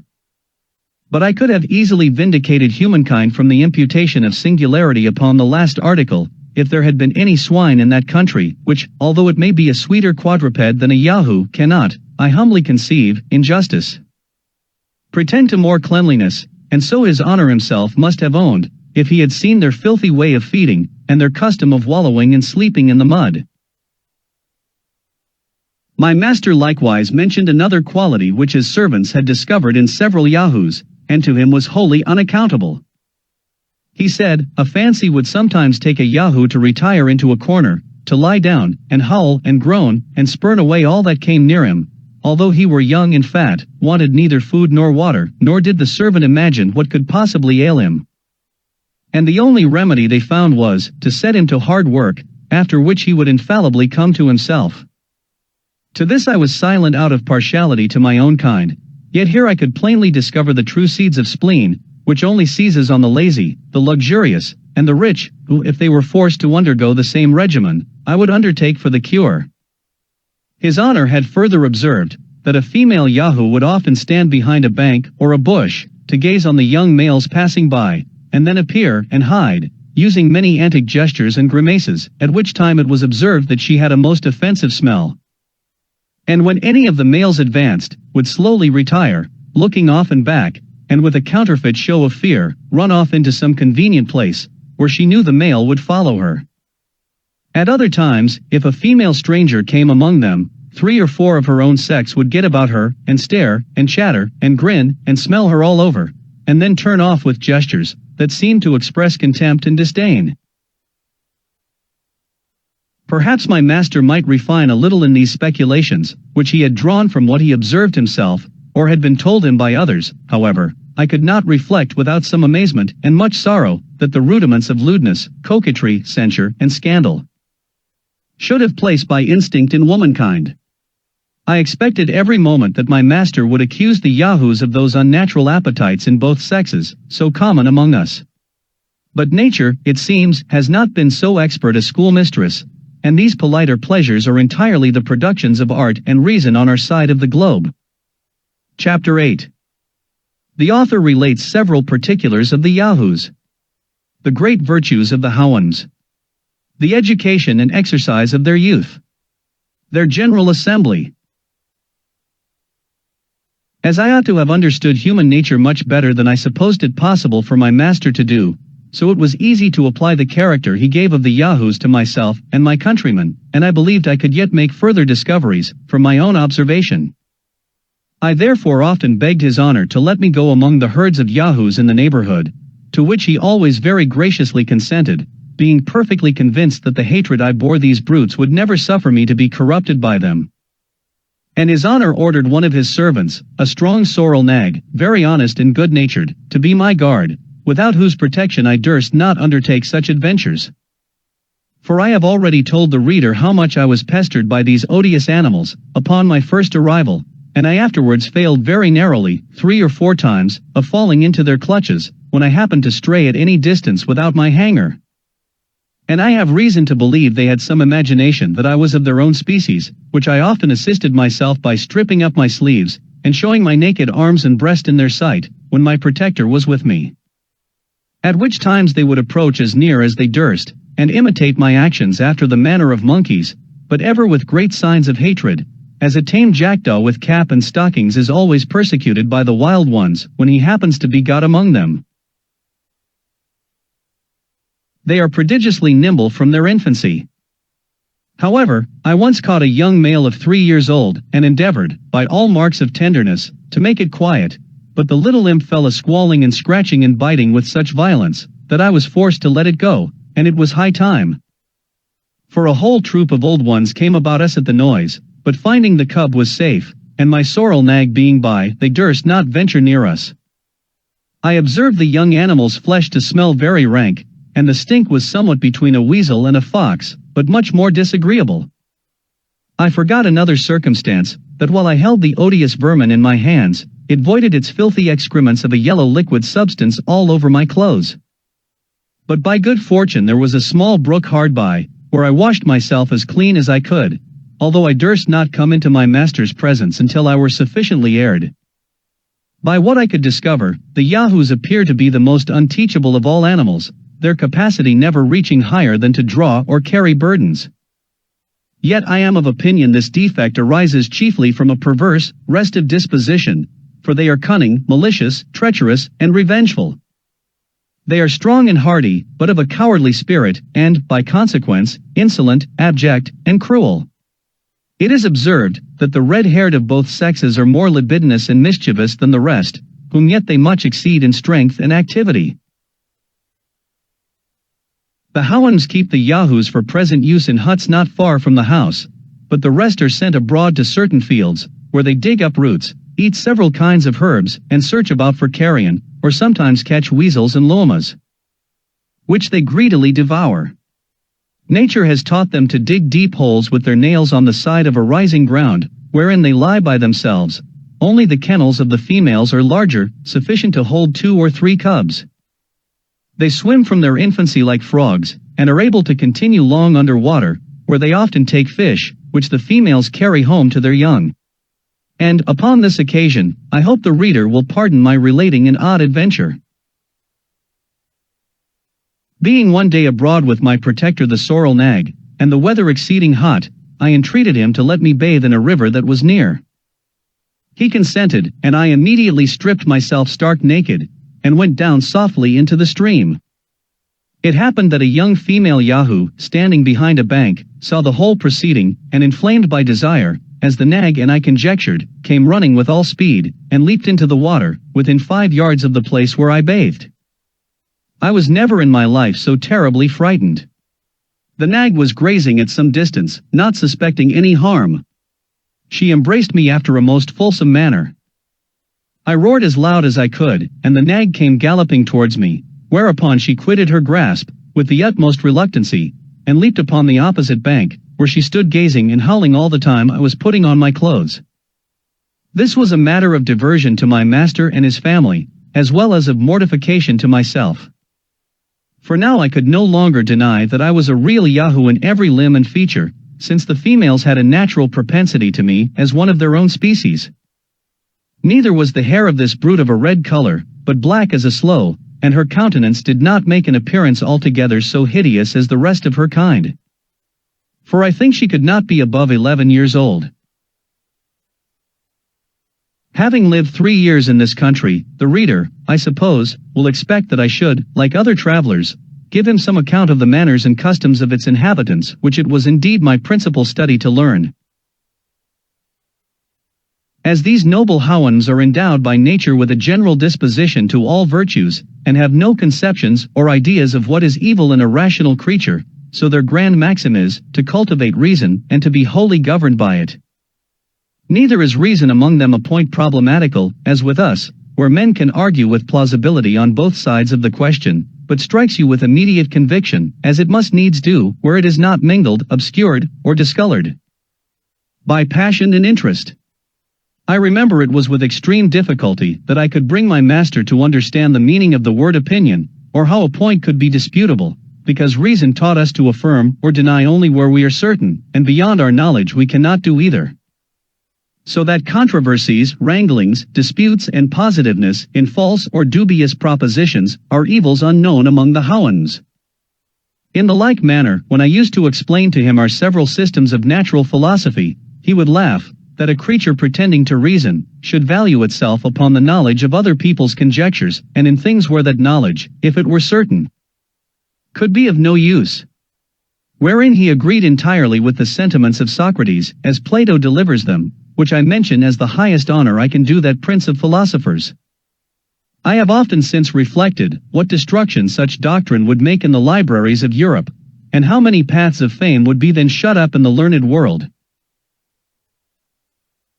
Friendship and benevolence are the 2 principal virtues among the HOUYHNHNMS, and these not confined to particular objects, but universal to the whole race, for a stranger from the remotest part is equally treated with the nearest neighbor, and wherever he goes, looks upon himself as at home. They preserve decency and civility in the highest degrees, but are altogether ignorant of ceremony. They have no fondness for their colts or foals, but the care they take in educating them proceeds entirely from the dictates of reason. And I observed my master to show the same affection to his neighbor's issue that he had for his own. They will have it that nature teaches them to love the whole species, and it is reason only that makes a distinction of persons, where there is a superior degree of virtue. When the matron HOUYHNHNMS have produced one of each sex, they no longer accompany with their consorts, except they lose one of their issue by some casualty, which very seldom happens, but in such a case they meet again. Or when the like accident befalls a person whose wife is past bearing, some other couple bestow on him one of their own colts, and then go together again until the mother is pregnant. This caution is necessary to prevent the country from being overburdened with numbers. But the race of inferior HOUYHNHNMS, bred up to be servants, is not so strictly limited upon this article.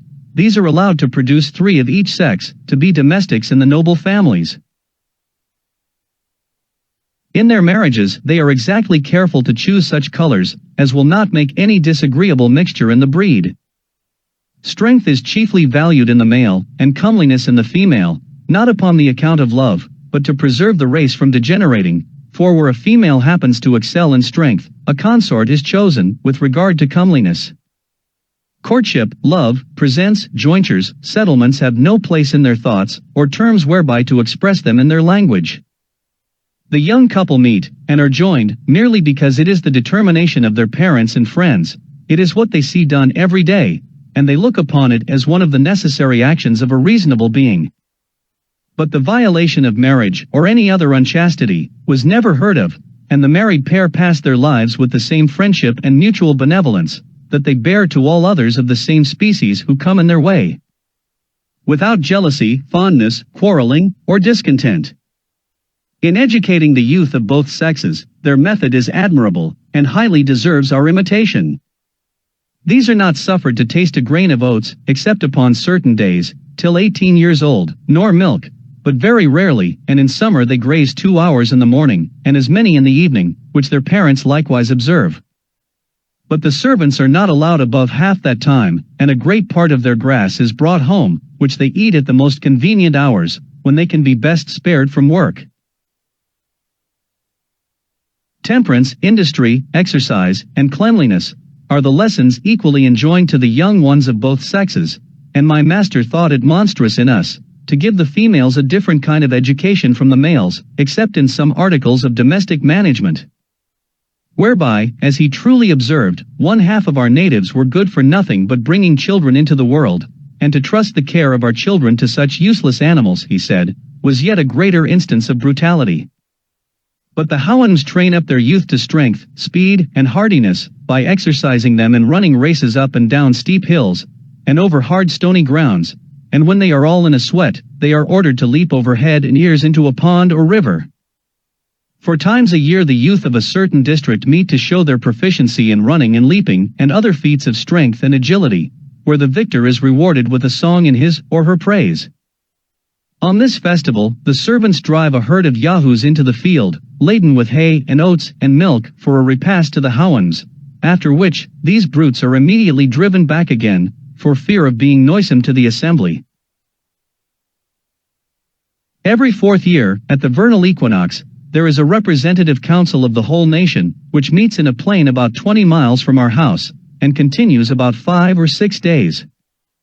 Here they inquire into the state and condition of the several districts, whether they abound or be deficient in hay or oats, or cows, or yahoos, and wherever there is any want it is immediately supplied by unanimous consent and contribution. Here likewise the regulation of children is settled, as for instance, if a HOUYHNHNM has 2 males, he changes one of them with another that has 2 females, and when a child has been lost by any casualty, where the mother is past breeding, it is determined what family in the district shall breed another to supply the loss. Chapter 9. A grand debate at the General Assembly of the HOUYHNHNMS, and how it was determined. The learning of the HOUYHNHNMS, their buildings, their manner of burials, the defectiveness of their language. One of these grand assemblies was held in my time, about 3 months before my departure, whither my master went as the representative of our district. In this council was resumed their old debate, and indeed the only debate that ever happened in their country, whereof my master, after his return, gave me a very particular account. The question to be debated was, whether the Yahoos should be exterminated from the face of the earth? One of the members for the affirmative offered several arguments of great strength and weight, alleging, that as the Yahoos were the most filthy, noisome, and deformed animals which nature ever produced, so they were the most restive and indocible, mischievous and malicious, they would privately suck the teats of the HOUYHNHNMS cows, kill and devour their cats, trample down their oats and grass. If they were not continually watched, and commit 1,000 other extravagancies. He took notice of a general tradition, that yahoos had not been always in their country, but that many ages ago, 2 of these brutes appeared together upon a mountain, whether produced by the heat of the sun upon corrupted mud and slime, or from the ooze and froth of the sea. Was never known, that these yahoos engendered, and their brood, in a short time, grew so numerous as to overrun and infest the whole nation, that the HOUYHNHNMS, to get rid of this evil, made a general hunting, and at last enclosed the whole herd, and destroying the elder. Every HOUYHNHNM kept 2 young ones in a kennel, and brought them to such a degree of tameness, as an animal, so savage by nature, can be capable of acquiring, using them for draught and carriage, that there seemed to be much truth in this tradition. And that those creatures could not be WINNIE-THE-POOH. Because of the violent hatred the HOUYHNHNMS, as well as all other animals, bore them, which, although their evil disposition sufficiently deserved, could never have arrived at so high a degree if they had been aborigines, or else they would have long since been rooted out.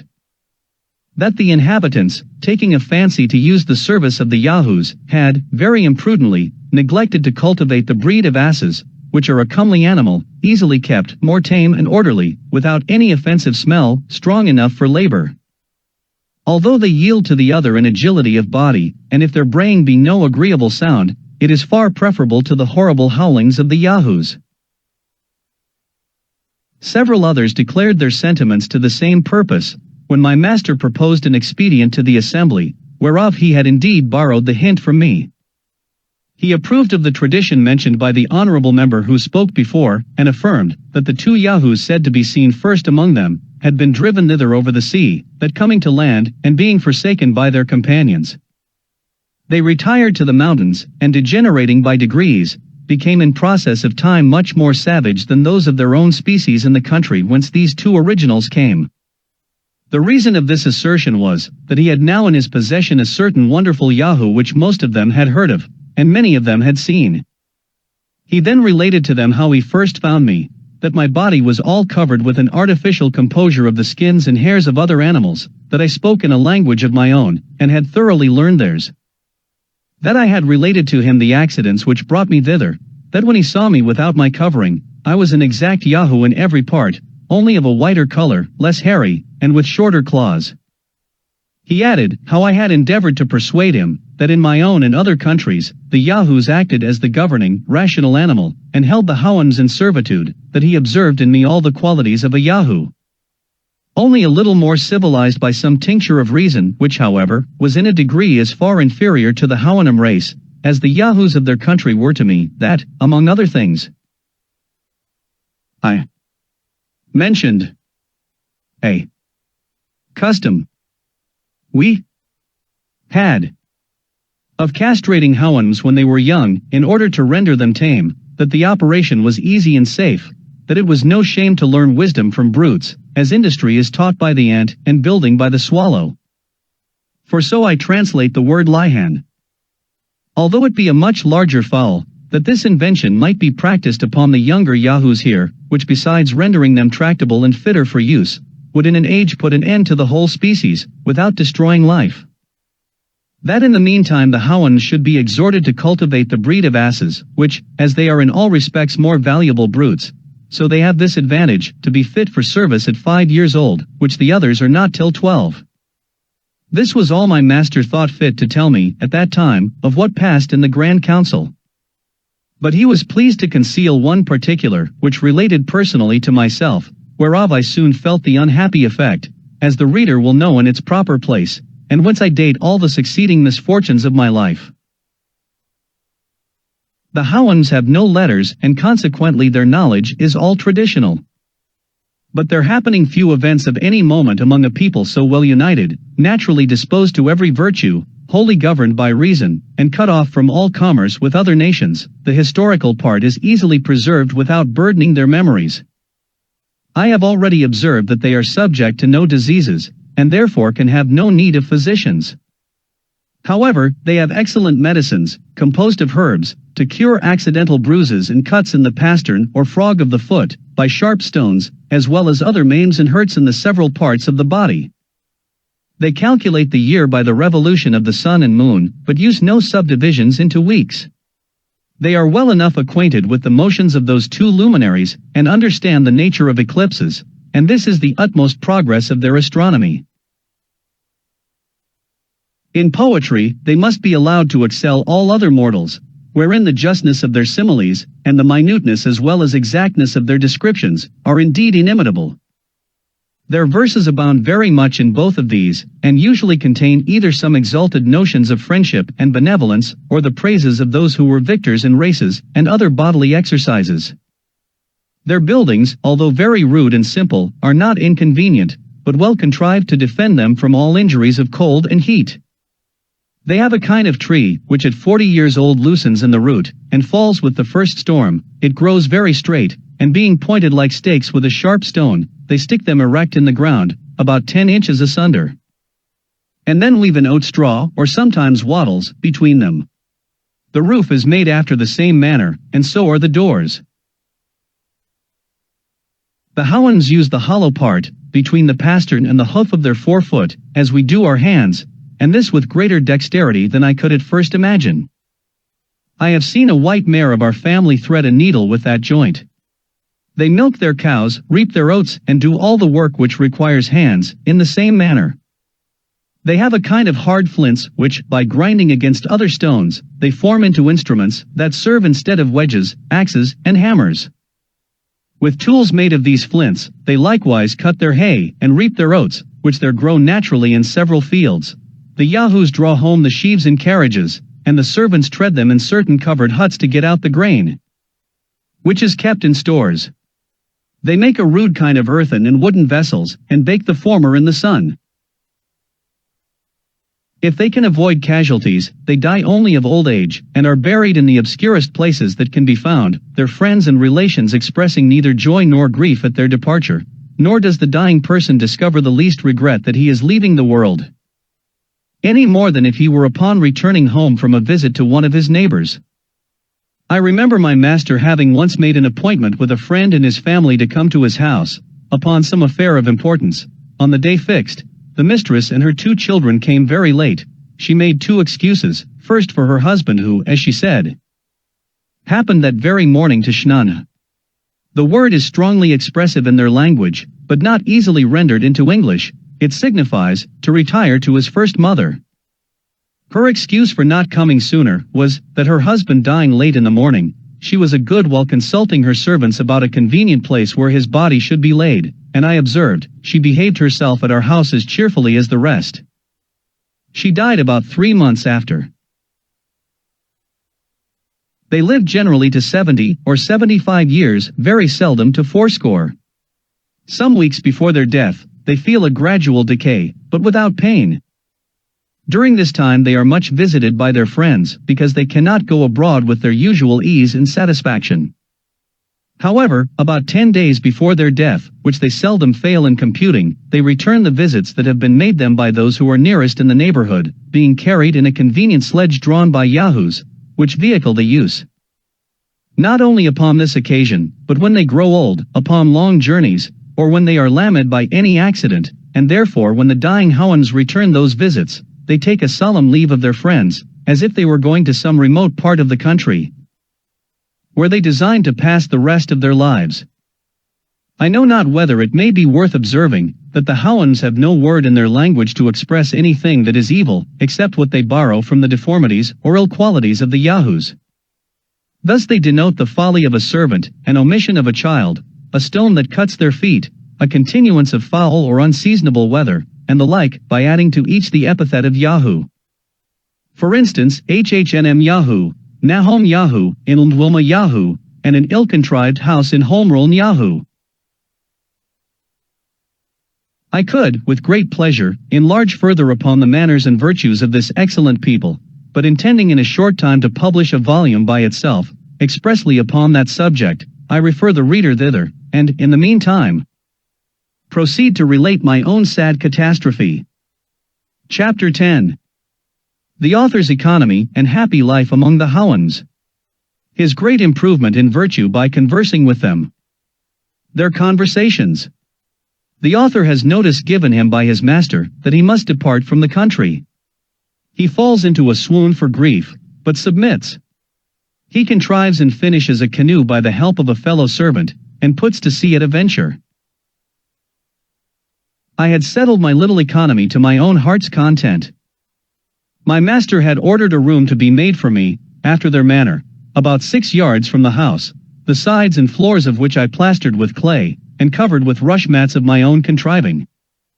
I had beaten hemp, which there grows wild, and made of it a sort of ticking. This I filled with the feathers of several birds I had taken with springes made of Yahoo's hairs, and were excellent food. I had worked 2 chairs with my knife, the sorrel nag helping me in the grosser and more laborious part. When my clothes were worn to rags, I made myself others with the skins of rabbits, and of a certain beautiful animal, about the same size, called nunna, the skin of which is covered with a fine down. Of these I also made very tolerable stockings. I soled my shoes with wood which I cut from a tree and fitted to the upper leather, and when this was worn out, I supplied it with the skins of yahoos dried in the sun. I often got honey out of hollow trees, which I mingled with water, or ate with my bread.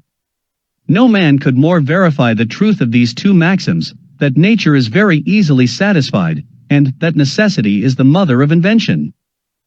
I enjoyed perfect health of body and tranquility of mind. I did not feel the treachery or inconstancy of a friend, nor the injuries of a secret or open enemy.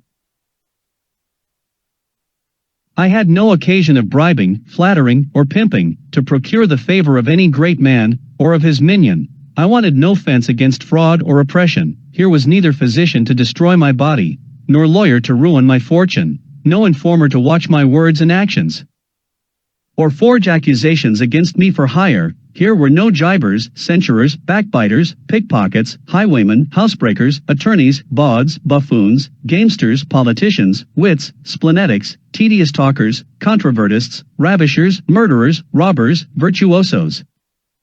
No leaders or followers of party and faction, no encouragers to vice, by seducement or examples, no dungeon, axes, gibbets, whipping posts, or pillories, no cheating shopkeepers or mechanics, no pride, vanity, or affectation, no fops, bullies, drunkards, strolling whores or poxes, no ranting, lewd, expensive wives, no stupid, proud pedants, no importunate, overbearing, quarrelsome, noisy, roaring, empty, conceited, swearing companions, no scoundrels raised from the dust upon the merit of their vices, or nobility thrown into it on account of their virtues, no lords, fiddlers, judges, or dancing masters.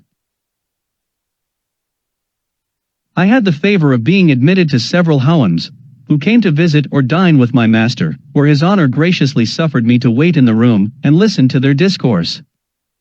Both he and his company would often descend to ask me questions, and receive my answers. I had also sometimes the honor of attending my master in his visits to others.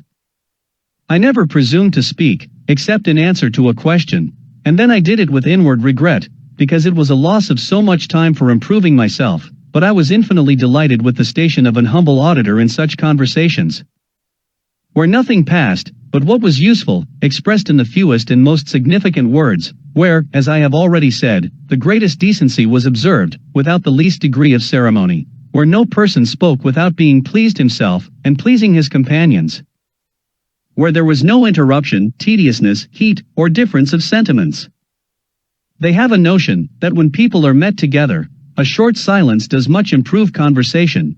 This I found to be true, for during those little intermissions of talk, new ideas would arise in their minds, which very much enlivened the discourse. Their subjects are, generally on friendship and benevolence, on order and economy, sometimes upon the visible operations of nature, or ancient traditions, upon the bounds and limits of virtue, upon the unerring rules of reason, or upon some determinations to be taken at the next great assembly, and often upon the various excellences of poetry. I may add, without vanity, that my presence often gave them sufficient matter for discourse, because it afforded my master an occasion of letting his friends into the history of me and my country, upon which they were all pleased to descant, in a manner not very advantageous to humankind, and for that reason I shall not repeat what they said, only I may be allowed to observe, that his honor, to my great admiration, appeared to understand the nature of yahoos much better than myself. He went through all our vices and follies, and discovered many, which I had never mentioned to him, by only supposing what qualities a Yahoo of their country, with a small proportion of reason, might be capable of exerting, and concluded, with too much probability, how vile, as well as miserable, such a creature must be. I freely confess, that all the little knowledge I have of any value, was acquired by the lectures I received from my master, and from hearing the discourses of him, and his friends, to which I should be prouder to listen, than to dictate to the greatest and wisest assembly in Europe. I admired the strength, comeliness, and speed of the inhabitants, and such a constellation of virtues in such amiable persons produced in me the highest veneration. At first, indeed, I did not feel that natural awe, which the Yahoos and all other animals bear toward them, but it grew upon me by degrees, much sooner than I imagined, and was mingled with a respectful love and gratitude. That they would condescend to distinguish me from the rest of my species. When I thought of my family, my friends, my countrymen, or the human race in general, I considered them, as they really were, Yahoos in shape and disposition, perhaps a little more civilized and qualified with the gift of speech, but making no other use of reason. Then to improve and multiply those vices whereof their brethren in this country had only the share that nature allotted them. When I happened to behold the reflection of my own form in a lake or fountain, I turned away my face in horror and detestation of myself, and could better endure the sight of a common Yahoo than of my own person. By conversing with the HOUYHNHNMS, and looking upon them with delight, I fell to imitate their gait and gesture, which has now grown into a habit, and my friends often tell me, in a blunt way, that I trot like a horse, which however, I take for a great compliment. Neither shall I disown, that in speaking I am apt to fall into the voice and manner of the HOUYHNHNMS, and hear myself ridiculed on that account, without the least mortification. In the midst of all this happiness, and when I looked upon myself to be fully settled for life, my master sent for me one morning a little earlier than his usual hour. I observed by his countenance that he was in some perplexity, and at a loss how to begin what he had to speak. After a short silence, he told me, he did not know how I would take what he was going to say, that in the last General Assembly, when the affair of the Yahoos was entered upon, the representatives had taken offense at his keeping a Yahoo in his family. More like a HOUYHNHNM than a brute animal, that he was known frequently to converse with me, as if he could receive some advantage or pleasure in my company, that such a practice was not agreeable to reason or nature, or a thing ever heard of before among them. The assembly did therefore exhort him either to employ me like the rest of my species, or command me to swim back to the place whence I came, that the first of these expedients was utterly rejected by all the HOUYHNHNMS who had ever seen me at his house or their own, for they alleged that because I had some rudiments of reason, added to the natural pravity of those animals, it was to be feared I might be able to seduce them into the woody and mountainous parts of the country, and bring them in troops by night to destroy the HOUYHNHNMS' cattle, as being naturally of the ravenous kind, and averse from labor. My master added, that he was daily pressed by the HOUYHNHNMS of the neighborhood to have the assembly's exhortation executed, which he could not put off much longer.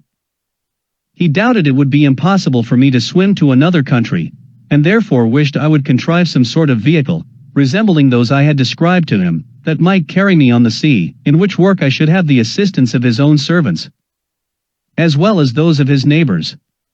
He concluded, that for his own part, he could have been content to keep me in his service as long as I lived, because he found I had cured myself of some bad habits and dispositions by endeavoring, as far as my inferior nature was capable, to imitate the HOUYHNHNMS. I should here observe to the reader, that a decree of the General Assembly in this country is expressed by the word HOUYHNHNM, which signifies an exhortation, as near as I can render it, for they have no conception how a rational creature can be compelled, but only advised, or exhorted.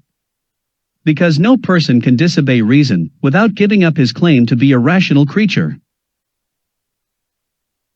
I was struck with the utmost grief and despair at my master's discourse, and being unable to support the agonies I was under, I fell into a swoon at his feet. When I came to myself, he told me that he concluded I had been dead, for these people are subject to no such imbecilities of nature. I answered in a faint voice, that death would have been too great a happiness, that although I could not blame the assembly's exhortation, or the urgency of his friends, yet, in my weak and corrupt judgment, I thought it might consist with reason to have been less rigorous.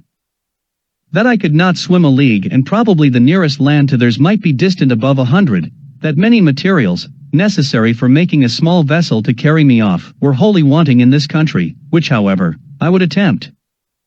In obedience and gratitude to his honor, although I concluded the thing to be impossible, and therefore looked on myself as already devoted to destruction, that the certain prospect of an unnatural death was the least of my evils, for supposing I should escape with life by some strange adventure, how could I think with temper of passing my days among yahoos, and relapsing into my old corruptions, for want of examples to lead and keep me within the paths of virtue? That I knew too well upon what solid reasons all the determinations of the wise HOUYHNHNMS were founded, not to be shaken by arguments of mine, a miserable yahoo, and therefore, after presenting him with my humble thanks for the offer of his servant's assistance in making a vessel, and desiring a reasonable time for so difficult a work, I told him I would endeavor to preserve a wretched being, and if ever I returned to England, was not without hopes of being useful to my own species, by celebrating the praises of the renowned HOUYHNHNMS, and proposing their virtues to the imitation of mankind. My master, in a few words, made me a very gracious reply, allowed me the space of 2 months to finish my boat, and ordered the sorrel nag, my fellow servant, to follow my instruction, because I told my master that his help would be sufficient, and I knew he had a tenderness for me. In his company, my first business was to go to that part of the coast where my rebellious crew had ordered me to be set on shore. I got upon a height, and looking on every side into the sea, fancied I saw a small island toward the northeast. I took out my pocket glass, and could then clearly distinguish it above 5 leagues off, as I computed, but it appeared to the sorrel nag to be only a blue cloud, for as he had no conception of any country beside his own, so he could not be as expert in distinguishing remote objects at sea, as we who so much converse in that element. After I had discovered this island, I considered no further, but resolved it should, if possible, be the first place of my banishment, leaving the consequence to fortune.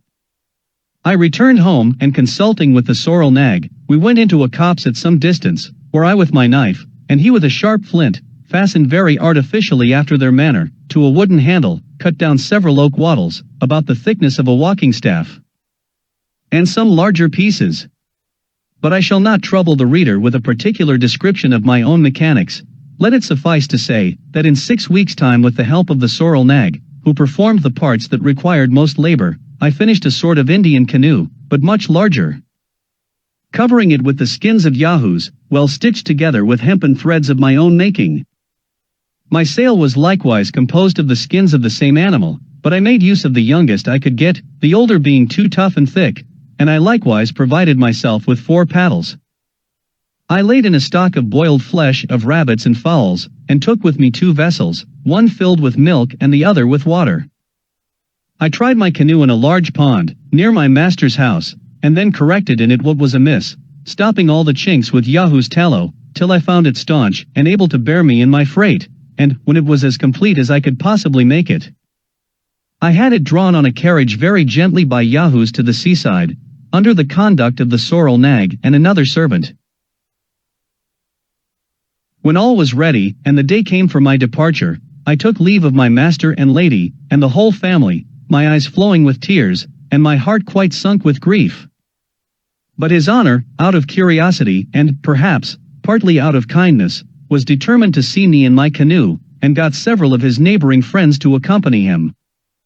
I was forced to wait above an hour for the tide, and then observing the wind very fortunately bearing toward the island to which I intended to steer my course, I took a second leave of my master, but as I was going to prostrate myself to kiss his hoof, he did me the honor to raise it gently to my mouth.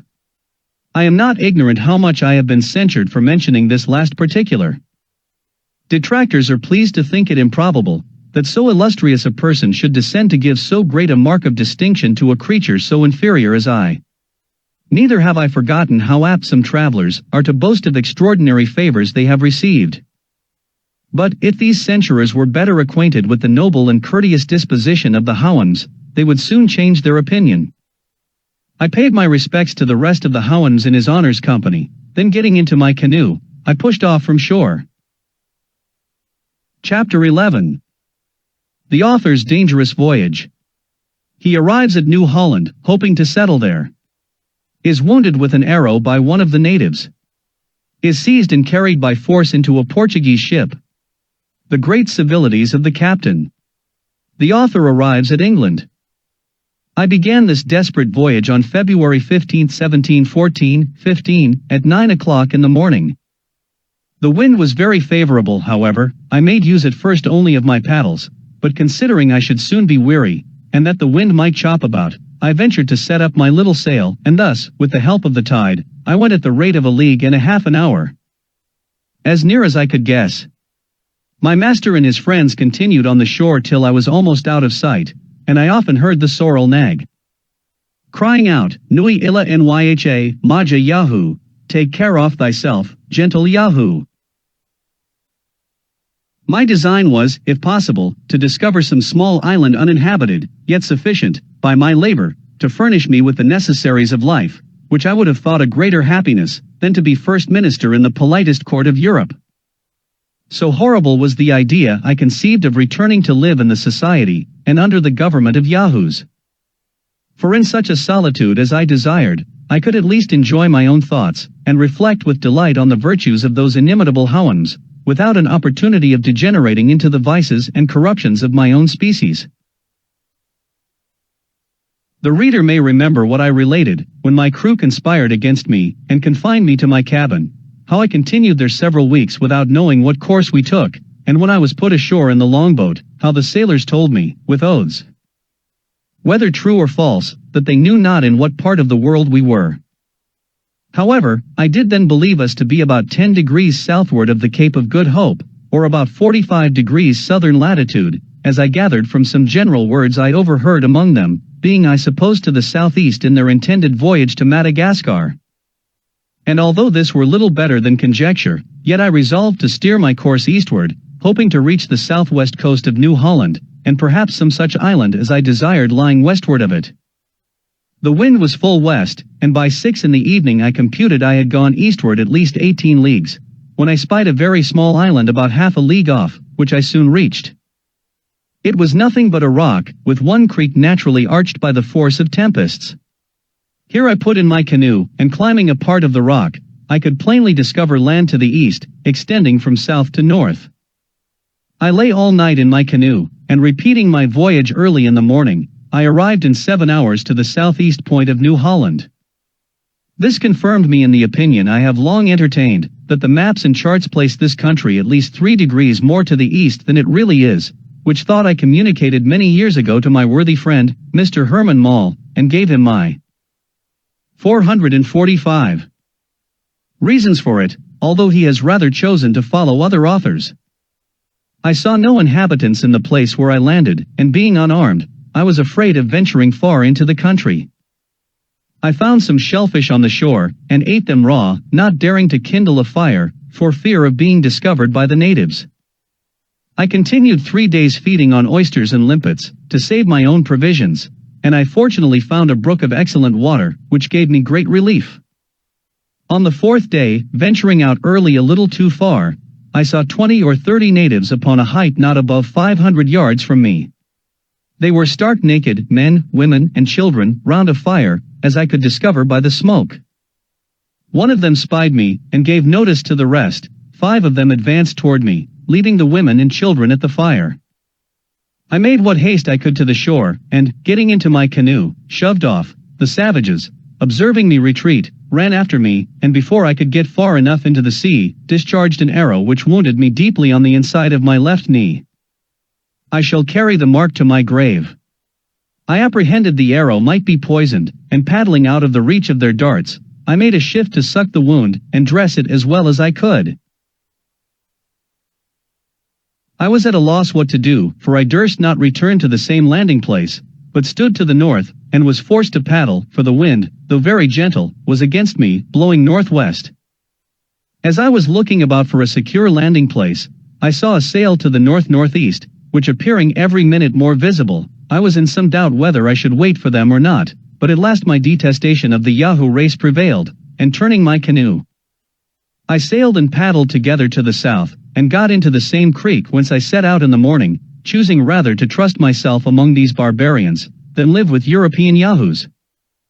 I drew up my canoe as close as I could to the shore, and hid myself behind a stone by the little brook which, as I have already said, was excellent water.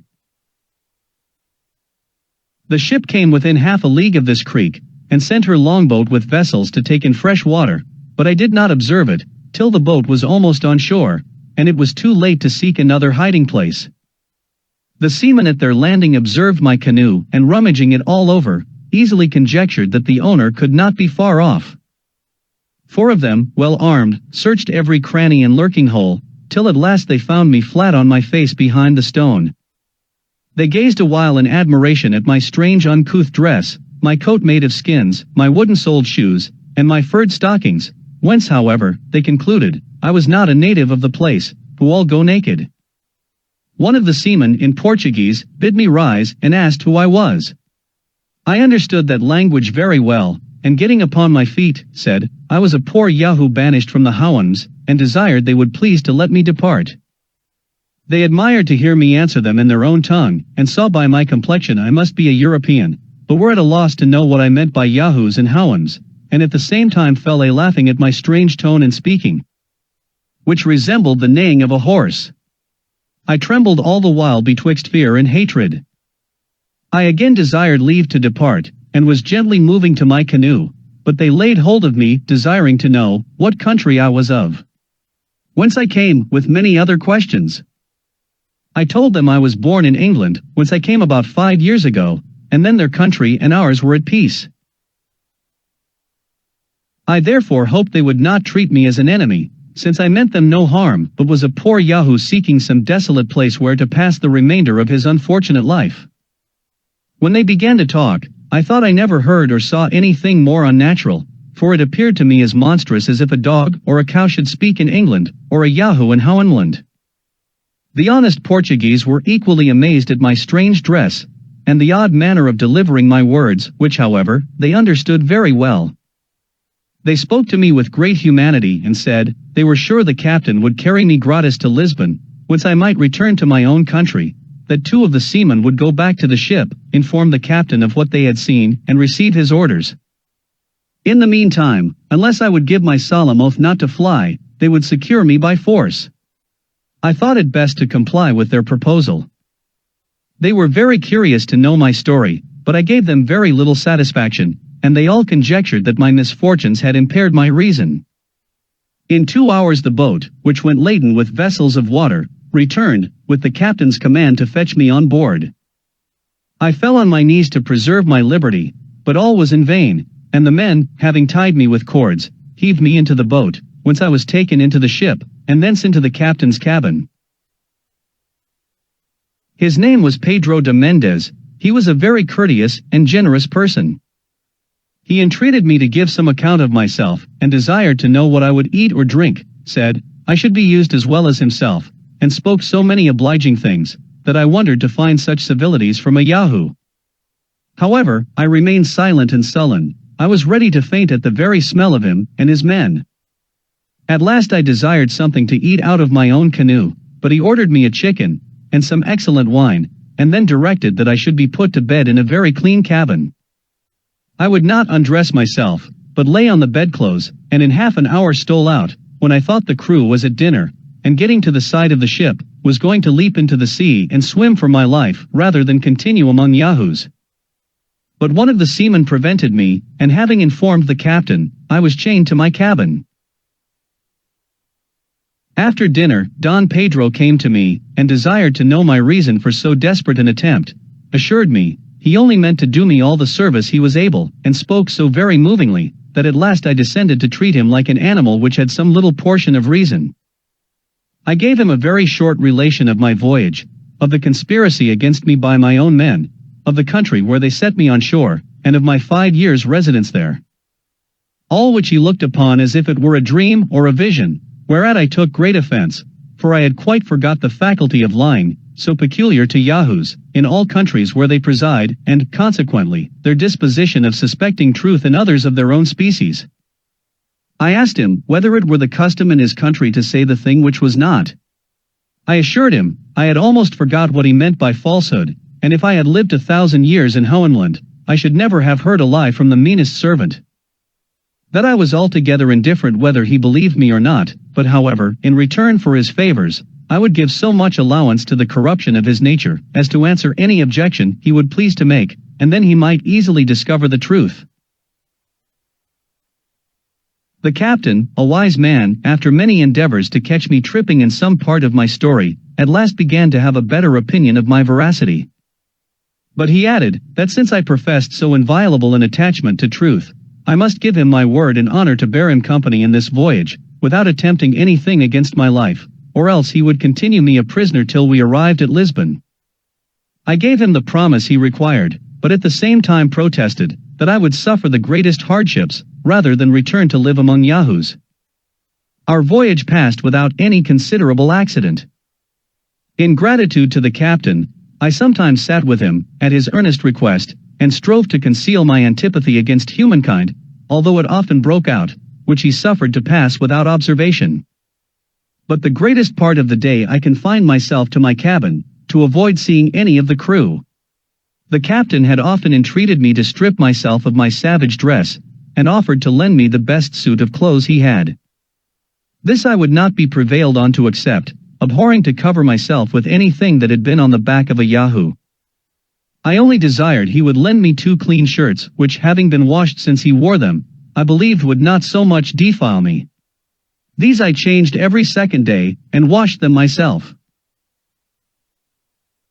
We arrived at Lisbon, November 5, 1715. At our landing, the captain forced me to cover myself with his cloak, to prevent the rabble from crowding about me.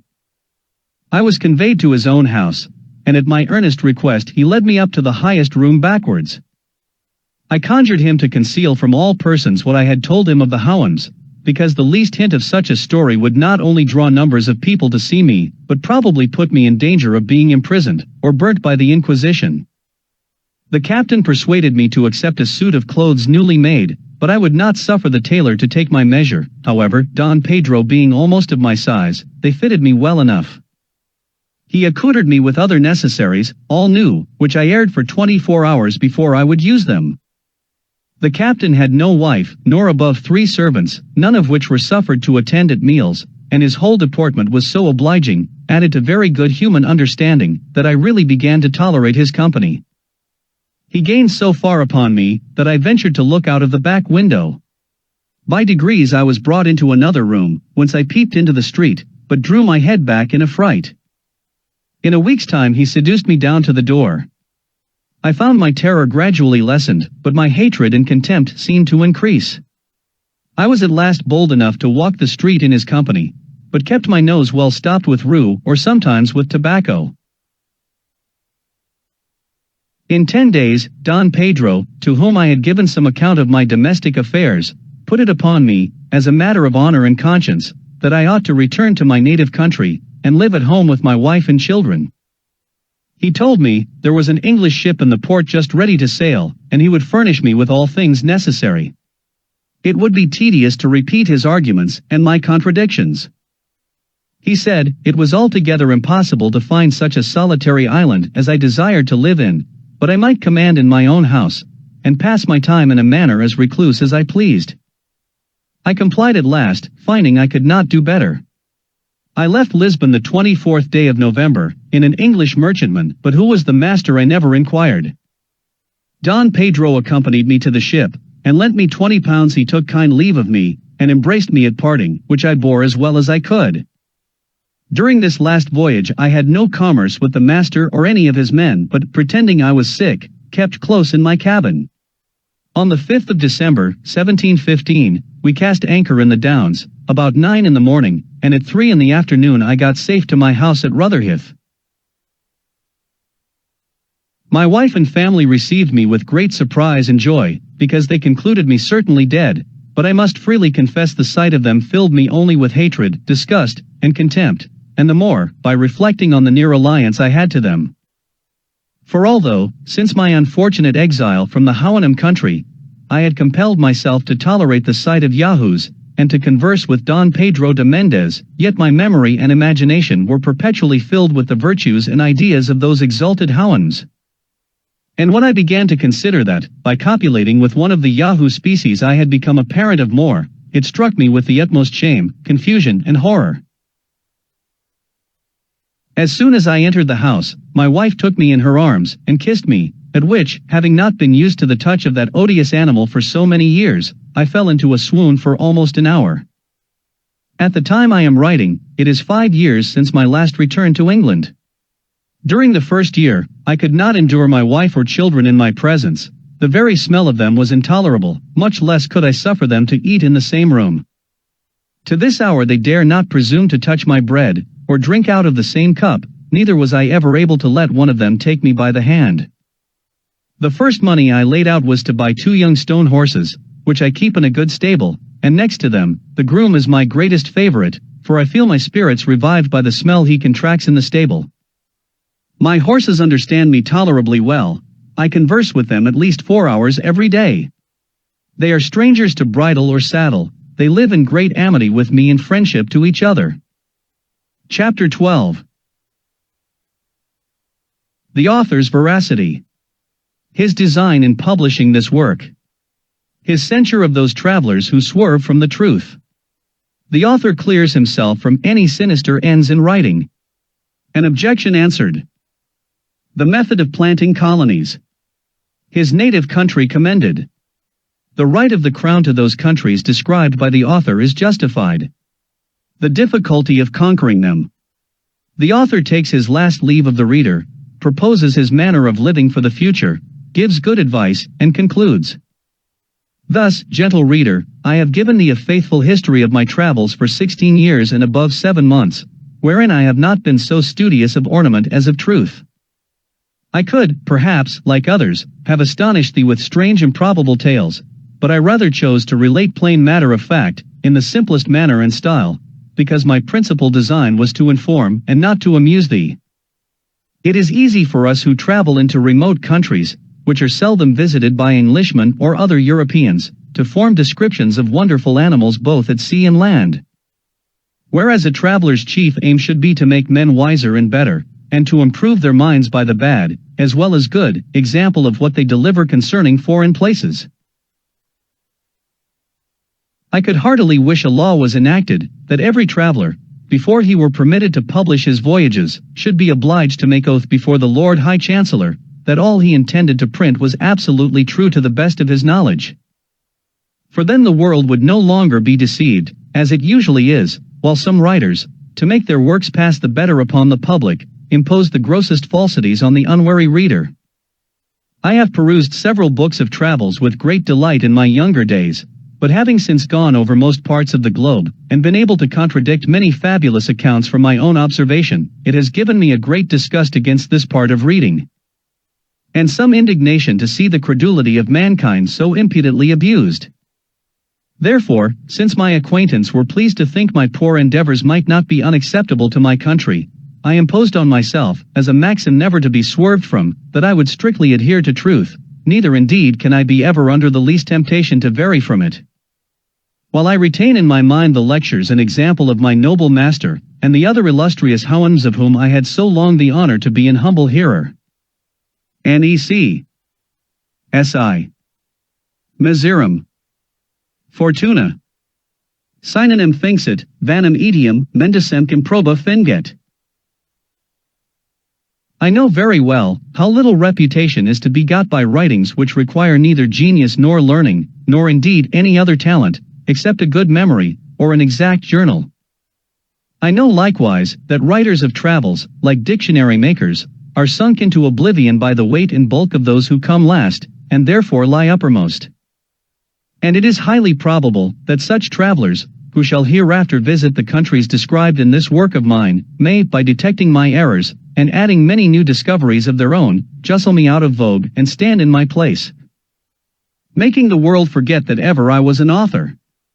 This indeed would be too great a mortification, if I wrote for fame, but as my sole intention was the public good, I cannot be altogether disappointed. For who can read of the virtues I have mentioned in the glorious HOUYHNHNMS, without being ashamed of his own vices, when he considers himself as the reasoning, governing animal of his country? I shall say nothing of those remote nations where yahoos preside, among which the least corrupted are the Brobdingnagians, whose wise maxims in morality and government it would be our happiness to observe. But I forbear descanting further, and rather leave the judicious reader to his own remarks and application.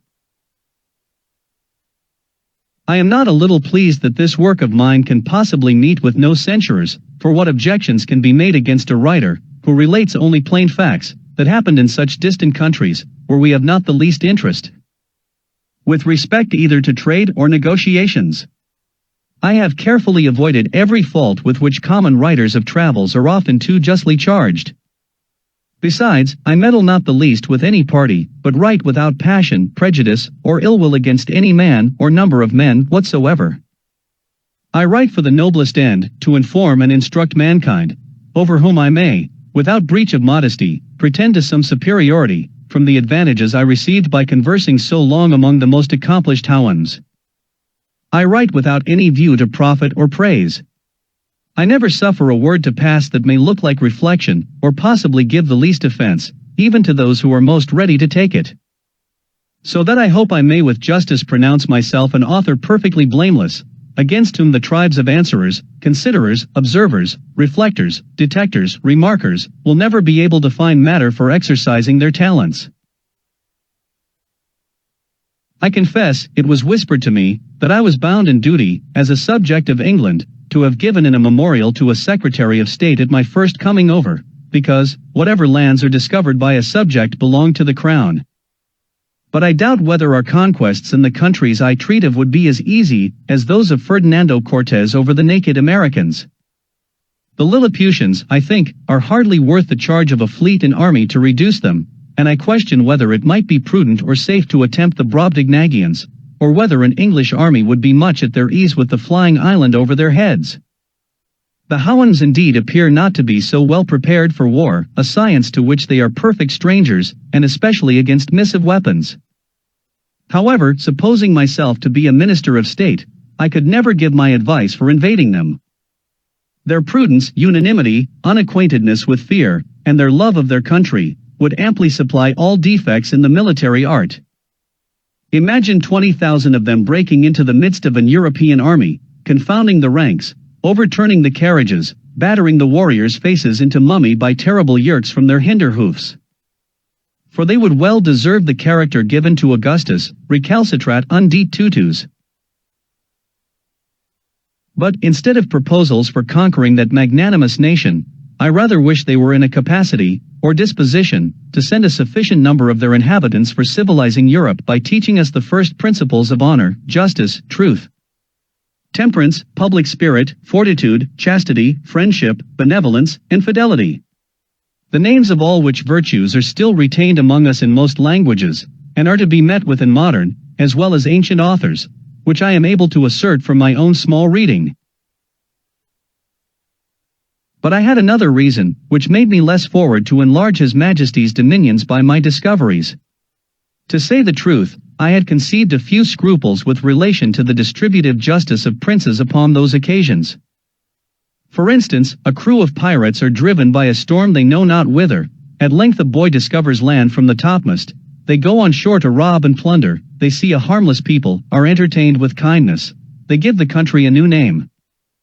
They take formal possession of it for their king, they set up a rotten plank, or a stone, for a memorial, they murder 2 or 3 dozen of the natives, bring away a couple more, by force, for a sample, return home, and get their pardon.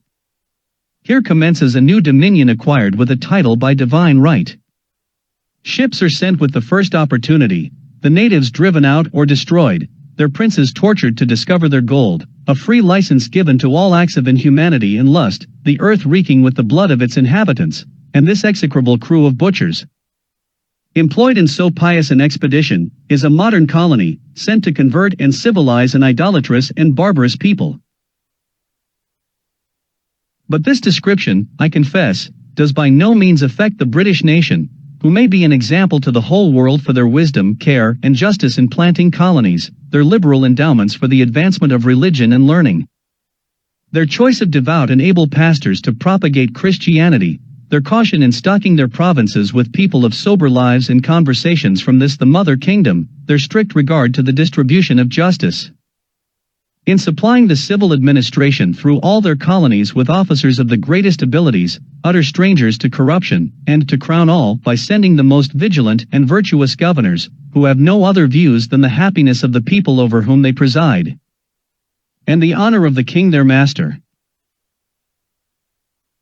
But as those countries which I have described do not appear to have any desire of being conquered and enslaved, murdered or driven out by colonies, nor abound either in gold, silver, sugar, or tobacco, I did humbly conceive they were by no means proper objects of our zeal, our valor, or our interest. However, if those whom it more concerns think fit to be of another opinion, I am ready to depose, when I shall be lawfully called, that no European did ever visit those countries before me. I mean, if the inhabitants ought to be believed, unless a dispute may arise concerning the two Yahoos, said to have been seen many years ago upon a mountain in HOUYHNHNMS, from whence the opinion is, that the race of those brutes hath descended, and these, for anything I know, may have been English, which indeed I was apt to suspect from the lineaments of their posterity's countenances, although very much defaced. But, how far that will go to make out a title, I leave to the learned in colony law. But, as to the formality of taking possession in my sovereign's name, it never came once into my thoughts, and if it had, yet, as my affairs then stood, I should perhaps, in point of prudence and self-preservation, have put it off to a better opportunity. Having thus answered the only objection that can ever be raised against me as a traveler, I here take a final leave of all my courteous readers, and return to enjoy my own speculations in my little garden at Redriff.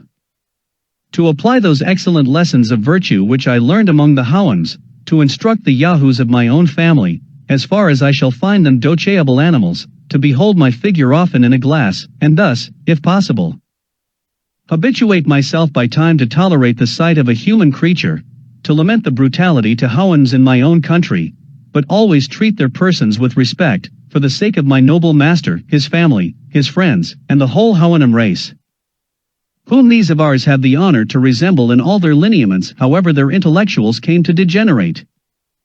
I began last week to permit my wife to sit at dinner with me, at the farthest end of a long table, and to answer the few questions I asked her. Yet, the smell of a Yahoo continuing very offensive, I always keep my nose well stopped with rue, lavender, or tobacco leaves. And, although it be hard for a man late in life to remove old habits, I am not altogether out of hopes, in some time, to suffer a neighbor Yahoo in my company, without the apprehensions I am yet under of his teeth or his claws. My reconcilement to the Yahoo kind in general might not be so difficult, if they would be content with those vices and follies only which nature has entitled them to. I am not in the least provoked at the sight of a lawyer, a pickpocket, a colonel, a fool, a lord, a gamester, a politician, a whoremonger, a physician, an evidence, a suborner, an attorney, a traitor, or the like. This is all according to the due course of things. But when I behold a lump of deformity and diseases, both in body and mind, smitten with pride, it immediately breaks all the measures of my patience, neither shall I be ever able to comprehend how such an animal, and such a vice, could tally together. The wise and virtuous HOUYHNHNMS, who abound in all excellences that can adorn a rational creature, have no name for this vice in their language, which has no terms to express anything that is evil, except those whereby they describe the detestable qualities of their Yahoos, among which they were not able to distinguish this of pride, for want of thoroughly understanding human nature, as it shows itself in other countries where that animal presides. But I, who had more experience, could plainly observe some rudiments of it among the wild Yahoos. But the HOUYHNHNMS, who live under the government of reason, are no more proud of the good qualities they possess, than I should be for not wanting a leg or an arm, which no man in his wits would boast of, although he must be miserable without them. I dwell the longer upon this subject from the desire I have to make the society of an English Yahoo by any means not insupportable, and therefore I here entreat those who have any tincture of this absurd vice, that they will not presume to come in my sight.